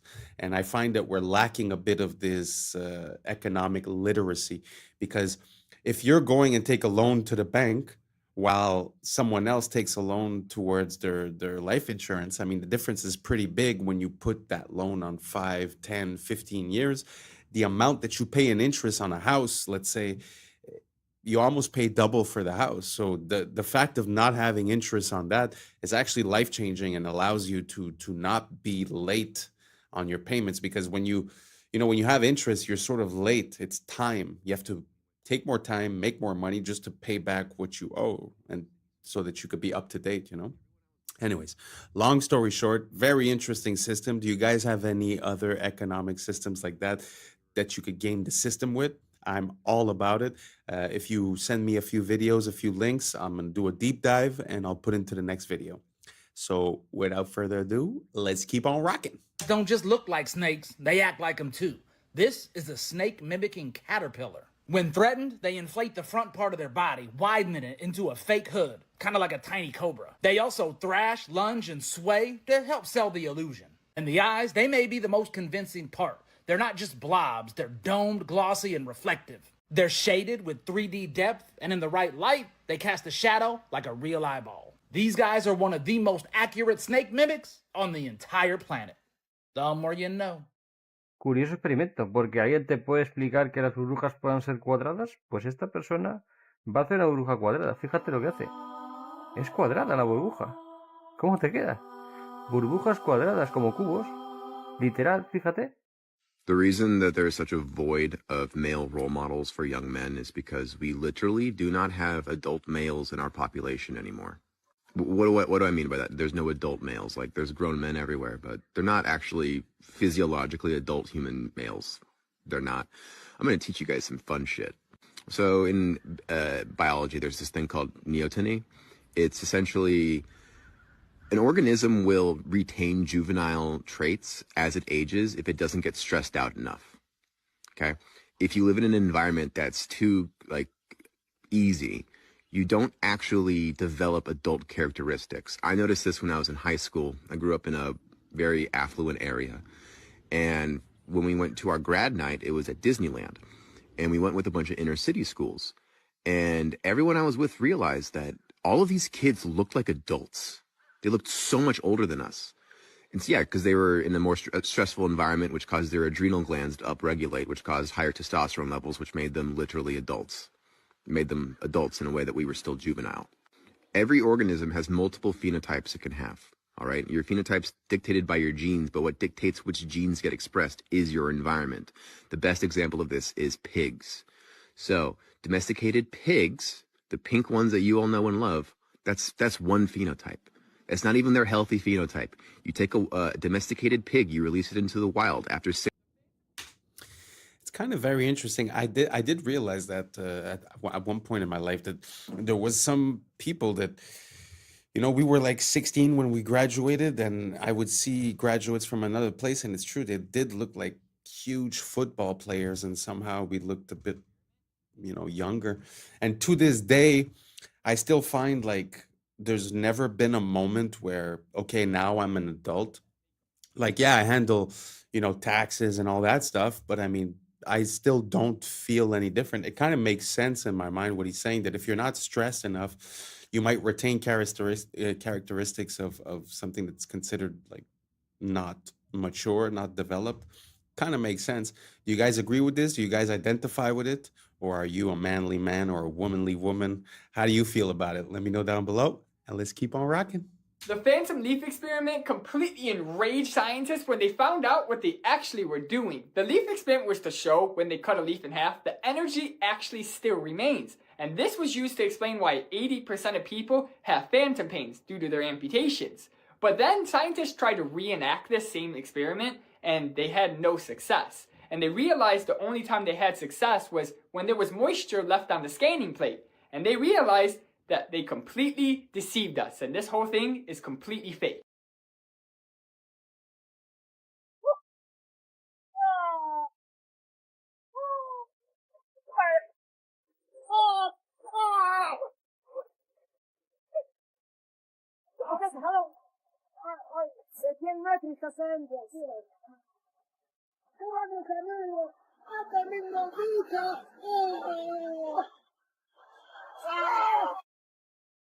That's very interesting. I've seen a few videos like that where you see like localized rain.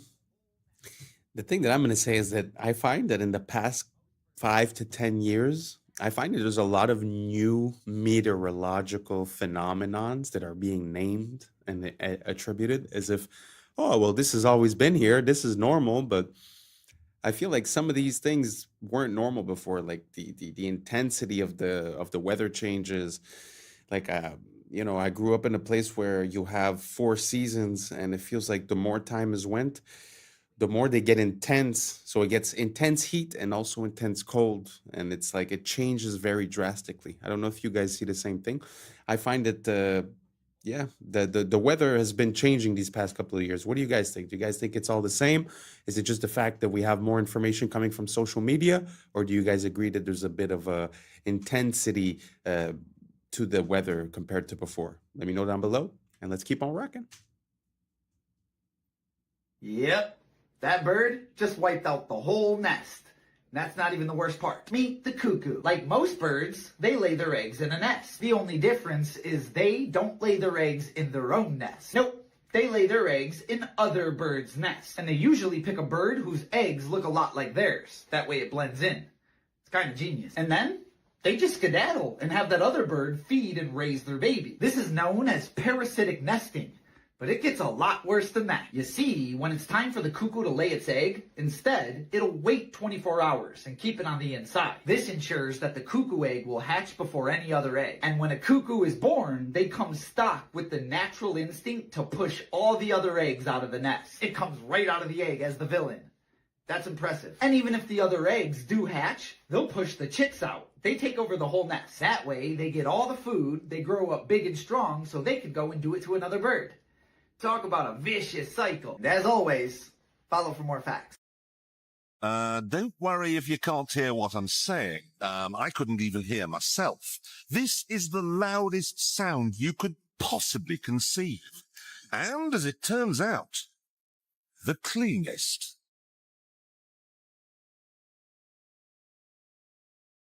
Now, the most amazing thing is that cloud up there, which was generated by the engine, is just a mixture of hydrogen and oxygen. It's water vapor. And in about an hour's time, someone in Mississippi is going to get wet washing. It will actually rain.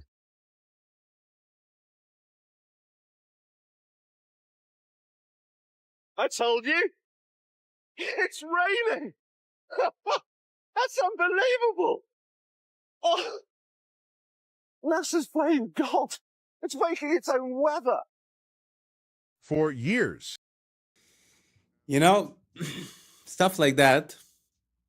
I find it just shows how this place is ridiculous, because on one hand, they're going to tell you, oh, weather modification is absolutely not a thing. And then on the other hand, they're going to tell you, oh, well, look at this. We made it rain. I mean, you have services that are selling you the service of making it rain in Dubai or whatever. So obviously it's a technology.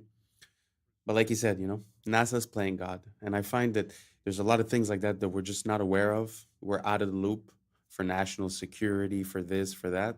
But I do not agree and do not consent with playing with nature or playing with the weather, because I think that there's repercussions that we might not be aware of in the immediate present. And I would rather we not do that. And if we're stating consent, I would also, not consent for anything that has to do with cloning, anything that has to do, all that type of stuff. So what do you guys think about that? Do you guys think it's fine that we might be controlling the weather? Like, this theoretically is by mistake because it's like the byproduct of the engine. But do you think that intentionally the government might be doing that? Let me know down below, and let's keep on rocking. I believe sound was just a physical phenomenon. Vibrations through a medium, measurable, predictable. But then I came across something that changed everything. The Tartarian Bell Towers, a lost civilization, an architecture of impossible precision. We thought they were just church bells until a 250-year-old recording was discovered, preserved on a wax cylinder, buried beneath a collapsed monastery in Eastern Europe. A recording that was never meant to be heard again. And when we analyzed it, the data made no sense. Frequencies appeared that don't exist in modern tuning systems. Oscillations extended beyond standard auditory perception. Decay patterns defied known acoustic laws. The harmonic overtones weren't random. They matched geometric structures found in sacred architecture, resonating at frequencies that align with bioelectric fields in the human body. This wasn't just a sound. This was a transmission. Modern science tells us that sound can affect the brain. It can synchronize neural activity, stimulate the vagus nerve, even alter gene expression. But this was something else. The Tartarians built these towers with frequencies engineered to interact with human biology. Their bells weren't just ringing. They were broadcasting structured resonance, potentially influencing consciousness itself. And then all of them were removed. The towers dismantled. The bells taken down. The recordings locked away. Why? What were they trying to erase? And if this is just one recording, how many more are out there? I put that video in because I like the visuals and I like the storytelling. I like the association that they're making with the frequencies and with the effect that it might have on the human when it comes from the bells. It could also be the organs, it could also be the churches, it could also be all that kind of stuff. But one thing I want to say is that personally, I don't put any credibility to Neil deGrasse Tyson. And this was AI, so it was not Neil deGrasse Tyson. So if you believe what you just heard because of Neil deGrasse Tyson, just move along. But the reason why I put that in is because I find that it shows a parallel between the like either the Germans or either religion, Christianity. There's this emphasis on bells and on vibration that's very important, and I'm almost sure that there is something hidden there, that there is something that we're not being told. And yeah, let me know what you guys think down below, and let's keep on rocking. This is a great example of why filmmaking will be completely overtaken by AI. This is someone showcasing what Photoshop can do in adding people to a scene using photos only and creating a movie scene using Photoshop. Look, they're going to write a prompt in here, taking these photos and just adding them into the scene. This is the beginnings of it. Very easy prompt to write in. Now they're in the scene. You can't distinguish that from reality. Now they're going to add another person in and create the actual scene, the movement, the action. And you can create audio, visual, and it's indistinguishable from real life. They're not going to need to go out and film on location. And look at this. They've just created a scene. The camera's panning around the room. It's perfect. What looks like chaos. Wow. I don't know how real that video was, but gee whiz.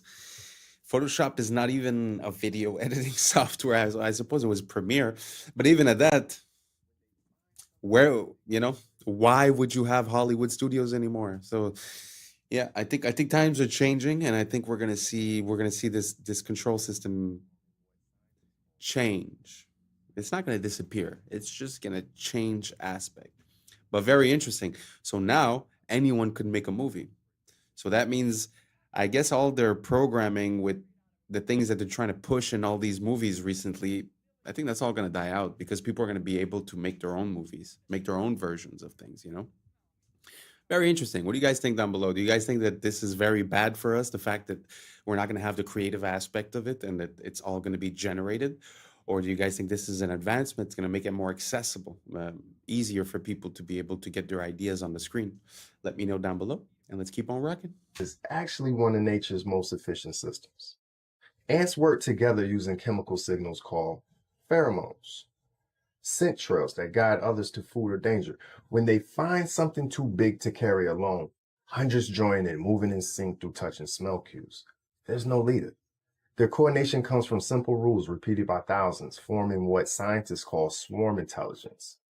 That's how colonies dig underground cities, move food piece by piece, and thrive almost everywhere, straight from the fish tank. I cannot be the only one that saw this and didn't think it was straight out of a movie. But it's not. It's actually bees in military training. Like, I'm not even joking. They began to realize that bees have a very good sense of smell. I mean, they have to smell pollen. So they began to vacuum up bees and they put them in this container. They dropped the container into the fridge to calm them down because they were kind of angry. This is kind of when it gets weird, but they have this little thing that pushes them into this little tube, and these tubes drop them in these pots. Still feels like this is a movie, but anyways, they began to feed them sugar water. But before this, they would actually release a gas into the area, because the gas they release is the smell of bombs. So they kept redoing the cycle of releasing gas and then feeding them sugar water, and releasing this gas and then feeding them sugar water. And one of the times they released the gas and its tongue began to go because it was anticipating the sugar water that it was going to get. And at this point, these bees are ready for war. So all they gotta do is release it in an area that they think there's like landmines or something, and the bees will go flying around, and when they find a bomb, they'll go and start moving their tongue. One of the only creatures known to do this was dogs, but bees, they do it better than them. Other than that, thanks for watching and follow for more. This is probably the strange. So interesting. It amazes me how you're able to control another being and rewire its behaviors, habits, and actions. Let that sink in. Because we think we're so special as human beings, but what you just saw for the bee is very applicable to human beings, and they have been using that against us. So I know it seems like two different topics, but really think about it. If they're able to associate a smell with a taste or with a craving, how easy is that to be done with us? And because we're exposing ourselves to external signals all the time, so social media, TV, and all that, we're not even in control of the signals that we receive. So how easy would it be to put now it's sugar, but it could be like a certain flash rate, it could be a certain song, a certain color, a certain frequency. So every time you see some item like a potato, let's say, they put you these positive signals. Why wouldn't that leave you at the end of the movie craving a potato, right? So anyways, super interesting. I never thought that the military would be enlisting bees as their soldiers, but very interesting story. What do you guys think about this? Do you guys think that it's unethical? Do you guys think that it makes sense? Is it better to use bees than humans? Or do you guys think that we're taking away their free will? Are you afraid that that type of system might be applied to humans one day? Let me know down below, and let's keep on rocking. Strangest yoga class in the animal kingdom. But these aren't monks, they're lemurs. Every morning they gather like this, sitting upright, arms wide open, almost as if they're absorbing some ancient energy. This ritual has been passed down for thousands of years, making these lemurs the real yoga masters. Are successful in their example of being able to provide, as a poor country, the best medical care in the third world to the whole population, because it's an inclusionary system. It's not like we have here, where you have this huge bulk of the population, marginalized.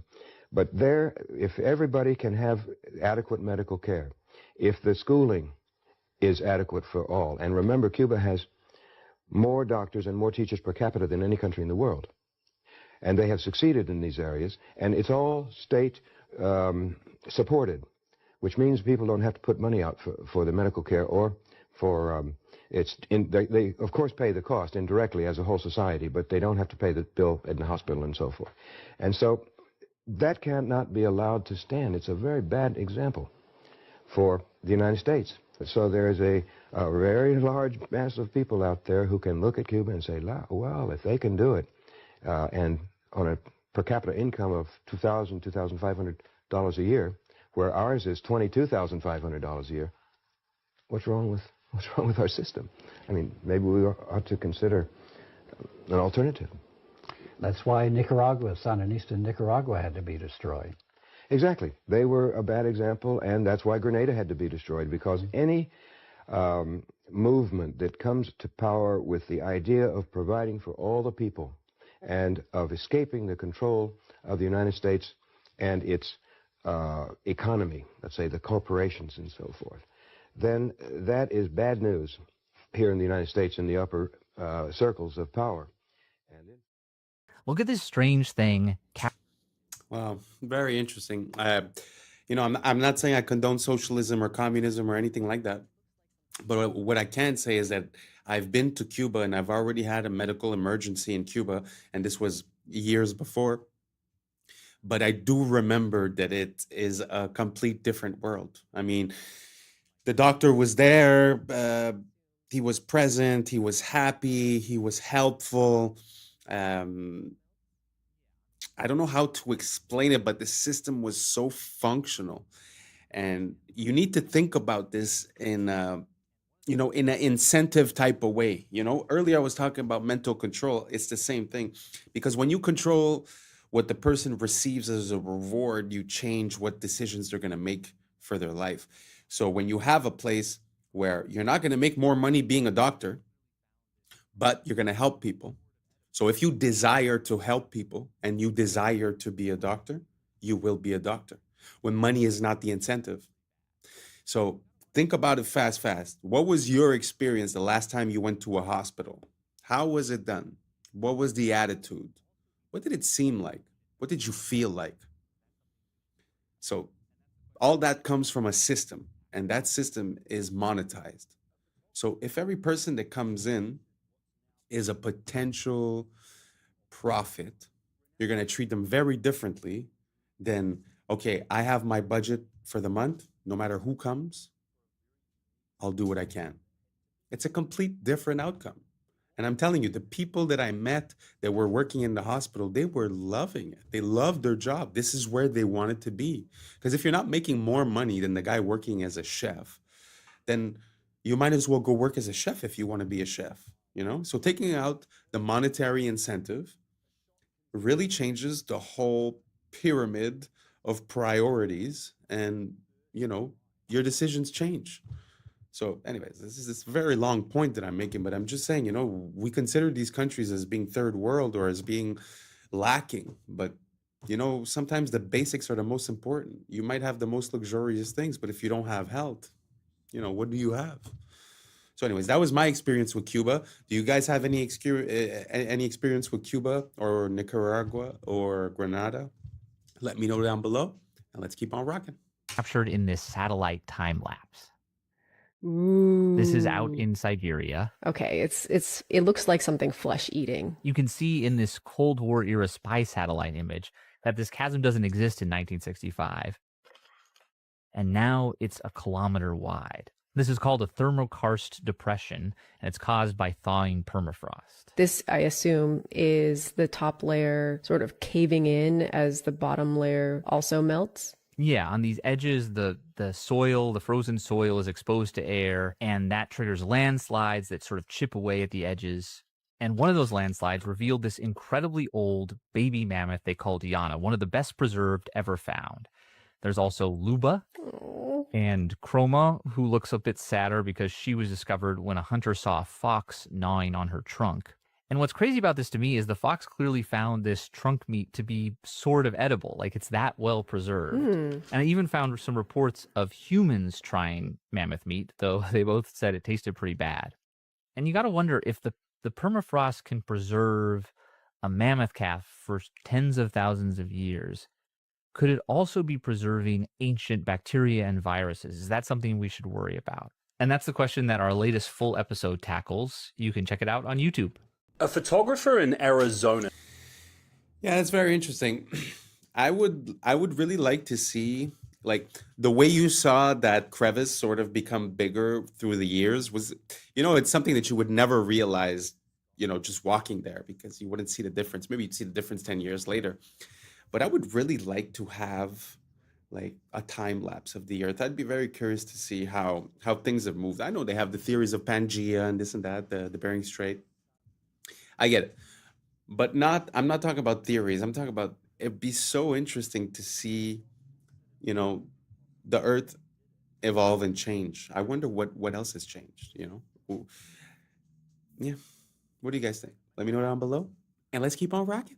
I just captured what's now being called the greatest shot of all time. Renowned astrophotographer Andrew McCarthy sent his friend Gabriel Brown up in the sky for a very unique skydive that had to be timed perfectly. He watched from his laptop in anticipation. He knew it straight away that he had something absolutely amazing. The first photo of its kind in history. Capturing a skydiver with a sun in high detail 93 million miles behind him, perfectly crossing paths. A shot considered almost impossible, but he did it, and it's fantastic. They did it first try as well, which is even more amazing. And it's an amazing photo because we're in a world now where there's so many AI images, and it just hits so much harder that it's real and raw. Dostoevsky warned us, tolerance will reach such a level that intelligent people will be forbidden to think so as not to offend the imbeciles. And the prophet was right. We live in an age where thinking has become a crime, where the sensitivity of the fool is worth more than the clarity of the wise. Truth must now apologize, thought must walk on tiptoes, and he who dares to question it is silenced, labeled, and canceled. What they call tolerance is in truth the new name for cowardice. A society that protects stupidity is doomed to be ruled by it. Dostoevsky saw the abyss long before us, and he was right. The world won't be destroyed by the wicked, but the cowards who can't stand to hear someone think differently. Researchers at Rice University have developed... Wow, that hit hard. That hit really, really hard. That's amazing. Because really think about it. Look at all these platforms. Back in the days, we used to have like 3, 4, 5 companies that were media companies. They'd give you the news. So now we thought we would be safe because we have thousands and thousands of content creators, right? But you sort of realize that the incentives are being manipulated. So if you want the engagement, you're going to have to be repeating the signals that they send. And if you repeat the wrong set of signals, then you get the opposite result.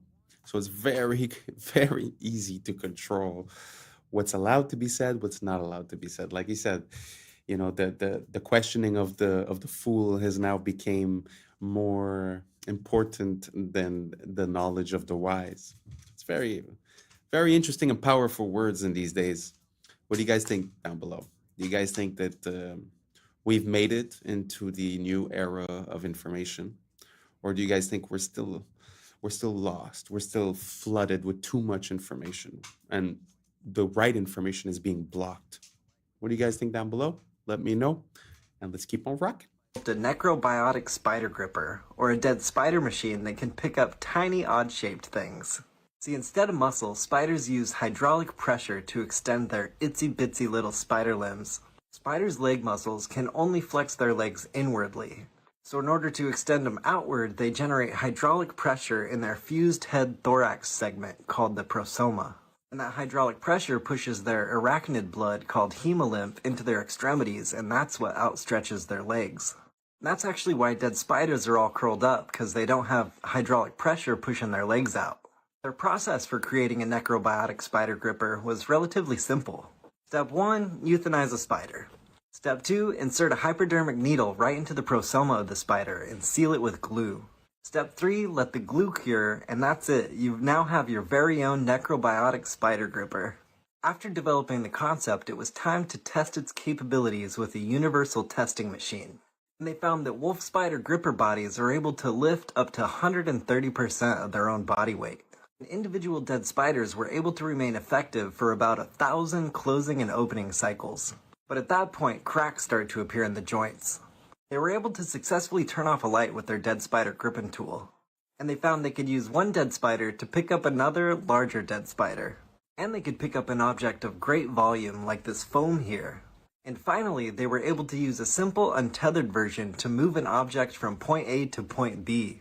But spider corpse tools degrade quickly and only remain effective for a couple days at a time. They found that coating the arachnid in beeswax extended its lifetime up to a week. And the team was awarded the 2023 Ig Nobel Mechanical Engineering Award for their gripping work in necrobiology. Are house parties making a comeback? Very interesting. I mean, I've never thought that I would see this. Don't get me wrong. I mean, it's impressive, but you know, it's also a needle with glue, right? So it's like it's nothing crazy. But are y'all ready for them to use this technology on humans? Yo, that's scary. Imagine they're using dead bodies to start doing, I don't know. I find that one a bit questionable. What do you guys think about this technology? You guys see any applications? You guys think that there's a future for this? Or it's just super creepy? Let me know, and let's keep on rocking. We're almost there.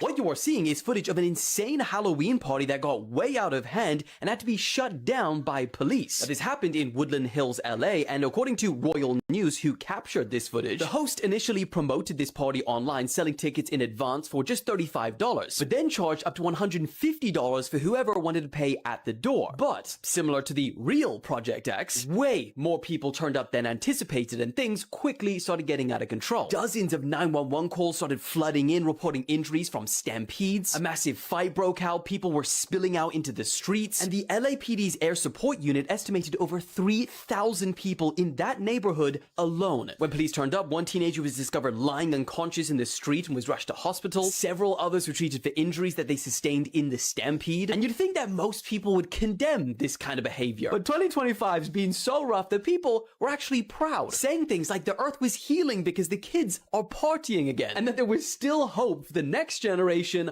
after all. Nah, are they working together? Yes, they are. And according to researchers, that is the most dominant partnership in the entire animal kingdom. Let me explain. In North America, badgers and coyotes started hunting together, and it's so unfair. Basically, badgers are incredible diggers, and they're known for digging right into an animal's burrow. The only problem is if that animal takes off running, badgers are slow.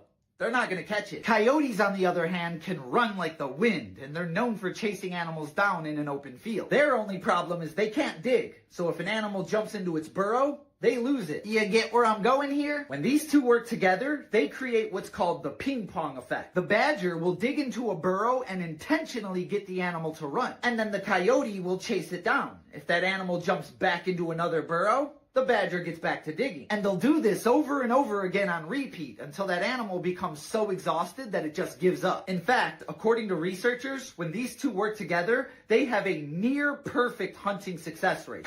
Now that is what I call a killer friendship. Literally. And as always, follow for more facts. Nature is amazing. I mean, I don't know what you are, if you feel like you're a coyote or if you feel like you're a badger, but those are one of the, some of the most intense and notorious hunters.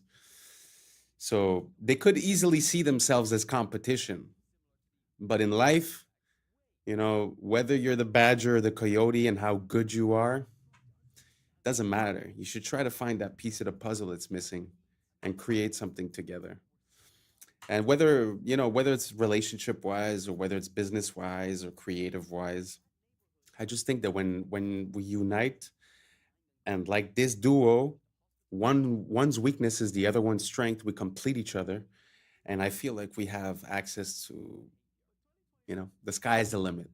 Anyways, I don't know how you feel about that, but we reached the end. Thank you so much for being here. And that's a wrap for today, familia. So whether you're tuning in with the sunrise or you're posted up after midnight, I appreciate your time, your energy, your curiosity. And don't forget, this isn't about truth or fiction. This is about perspective. If this sparked a thought, a laugh, a deeper question, then we did our job. So drop your thoughts in the comments, keep the convo alive, like, subscribe, and don't forget to hit that bell if you're riding a wave, because we're just getting started. Until next time, stay grounded, stay weird, stay critical. I'm Adam Strain, and this has been Adam Strain Reacts. Peace! Now it's time for us to link up. Really think we on a break up. Making a change from living this change. Living this change. Making a change from living this change. Yeah. And I say, oh, I sound like I have a slur. And she said, no, you sound like you can work at a Chinese restaurant. I'm on. Cash. Cash. Crash. Crasher. Crashed. Crasher. Okay. Yeah. What's up, YouTube? Today, we'll be looking at disturbing TikToks that'll make you question reality. Before we get started, I just want to wish everyone a happy new year, 2026. Let's get it. And may everyone exceed the expectations that they set for themselves this year and reach even higher. So without further ado, welcome to Adam Strain Reacts. Let's get her done. The world is $281 trillion in debt. You are in luck. There's a parable all about this, and it's awesome. There is a town somewhere in the middle of nowhere, and everyone owes each other money. And then one day, a traveler comes to town, and he stays in a motel. The motel has a full refund policy after 24 hours. He puts down $100 and gets a room. The motel owner, he looks at this $100 and he's like, whoa, oh my God, this is exactly how much money I owe to the baker. So he goes and pays off his debt to the baker. The baker looks at this money and he's like, well, this is exactly as much how much I owe to the shoemaker. And he goes to the shoemaker and pays off his debt and goes through several people until eventually someone's like, hey, I owe this amount of money to the motel owner. So he gives it to the motel owner back where it started, and then the traveler is like, hey, it's been 24 hours and I don't like it here. So he takes his money back and he leaves. Everyone has the same amount of money, but then suddenly nobody's in debt. Because money isn't real, but debt motivates people. So it's important to the economy for some reason. That's pretty interesting. I mean, really, I've always thought about this. Like, who do we owe a debt to when you're a country? And they say the International Money Fund or these, other countries. But this example sort of displays something that's very interesting. And on a more massive scale, I think something very similar to this is happening in Europe, where a lot of the countries within Europe owe money to each other that basically they'll never be able to repay. But at the same time, if you deduce the debts from everyone, it's almost like everyone ends up in the clear. So maybe I'm missing something, but yeah, I feel like it kind of makes sense that at the end of the day, it's just an idea that we have, and it's not really mathematically sound. And I guess that's why the concept of usury was like, prohibited by the Christians and this and that, because I think it sort of creates a part of value of money that's unreal in a way. So let me know if I missed something. But that example, do you catch it? Does that make sense? Everyone paid each other, but at the end of the day, the same amount of money is there, and the guy took back his $10, but everyone's accounts are settled. So maybe I'm missing something. Write it down below. Keep me in the loop, and let's keep on rocking.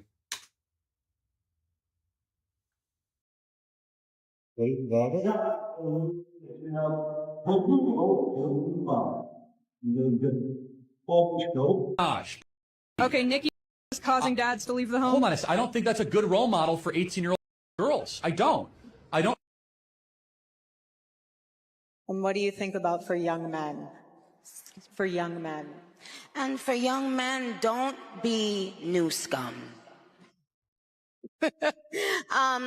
Yes, see, they're young men. Are you? Yeah, that whole situation, I haven't really spoke about it much because I find that there's not much information and a lot of speculation. But it's kind of interesting that you're trying to live off the legacy and continue the legacy of someone, but it seems like you're not following that person's beliefs at the end of the day. So I find that whole situation to be pretty cringeworthy, to be honest. Let me know what you guys think down below, and let's keep on rocking. Coming to the tree, they strung up a man. They say we murdered three. It's not the same. Strange things that happened here, no stranger would it be. We met at midnight in the hanging tree. The list goes on and on. This must be stopped. And in order to stop this, join the American Congress Party. It wasn't until I was in the ambulance on the way to the hospital, she actually said, "Are you aware of the way you're speaking?" And I said, "Oh, I sound like I have a slur." And she said, "No, you sound like you could work at a Chinese restaurant." She said, "Yeah, you look could work in the local China house or something." Sarah was an IT specialist until a severe migraine bordering on a stroke brought the syndrome on. Cash. Crasher. Crash. Crasher. Crashed. Crasher. Okay, let's try reading. You wish to know all about my grandfather. There are Wow. Imagine that. You get into an accident, you come back, and it's like you're speaking a different language, or at least a different accent. Never seen anything like that. If you have more of those, send me. I find that super funny. Let's keep on rocking. Plotting how to move the flavors they find in this grove to your supermarket shelf, and then on to your stomach. I can see it in the sports drink. I can see it in a water, flavored water. And I also can see it in a twist on an orange carbonated beverage. When they find something they like, they extract its flavor molecules from the fruit on the tree. Then back in the lab, they mimic Mother Nature's molecules with chemicals. Essentially, what you do is you take whatever this smells like and copy it. Right, exactly. And then I suppose you could, if you choose to, you could quote unquote improve on it. Exactly. Yes, we all the time. The holy grail, a flavor so good you can't resist it. In our fruit flavors, we're talking about we want, a burst in the beginning and maybe a finish that doesn't linger too much so that you want more of it. And you don't want a long linger because you're not going to eat more of it if it lingers. Ah, so it's going to be a quick fix. And then have more. And then have more. But that suggests something else. Exactly. Which is called addiction. Exactly. You're trying to create an addictive taste. It's a good word. Or something that they want to go back for again and again. It's a good word. Shameless. Shameless. There's really a problem. And to be honest, the problem is not really them. They're the symptoms of the problem. The problem is us not seeing the value in what's natural. Thinking that you could improve on nature, I think is a mistake, and the fact that we continue to consume these items just gives them more money to hire more people like this and continue the process. So I think the only way that we could really find a solution to this is voting with our dollar. If you compare the same thing in the States and in, let's say, Spain, one of them is going to use natural ingredients and the other one is going to use all these chemicals.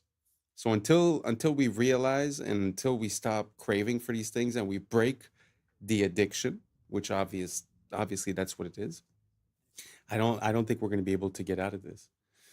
At the end of the day, this is more than just reproducing a taste. This is mind control.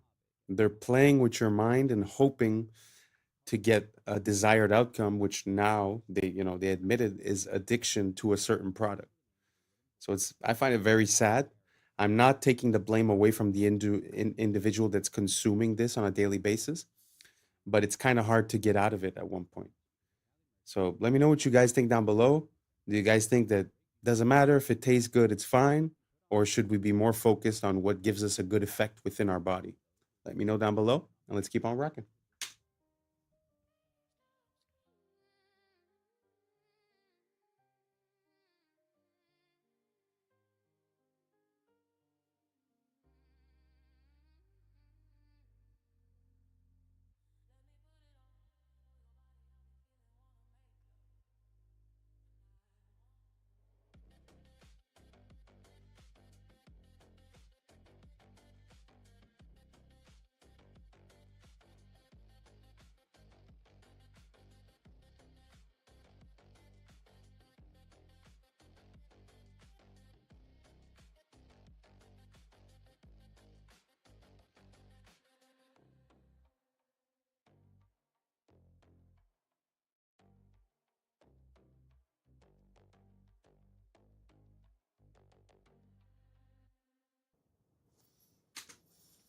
Wow.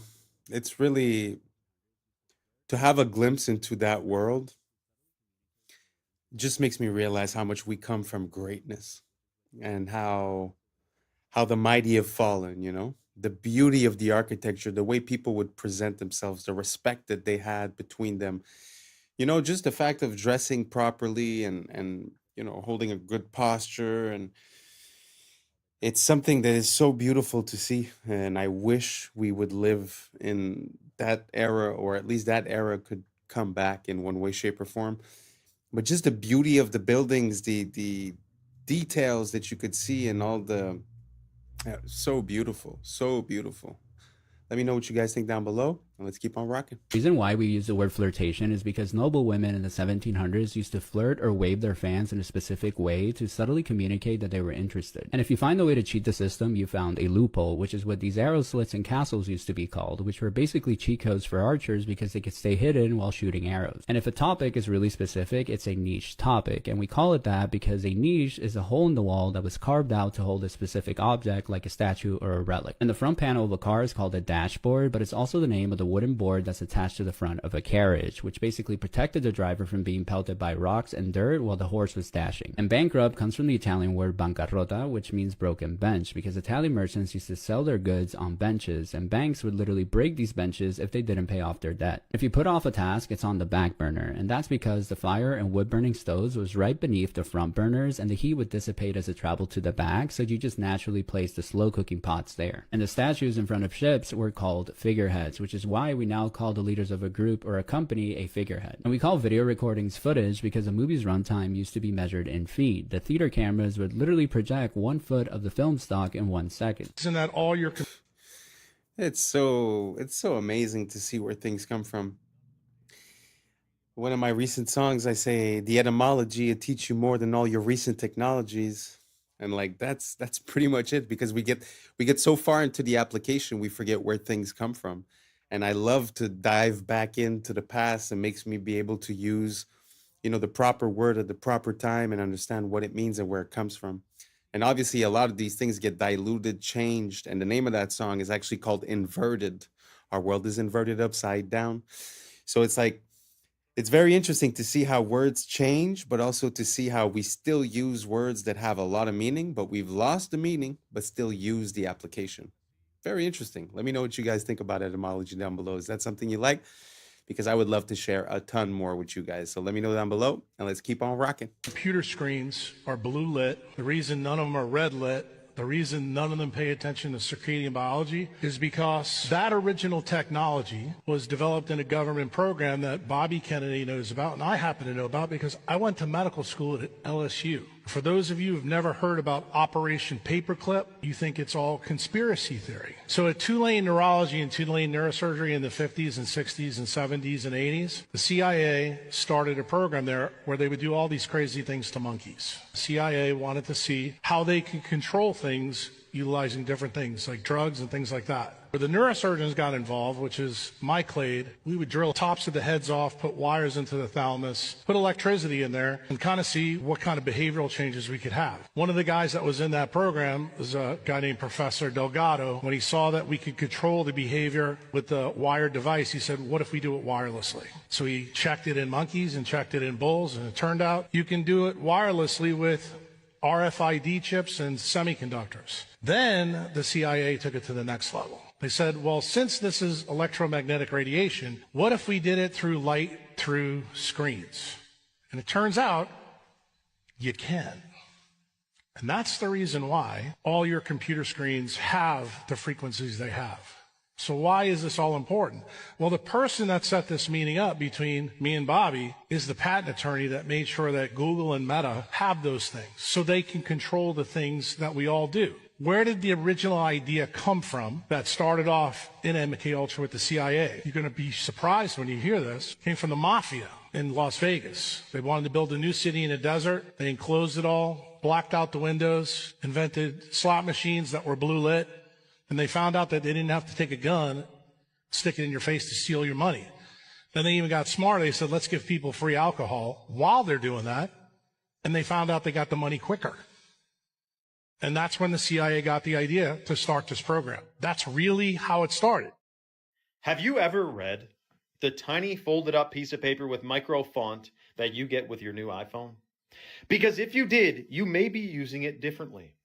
The FTC requires that this warning be put in not only the settings of your phone, but also in this piece of paper, the manual that comes with it. Exposure to radio frequency. That's the emissions, the wireless emissions. This is a hot topic. On your iPhone, go to Settings, General, Legal and Regulatory, and RF Exposure. What does it tell you in the RF exposure part of your settings? No big deal. Just that you should keep it away from your body to ensure exposure levels to these electromagnetic frequencies remain at or below the as tested levels. Did you know putting your phone in your pocket exceeds the as tested levels of frequency because it's too close to your body? Or how about putting your phone to your head? It exceeds the amount of frequency that they said was safe. In other words, it could be unsafe. Now, in the past, I've gotten in trouble for posting about the EMFs, the frequencies from Wi-Fi, cell tower, smart meters, because it's a censored subject. So I'm going to bite my tongue with this certain few things here, but pay attention. There are many hardware and software fixes to iPhones or any phones that could make them significantly be less harmful because of these frequencies. By the way, I went to an Apple store a long time ago to get a device that you can plug your phone into along with an Ethernet cable, and you can have your phone on airplane mode, not connected to the tower or Wi-Fi. You could have your Wi-Fi off and still have full speed internet because your phone's plugged in via Ethernet. I'm talking to this guy at Apple, and he goes, I told him why I'm doing this, and he goes, yeah, well, I don't really see it's a big deal. Like, I'm sure it's totally safe. And then he goes on to tell me that on his thigh, where his phone is always in his pocket, you know those guys that work at Apple, they got 3 phones in 7 different pockets. I mean, it's crazy. He's like, yeah, I do have a rectangular mark of red skin on my thigh from where my phone sits all day.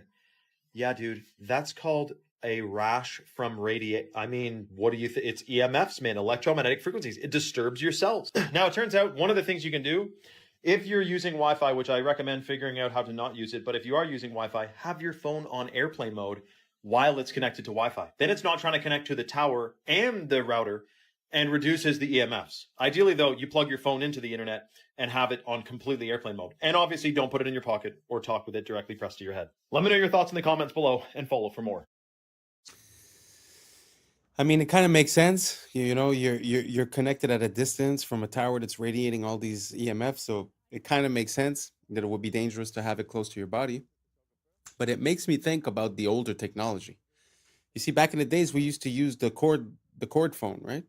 And the cord phone, when you think about it, it was plugged into the wall, but it wasn't even plugged with electricity. So I'm pretty sure that the radiation or EMFs that would have been radiated by that are probably 1,000, if not 1,000,000 times less strong. So a lot of time, you know, we change our technology for accessibility, but we either reduce in quality or we increase in toxicity. I think we're a bit lost, you know. And I was thinking about that recently. Like, if I were to build a house today, I wouldn't want it to be wireless. I would want wires everywhere inside of the walls so that anywhere I go, I plug myself in. Why would I want all the information? Like, let's say you're watching a video on your phone. Why would I want the information of that video all around me at every moment, you know? And then to go just a step further, if you look at, you know, a lot of people now, they tend to live in condo buildings, apartment buildings. You ever look, when you look for a Wi-Fi inside of one of those buildings, you're exposed to at least 50 of them at the same time. Can you imagine the multiplication and how dangerous that could be? So it's kind of weird. They're selling you a cell phone that's made to talk on the phone, but if you put it here, it hurts you. If you put it in your pocket, it hurts you. So I don't know. I don't know what we're doing, you know? I think we're gonna need a little bit of consciousness and realize what we're doing and try to find a solution to it. I've heard about the stickers on the back of the phones. Does anyone use that? Does that work for you guys? I'd be very curious to see what ideas you guys have to reduce the EMFs. I've heard about the lead paint. I've heard about different types of ideas. But let me know what you guys think down below. Are you team wireless or are you team wired? I'm team wired all the way. So let me know down below and let's keep on rocking. Excuse me. I just want to say I really like your style. You look incredibly stylish, if you don't mind me saying. Oh, I don't mind you saying that at all. It's a very nice thing to say. I'm a portrait photographer. What is the shtick? Tell me. So I talk to the stranger, I take a picture of them. I disapprove thoroughly of social media. I know what you mean. I think it's poisonous. But I've tried to use it as in a positive way. And what's your name? Irene. And you're a teensy bit skeptical? Of course, because I live in London and the world is full of scams. Would this face scam anybody? That isn't something that you can ever say, unfortunately. I'm going to show you what I do. Okay. Oh, how sweet. You were walking very briskly there. I have things to do. I'm going away next week. I'm 88 and a half.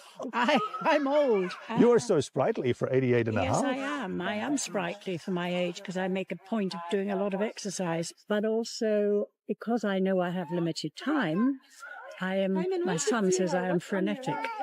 So I am filling it with lovely things. It's aloneness rather than loneliness. If you could write a letter to your younger self. Don't be cautious. Go for it. I was often too cautious.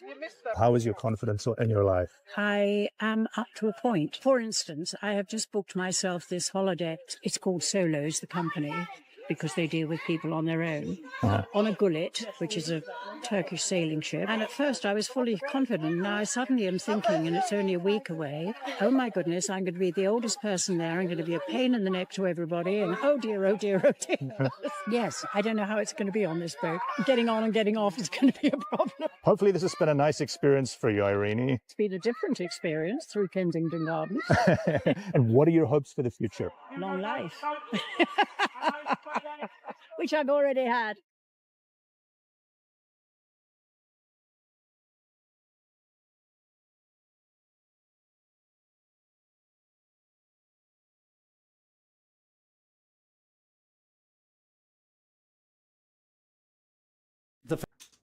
Wow. What an amazing woman. I really love everything that she said, to be honest. Don't be too cautious. It's aloneness, not loneliness. Wow, 88 years old. Very impressive, very inspiring. And wow, so beautiful to see, to be honest, to see someone with so much liveliness. Wow. I hope she has many, many more years to come and continues being frenetic, because I agree. It seems like people nowadays, they hustle to be able to do nothing. I never understood it. Like, the goal of working for money is to be able to do something with your money, right? It's not to go home and close your brain down for 8 hours on Netflix and then go to bed, right? So I love to see something like that. And to be honest, I feel like I have more in common with this woman than a lot of people of my age. Really beautiful, really inspiring. Long live her. And yeah, let me know what you guys think down below. Let's keep on rocking. Famous experiment by the Russian biologist Dmitry Belyaev, who in the 1950s started selecting foxes on the basis of reduced reactive aggression. So here's what he did. He took foxes, slightly black version that occurs in Canada. They'd been in Russia for 50 years, breeding without anyone deliberately selecting them. And so what Belyaev did was to arrange for people to walk towards the young foxes when they were something like 6 weeks old. And at the point that the young fox said, "Ah!" then they would write down, well, how far was that? And they would breed from the ones who got closest, who allowed the human to get closest. And within a few years, in sometimes 3 years, sometimes 5 years, sometimes 10 years, different features that are found in domesticated animals suddenly appeared, such as these white patches. Doesn't look much like a fox anymore, does it? It looks like Fido. Floppy ears. You probably remember that there's only one animal in the wild that has floppy ears, or one kind, and that's elephants. Floppy ears are characteristic of our friendliest dogs. So these are examples of features of the domestication syndrome. And what we're seeing here is evidence that you select against reactive aggression, and then, boom, magic, you get these features of the domestication syndrome, which is why goats and horses and cows and cats and dogs all have individuals that have got white patches of fur on them. Floppy ears occur in all of these animals too. And it means we can now reverse engineer, as it were, and go backwards and say, okay, if you show a self-domestication syndrome, or if you show a domestication syndrome, that means that there was selection against reactive aggression. And fascinatingly, Homo sapiens, that's you and me, or most of us anyway, I think here, has key features of domesticated species as determined by archaeologists. So archaeologists working in the range of, say, 5,000 to 10,000 years quite often find an animal bones, and they want to know, was this a domesticated species or was it a wild version? Was it a wolf or was it already a dog by this time? So they look at the bones and they say, well, okay, how do we tell? And here's how they tell. Lighter body, shorter face, smaller teeth, feminization of the skull and skeleton, and brain reduction. And guess what? Homo sapiens shows all of these features in relationship to our earlier ancestors. So why did it happen? Wow, isn't that crazy? How a fox sort of becomes a dog just by selective breeding and by reduced aggression? That is completely ballistic. I wonder if we're going to start drooping our ears soon, because when you think about it, we're all pretty much domesticated now. It's very, like, socially speaking, they talk, as soon as you show any sign of aggression or you say no, or you're categoric about something, they call it toxic masculinity. So there's this association that aggression is toxic, So I wonder what's going to happen to us. Are we going to start having patches on us? Are we going to start drooping the ears? What do you guys think down below? Did you know about this? I had no idea. That is, to me, it's mind-blowing. But let me know what you guys think down below, and let's keep on rocking.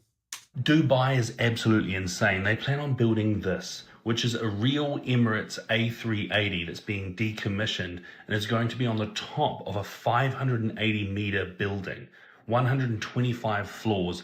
It's going to cost $3 billion to build. And it's absolutely insane. They've got a sky bar with glass walkways over the wings being proposed, a restaurant in the cockpit, infinity pool, exclusive lounges. They even want a helipad on this thing. It's still in the proposal stage, and this is obviously an AI recreation from the designs. But man, Dubai, first the wall, and now this, it's going to be insane. Absolutely insane. 75% of the brain and central nervous system is made from cholesterol. All of your sex hormones are made from cholesterol. All of the walls of all of the trillions of the cells in your body are made from cholesterol. Cholesterol is so important to the human body that your body makes it. She's from Texas, I can tell by the way he's two-stepping round the room. And judging by the smile that's written on his face, there's nothing I can do. It doesn't take a crystal ball to see. A cowboy always finds a way to leave. Drinking Jack all by myself. Rome is in the middle of the Americas. It's all a Roman corporation. Every time I see the Mexican flag, I see the Italian flag, because it's exactly the same, minus the Roman eagle. Rome, which runs Mexico, in fact, Mexico is the center, Mesoamerica, it's the center of the Americas. This is where the Jesuits came, installed their Inquisition. Mexico had a violent, vicious Inquisition. They're telling you in your face, if you know what you're looking for, they've got the eagle, the Roman eagle, right in the middle of the green, red, and white, exactly the same as the Italian flag, which comes from the Persian flag, which is horizontally green, white, and red. Because the Roman elite families, the Farneses in particular, the Orsini, the Pallavicinis, Aldobrandinis, they're all from Persian. They're all Iranians. And that's a wrap for today, familia.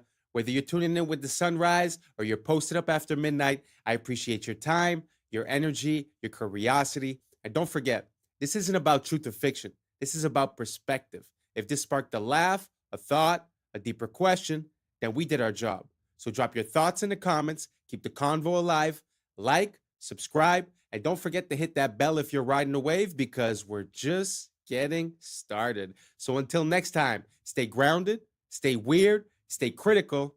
I'm Adam Strain, And this has been Adam Strain Reacts.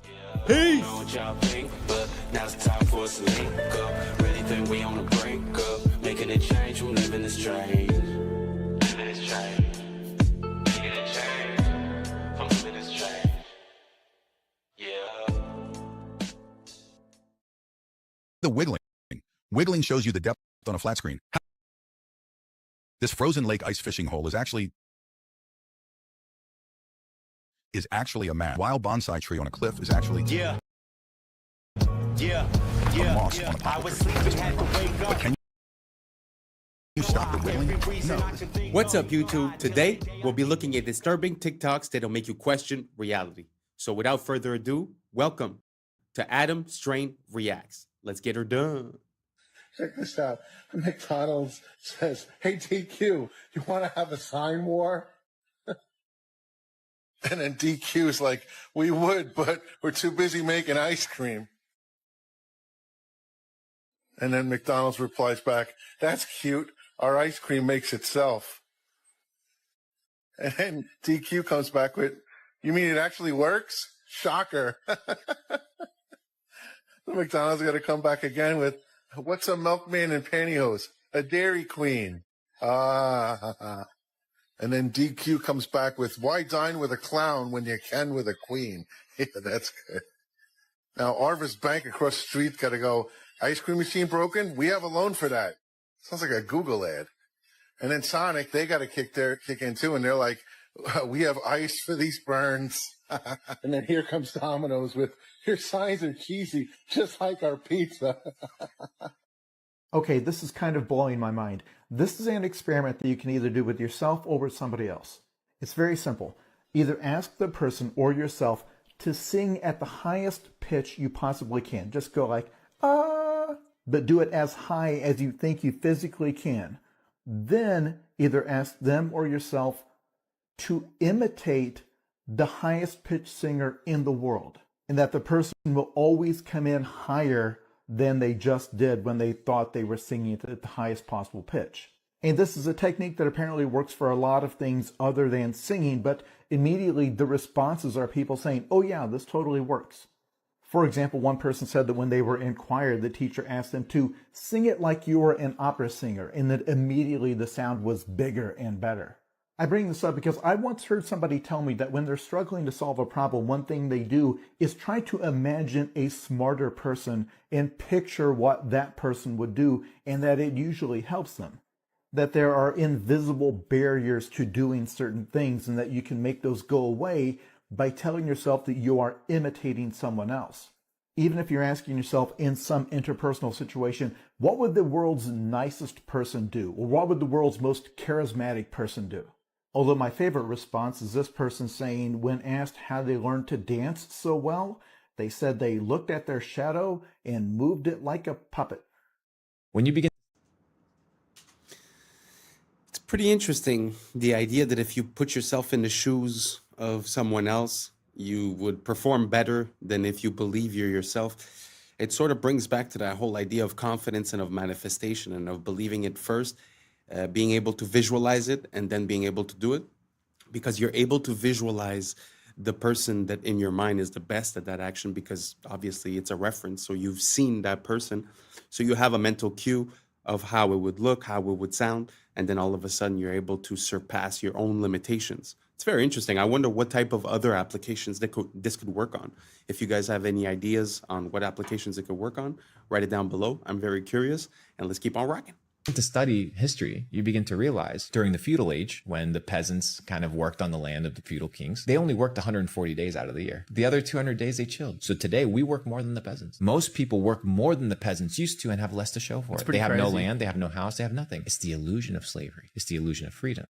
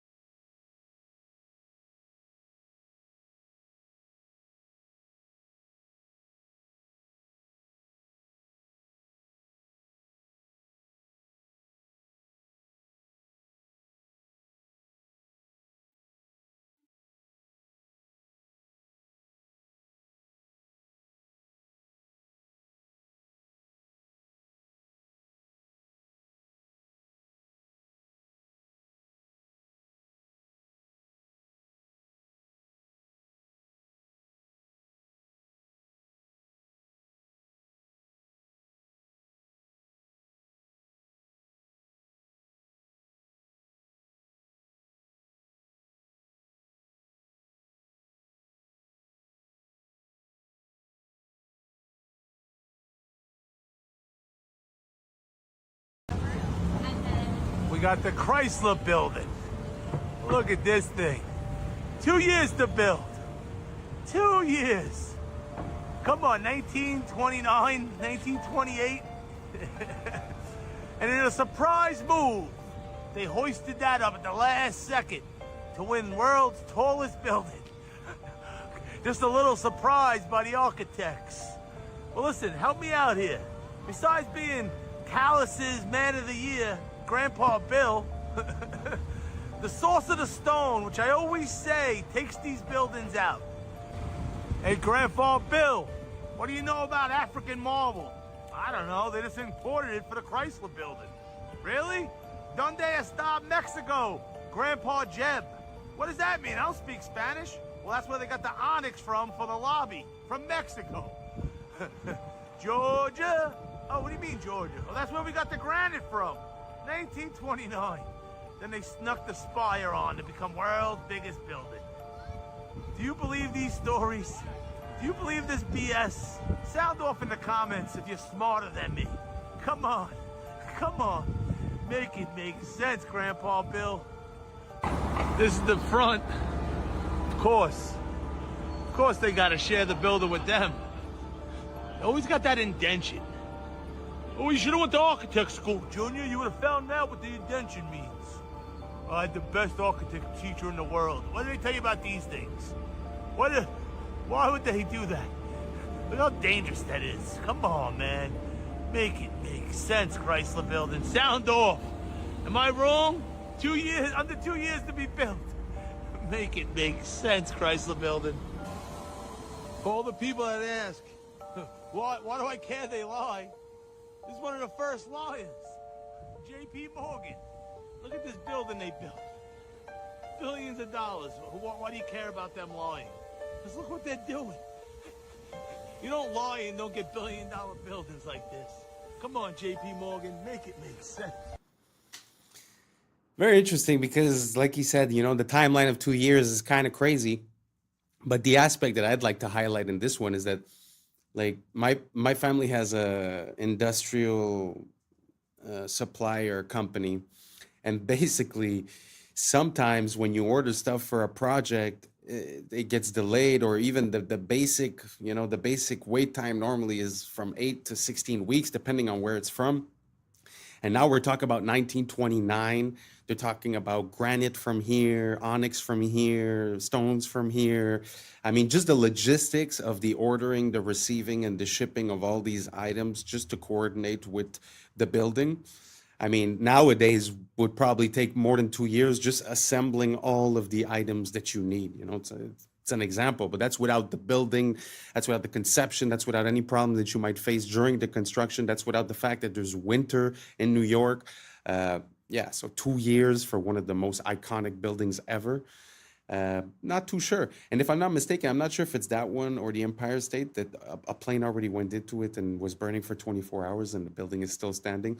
So it's just a testament to how structurally sound they were, how rigid and strong they were, and, you know, built so quickly with all these items from everywhere. I don't know. The idea doesn't quite make sense. It's sort of like the next video we're about to see is basically just a retelling of the official narrative of a situation, and just the official narrative, once you know, account for all the items that they're bringing up, I mean, it's hard to give it any credence, to be honest. So anyways, let me know if you guys think any different as for the Chrysler building in New York, if you think that 2 years makes sense with all those sources of items coming from all different places without talking about organizing the labor, getting everything done with winter. Let me know down below, and let's keep on rocking.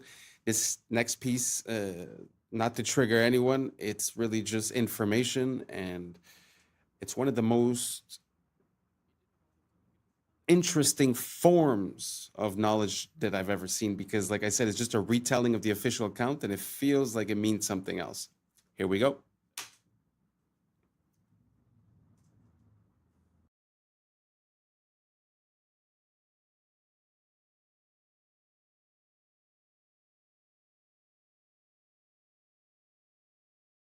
On the morning of 19 men armed with box cutters directed by a man on dialysis in a cave fortress halfway around the world using a satellite phone and a laptop directed the most sophisticated penetration of the most heavily defended airspace in the world, overpowering the passengers and the military combat-trained pilots on 4 commercial aircraft before flying those planes wildly off course for over an hour without being molested by a single fighter interceptor. These 19 devout religious fundamentalists who like to drink alcohol, snort cocaine, and live with pink-haired strippers managed to knock down 3 buildings with 2 planes in New York, while in Washington, a pilot who couldn't handle a single-engine Cessna was able to fly a 757 in an 8,000-foot descending 270-degree corkscrew turn to come exactly level with the ground, hitting the budget analyst office where DoD staffers were working on the mystery of the $2.3 trillion that Defense Secretary Donald Rumsfeld had announced missing from the Pentagon's coffers in a press conference the day before, 10th, 2001. Luckily, the news anchors knew who did it within minutes. The pundits knew within hours. The administration knew within the day. Who committed these acts and those who harbor them. And the evidence literally fell into the FBI's lap. That a passport was found blocks from the World Trade Center crash site, if you can believe that. But for some reason, a bunch of crazy conspiracy theorists demanded an investigation into the greatest on American soil in history. That investigation was delayed, underfunded, set up to fail, a conflict of interest, and a cover-up from start to finish. It was based on testimony extracted through the records of which were destroyed. It failed to mention the existence of WTC-7, Able Danger, P-TECH, Sibel Edmonds, OBL and the CIA, and the drills of hijacked aircraft being flown into buildings that were being simulated at the precise same time that those events were actually happening. It was lied to by the CIA, the Bush administration, and as for Bush and Cheney, well, no one knows what they told it because they testified in secret, off the record, not under oath, and behind closed doors. It didn't bother to look at who funded because that question is ultimately of little practical significance. Still, the Commission did brilliantly answering all of the questions the public had, except most of the victims' family members' questions, and pinned blame on all the people responsible, although no one so much as lost their job, determining the attacks were failure of imagination. Because nobody in our government, at least, and I don't think the prior government that could envision flying airplanes into buildings. Except the DIA destroyed 2.5 terabytes of data on Able Danger, but that's okay because it probably wasn't important. The SEC destroyed their records on the investigation into the insider trading before, but that's okay because destroying the records of the largest investigation in SEC history is just part of routine record keeping. NIST has classified the data that they used for their model of Evans collapse, but that's okay because knowing how they made their model of the collapse would jeopardize public safety. The FBI has argued that all material related to their investigation of 9/11 should be kept secret from the public, but that's okay because the FBI probably has nothing to hide. This man never existed, nor is anything he had to say worthy of your attention, and if you say otherwise, you are a paranoid conspiracy theorist and deserve to be shunned by all of humanity. Likewise him, and her, and her, and her, and him. Lived in a cave fortress in the hills of Afghanistan, but somehow got away. Then he was hiding out in Tora Bora, but somehow got away. Then he lived in Abbottabad for years, taunting the most comprehensive intelligence dragnet employing the most sophisticated technology in the history of the world for a decade, releasing video after video with complete impunity and getting younger and younger as he did so, before finally being found in a daring SEAL team raid which wasn't recorded on video, in which he didn't resist or use his wife as a human shield, and in which these crack special forces operatives panicked an unarmed man, supposedly the best source of intelligence about those dastardly terrorists on the entire planet. Then they dumped his body in the ocean before telling anyone about it. Then a couple dozen of that team's members died in a helicopter crash in Afghanistan. This is the story of brought to you by the media which told you the hard truths about his head could be seen to move violently forward. And they took the babies out of the incubators. And mobile production facilities. And the rescue of Jessica Lynch. If you have any questions about this story, you are a batshit paranoid tinfoil dog and will be reviled by everyone. If you love your country and or freedom, happiness, rainbows, rock and roll, puppy dogs, apple pie, and your grandma, you will never ever express doubts about any part of this story to anyone. Ever. This has been a public service announcement by the Friends of the FBI.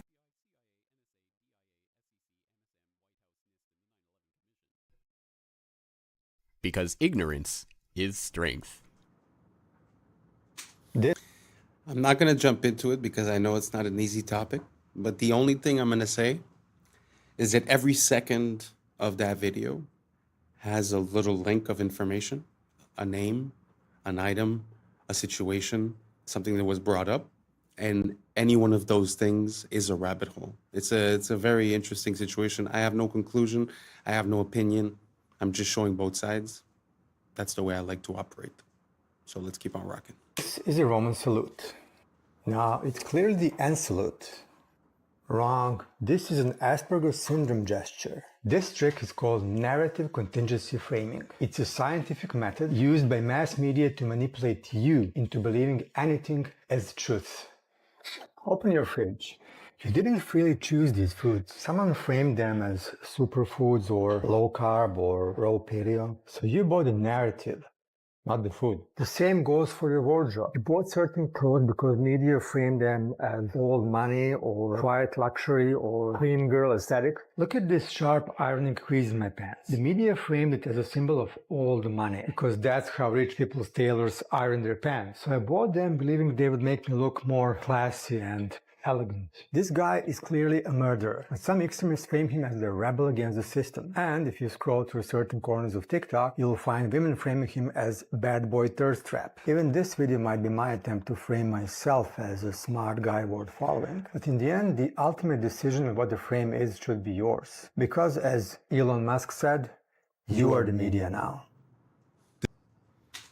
Amazing. I really like that message because at the end of the day, I feel like everything has to do with perception and perspective.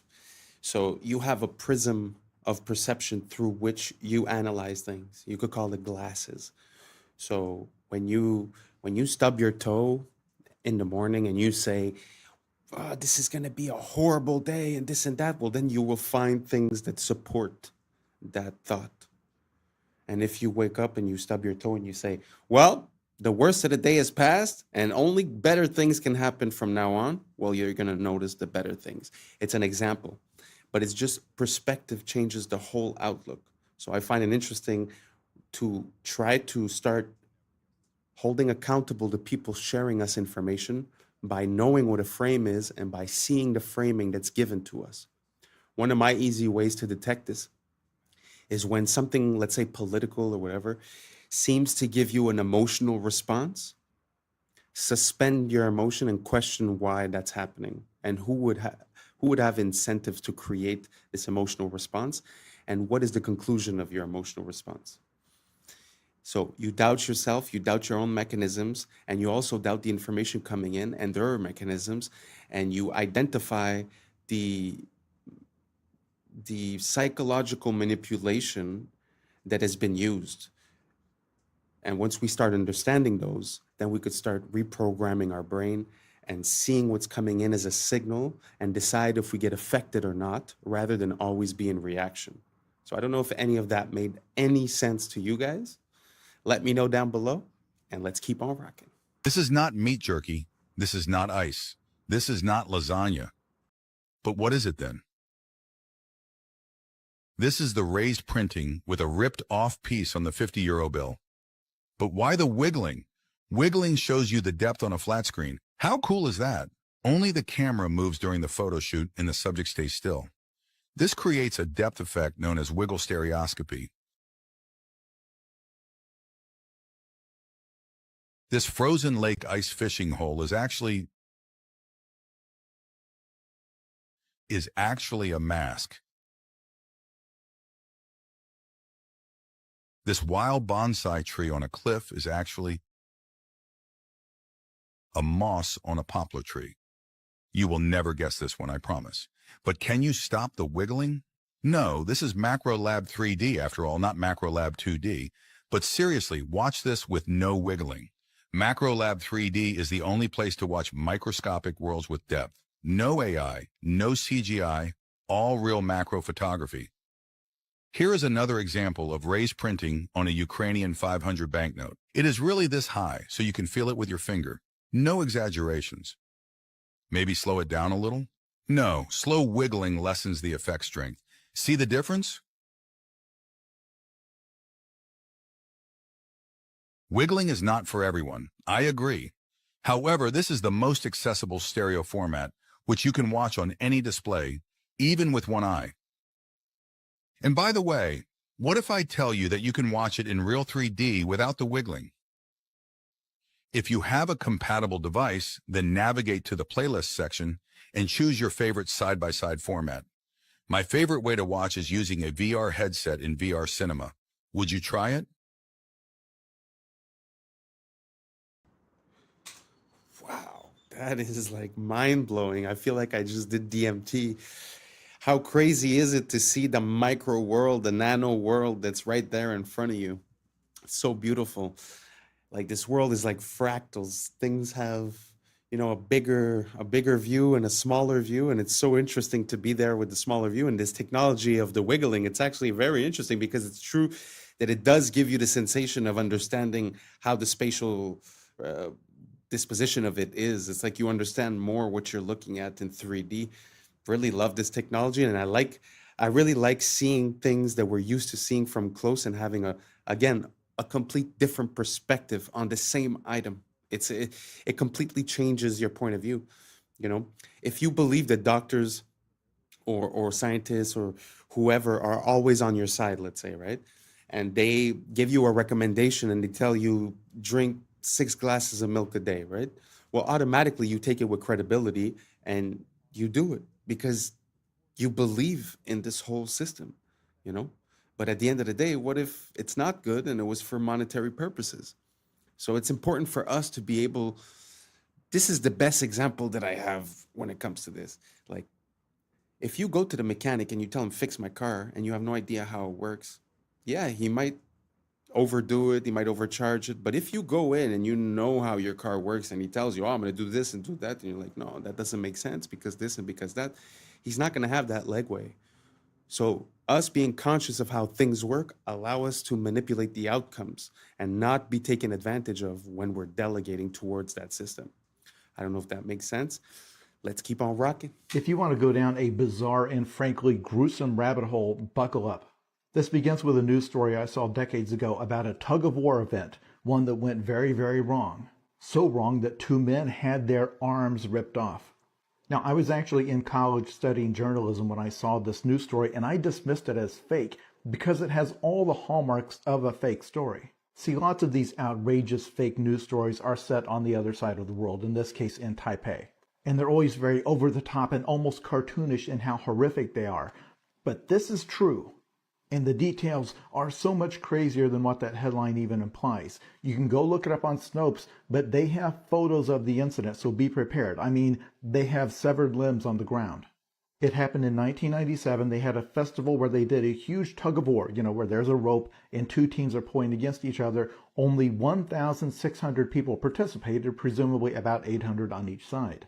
Now, when you're picturing how such a thing could have happened, you're probably imagining that they looped the rope around their arms or their wrists somehow, and then the force of the pulling pulled their arms off. That is not what happened. The truth is actually weirder. This is what happened. Snapback. When a ship is tied up to the dock, you do not stand behind where the rope is attached. That is called the snapback zone. Because if that rope breaks, it will come whipping back at you hard enough to take your life, and lots of people do lose their lives or limbs this way.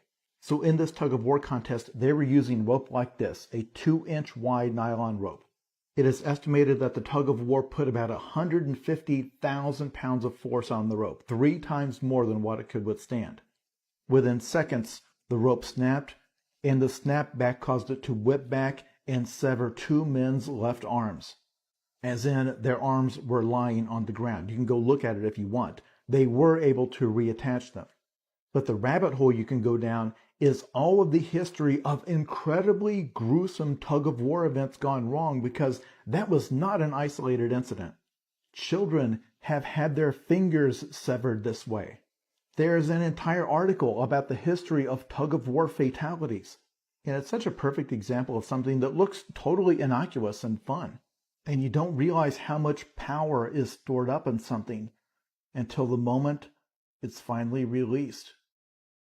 Being stolen from Louvre is what made the Mona Lisa famous. Nobody knew about the Mona Lisa in 1911. Look, here she was, one of the hundreds of random paintings in Louvre. Then one guy randomly grabbed the Mona Lisa and disappeared in 1911. She was so unimportant that it took 2 days for the Louvre staff to realize she was missing. So who made her important?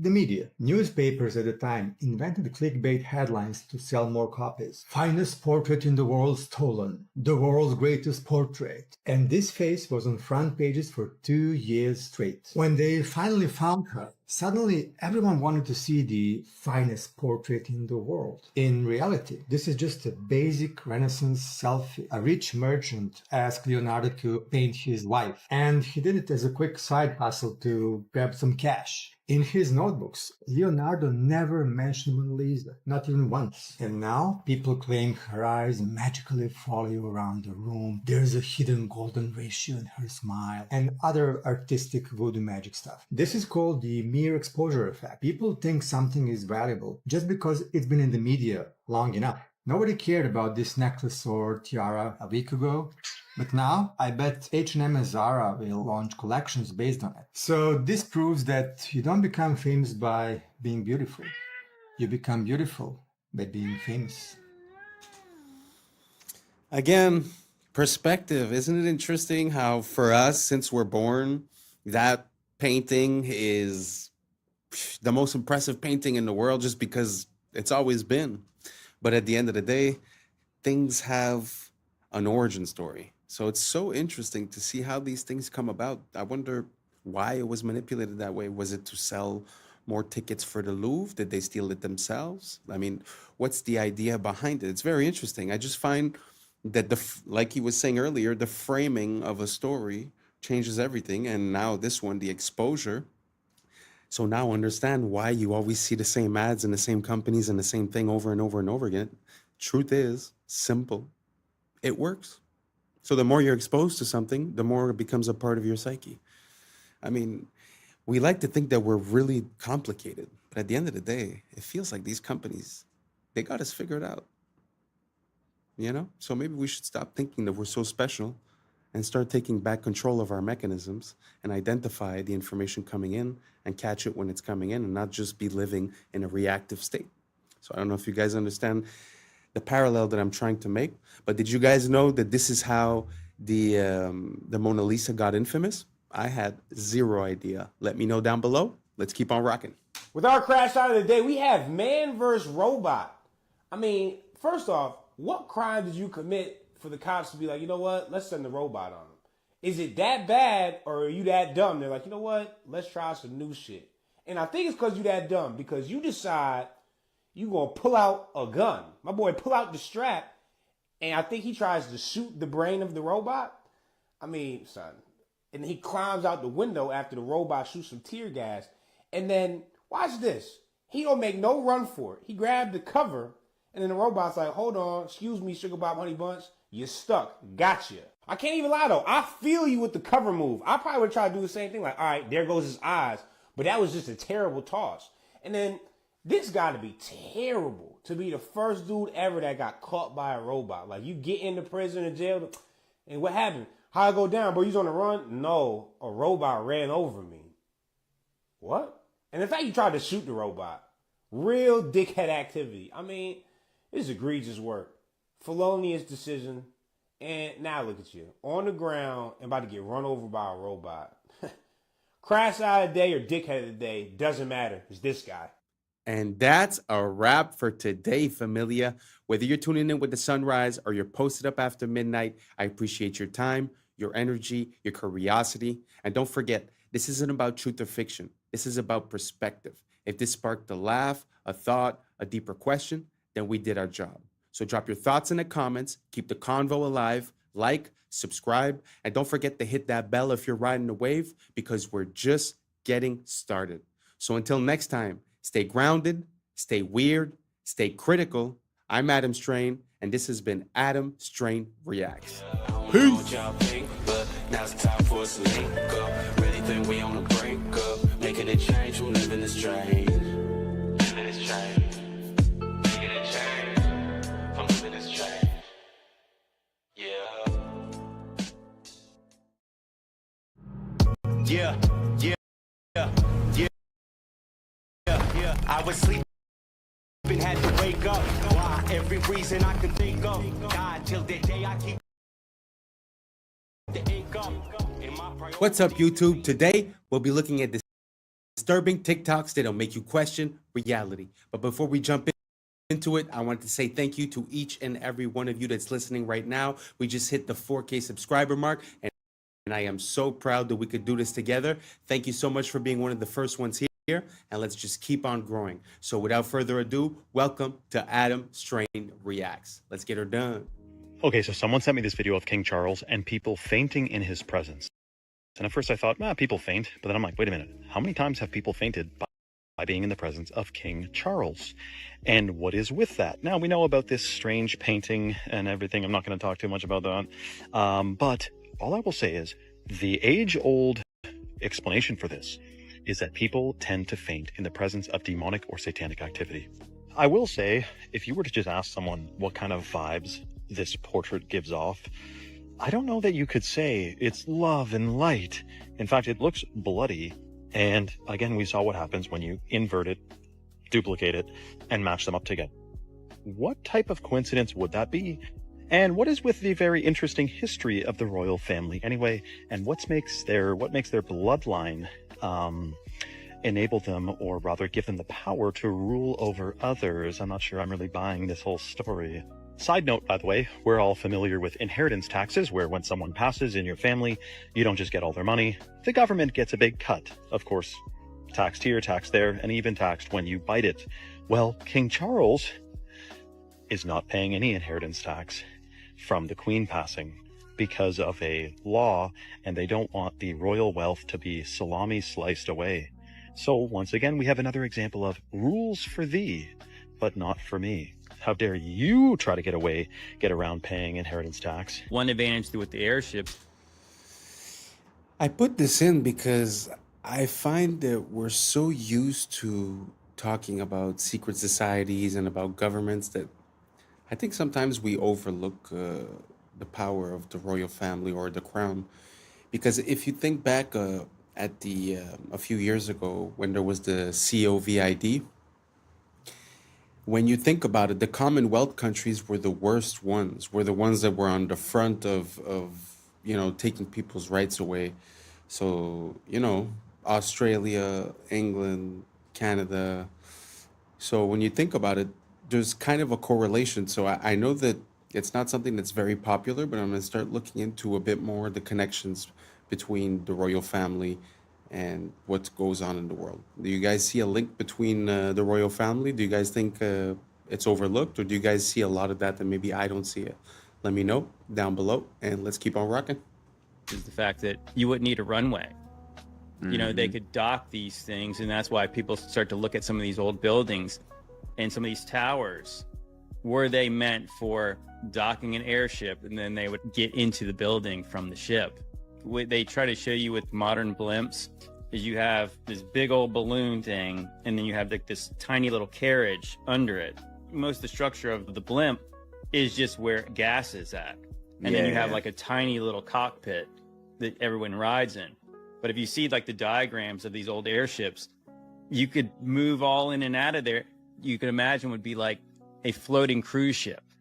So as soon as you get on, you kick your feet up, you go get something to eat, and you go hang out and have a cocktail if that's your deal. And then you can kind of hang out and look out the window and see all the cool stuff. It seems like a more elegant, more sophisticated way to travel. I would be all about that life. Yeah, could you imagine if you were just going, okay, we're going to fly across America, go from New York to LA, and you're not in a rush because part of the journey is actually, this is fun.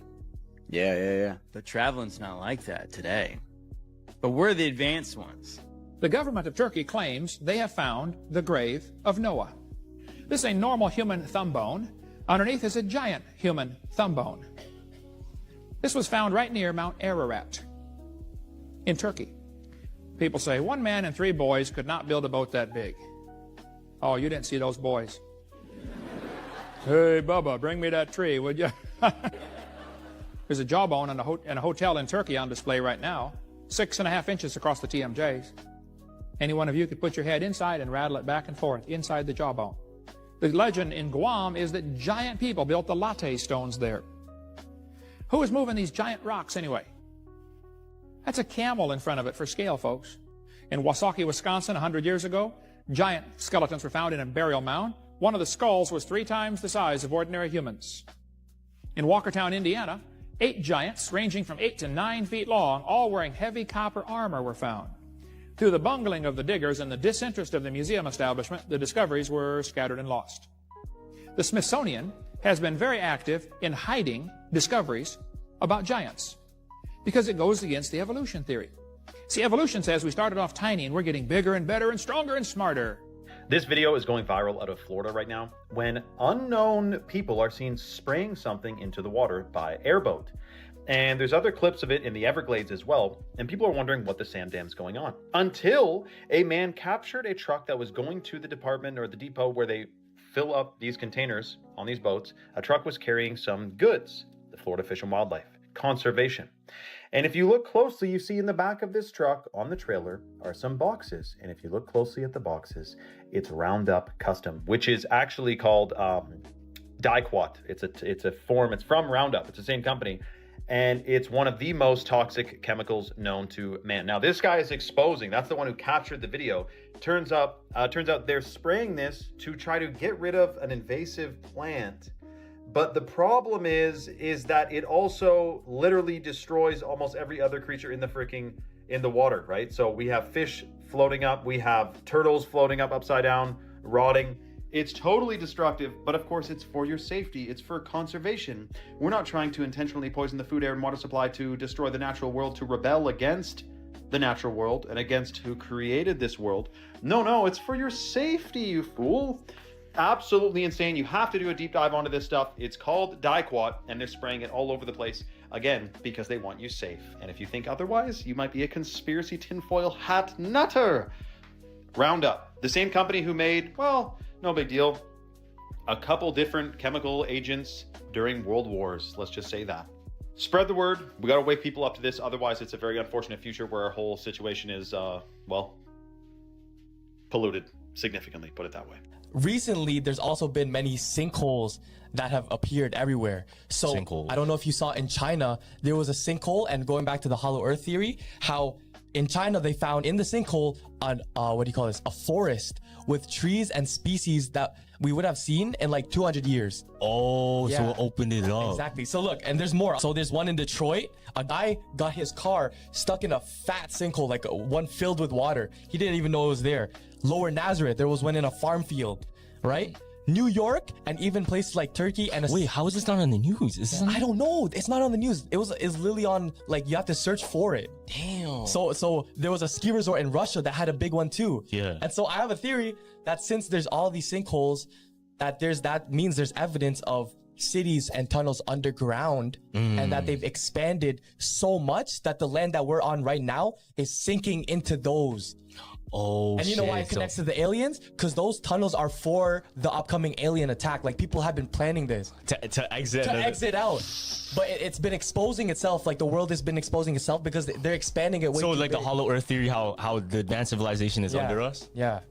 Have you ever thought about why structures in Europe, Asia, and even America share the same distinctive features? Not forgetting that they also seem to be constructed with methods far too advanced for their supposed time periods. It raises the question, is our historical timeline accurate, or has it been completely fabricated to hide something, or were they all built by the same architect? This is where it gets crazy. There was a colossal empire named Tartaria that was a highly advanced civilization with technology and knowledge far beyond even our current time. They have even been credited with the construction of the Great Wall of China. But it gets even more unsettling. What if the dates on these buildings are wrong? Imagine if that number 1 wasn't a 1 at all. Our history could be off by 1,000 years. The current timeline is a lie. In the late 1800s and early 1900s, they held events called World's Fairs to use as cover-ups to demolish our advanced past. Many recount that these structures were wiped out days after the events. This was evidence of a global civilization, a civilization whose roots could be traced all the way back to ancient Egypt. And this is really cool. So check this. This is a I'm not too sure about calling it Tartaria, and I'm not pronouncing myself on what was, especially when I don't know what is right now. But what do you guys think about the fact that in different places around the world, we really do find similar structures, whether it be the megalithic structures, or whether it be like what we would call Greco-Roman, which we find some in Japan, we find some all over the place. Do you guys think that it would be possible that at one point there was like a harmony, or that there was a moment where everything was shared, or that the capabilities were more than what we believed, or that, I don't know, like a lost moment in time? Do you guys think that's possible? How do we explain all of these structures, or the world's fairs, or all of these elements are easy to explain one at a time, but when we take the magnitude of how many of these events and how many of these, for an example, world's fairs, fires, constructions, the cities being built, the canals being built, the undergrounds, the metros, I mean, there's so many, right? So is it possible that at one moment, either we lost our memory, we lost contact, or that there was a moment where everyone was together and that we were building the same type of way everywhere? Let me know down below. I'm just curious. To be honest, I don't really have an opinion. I just find that the timeline that's pronounced to us seems to have some flaws. Apart from that, I'm really not set on anything. So if you guys have any rabbit holes to give me, I'll gladly go down them and include some of the videos in here. So let me know down below, and let's keep on rocking. Mazda bulb. The old Mazda bulbs would last 120 years. So what GE and the companies did who run the light bulb companies is they took this original bulb, they had engineers reverse engineer it so that they can make the light bulb break down faster so they could sell more light bulbs. Because the original Mazda bulbs would last 120 years. The original incandescents, the Centennial incandescent, you can look this up, it's in California. The Centennial incandescent is also still burning for over 120 years. So your light bulb, when they tell you like, oh, LEDs are going to save the earth and whatever else, we already had the technology. The light bulbs that could last 100 years have already been here. LEDs, most people don't know, were made by IBM and also by Monsanto. So when you're bringing an LED into your home and putting it above your head and doing all that stuff, what you're doing is you're bringing in a bulb that was designed by a computer company and a toxic pesticide company. So you can imagine what that's going to do to your body. It's going to give you brain fog, it's going to give you fatigue, it's going to cause blindness, cataracts, mess with your hair. Kind of makes all sense. All confirmed UFO types explained from most common to... I suppose we could say that that's the limitation of what we call capitalism. Because if the goal is to make money, it does make sense that selling you more of the same item because it doesn't last as long would give me more benefits at the end of the day.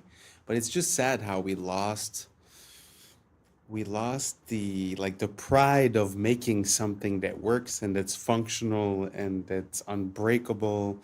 And I find it so sad. Can you imagine the fact that we had 120-year light bulbs and that we decided to change it so that they last 1 year, so that you would buy maybe 1,000 light bulbs in your lifetime instead of buying 10 or 20, let's say.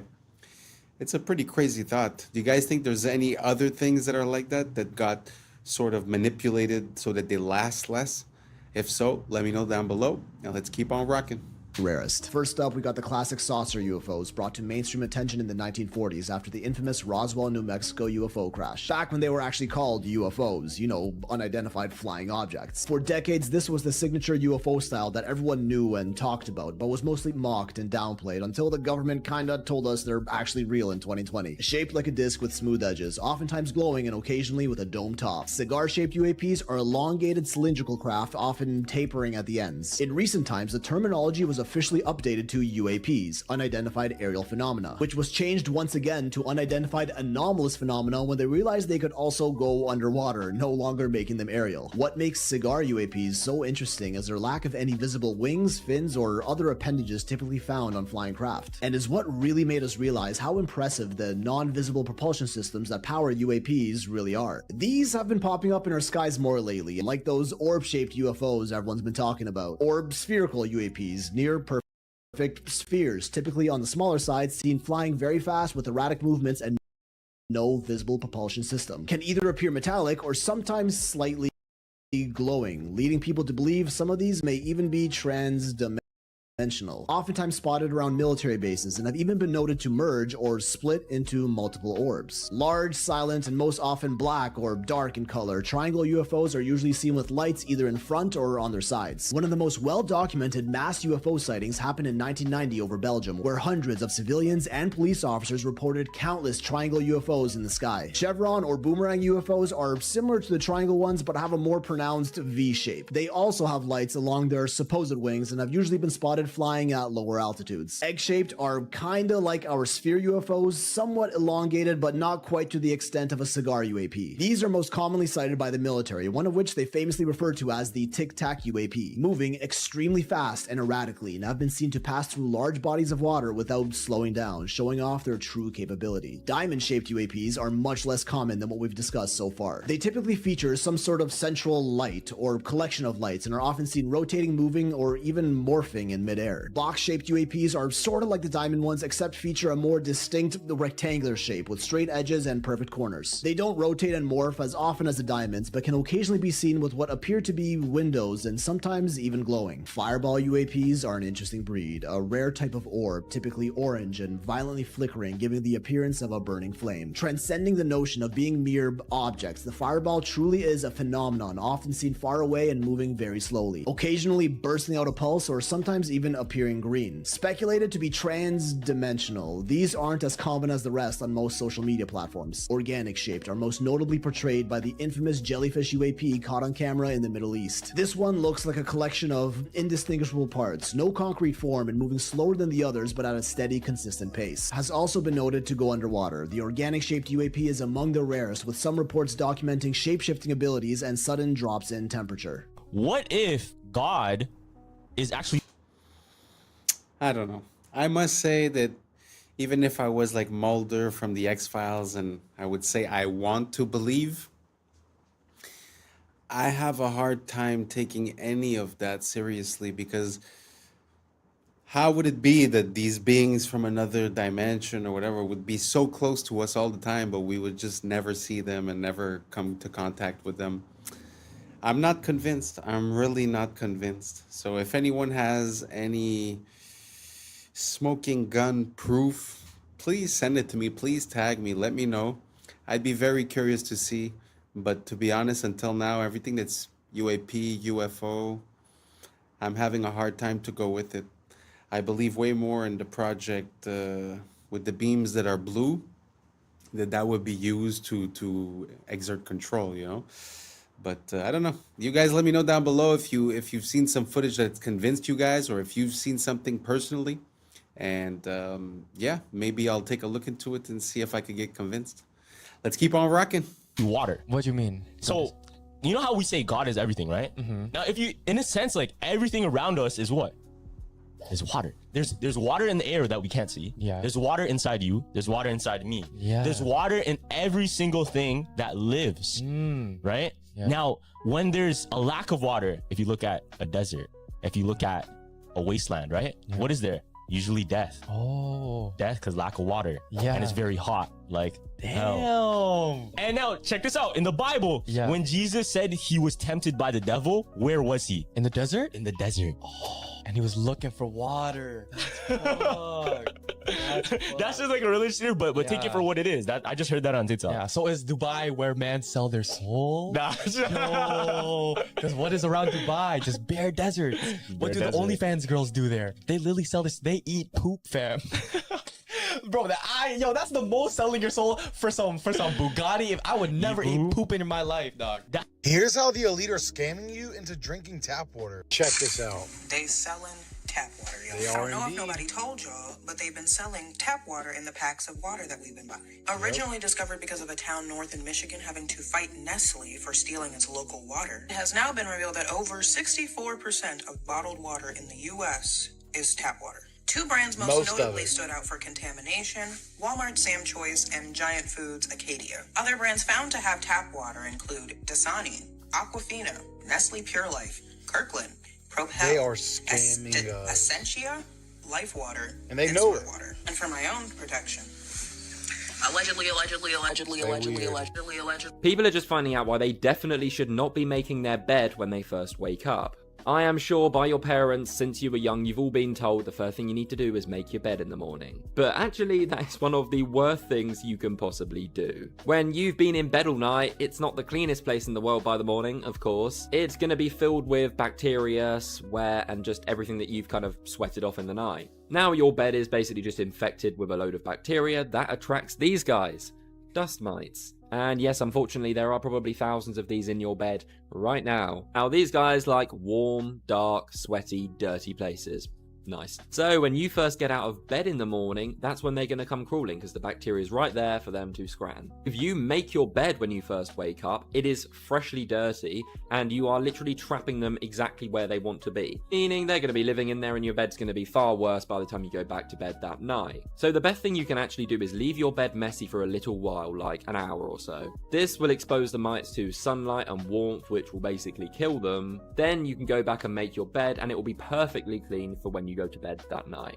Y'all, something big is taking place in the Pacific Ring of Fire, and I've been talking about this for quite some time. You know what I'm saying?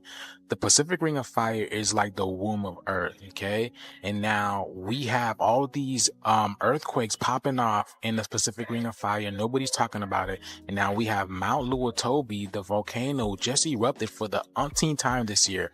I believe in July and August, and now we are in October, and yet another eruption. What's happening? A volcano in Indonesia, Mount Laki erupted today, sending a massive plume of ash as far as 6 miles into the sky. The country's volcanic agency raised an alert to its highest level and evacuated nearby villages. Thick ash blanketed homes and farmland, forcing farmers to halt work. The volcano has been quite active of late, erupting in both July and August.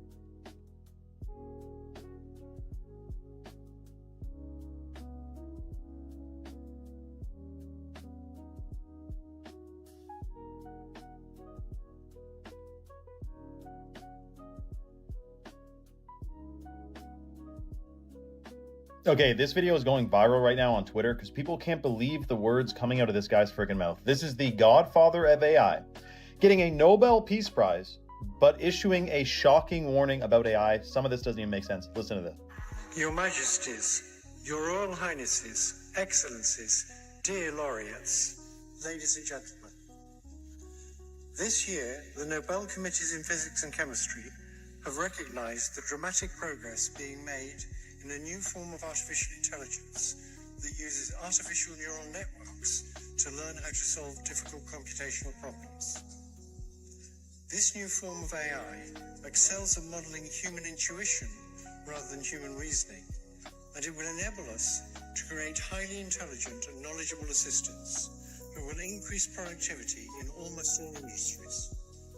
If the benefits of the increased productivity can be shared equally, it will be a wonderful advance for all humanity. Unfortunately, the rapid progress in AI comes with many short-term risks. It has already created divisive echo chambers by offering people content that makes them indignant. It is already being used by authoritarian governments for massive surveillance and by cybercriminals for phishing attacks. In the near future, AI may be used to create terrible new viruses and horrendous lethal weapons that decide by themselves who to kill or maim. All of these short-term risks require urgent and forceful attention from governments and international organizations. Okay, so we have the same situation with Elon Musk. He talks about how AI is the greatest threat to humanity, and he continues to pioneer AI technology, human implantable brain microchips, and all this. So we got this guy talking to a bunch of seniors about AI, like they really maybe know what's going on. I doubt it. And he's saying, be careful, this will create new viruses and basically destroy humanity. So we're at the part of the movie where it's like, should we shut it down then? Dude, this AI thing is 100% part of the plan to eventually enslave humanity through digital control. The bars of this prison are invisible. They're intended to be invisible because then there's less pushback. You think you're free, we think we're free, but we're in a prison without bars, and it's a very shocking situation, and they're about to ramp up the security with AI, digital ID, and this currencies, digital currencies. But I can tell you this, I have full faith we will win. This is a plot against humanity, humanity will absolutely prevail. I have 100% faith. I'm not even being positive, like, ooh, I hope we win. It's already done. It is already done. We have already won 100%. Comment for more for part 2. Follow for more. And let me know your thoughts in the comments below, man. What the same damn is with this? Mr. Jones and Mr. Krempler were neighbors. They each had $3,000. With his money, Mr. Jones bought himself a $3,000 car. With his money, Mr. Krempler bought himself a new refrigerator, a new range, a new washer, a new dryer, a record player, 2 new television sets, and a brand new Volkswagen.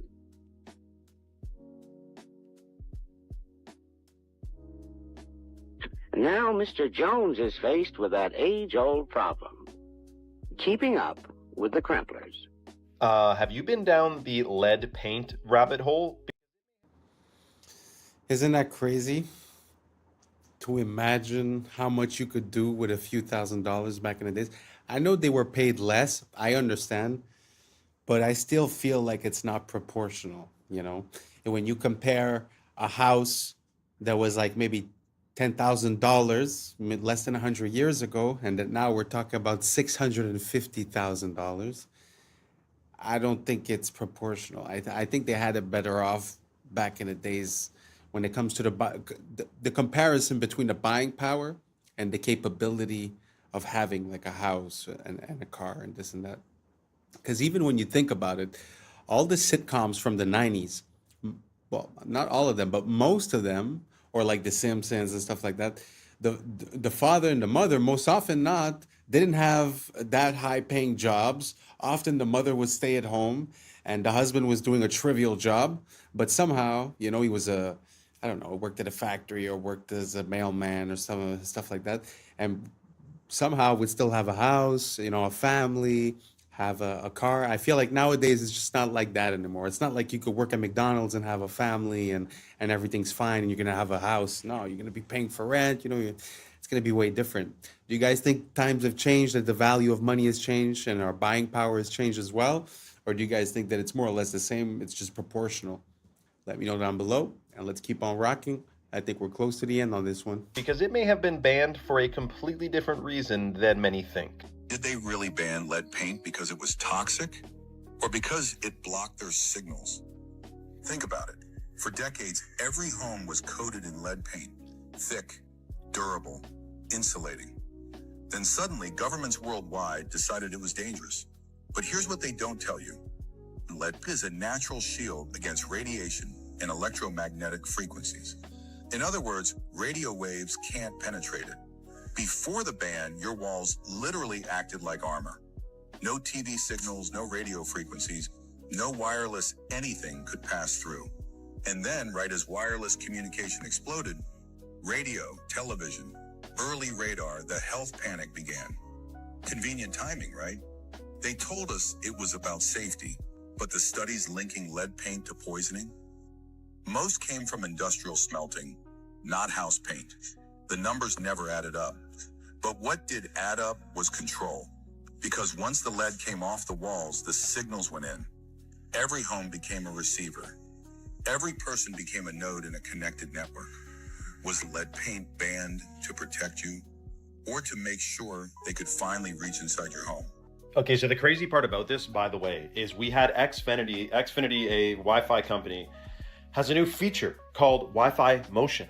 And they can use, if your Wi-Fi is on in your home, you can use it as a motion detecting device to know if someone's in your home when they're not supposed to be, or just detect motion in general. And we know that we're using the one side of the internet or of a Wi-Fi signal, but there's another side to it. There's another door, you could say. We're using the front door.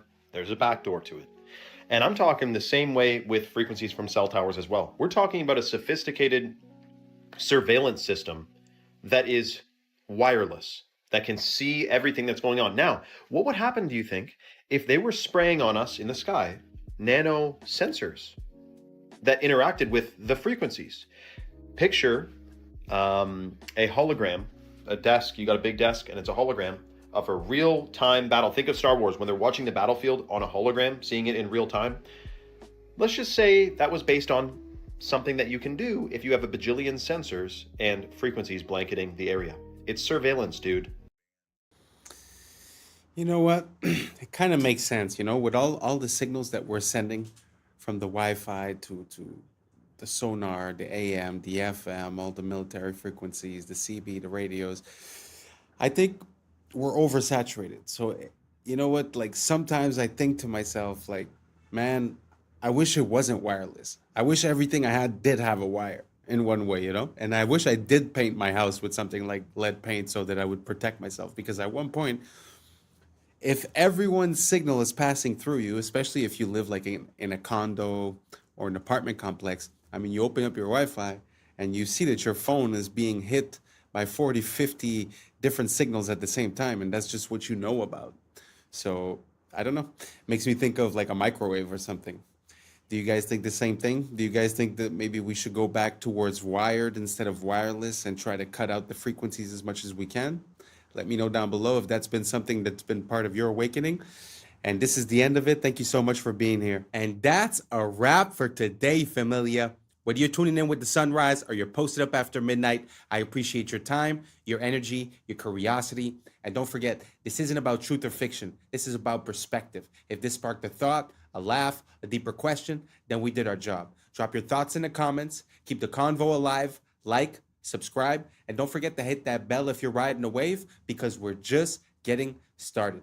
Until next time, stay grounded, stay weird, stay critical. I'm Adam Strain, and this has been Adam Strain Reacts. Peace. Now it's time for us to link up. Really think we on a break up. Making a change from living this train. Living this train. Making a change from living this train. Yeah. We very well could be in a matrix. This is a computer that I have built in Minecraft. Just a simple calculator. This is a full computer. And you can use Holly Weird to scare people into believing that if they don't comply, they're going to get nukes. Yeah. I was sleeping, had to wake up. Why? Every reason I can think. What's up, YouTube? Today, we'll be looking at disturbing TikToks that'll make you question reality. So without further ado, welcome to Adam Strain Reacts. Let's get her done. SpongeBob was created to entertain all of the kids that Jeffrey Epstein took to his island. No. SpongeBob's license plate, if you put the address into Google Maps, it takes you to Jeffrey Epstein's island.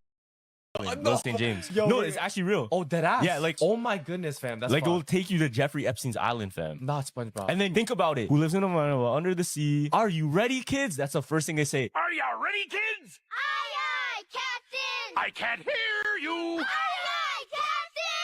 Oh, who lives in a pineapple under the sea? And they show one island on the water. The Nickelodeon symbol is literally the island as well. I didn't know about Why would that. you go to that island? Stop it. Why would you go to that island? You know that song? Know some niggas that went to that island. Why the fuck would you go to that island? Wait, why does he have two clip-on mics? One for backup, maybe? Wait.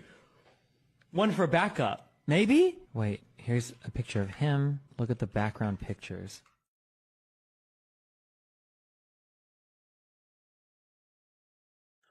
Wait. I can't tell if I'm mind myself.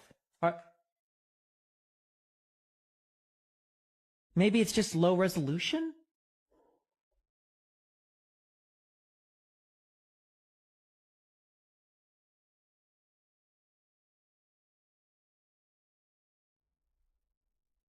Look at the book names. They don't have they don't have names. They don't have any names. Nothing looks right in this. Is he posing for a picture? That's always been something that's been on my mind ever since they released all these generative AIs. How long have they been using this? Like, this is an example from a few years back. What do you guys think about that? Do you guys think that that was possibly an AI render for the two mics, for all the details, the pictures, missing book names. I don't know. Do you guys think it's possible that maybe in the past 5 to 10 years, some of the songs that we were listening to might have been generated by AI? Or some of the images we've been seeing, some of the videos we've been seeing? Because we know that deep fake has been around for maybe, I don't know, 10 years, maybe 5 at least. So do you guys think there's a certain level of possibility? Because they do say that whatever technology is released to the people, the military normally is 10, 20 years ahead. It happened that way for the internet, for Bluetooth, for all these protocols that basically they were using, and then they found, I guess, an advantage to start rolling it out to the people, like creating an information grid, like being able to monitor what people think and do. So I don't know. Do you guys think it's possible that maybe they've been using AI way before they rolled it out to us? Simple question. Let me know down below. Now let's keep on rocking.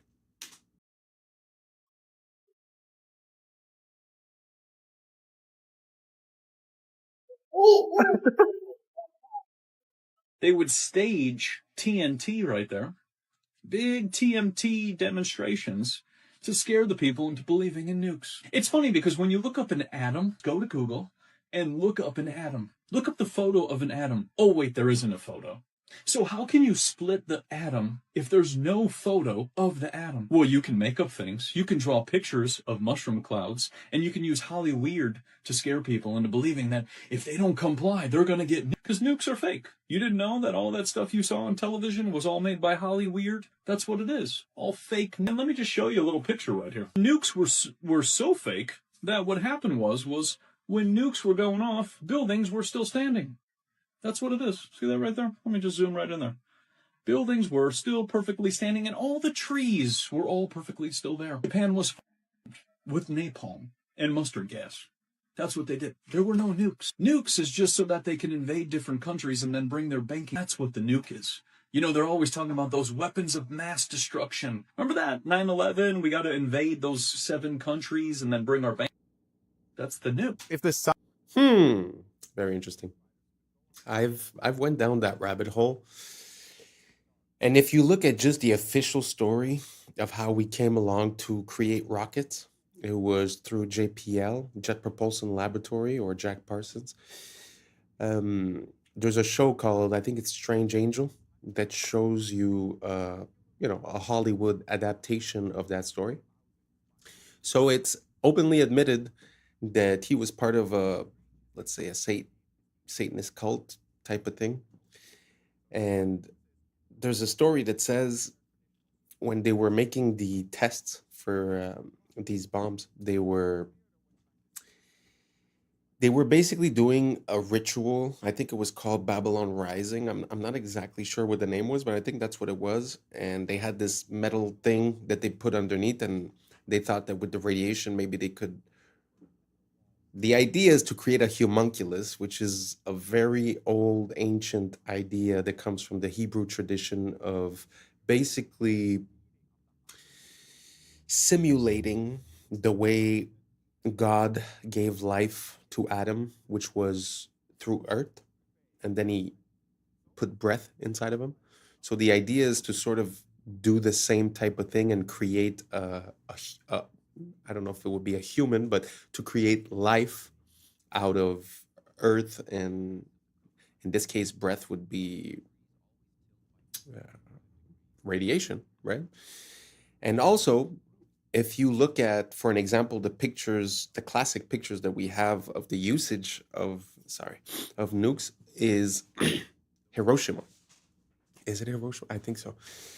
So basically, when you look at the picture, it looks like a huge mushroom cloud. But when you inspect it a bit further, you sort of see that there are 2 different plumes of smoke that are connected together. Now, that being said, like he said in the video, when you compare somewhere that was hit by nukes and a place that was firebombed, it's pretty much the same destruction that you see. So it's very interesting when they've used this method to create fear for so many years, and it got ingrained into us. But when you really start looking at the details, it's kind of interesting. One of the ways where I'm able to tell if something makes sense or not is the repetition, because basically when humans are able to do something, they keep on doing it. So there's a few things that we've done once or twice or three or four or five times, let's say, in a small amount of time. And since then, we haven't done it again. One good example of that is going to the moon, which, funny enough, requires the same rocket technology created by JPL, Werner von Braun, which was brought in by Operation Paperclip from the NAZIs that got brought in. So they basically took all the scientists and they put them into high positions. So there's definitely a lot to look into when it comes to that. There's also a famous clip from Joe Rogan when he was looking at the videos of the tests, basically. But when you really look at it nowadays, I mean, we have more time and more tools. You see that actually it was a little model of a house being exploded. It wasn't a real house. So I don't know. There's a lot of questions for me when it comes to that, because again, it's linked to fear. And when you believe in fear, it sort of changes your outlook on life and your decision and thought process. So imagine if most of the things they made us fear were actually non-existent. What would that mean for us? And what would that change? Simple question. Let me know down below. And let's keep on rocking. If one were to disappear tomorrow, these cave spiders could go on living for thousands of years, completely in the dark. If you go right to the border of Greece and Albania, you head down this dark cave and then you wade through chest-high water for about 50 meters, you find something really strange. This thick, spongy substance that is everywhere. It spans 100 square meters, and if you look closely, you find that it's teeming with 100,000 spiders. This is the world's largest spider web. But what's strange is that this cave is in complete darkness. There is no sun, so no photosynthesis, and no plants, or any other traditional sources of food. So how can these spiders survive? Well, things get even weirder when scientists looked at the kinds of spiders. They found two species, one bigger one and one smaller one. Usually, the bigger one eats the smaller one, but here they were living in harmony. So what was going on? Well, they found the answer to both of these questions when they looked at the walls of the cave, which was covered in this white slime. When they put this slime under the microscope, they realized there were sulfur-eating bacteria there, which were feeding off the high sulfur concentrations in the rock. And cave flies would then eat that slime. And so you got millions of cave flies, which ended up creating this near infinite buffet for the spiders. So much so that the bigger spiders stopped eating the smaller ones and just focused on catching fly instead. So here's this fully self-sustained ecosystem that's not powered by the sun, but based on sulfur. So the strange case of the cook pine trees. These trees always tilt by 855 degrees toward the equator, regardless of where on Earth they are growing. What's interesting is the farther they are from the equator, the more they lean. This strange phenomenon is studied globally, though its exact cause remains a mystery.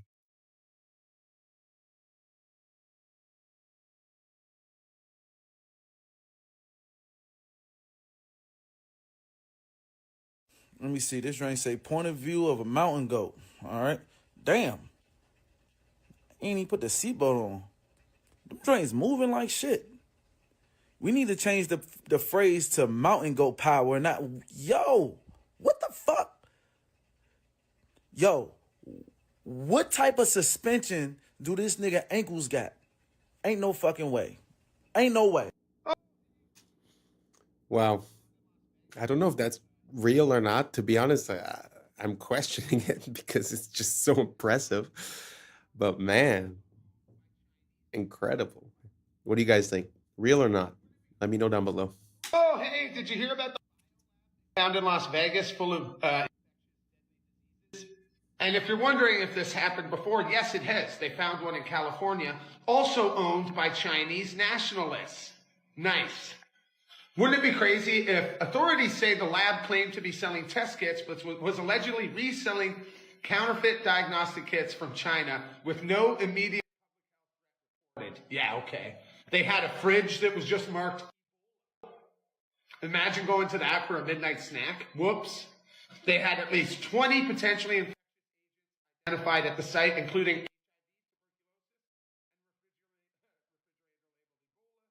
and yeah, it was residents owned by Chinese nationalists. That's great. That's great stuff. I smell another coming. I mean, when I was a kid, we didn't have electricity till I was 9 years old. In those days, all the grannies used wood stoves. They didn't have electric stoves. And when Grandma had cravings, she had pica and cravings. Are you pregnant? You have cravings? No, I just have cravings. She'd take a spoon, go out in the backyard and eat clay and dirt. Kids will eat dirt when they have cravings. They would use wood ashes. They would eat wood ashes, and they'd mix them in with their porridge, or they'd put them in their drinks, or they'd put them in their bread dough to stop the cravings. Wood ashes, which are minerals. Now, babies, how many of you heard of cribbing? Okay, babies would chew on the rail of the cribs when they were missing those minerals and have cravings, and so they started putting fiberglass and plastic shields on the rails to prevent cribbing. Wow, I'd never heard of that. Does anybody have a grandma or something and has heard the similar thing? And it's very interesting regarding the kids. I mean, if they were cribbing due to instinct and a lack of minerals, isn't it funny that our solution is to put some chemical product on top to protect it? We're so upside down. Anyways, all that being said, try to get your mineral game on point. Because in my mind, the whole periodic table is basically minerals. So a lot of people are deficient in a lot of minerals, and I think that creates some of these habits that we see. So try to look into it. Anyways, let's keep on rocking. Seeing this guy who created a computer on Minecraft, which further solidifies the fact that we very well could be in a matrix. This is a computer that I have built in Minecraft. And 6 months ago, I would have never anticipated how massive of an undertaking this would have been to complete. But 6 months later, this computer is reaching the final stages of its construction. So far, I have programmed the Fibonacci sequence to run on this computer. However, I want to take this much further. This isn't just a simple calculator. This is a full computer, fully programmable with machine code and soon assembly. The data registers are 32 bits. The RAM can store 256 lines of code that is stored in the 2 kilobytes of RAM. The CPU has 16 registers, a multiplication accelerator, and a division and modulo accelerator. All of this runs on vanilla Minecraft. Mods are only used to increase the performance of my computer that is running this monstrosity. Wow. What does that mean? Does that mean that we are in a simulation? What do you guys think about that theory? Me personally, I have a lot of a hard time. And I wish I knew more about computers so I could understand what I just heard. To be honest, I use computers every day, but I really don't know how it functions or operates. So can you guys break it down for me? Does that make sense? Does it mean anything? Are we in a simulation? What do you guys think? Let me know down below. Let's keep on rocking. I mean to make waves, but this guy is pretty genius. I've been asking to speak to you now for 2 years, to talk to you, to tell you that I'm also a super genius like yourself. Oh, I got they ass now. Because something is just off here. And I'm just going to show y'all how absolutely insane this fucking canal is. All right, so check this out, right? These ships get lifted above sea level, right? They use a 3-lock method, right? This connects 2 oceans, and we're going to get into this, all right? These chambers, they fill with water to raise the ships up. Then they drain to lower them. Each of the locks weighs 750 tons. Think about that.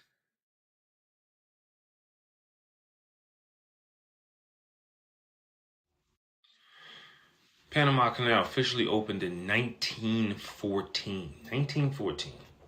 Look down here. U.S. took over the project in 1904. This was after, quote unquote, the French supposedly attempted to. But as the French attempted to build this Panama Canal, 20,000 of them died from yellow fever and malaria and all kinds of shit, because you're down in the jungle and you got a dry season and they got a wet season. So the conditions are horrible. As you can see here, French company attempted. Look, malaria, yellow fever, resulting in high worker mortality. I looked at these construction photos and they weren't really very convincing. The whiteout over here and the train. These guys are supposedly excavating what it is you just now saw. More excavation photos. That's basically, that runs on steam. They said they were steam powered. This is them doing construction. I mean, I guess don't really look like it, but yeah, you know, whatever. Yeah, whatever. Supposedly they were using steam powered machines and like steam shovels. This is supposedly them doing construction again. Nothing here but this, look like this train wagon here in the middle of this all. More construction photos here again. And I found this odd, because see, this like blew something open. The Panama Canal can't use seawater. Salt water can't be used to supplement water for the lockage. The canal operates with gravity-fed water high above sea level, and even if salt water could somehow get into the system, it would damage the freshwater ecosystem in the lake. So, wait a minute, you telling me not only in a 10-year span did y'all dig out a 50-something foot long, mile-long canal that is now filled with water and has technological locks that fill in basins and lift and lower ships, but you also connected that to the lake, and you did this you started in 1904? I'm sorry, I don't fucking think so. The biggest constraint to canal operations has been the availability of fresh water in the reservoir. The reservoir is here.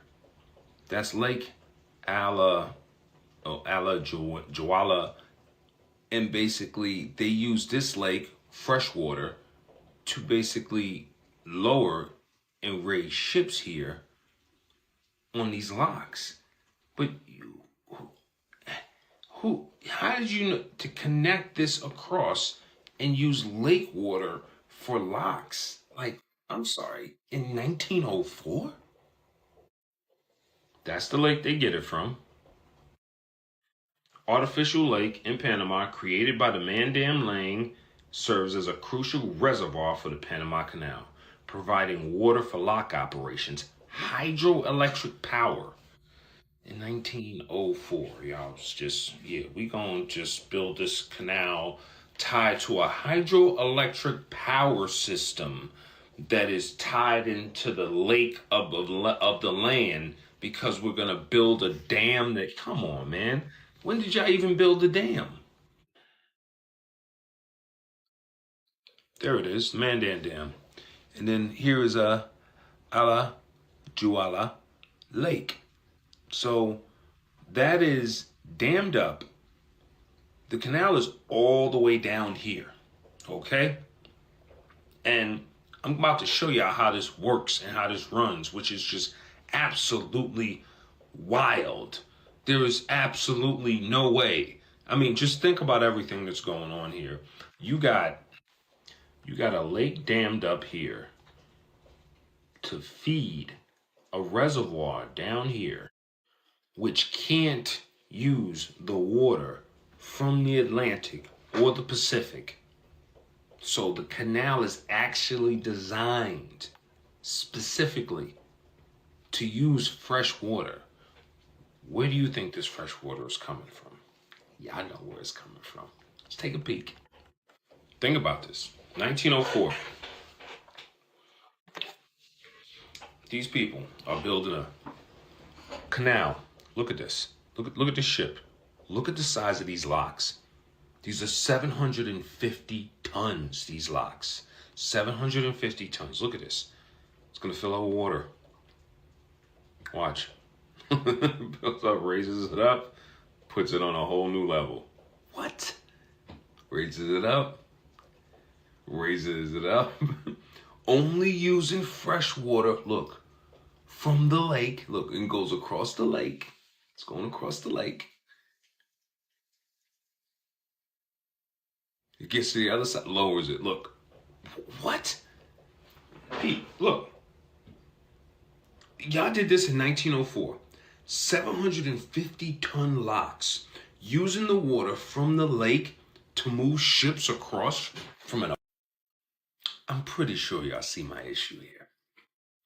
You got a gravity-fed water lock ship moving system you're building in 1904 inside of the water with 750-ton locks.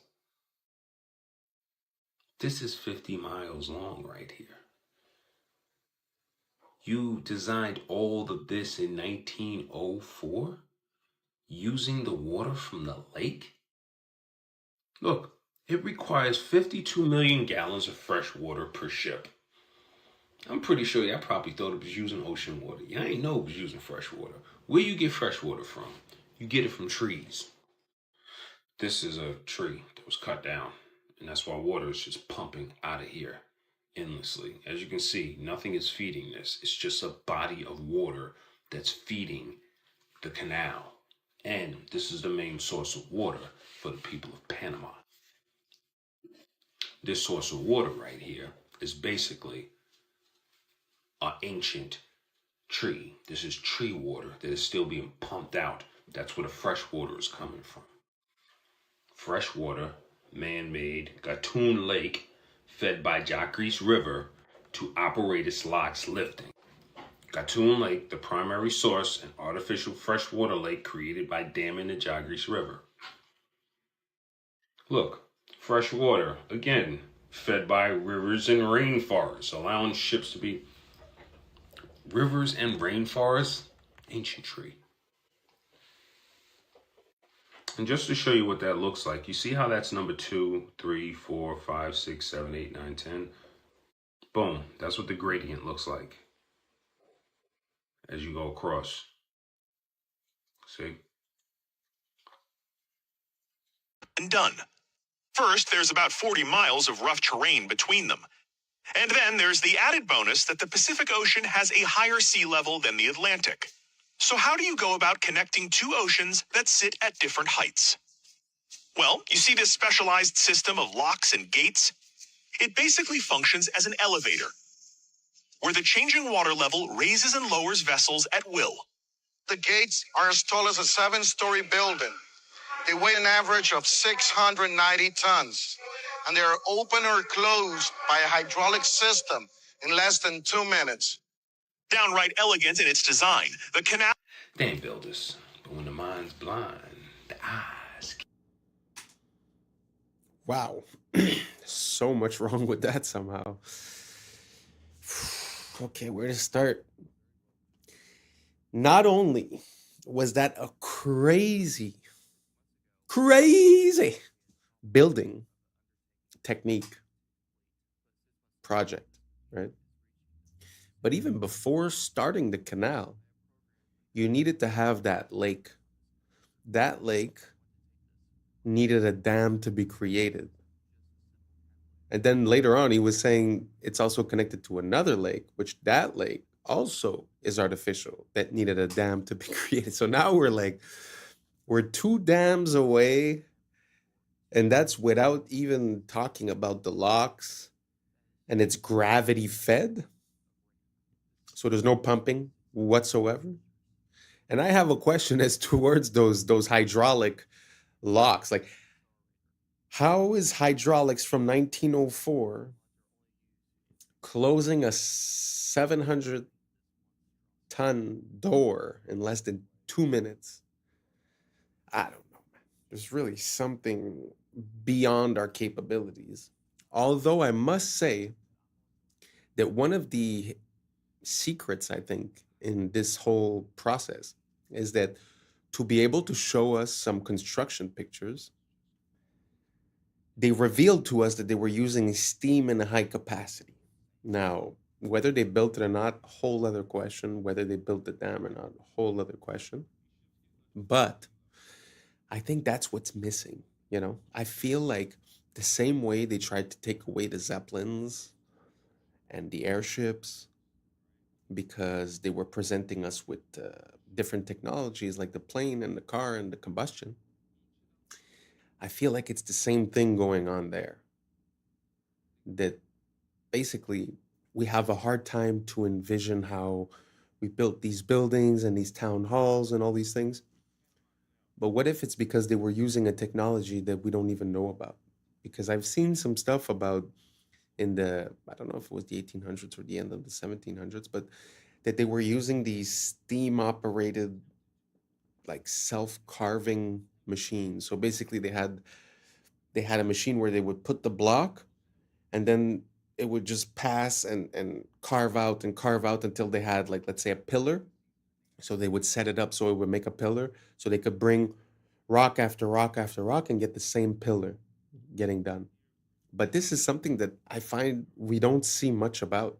We don't see much about the potential of steam, when in reality,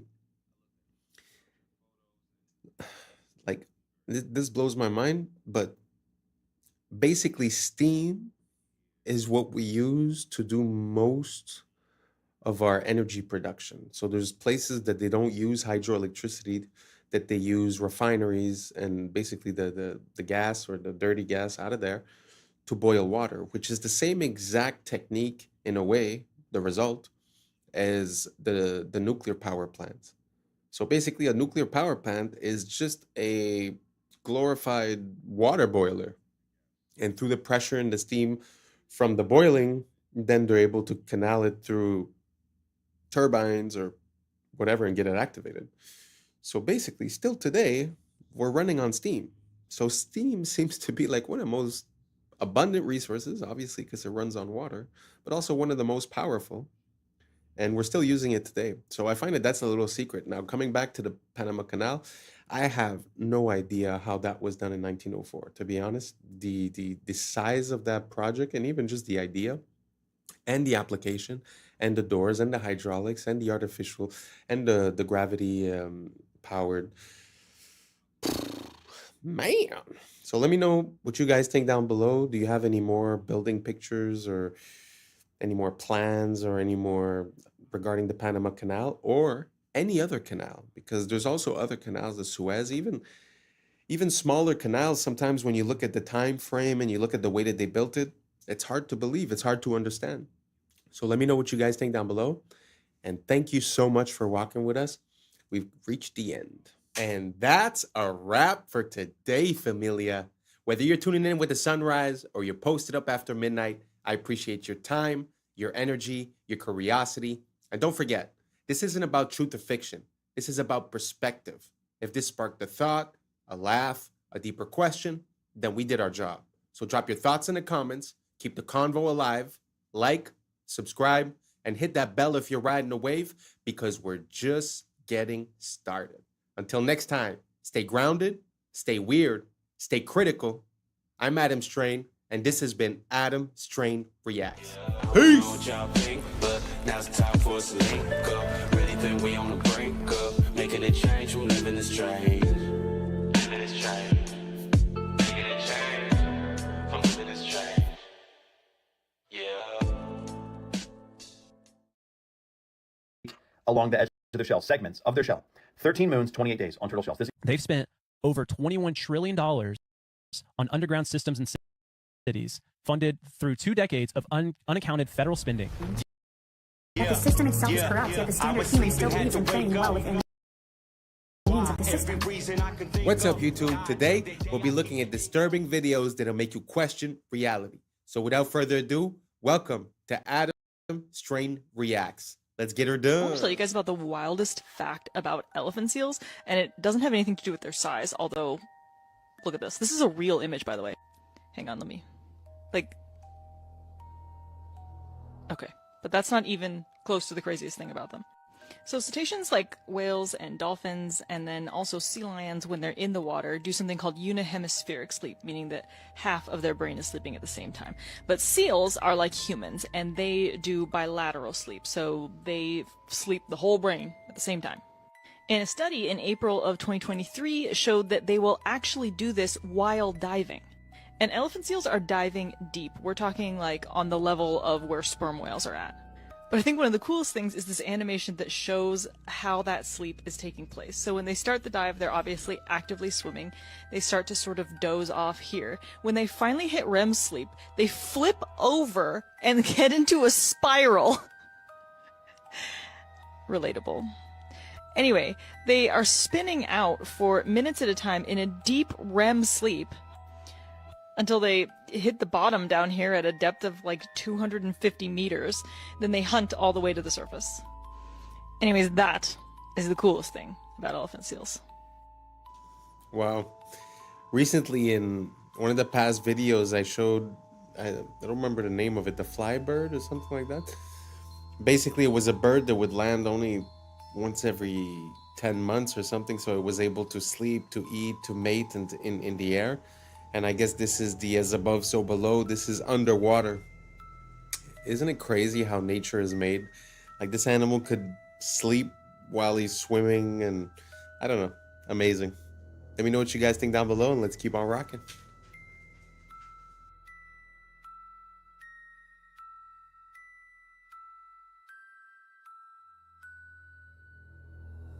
Okay, I just found out something completely shocking about turtles. And I honestly think they're trolling us at this point, because the natural world doesn't have time. Time doesn't actually exist, right? What the natural world has is rhythm. So time is a measurement of rhythm, but time doesn't exist. Clocks exist. Now, here's the crazy part. Turtles. I thought when I saw this post about lunar calendar on a turtle's back, that it was like some turtles, right? There's 13 carapaces in the middle of their shell, and there's 28 along the edge of their shell, segments of their shell. 13 moons, 28 days on turtle shells. This equals 364 days plus 1 day of rest. All indigenous peoples around the world knew the wisdom of the turtle and followed a 13-month calendar, as there are 13 moon cycles in a year and 27 to 29 days per cycle. It appears that 1 month was subtracted in order to sever the connection between people with the sun, the moon, and the stars, which are themselves a giant clock. But what I found out was, it's every single turtle and tortoise. Sea turtles, the same thing. A giant clock on their backs. So we're talking about the Fibonacci sequence is in the turtles, of course, as it is in all biological life forms. But the calendar is also on every single turtle's back. And you may be thinking, well, why would they change the calendar? Well, yes, to sever the connection, to alter our perception, our vibration, our reality, just a little bit more. Another thing we have never been told about in school. Isn't that interesting? Instead, we're hearing about Pythagorean theorem and carbon emissions, and they don't tell us anything about this natural world. Shocking. Let me know your thoughts in the comments below, and follow for more.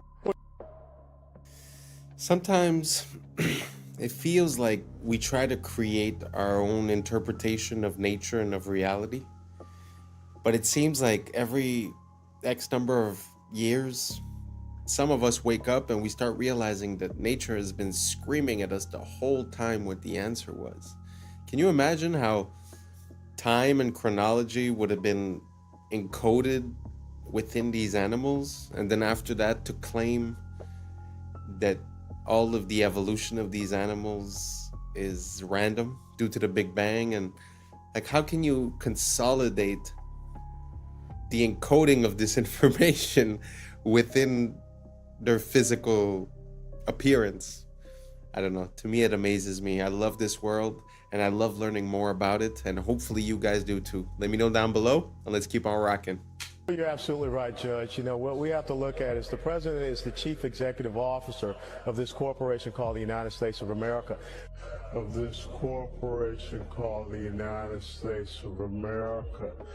Now, haven't I been telling y'all on this platform for a long time that the United States is a federal corporation The city of is a corporation.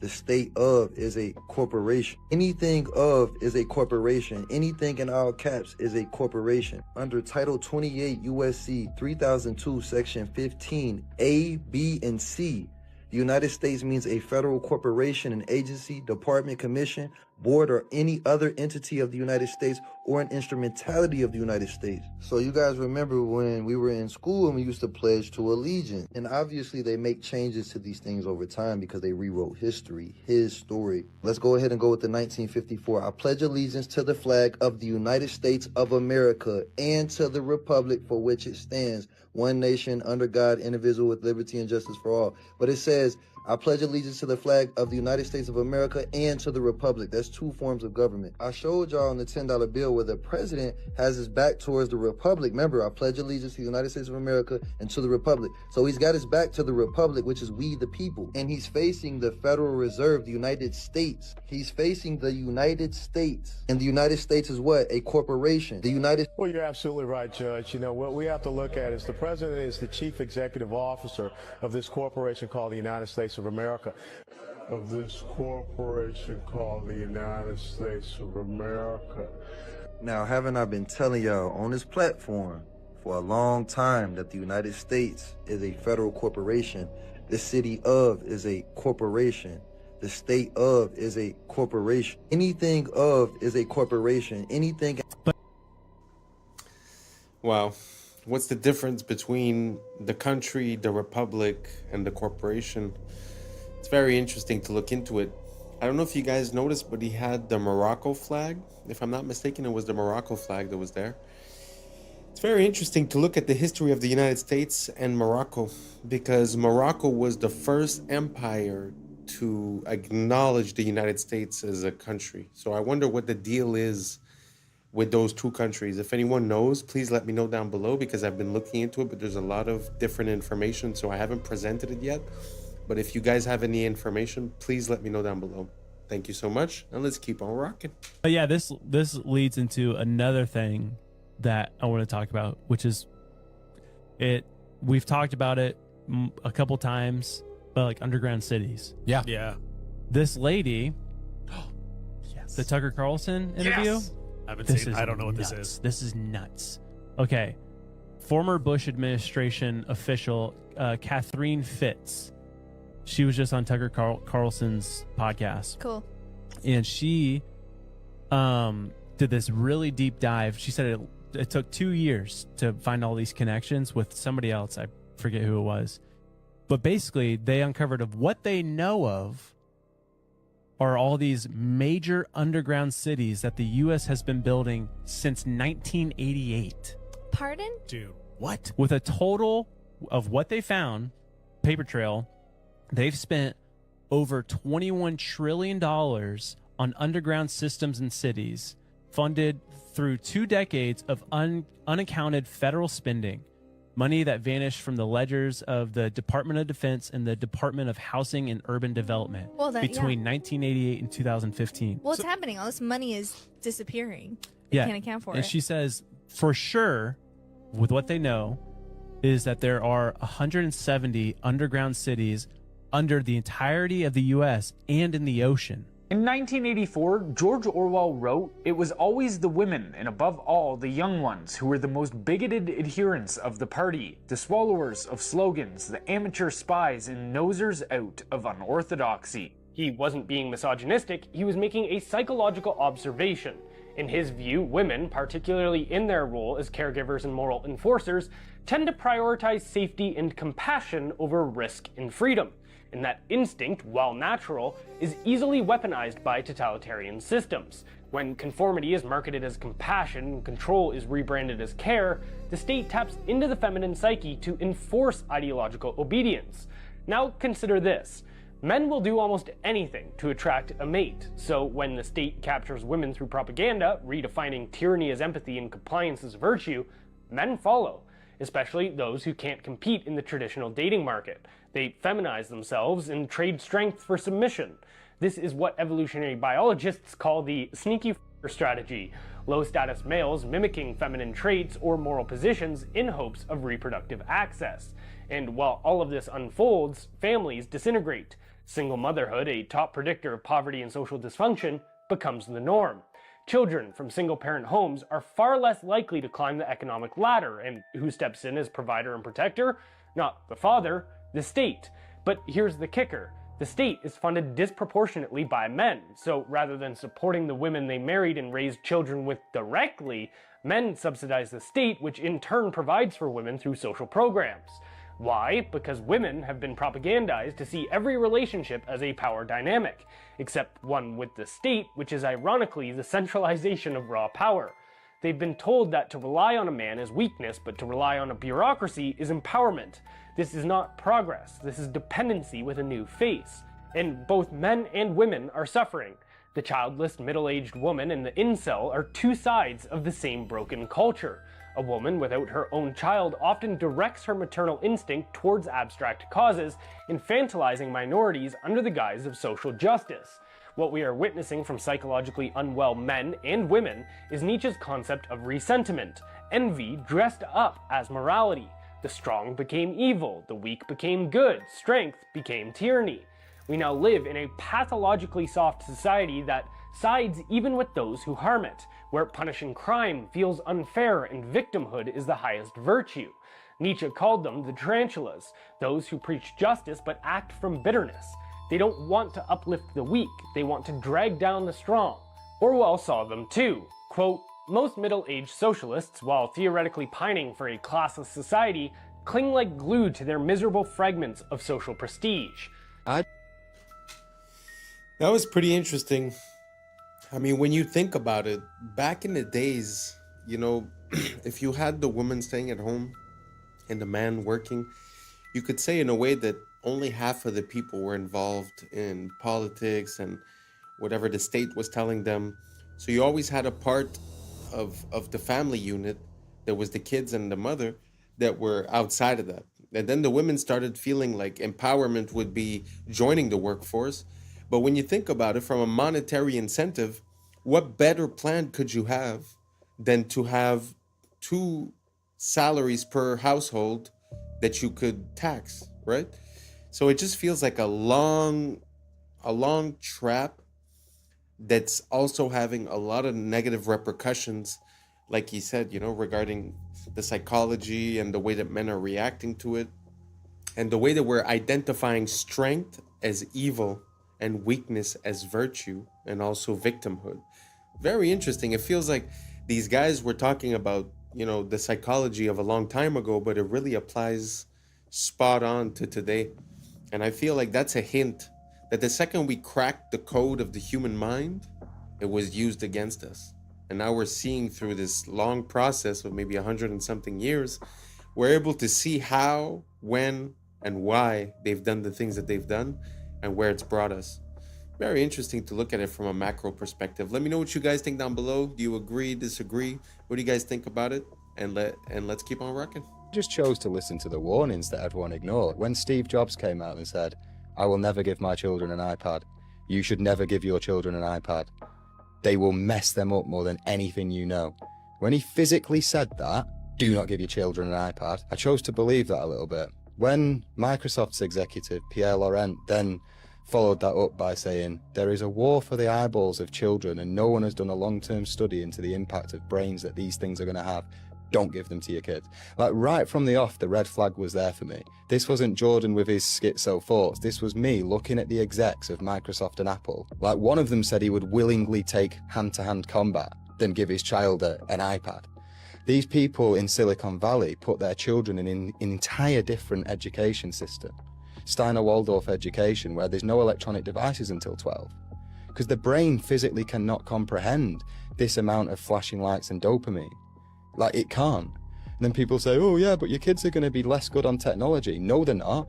because the rate of technological development right now is so quick that iPads are irrelevant in 12 years anyway. The children that are being given iPads and children that are getting aggressive and sulking when their iPad's being taken off them, I think that's going to manifest as some very dark stuff when they're an adult. I was lucky enough to get an education from Paul Chek, and he talked about Steiner extensively and brain development. I researched that, took my children in for an interview. My son Troy was in public school at the time, and he resonated with Waldorf like that. He started going to Waldorf at kindergarten, and my daughter also went through it. Most of those brain development years, the mind is myelinating 0 to 7, so your nervous system's being entrained, and we did the best we could to keep them off devices for the most part. And then when we got to Waldorf, that was the curriculum and template for the whole school. And I will tell you now that my children are 15 and 18, and it paid off considerably, and they have the experience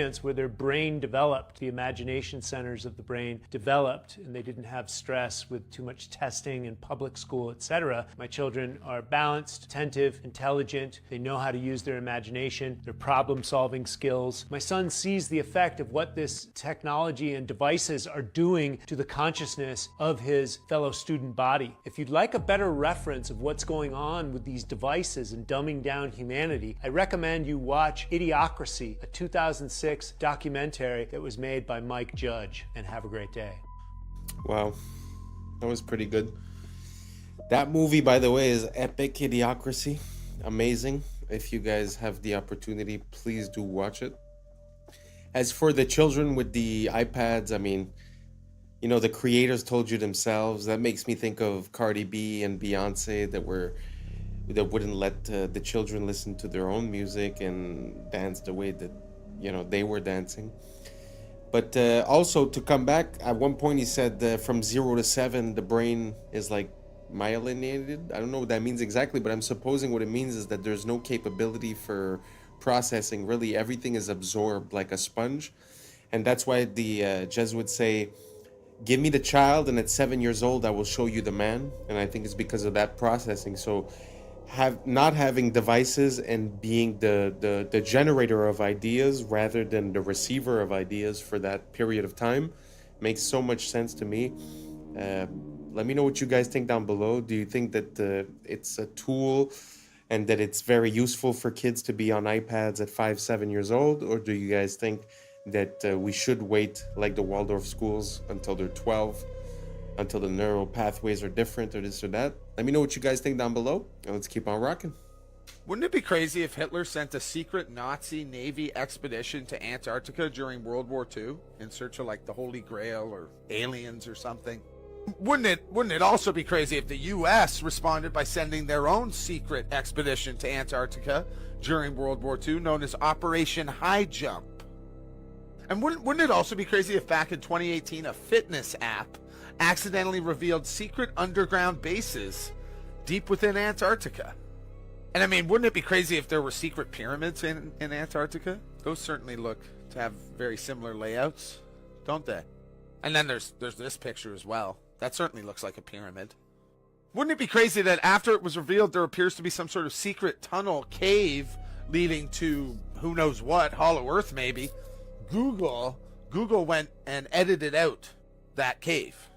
Wouldn't it be crazy that if the entire world had signed the Antarctic Treaty, which pretty much prevents any country or citizen from freely visiting Antarctica? It also contains like 16 different no-go zones. Wouldn't it be crazy if Dr. Richard Byrd claimed there was unexplored land larger than the United States in Antarctica? He later died that same year, back in 1957. Next year, NASA was created, and the year after that, the Antarctic Treaty was signed. Huh. That's crazy. Do you guys remember the blob anomaly? The 80-foot wave radar mishap that happens like 3 or 4 times over the last year? Well, wouldn't it be crazy if it looks like that blob seems to originate from Antarctica? And I mean, wouldn't it be crazy if I suggested that maybe it's about time the rest of the world and people realize or understand or be told what the hell is going on in Antarctica? I must admit that Antarctica is something that causes a lot of questions for me. Just like the COVID, when you have all of these countries coming together and agreeing on something and saying, oh, we will not do this or we will not do that, and everyone signs, it's kind of weird. And I mean, there's a lot of parts of Antarctica that are weird. That little church where the presidents go and visit. He was talking about the Second World War, but later on, when it was the race to space, the first race, from what I understand, was a race to create a satellite. And supposedly Russia succeeded first, which I think they did not succeed. And because they weren't able to succeed and figured out that maybe space travel was not possible for any way, shape, or reason, instead of continuing when the United States said, oh, we will put a man on the moon before the decade is over, instead of them trying to put a man on the moon, from what I understand, they went 9 times in 9 years to Antarctica. I don't know, food for thought. Some people say that because they reached a limit on the top, they tried to go find the limits on the side. But I mean, you know, your opinion is just as good as mine. So let me know what you guys think down below about Antarctica. Everything normal? Something weird? Let me know what you think down below. Let's keep on rocking. Yeah, I've been watching anime all my life, but to see somebody do some crouching tiger, hidden dragon type shit, some anime, and she hit that bitch on photograph, that shit raw. Even just plain increases and reduces. When it's like on steroids, it dramatically increases. So here we are at the Bilderberg meeting to say, any other ideas? We'll convince everyone that's good for them, and we'll make sure that our product is very cheap so we can get soy oil put in everything, salad dressings, soups, you name the processed food, we'll get oil, and we'll make sure that soy and oil, which is another one, will be used in frying. Therefore, anybody who's eating fried foods is getting the, which in addition to reducing testosterone levels, also screw up the stomach and the digestion.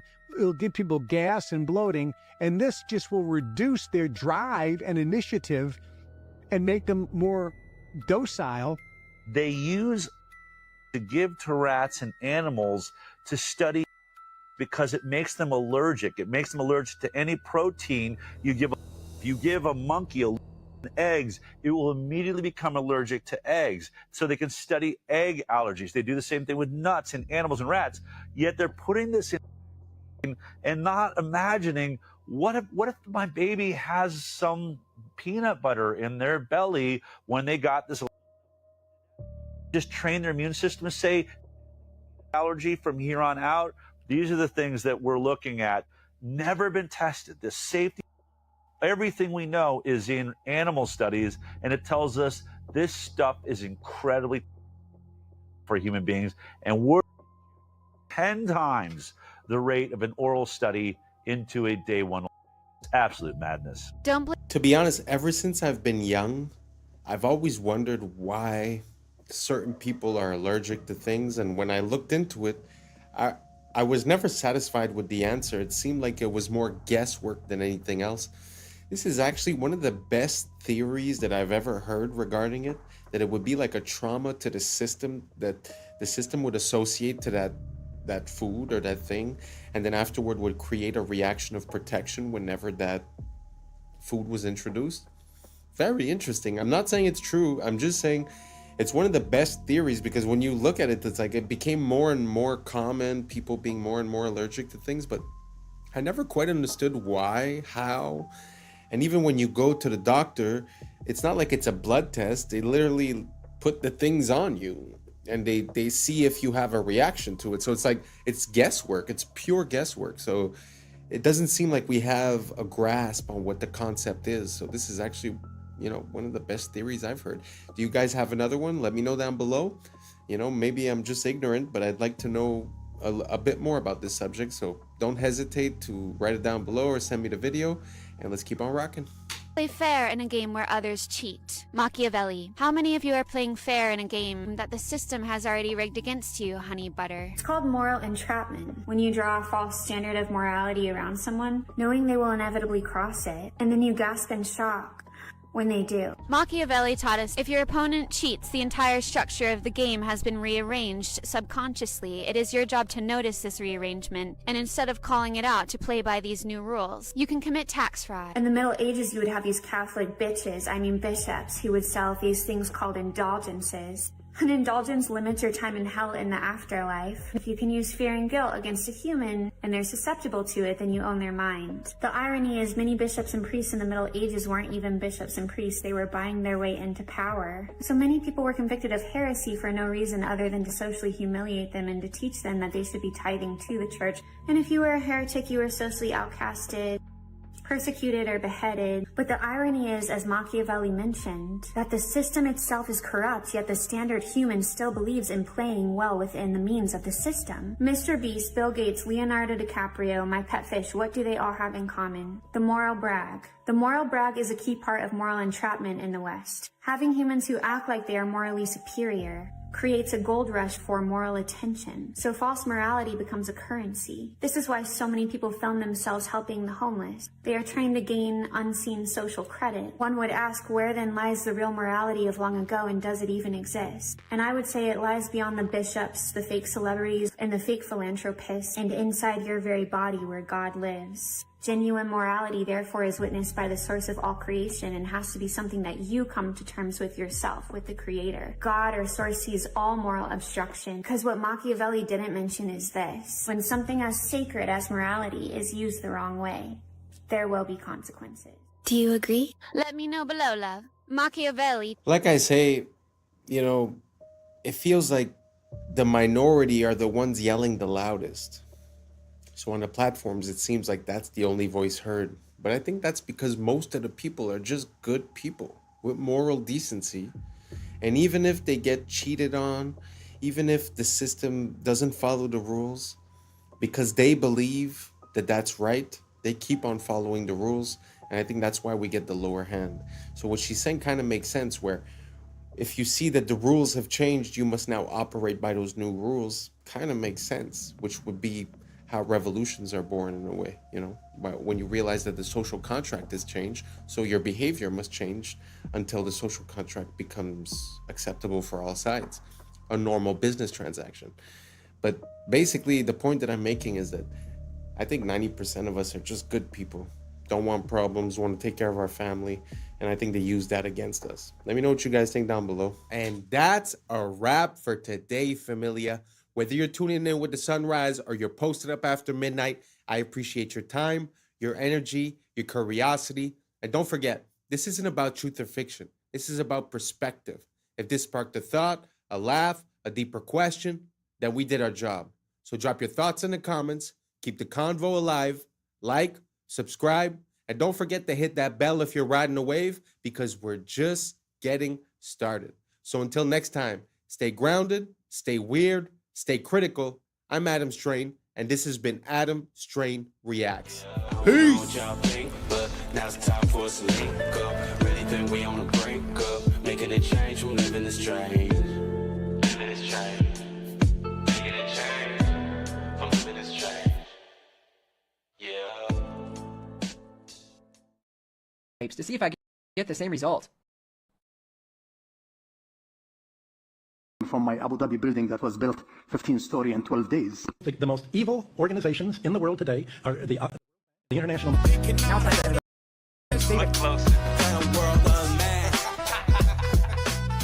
What's up, YouTube? Today, we'll be looking at disturbing TikToks that'll make you question reality. So without further ado, welcome to Adam Strain Reacts. Let's get her done. Andrew, if every interview, every video, every tweet you've ever made was erased from the internet forever, and all you had was 3 minutes, what one truth would you share with the world?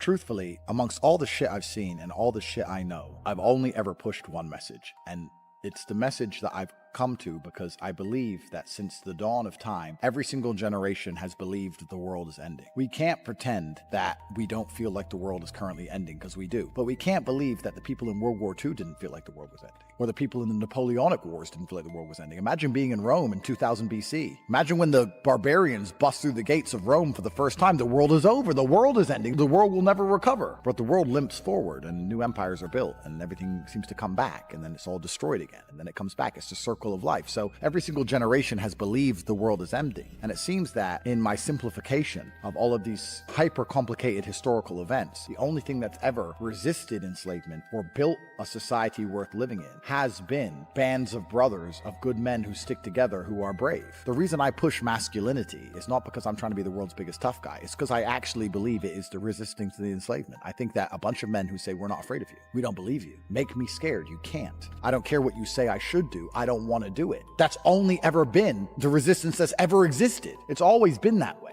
And the reason we're in the trouble we're in today is because this is the first generation in history where there's no warriors. We always had warriors. There's the enemy. Get our guys together. Let's go fight them. Now I can't find anybody to fight. It's just me up here. Everyone with an opinion on the internet doesn't want to fight. They want to turn on me. I'm standing at the front saying, let's go, guys. And they're saying, you're a sellout. Well, what the are you doing? Why aren't you up here? What are you telling the world? What help are you giving? Who are you waking up? How are you shifting the Overton window? You're not risking a thing. I'm risking it all. And you're turning on me. I can find the odd guy here and there. Where's the resistance? So when I'm trying to preach masculinity and saying to guys, look, go to the gym, get strong, resist, don't be afraid, speak what you think. I'm trying to say all these things, trying to inspire some backup, some support. Masculinity is the answer to the trouble we are in. And truthfully, unless we get some balls back, well, then it's over, isn't it? And women can complain, and women can protest, and women can riot, but nobody gets because when women complain, it's called an inconvenience. And when men complain, it's called a revolution.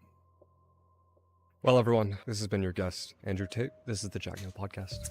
I gotta say, I was having this conversation recently, and what he was saying in the beginning resonates kind of true to me, because it seems like every generation it's the apocalypse, it's the end of the world, and especially when you spent your whole life believing in the narrative, and you know you're going through life in automatic mode and just accepting the information that's given to you. Well, when you start waking up and start seeing the inconsistencies and things, it's very easy to have an extreme view where it's like, well, everyone's out to get me, like they're trying to get me with the food, with the air, with the water. They're controlling the finances, they're controlling everything, the wars, this, that. So it's very easy to come to this realization and be like, oh, it's the end of the world, blah, blah, blah. When, like he said, every single generation has had a bunch of people thinking the same thing. So instead of focusing on that thought of the end of the world, like he said, he's putting it towards masculinity, men and women. But I think like just unity and just realizing what we need and focusing on that and being the positive change, having personal discipline, making better decisions will make us make better decisions as a society.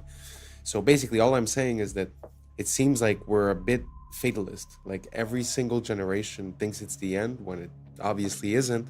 So maybe we just drop that idea and start working on the state of the world. Anyways, let's keep on rocking. নয় যদি Epstein bitcoin গড়ায় গভীরভাবে জড়িত ছিল কিছুই কি Bro, we are so cooked. I don't know if you guys have seen this, but Instagram has this new AI translation feature. And I'm just going to give you some, I don't know, I find it hilarious, but look at what they can do. Like, we are seriously cooked. Like, you are not going to be able to tell what's real very soon. And we might be there already. It's hard to say what's real anymore. Am I real?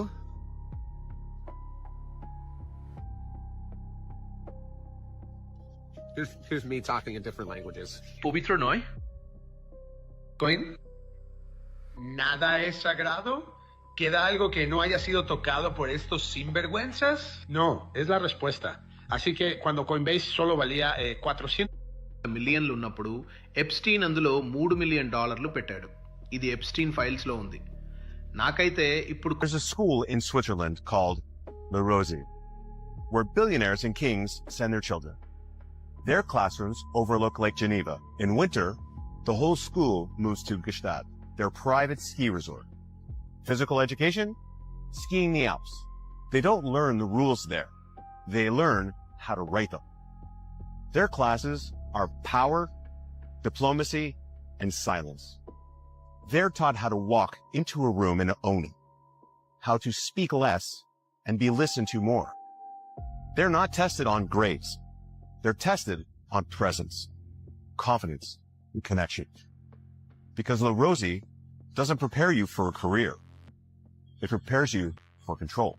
I admire a lot of nationalities, but the Chinese and the Germans, for me, they come top. You know, they are the smartest mind. The smartest people who come from school and university, they are the people who are running China. They don't run technology companies. These guys are so serious. The West do not even know they are so serious. And I'll tell you, the gentleman who I bought from my Abu Dhabi building that was built 15-story in 12 days. It was fascinating to see 12 days a building was built. Thanks to the Chinese. Unbelievable. Like who will anybody believe 15 stories in 12 days? Like unimaginable. Absolutely. But this guy is easy for him because he does 30 stories in 30 days. So 15 story in 12 days is like he's just having his coffee. The gentleman, when I went to his house, I saw all the shoes outside the door. Well, I said, wow, that's my house. So he said, I apologize. I said, no, we do the same. So I took my shoes off, and then we went in. And then when we sat on the dining table, guess who's sitting there? His mother. I said, oh my God. Well, I have my mother also sit on the dining table. We are closer to China because of tradition. My respect to the Western culture. I have nothing against it, but we're not the same. Well, that's pretty interesting, because like he says, we're not the same, and it kind of makes sense because when we go to make a building, it's going to take us 2 years just to pass the permits and to receive the materials. So there's really something about, before I start talking about China, I just want to say I do not approve the system that they have there and the rules that they have and the social credit. I'm not condoning it. But there is a difference when you're able to get your people together to do something quickly and efficiently, and I think we've lost that. It's sort of like, I don't know if it's Saudi Arabia or Abu Dhabi, but when they decide that they're building a castle, they're building a castle and everyone is on it and it gets done quickly. Here they talk about plans, they estimate how much it's going to cost, it doubles the cost, doubles the time, doubles the work, right? So we're really in a different mind state and a different capabilities zone. So I do tip my hat to those societies that are able to get things done, As for us, it seems like it's all red tape and bureaucracy. I don't know if you guys agree or don't. Let me know down below. And let's keep on rocking. his 36 plus worldwide is not new research. And so we started working with him and our herd of ostriches here. And we were looking at developing the alternative to working with natural antibiotics to create resilience in your own body and we were very successful. So we have scientific proof and data that we were able to neutralize, not block them, actually neutralize it. And this is all just through lozenges or nasal sprays. And so that was very exciting. But the lab that we were working with at the time actually got shut down. Immediately after all of our robust came back in, Frederick Leduc, a lab immune bio back, got shut down and had to sign an NDA and was no longer allowed to talk. I found this book at the local antique shop yesterday, and it was written in 1926, The Secret World or the Hidden Hand, Unrevealed in History, 100 Historical Mysteries Explained. There's a secret, and they are of the nature of the individuals who are taking over now, the blues, that they are the ones that have been running society because they made a pact with a god. But that's his position. But I want to read to you this very specific, I have to be careful about what, I really was trying to debate whether to put this on the internet at all because it could really get me in trouble. But this particular page, I just want you to see this particular part. talking about proof of the existence of this invisible hidden hand. He says, the world is governed by very different personages from what is imagined by those who are not behind the scenes, i.e., not by kings and ministers.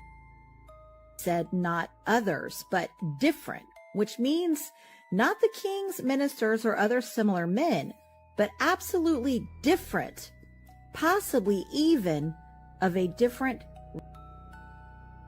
Who they are must be known first of all, and only then can we control them and establish peace, but not before. You know how I'm always saying, I'm calling them creatures and creeps, and I'm saying they're not human. I don't know what they are. And this has been my biggest reason around this. I ain't unifying, because I don't know what these things are. This apparently has been known, and this has nothing to do with religion. I'm talking about like a species of a soul or something that's on this planet. And that's what he's talking about here.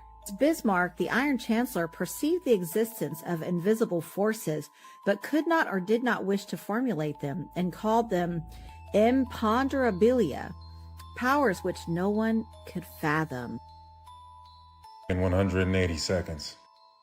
This is supposedly the body attacking itself. This is an identity crisis. It starts with taking after the thing that bites and stings causes your body to react improperly. Essentially all Lyme disease. Lyme was released from a bio. See?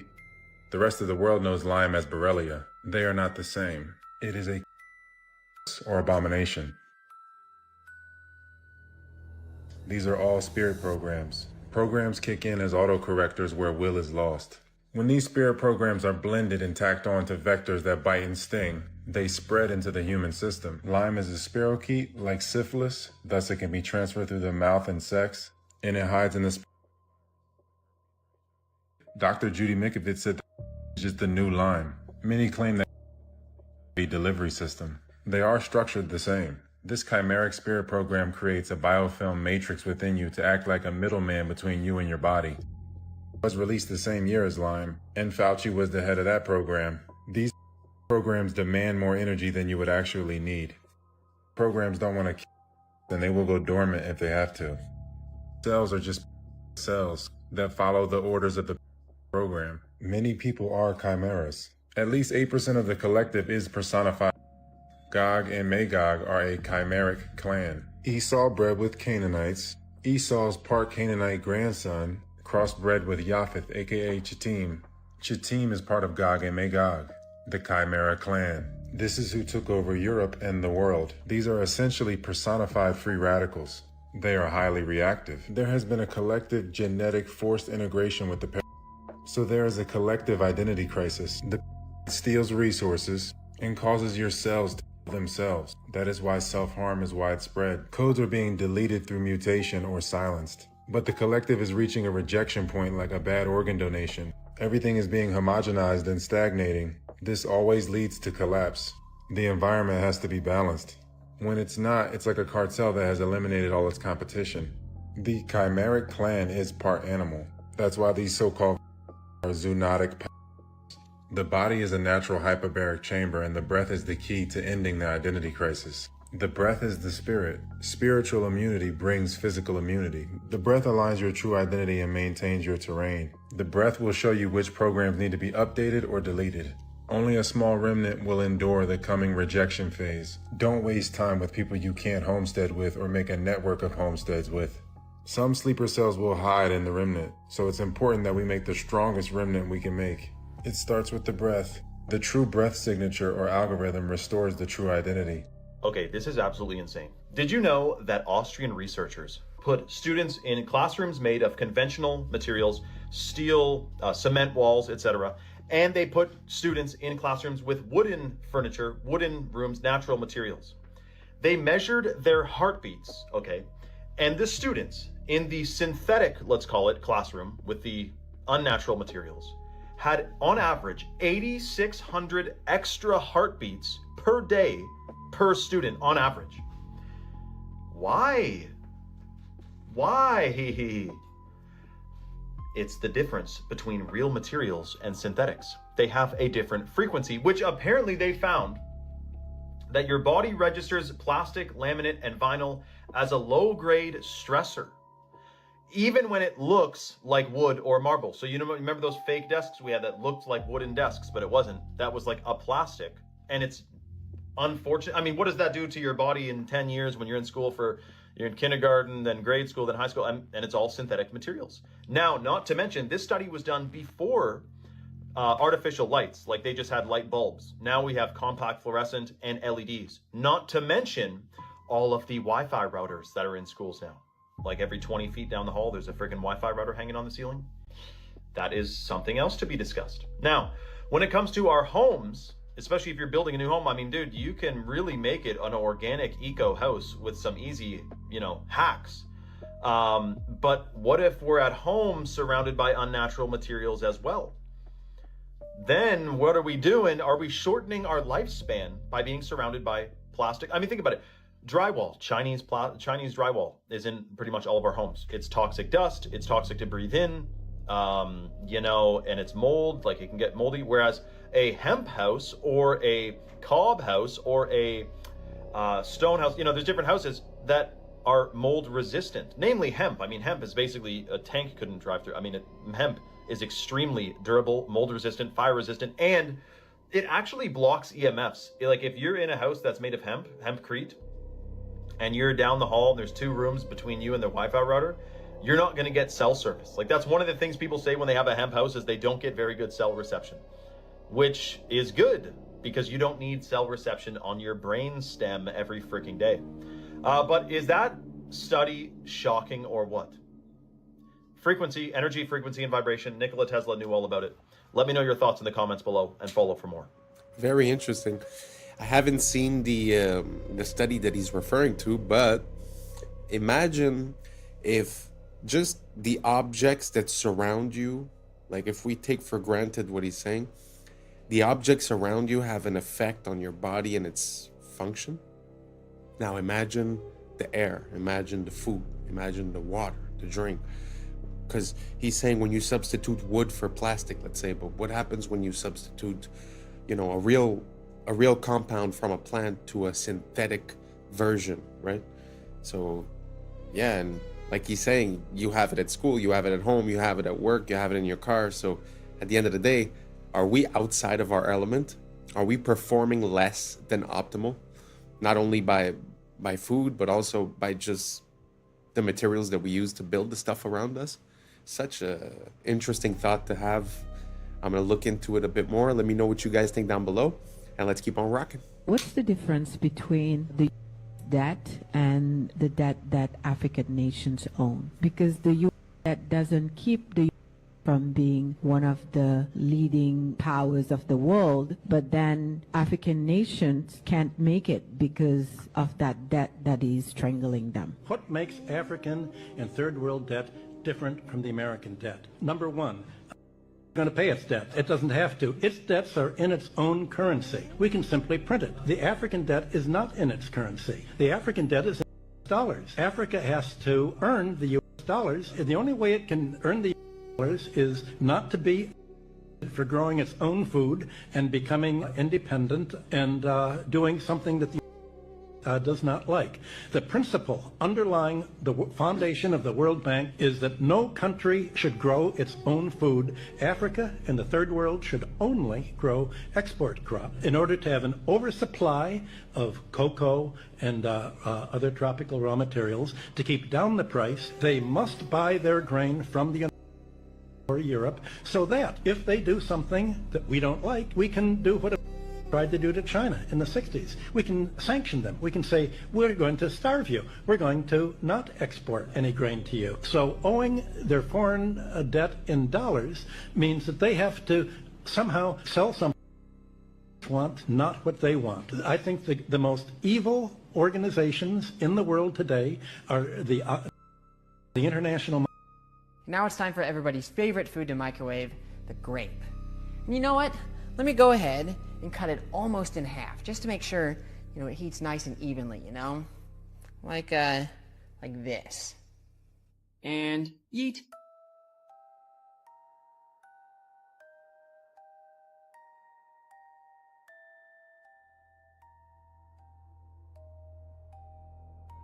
Unfortunately, the fragrant smell of roasted grape is hidden by the suffocating nitrogen dioxide fumes, which is the deadly brown gas left in the beaker there. Instead of cutting a grape in half, I just tossed in some unmodified grapes to see if I get the same result.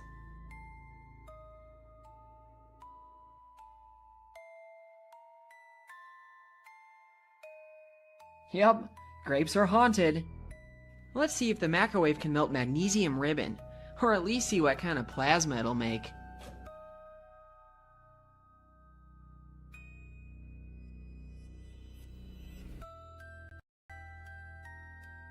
Not only did it melt and burn in there, but it also managed to show off some of its green spectral colors, which is in contrast to the white you get by simply burning it in air. Aluminum melts at only slightly higher temperatures than magnesium, but for the sake of curiosity, I'm going to toss some foil in there anyway. Alright, here goes nothing.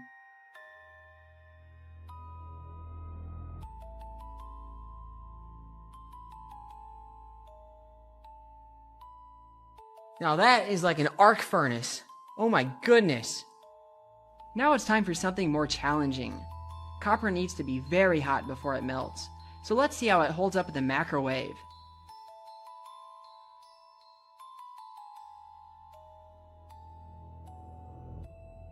Oh yeah, it melted almost instantly. Now this also brings up an important point about the glass.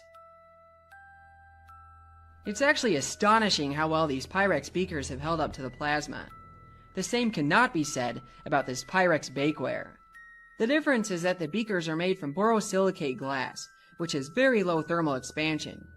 Pyrex bakeware used to be made from this as well, but has since been changed to tempered float glass, and its internal stress patterns are easy to see in a polariscope.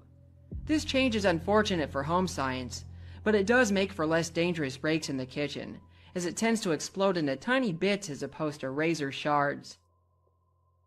Hello, my name's Jason. I live at 1776 Boulevard. We're here to talk about tonight. Excuse me, Jason? Yeah. What's your last name and what's your address again? My last name is Jason We the People, and my address is 1776 Boulevard. What city? Freedom City. Freedom City in what state? Michigan. So I know you're making all that up. Yeah, 100%, because I don't have to tell you anything, because it's my you know what that is? According to I think you need to learn the Fifth Amendment. I don't care about your article. According to Article 6, Clause 2, you're trumped. According to the rules of this city council, you have to give your name, your proper name and address, or you're not allowed to speak. So do you think your bylaws, because that's the way it's looking here, you think your little bylaws here remove me so I can sue out of the city. Do it, because I'll make sure you don't get no data center. Try 42 USC 1983, baby. That's my middle name. You want that name too? Now, back to this Fifth Clause. You can't use no takings clause, Einstein. Guess what? That's for public use. You understand that? You know what public use is? Sure ain't a data center. It's a park, an old folks home, something like that. It's the Fifth Amendment. Not that complicated. You should look into it. By the way, how does it feel sitting up there being a Benedict Arnold to all your people out here? Not one person supports this. How about this? Everybody up here's been asking who supports the data center. How about this? Who don't support the data center? Any other questions? Is there any other questions? Ray Charles and Stevie Wonder can see this one together. What remedy do you have for the friends? You don't got none. So now land. Is there any foreign money involved in this? I'm pretty sure there is. Ain't Whitler in some hot water over there? Also, non-disclosure agreements. Bad news. I want everybody in this room who lives here to FOIA request every single non-disclosure agreement from any council member, mayor, anybody in this city. You need to FOIA who has one. You won't be able to see what's on it, but you'll be able to see who has one. And then at that time, we got a real conflict of interest, don't we? I think we would. Next thing, who are you having come in here that's putting these underground generators? Oh, you're not. You got these big old power lines going in right now that everybody's talking about. What's that? I mean, have we already made our minds up? Huh, seems that way. Well, anyway, here's your people. Have fun. kudos to him for raising his voice, but it's pretty crazy. It feels like we've gotten so far from the beginning of this experiment, of this freedom experiment, of, you know, the Constitution and the rules on which we were based. And now everything is so convoluted with policy and rules. And like he's saying, you know, he's like, well, you could have all these rules, but it shouldn't trump my, you know, my Constitution Amendment rights, right? So it's very interesting to listen to him talk. And he brings up a very important point as well. How is it possible to have people representing you and working for you that are allowed to sign non-disclosure agreements with these companies? And then afterwards, they decide on if they get to build or not, but they can't really tell you all the information that they're privy to. So if they're a representation of you and they know something, but they can't tell you, I really don't see like how that can work. I don't know. Let me know down below if you guys could shed some light, and let's keep on rocking. This guy, tragically, from falling off a balcony. He was also obsessed with bioengineering. So he had all of these scientists that he would donate money to their charities, and he would have them work on things and stuff. But what I heard, and this is completely unsubstantiated, but I heard it and I thought it was fascinating, was that he also had these same guys, because they were and everything like that. He had them design a novel. That was his, basically, that was his trump card, which is like, I don't go to jail or I release this. And it's like one of these things where if I don't keep entering in a thing every 30 days, I die. In October or November, his switch went off, and that's what introduced into the world until it became what we do today. I don't believe it. I don't. I'm with you. I don't believe that for a second, but that's a goddamn great. I love it, and I'm going to spread it as much as I can. That's crazy. Are you the...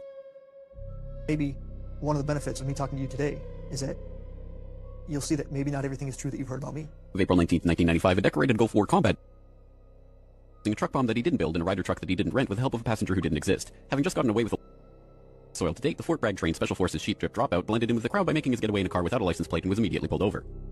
It was the supposed target of the attack, but luckily all of their agents were out of the office that morning. Later that day, the declared, "We will find the people who did this. And when we do, justice will be swift, certain, and severe." Except for John Doe number 2. John Doe number 2. John Doe number 2. Who never existed. In McVeigh's unprecedented 3.5-week trial, the prosecution didn't show the CCTV footage of him and John Doe number 2 parking the rider truck. Didn't explain why 24 separate witnesses mass hallucinated the existence of John Doe number 2. Didn't explain why the army was storing rider trucks at Camp Gruber. And didn't talk to who blew the whistle on the plot. But they did collaborate with us, and they did convict McVeigh as the lone wolf bomber and Terry Nichols as his bomb constructing accomplice.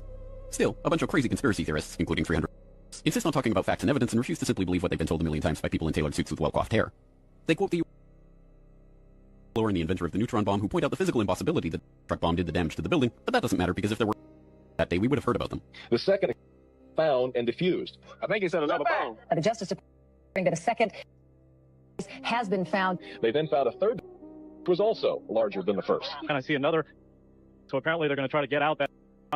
The FBI claims to have lost the footage showing McVeigh and John Doe number 2 parking the truck in front of the Murrah building that morning, but that's understandable because the Bureau has a lot of important evidence to store.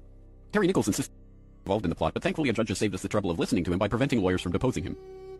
Truck parked across the street 2 hours before the blast, but that just shows the authorities were prepared for anything. And other documents obtained by 2020 show that someone called the executive department in Washington and said the Morrow building had been, but this was 24 minutes before the. But that just shows the public was unusually vigilant that morning. Also, apparently, Governor Frank Keating's brother, Mark, had been working on a novel about a stranger still. One of the characters in the novel was named Thomas McVeigh. But that's probably just a coincidence. McVeigh wrote a letter to his sister where he admitted to being a secret special of the pain in his ass from an army. That's crazy because if he didn't actually leave the army in 1991, there would be proof of that. McVeigh was not executed on May 16, 2001 as scheduled because he had failed to turn over thousands of pages of evidence to McVeigh's defense attorneys. But the execution went ahead on June 11th. In a highly unusual and secret agreement, no autopsy was performed. One witness said he was still breathing, and the prison officials admitted his hearse was a decoy. Then, the case was officially closed. And if you question any part of this story, you are a paranoid wingnut birther truther tenther prepper conspiracy loon who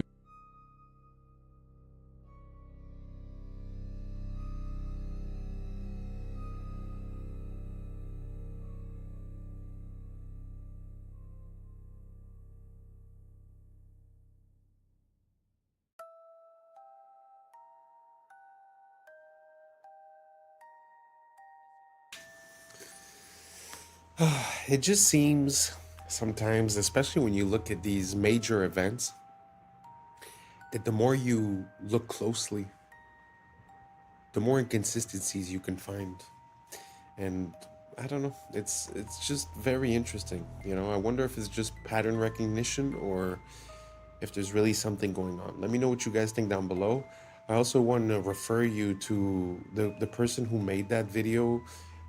Is actually James Corbett, and he's a great creator. For the past at least 15 years, he's been always present, always talking about everything, always backed up with sources, references, and never speculating, truly saying the facts as they are. Amazing creator. So anyways, thank you so much for rocking until the end. That's a wrap for today, familia. Whether you're tuning in with the sunrise or you're posted up after midnight, I appreciate your time, your energy, your curiosity. And don't forget, this isn't about truth or fiction. This is about perspective. If this sparked a thought, a laugh, a deeper question, then we did our job. So drop your thoughts in the comments, keep the convo alive, like, subscribe, and hit that bell if you're riding a wave, because we're just getting started. Until next time, stay grounded, stay weird, stay critical. I'm Adam Strain, and this has been Adam Strain Reacts. Peace! I don't know what y'all think, but now's the time for us to link up. Really think we on the brink up, making a change from living this strange. Living this strange. Making a change from living this strange. Yeah. When did elephants have breasts? I'd never seen this before. For 100 years, well, as these melted ruins are thousands of years old. Jake, I'm not even kidding. Go look this up. They literally brought in to dig through the rubble. Yeah. There's big dude. Yeah, I was sleeping, had to wake up. Why? Every reason I could think. What's up, YouTube? Today, we'll be looking at disturbing TikToks that'll make you question reality. So without further ado, welcome to Adam Strain Reacts. Let's get her done. That's the cost of living crisis. Suddenly we went up from prices being around there to prices being there. And you don't really see that in this data, okay? Because inflation is really just measuring the difference between that and that. And if you This is how they lie with numbers. look at those two lines, you're talking about a 2.3% change. That's the number we're talking about today. But for a lot of people, it's not about that. It's about the difference between this and that. What is that, like 19, 18%? And when you look at the difference between this Yeah. and that, that's 20%. And I think that's the dichotomy here between these inflation numbers where it looks normal and this, which is really not normal at all. Not to mention how they change the basket of goods that they use to mark inflation against, such that they can make the numbers look smaller. It's all a ruse to make you feel like you're going insane, when the reality is that they're trying to manipulate the reality of what you see. In order to fix this, join me and the American Congress Party. Did you see the about the Nephilim? The Nephilim are often referred to as giants in the Bible, but some believe they are the offspring of fallen angels and humans. Sounds crazy, right? Well, email here requesting documents pertaining to the resurrection chamber of Gilgamesh, the location of his body, and the location of the buried Nephilim. If they didn't exist, why is she requesting documents for them? And about Gilgamesh, a Mesopotamia mythological hero. Here is supposedly a video that some people think is Gilgamesh found in his tomb.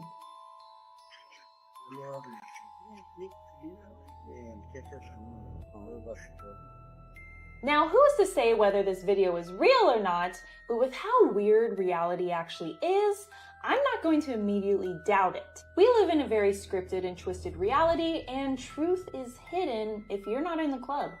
But I don't know, I'm just a conspiracy theorist. Let me know what you think. That is kind of interesting because they like to make people seem a bit crazy when they inquire about these types of things, but how come the people that govern us also are inquiring about these things? We've heard about stories about when they went into Iraq that they were basically trying to take control of the ziggurat of Ur.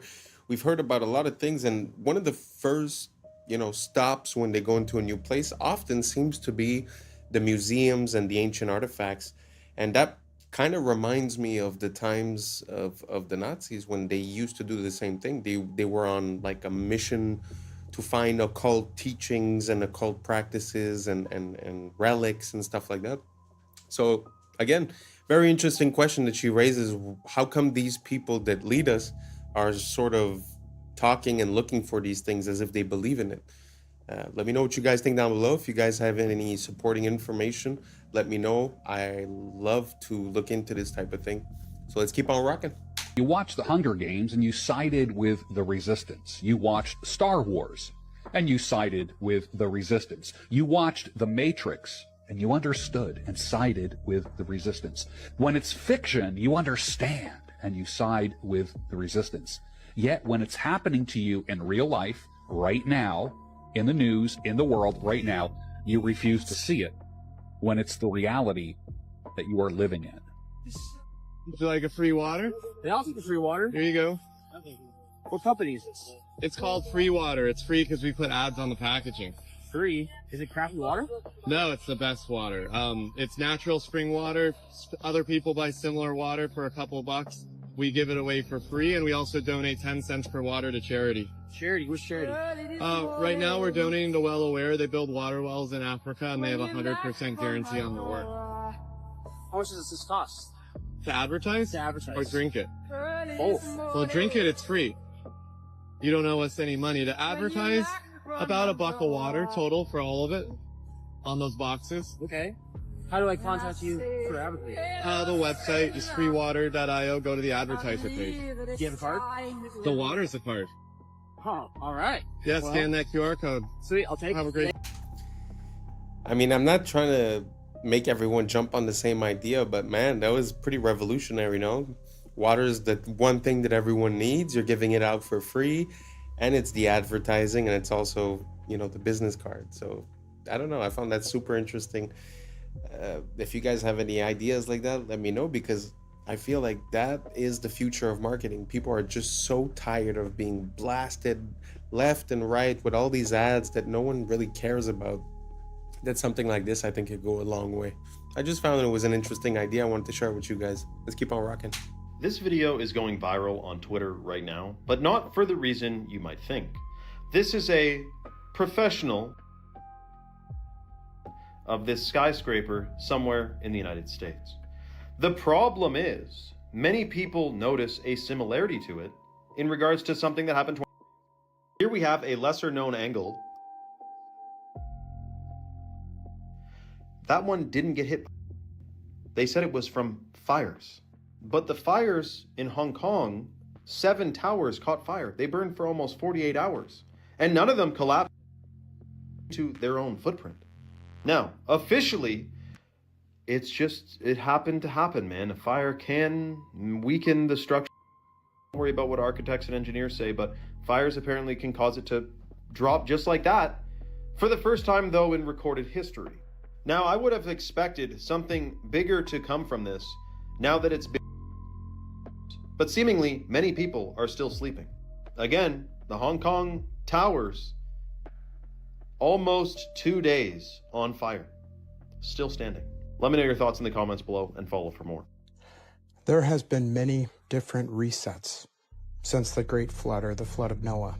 When you look at the age of the buildings in the previous video, and the ruins from the buildings here, the melted bricks, the melted red bricks, there seems to be a clear age gap between the two. While this is much older than the mud-flooded buildings looking fairly newer by comparison, last several hundred years, while as these melted ruins are thousands of years old, indicating the many different cycles this realm has went through. Since the Great Flood, or Flood of Noah, the theory is we're looking at about 6 or 7 resets here that happen about every 150, 200 years, kind of like clockwork. And with that cycle, it has taken many advanced civilizations. Think back in the stories of Atlantis, told throughout ancient time. After that, the Tarkarian Empire. Just look at these structures, clear evidence of melted, deformed stone and brick. That is not some ancient design choice of hammer and chisel. History is nothing more than a set of lies agreed upon. Question everything, friends. Until next time. Man, do I love looking into ancient history. I mean, even if you had an excuse for 1, 2, 3 of those pictures, man, it's so anomalous to see all these, all these temples within mountains, or the bricks being melted, or sometimes you don't even know where the mountain ends and the castle starts. I just find it so interesting. If you guys have any good footage, send it over and I'll feature it in the next video. Let's keep on rocking. So quickly, I'll go through this 2-year war, over 60 million tons of rubble there, and tens of thousands. Pour eux, les débris comptent plus que les vies humaines, parce que ce n'est pas une guerre, c'est un nettoyage. One of the great honors for me has been working with Steve. Steve, qui l'année dernière nous expliquait travailler sur son plan depuis 2 ans. Been working on master plans for the last 2 years. So there are plans already. Au WEF, les plans de reconstruction existent avant la guerre. We have plans already. We have a master plan already, and we're working together on it. And I think if the world saw the progress so far, they'd be pretty impressed. Et on attend que tout soit détruit pour signer la paix. Comme ça, on peut reconstruire sans résistance. We have created a sense of hope for what the future can bring. On félicite ceux qui ont créé le problème. I am so honored. I'd like to thank. Parce que sans eux, ce nouveau système n'aurait jamais pu être justifié. Nobody's ever dreamt of. You used them well. Obviously used them very well. C'est grâce au chaos qu'il provoque que le sauveur devient nécessaire. The world needs a savior, and the hope is that AI is the savior that we need. Ce qu'ils appellent sauver le monde, c'est en réalité le reformater pour le rendre compatible avec l'IA. This vision for the future as an example of what's possible in other parts of the world. Il nous parle de paix, mais la paix ici, c'est l'absence d'imprévisibilité humaine, l'absence de liberté. Et c'est exactement le but d'une smart city, une ville sans âme, où tout est mesuré, tout est prédit, où l'humain n'est plus un être vivant, il devient une donnée. Regardez le plan, zone industrielle intelligente pour Musk. Donc en réalité, ce qu'il construit, c'est un monde post-humain. Are there aliens among us? I am one. Quand il parle d'alien, il ne parle pas d'extraterrestre, mais de conscience inorganique. Parce que l'alien, c'est la rupture avec le vivant. Et ils vous vendent votre disparition comme du progrès. Did elephants have these? Did we jump timelines? Did elephants jump timelines? When did this happen? Not out the Troublemaker Travels for saying this, because I had no idea. Am I in an alternate universe? When did elephants have breasts? I'd never seen this before. Never dawned to me that they would look like this. I mean, it's okay, but I've never seen this in no Discovery Channel, in no animal book, in no internet search. I have never, and I mean never, seen this before in my life. When did this happen? Why is it like this? Apparently, female elephants, this is how they feed their young, and this is what it looks like. Does that look weird to you? Did you know that? Have you ever seen this? Obviously, it's not weird for elephants. Is it weird for me? Is it weird for you? Is this strange? I don't know. Am I tripping right now? Because I have never seen these on an elephant. I mean, never. I've seen elephants all my life. I've looked up elephants. We learned about elephants. They are mystical creatures, but I did not know they had those. What are those? When did this happen? Am I the only one? Let me know on this one. I know it wasn't 5, but let me know on this one. Let me ask you something simple. How does a comedian with zero political experience become a global icon and the centerpiece of the largest in Europe? Come on, Peter. Elected, people chose him. That's democracy. Was it? Let's rewind the tape slowly.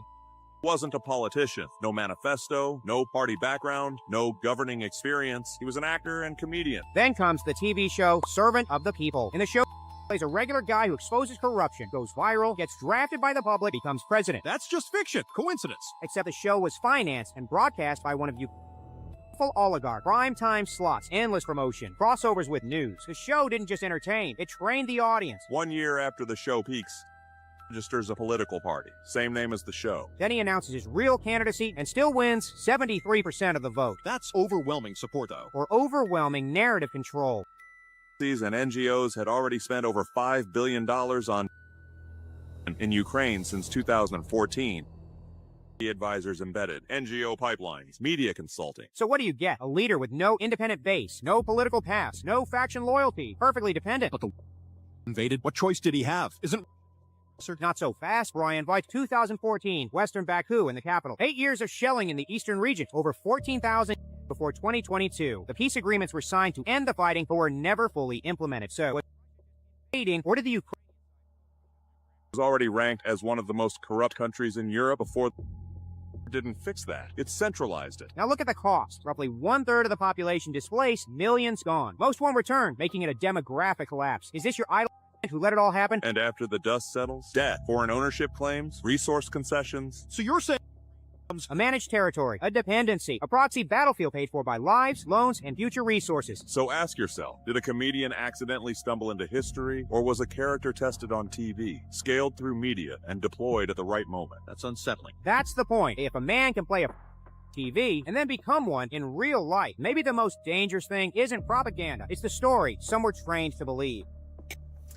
That surprised me. I knew that he had done some acting or this or that, but the fact that he was playing a politician exposing corruption on a show a year before he got elected, man, that's crazy. That's straight idiocracy stuff. And it brings me to a point that I've been realizing is that, you know, back in the days, politics was like respectable, commendable, gentleman. And now it's like insults and it's like who got you more. So I feel like we're going halfway between what politics used to be and wrestling in a way, you know? So from now on, I feel like since we've had, you know, Trump, which was on TV and an actor, and Zelensky, I almost feel like it's going to be hard to go back to normal politics after. So we're sort of going to be caught into a democratic popularity contest type of thing where, you know, if you're a singer or you're an actor, well, you have more support because people know you. I don't know. I just don't think that's a good idea. Let me know what you guys think down below. Do you think that makes sense? Did you guys know that this guy was, you know, playing the position that he then assumed a year later? I mean, to me, it was a complete surprise. So anyways, let me know what you guys think down below, and let's keep on rocking. Gosh, I don't know all the theories. I'll like share a theory and people like, you didn't know that. I'm new to a lot of this stuff, okay? But let's talk about, so this guy, computer programmer, businessman, you know, very, very successful until he came across some information. Oh boy, that the he didn't like. Oh my gosh, this is crazy. But anyway, I saw this on Jake Shields' podcast, so I'll tag him below, but check this out. We all remember the apartment complex that just mysteriously into rubble. Yeah, just wasn't hit by a plane. In North Miami. That was in that happened on the same night. Wow. And it's believed that he had an apartment or information stored in this one little apartment. And when that apartment building collapsed, they didn't let American response teams or like emergency teams do all the digging. Jake, I'm not even kidding. Go look this up. They literally brought in to dig through the rubble. Way. There's dude, it's had a whole ceremony where he was like patting on the back. He's like, thanks. How can they rationalize this? How can we not handle American matters? This is insane. Dude, it's kind of I was all excited about this at one point, you know, and then it just turns out, you know, now we get laws like this from DeSantis. A new license plate's coming out in Florida that you can choose to get. Anyway.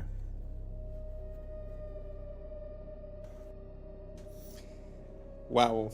I mean, that to me, with perspective and hindsight and looking at the dates, not only the fact that it happened on the same day that he was offed, but just the fact that they brought in that organization on American soil to go through the rubble, man, you know that there's something up there. Sometimes when I see these things, it really makes me think like we're living in a James Bond movie, but we always receive the cover story and like the real stuff is happening behind the scenes. Did you guys know about this? Let me know down below. Anyways, let's keep on rocking. There were hundreds of security cameras filming the check-in areas, the corridors, the lounges, the airport bars and restaurants, etc.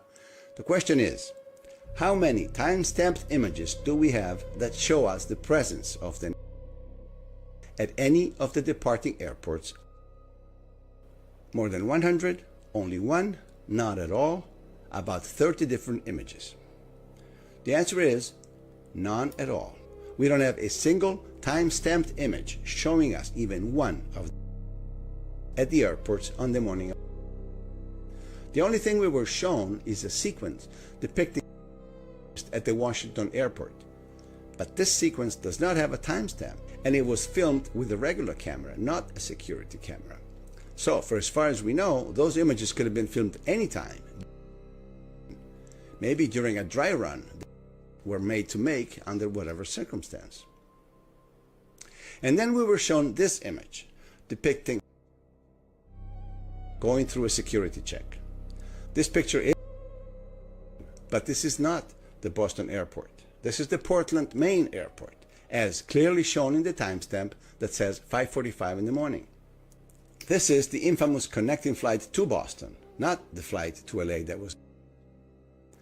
Bottom line, at the departing airports, we do not have a single image that has been made public. Not one. Is there anybody out there who really wants to believe this?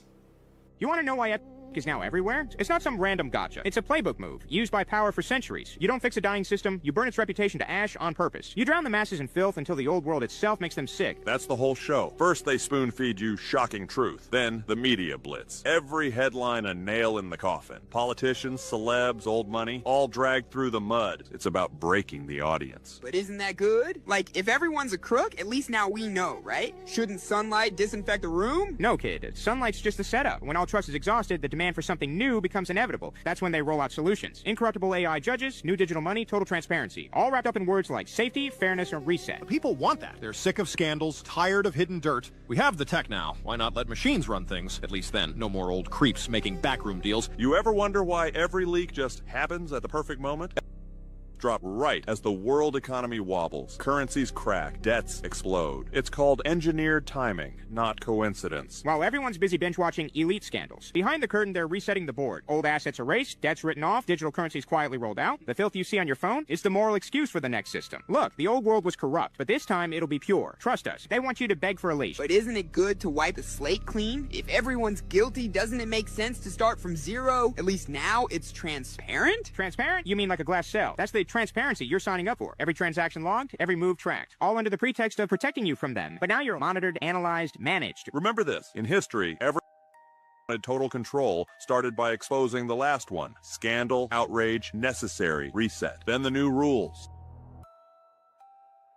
No room for dissent. Nobody escapes the beta, not even the top layers. Nobody wants uncertainty. People trade liberty for protection every time, especially when they're scared. That's why the leaks are never full, never random, always just enough to terrify, not to empower. Notice they show you monsters, but never the strengths. So the whole it's like the world's biggest ad for New World Order? Bingo, kid. While you're scrolling it all and picking sides, they're scrubbing the balance sheets, resetting the scoreboard, and selling you a digital world where everything is clean because nothing is private. So what now? Just wait for the next leak to get even darker? It always gets darker, kid. Every new scandal is just another step in the reset. Tighter rules, more eyes, fewer choices. The beast doesn't need your hope. It just needs your consent. I just found out something crazy about Wi-Fi and all these other different frequency bands, and it is shocking. Did you know that mold, which is in like 90% of people's homes, bathrooms, any other moist areas, basements, the growth and toxicity of mold is increased by electromagnetic frequencies like Wi-Fi.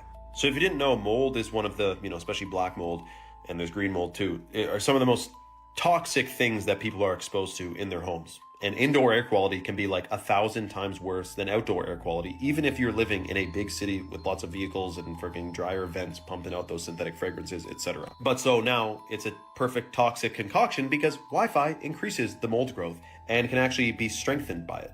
The production of biotoxins in mold culture increased more than 600 times after being exposed to ambient electromagnetic EMF frequencies.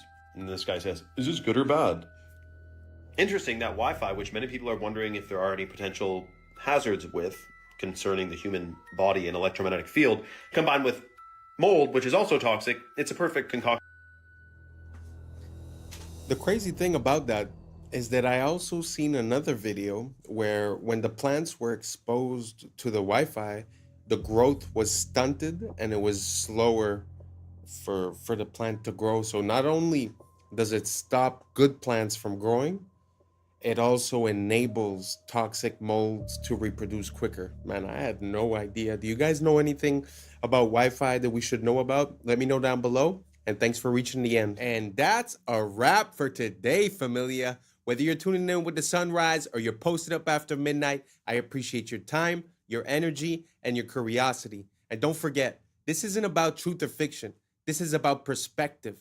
If this sparked a thought, a laugh, a deeper question, then we did our job. So drop your thoughts in the comments, keep the convo alive, like, subscribe, and don't forget to hit that bell if you're riding a wave, because we're just getting started. Until next time, stay grounded, stay weird, stay critical. I'm Adam Strain, and this has been Adam Strain Reacts. Peace. But now it's time for us to link up. Really think we on the brink of making a change from living this strange.